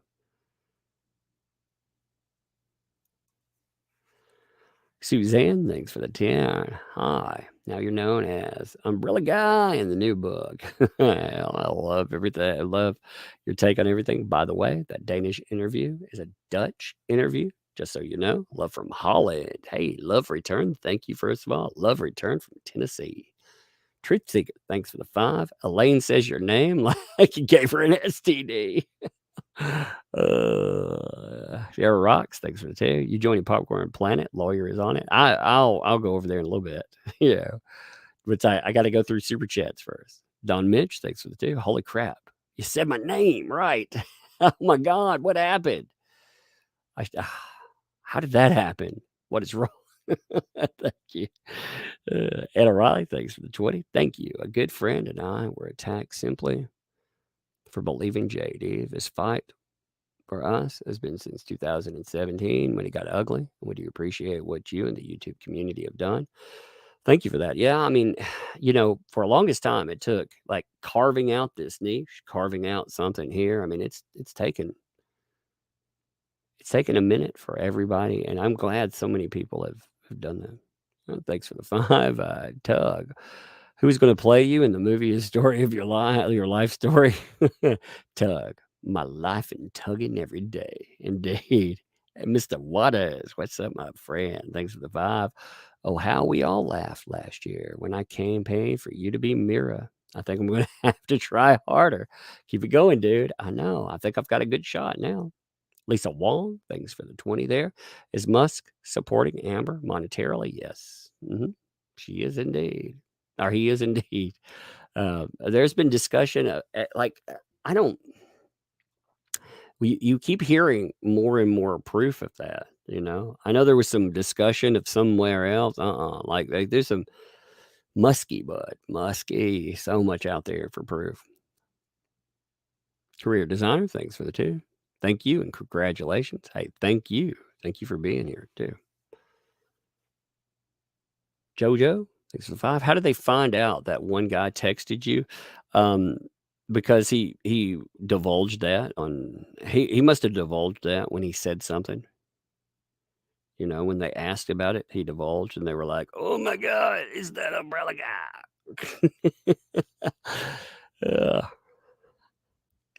And Morford, thanks for the 5. No statement, but plenty of statement in backing. Thank you.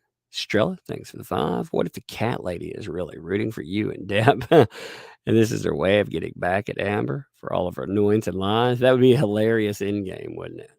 She'd be like, whoa. Thanks for the 5. That Umbrella Guy, your website ran out of bandwidth. High 5, bro. Stay for Love 21. Thanks for the 5. You guys need to check out Amber Heard's song. Oh my God. Crazy Eyes. Also, aka Hungry Eyes song parody. Oh, Whitney, you're going to love it. Tug, there's a few. Yeah, there's a lot of good parodies out there. Like I said, I like that Gadfly stuff. You know, I think a bunch of theirs have been funny. But I'll go over to Popcorn Planet in a little bit. I'm just, like I said, I'm reading super chats. Situating. He knew that I was going to go over there in a few. Like I told him, you know, I can't connect. Like I'd connect while we're streaming. I would actually join, but I can't connect my stream with his stream like that. It doesn't work that way, you know. So if it did, though, I would do that. Batman on a bike, thanks for the 5. Is it a bird? Is it a plane? No, it's that Umbrella Guy. Woo! Sherry Lamb, thanks for the 5. Way to go, Tug. You deserve all for your hard work. Thank you. And like I said, all you folks have been cool like that. I do. I appreciate you all. Like, again, the channel is, I make videos, but you make the channel. So channel without you doesn't work. It's just a void out there that does nothing. You know, a lot of people forget that. That's why I say, like, I appreciate the heck out of you folks because you made this channel work. Without you, there's nothing here. Just again, it's just a void. Yeah, it's shouting into the nothing. So LH, I'm gonna say thank you for the 5. Came from PayPal. Love your content. Thank you. Hey, thank you in return. Appreciate you. Raquel, not Raquel. Thanks for the 5. Hey, Tug and Chat. What did I miss so far? I don't even know where that's at. I hope you caught up, man. It got crazy. Batman on a bike. Thanks for the 5. All hell, 1903. And Elaine support to increase Tug's followers. Indeed. Bobby Q, thanks for the 20. Tug. Is the Goldwater rule why all these mental health experts do response videos? They use terms like they are textbook examples of. Yes, exactly, because they're not trying to do harm there. They're not trying to diagnose. They're just they're giving some statement while avoiding. You're exactly right. Thanks for the 20 there. Never followed anything like this so closely, but glad you're covering it. You offer good points, and I appreciate the facts. I know it's hard to look away, isn't it? It's insane. I've never again. I tried to tell a lot of people that I stream with, like, this is going to be, and some people knew, they recognized it, but this is going to be huge. It's going to be like societally, like it could cause real ripples. See, and so far, yeah. Helen, thanks for that 18 there. Victory. Thomas, Kennedy, thanks for the thank you. Welcome. Thank you for the membership. Welcome to Tugs Thugs. Jonathan, thanks for the 5. The judge keeps saying, don't do outside research, but when they pull up your Twitter, is that outside research? Well, it's going to be funny. Like, they should be allowed to, some of those jury members, like, after the fact, they're going to be like, I got to see that, after the fact, if they have it. Sir Gabby, thanks for the 20. I've been inactive on social media for a while, as I've been through hell with horrible traumatic wreck. Got PTSD, my body changed, losing arm, leg. People are mean. I did share you, Tug, on my Facebook. Thank you. Hey, here's the thing too. Did you know that I'm banned on Facebook? I have never actually posted anything negative. It was probably my nicest thing. I would just share items, but when I was covering due process cases, they don't like that. They don't like that at all. So Facebook, they freaking removed my Twitter. And like I said, I never posted anything negative at all. Like I typically just share like different things people would give me or fan art and stuff like that. I liked it over there, and they nailed it anyway. Nuts. Steph H, thanks for the $1.49 and the umbrella. So I appreciate you folks that share over there because I can't. Mr. Irish, thanks for 2. Hey Tug, look, Eve Barlow's Twitter. I'll check it out then. Journey, thanks for the 20 there. Tug, thank you for educating me. Go get some ice cream. Get it with my kids for sure. I actually got her a giant, my oldest one, I got her a giant axolotl stuffed one.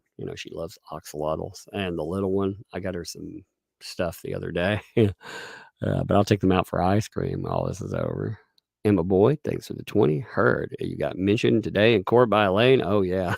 Yeah, she had a lot to say. Jordacious, thanks for the 5. Hey, Parasol person of unknown gender, sub because of the publicity from Amber Heard's attorney. Thank you. Appreciate you here.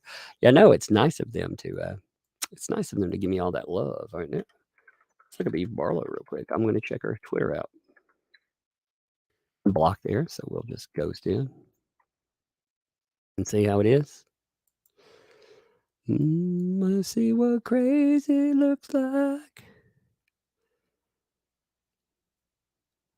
Man, she gets like very little traffic, actually. It's pretty sad. E. Barlow's, it is. It's sad. Must be lonely there.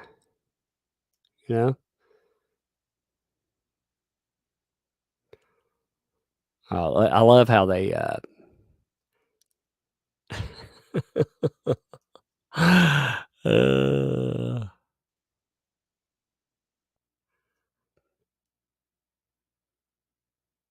Some of the things that they try to push on, like God, her freaking,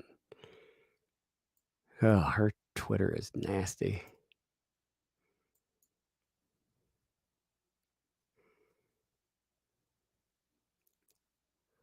Please, thanks for the fun there. You made my day better. Wish I could wheelchair my way to the USA. Hey, it would be awesome there. We'd have to go and chill for a moment. It'd be fun. I think it'd be a lot of fun there. Be cool. We could run around. You know, we could like you and I. We could. I don't know. I'd like to get everybody, like, just not, like a bunch of people together. I think it would be fun, like to do a little meet or greet or whatever. But I'll be at Anime Matsuri this year if people are down there. That's in Texas though. Crow Whisper, thanks for the 10. No statement, plenty of statement. I love it though. I think like it'd be fun to get together with people, goof off. You know who? Thanks for the 2. You have 2 girls. No wonder you have firearms. Indeed, yeah, I have an 8 and a 2-year-old. Yeah. So I got a bat. Thanks for the super chat. Remember us now that you're famous. Oh yeah. No. Trippy Savage, thanks for the 5. My 2 shirts and mug shipped out today. Boom. Glad to see that. Hope they're here before closing arguments. That'll be awesome. You're nearly at 270K subs. I haven't even looked. I gotta look there. God. Yeah, I'm at 269. Lord, I didn't realize, man, we just jumped like 600 people. Good Lord. That's nuts. That is nuts. Journey Lover, thanks for the 5. Do you think Elaine will ever get your name right? Who knows? Esme, thanks for the 2. Tug is super tall. LOL. Yeah, I'm a little tall. I'll get him my 6'6s, So I am a little tall. I've got some COVID fat on me though right now, but I'm tall enough to make up for it, so I'm okay. Deborah, thanks for the 2. What about Dr. Whispering Liar? I love you, Tuck. Okay, thank you for that. Yeah, I'm cracking my 6'6", but like I said, I got some of that COVID fat on me right now. And it probably ain't helping that I'm sitting for 12 hours a freaking day. Ugh. 267. No, it's up to 269. I just looked. 269, 286 or 269, 301. It picked up 15 while I was refreshing. Desiree, thanks for the 5. First ever super chat. Way to go, Tug. Started following during the trial. Fast fan. Umbrella Man. Indeed. I appreciate it. MDO, thanks, dude. Look how animated Amber is right now. Guns Down in Hell, thanks for the 5. Umbrella Guy, aka Exhibit 1903, aka Umbrella God, aka Amber's Nightmare. Willie Day, thanks for the 2. Yeah, I had 21,000 people watching. That was crazy. Actually, we got up to 23 for a while. That was nuts. Cult Member, thanks for the 5. And the Working It Out. Trail, thanks for the 5. So that would be Hart. That would make her the Scarlet Witch, except not talented, like Olsen. Indeed. Thanks for the 2 there. My cat stepped on a flea. Indeed. Marley Bobs, thanks for 2. Take care of yourself and your family. Stay safe. Oh yeah, for sure. Miss Carter, thanks for the 5. Sorry, did you say an anime convention in Texas? So when is my son would love that? Thanks. Yeah, we go to Anime Matsuri. Yellow Flash, I think, is going. Rakeda Law will be there. There will be comics people there. That Star Wars girl, I think, will be there. There'll be a lot of people there. I don't know who all, but I know there'll be a lot of people there. So, Trippy Savage, thanks for the 5. Since you're living rent free in Elaine's head, I'm surprised she hasn't got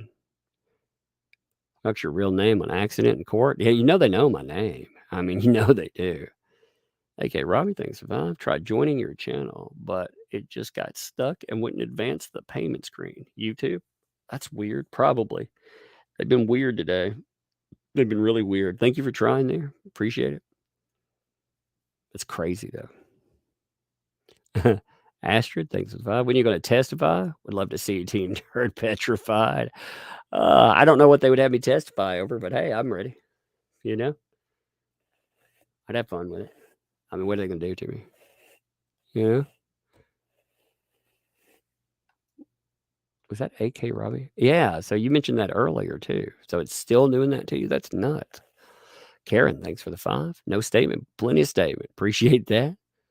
Yeah, when they used it now, I was like, what the world? You know?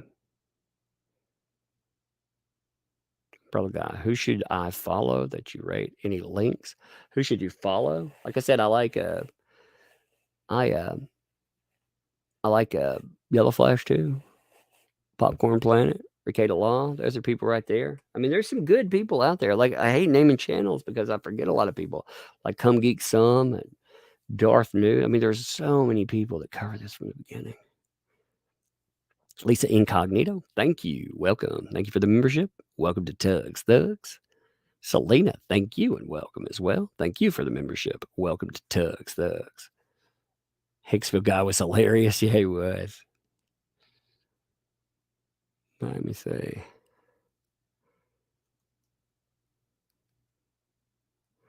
This is weird. Okay, you want to see something very weird? So I just read specific super chats, right? This is what I'm telling you. Okay, you want to see how this is messing up? So you heard me read those super chats, right? Like just I wish I could will to the USA or whatever. This is what I mean about it messing up. So look, I'm gonna show you this so you can see what I mean. All right, you see? Oh, crap! It reset. I was about like down here, but it was showing me the same ones from the beginning. It just keeps showing me the same ones over and over again. So I can only get so far today. Like I said, today it's like the YouTube has been against me, and I don't know what is going on with it. You know who? Thanks for the 5. When Elaine said your name and thought of Young Guns, I'll make you famous. I love Amelia L. Estevez. I used to love that. Shot down. I can't even sing. I can't sing that high. That's way too high to my voice. No. Thanks for the thank you. Welcome. Thank you for the membership. Welcome, Tugs Thugs. I can't even hit that freaking thing. Barbara Beard, thank you. How you doing? Thanks for the 5. Merch. Judge at bench, banging her gavel. Red and white umbrella on the end and yelling tug, tug, tug. That would be funny. Felice, thank you. Welcome. Thank you for your membership and welcome to the Tuggernauts. Thank you. Kyle, what's up? Thanks for the 2. Hey there, it's that Umbrella Man. The Umbrella Man. Moon Tan, thanks for the 2. Umbrella God. Mad Scientist, thanks for the 10. Cheers to you, Tug, in honor of Elaine. Cadence, thanks for the 2. Sounds like Elaine is obsessed with you. Yep. Denise, thanks for the 2. Game over. Don't cry, baby. Thanks for 5. Protect Tug. Name of the game. Thanks for the 10. Briefly here from Emily Baker's stream. How crazy is it? I hope you get a lot of subs from all the publicity. Thank you for that. Yeah, Emily Baker actually reached out and was like, "Hey, I hope she heard about the stream. She said my stream had problems, and some people had mentioned that to her." And I was like, thanks. Like,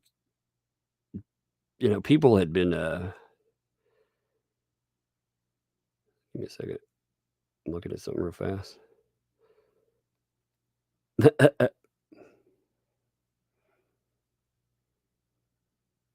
I'm looking at all the hashtag that Umbrella Guys trending. People are sending me the stuff.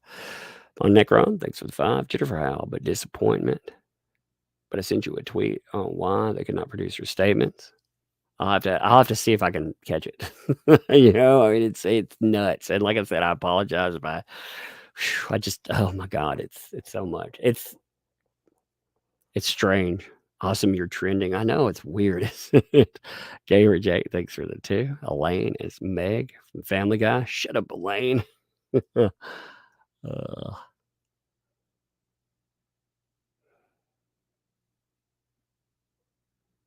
Let's see.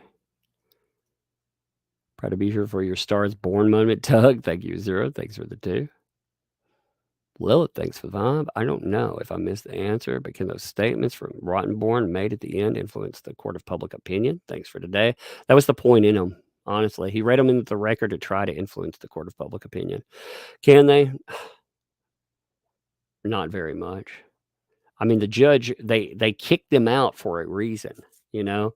They kicked them out because they didn't deserve mention in all of this. So he just read in a bunch of random crap. Celeste, thanks for the 5. What was the point of the Jennifer Howell testimony? I was working and couldn't hear it too well. I mean, she put in some. She brought up a few things. There were a lot of stuff that didn't get brought in. Again, I would encourage you to listen to it with what you know there, and then check that out. Got Tropical, thanks for the 5. Hey, the umbrella guy. Love Camille saying your name. That was sweet. I like the fact that they tried, Camille tried to fight to get my name in there, my tweet. Thank you. Thank you. And Mary, thanks for the 5. Someone needs to make a trap song with Elaine's words for you. That'd be funny. That'd be really funny.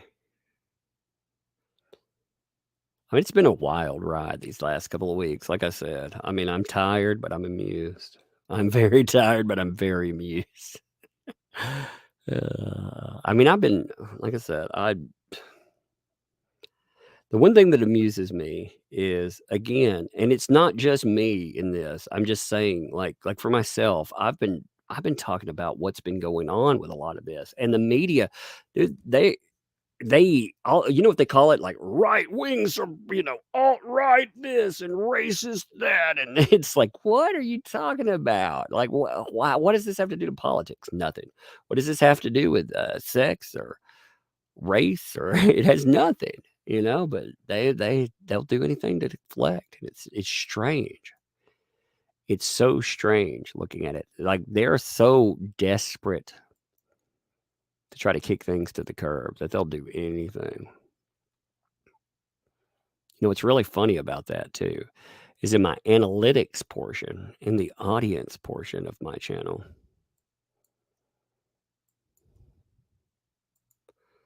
Bon Necron, thanks for the 5. You deserve a shout out today, even though Elaine cannot get your name right. LOL. And I think she did on purpose, though. Like I said, I think that was absolutely on purpose. Rad Miller, thanks for the buck. No statement attached, but plenty of statement and backing. Thank you. What's funny is, they try to pretend, oh my God, you're such a sexist, and so on. Like, you hate Amber. In my last 28 days, I have a 52% female audience. So it's like, yeah, about that. Sarah T, thanks for the 5 there. Tug, you seen handily legitimized and elevated social media? Huge. Mainstream media now has a negative connotation. That's why they hate us. That's absolutely why they hate us. Because, again, it's not just us. There's people like Popcorn Planet, a million other places out there, too. Mr. H. God, I love Mr. H reviews, by the way. I love his voice. I really love his voice. I like him a lot. Like, I used to listen to him a while back. Don Mitch, thank you. Welcome. Thank you for the membership and welcome to Tugs. Thank you. But like I said, Yellow Flash, again, I shout him out because the algorithm has been brutal with him lately. It hasn't been sending anybody to him.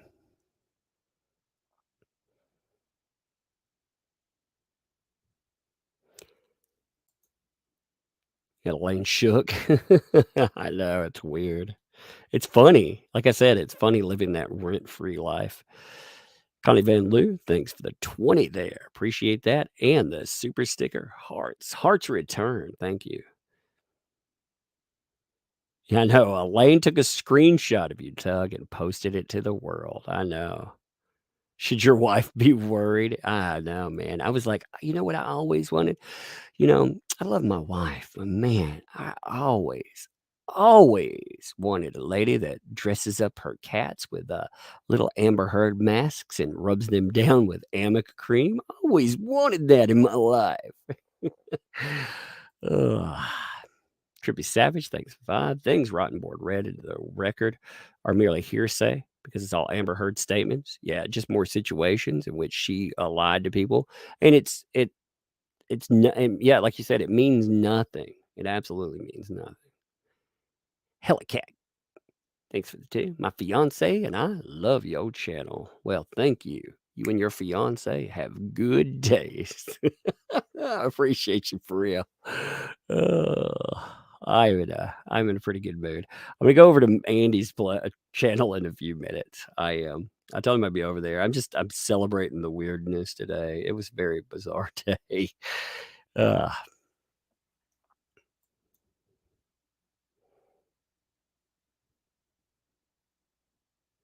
so you're not fat. You're PHAD fat.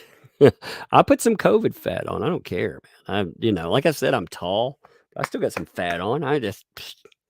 You know what? Never hate yourself. If you got a problem with something, go fix it. Like if I want to get that fat off there, actually, I had some health issues, and after that, I was like, you know what? I'm gonna live. I'm gonna love life. I'm gonna eat steak, and I'm gonna enjoy it. Screw all this messing around stuff. I'm gonna take life head on. And it was fun. Bon Necron, thanks for 5. Prior consistent statements are admissible, but you have to cross-examine the witness on them first. Well, there are other things like the judge had. They put. I was afraid he was going to read that whole binder. Lady Amber, thanks for the 5. When someone is drowning, you wait until a person stops fighting, or they will push you under and try and stay on top. H is drowning. Stay away. That's true. That's very true. That is very, very true. Paula Gray, first time here. Hey, it's nice to see you there, Paula. Appreciate you. Benbar White, thanks for the 10. Hey, Tug. Tonight, H Reviews, a good guy, informed me about your channel. Both decent guys. I was chatting to friends about the case.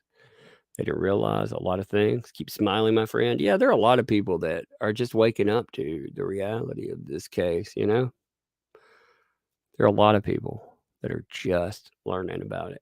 And that's good. I'm glad, The best thing, if you've never heard about this case, all right, I'm going to tell you the best way to catch it up for real. There's a podcast out there. It's called Movies, Myths, and Monsters.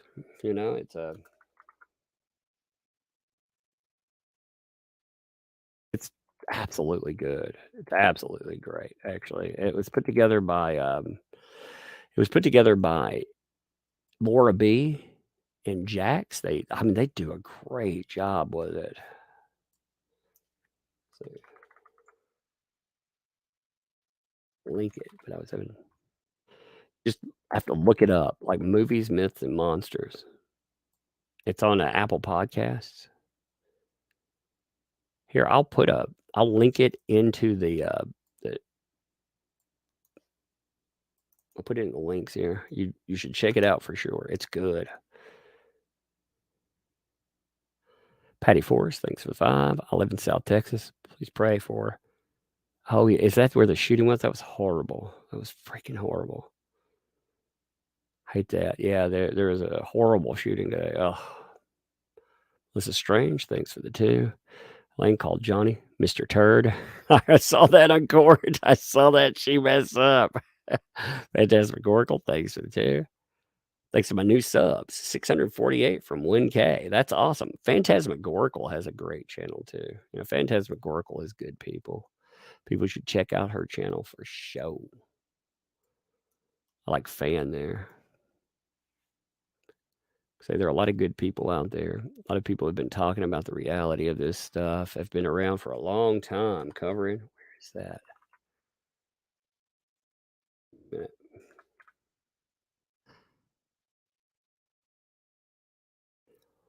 Chemistry Queen, thanks for the 10. Love you, Tug. Thank you for keeping us informed and keeping it real. Hey, thank you all. Like I said, y'all made this channel work. So I owe you all too. Because I put out videos, but you all kept them going,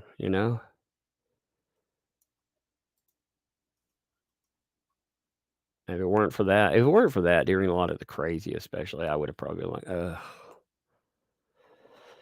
9 strikes that I took during all this mess. 9 of them. I took 9 strikes during this trial. So, like I said, it was nuts. Give some sexy toast. Yeah, I will in a minute. I'm looking to make sure there's no PayPal ones. Here's another PayPal. It's a 5 from KH. No statement attached to that, but thank you. Plenty of statement there. I've also noticed people have joined up with Patreon. I'm behind there, man. It's all I can do. Like, I've been streaming 12 to 14 hours here, and I have not put material up there lately. I'm going to. I'll catch you all up somehow. But I just, like I said, I don't know, man. This stuff is just coming in from every which direction, and it's, but I'll do something there, you know. I got you. God, my Twitter's up to 84.4K. That's nuts. 84.4K. All right. I'm going to go over to talk to, I think I'm going to go over to Andy Signore.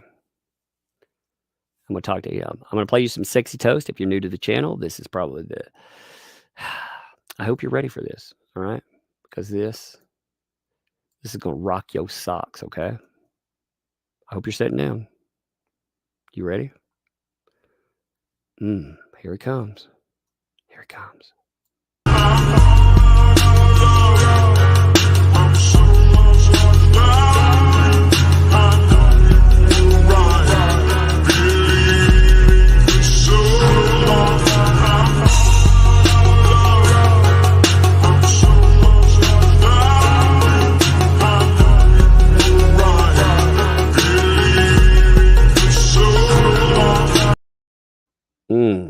Aren't you glad you saw that?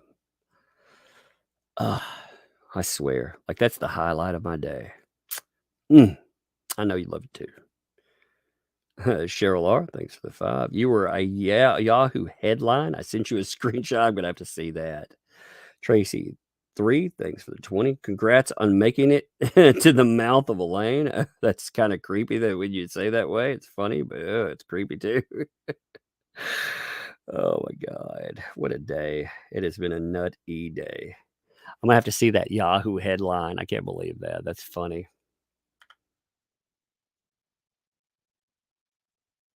That's very weird. The Johnny Depp trial. There's just so much stuff out there that's so nuts. But anyway, I'm going to go over there in just a minute. So go over to Popcorn Planet. Tell them that Umbrella Guy sent you. And we will start this up in the morning. I will probably drop a video about, it'll be at 5, my time, 5. That'll be 2.5 hours before the trial. I usually drop a video. It'll probably be on Kate Moss, because Kate Moss is on tomorrow. So you've got to be there. Okay. We've got to see that. But anyway, I appreciate you. I'm going to end here. Thank you, folks. It has been a day. Wow.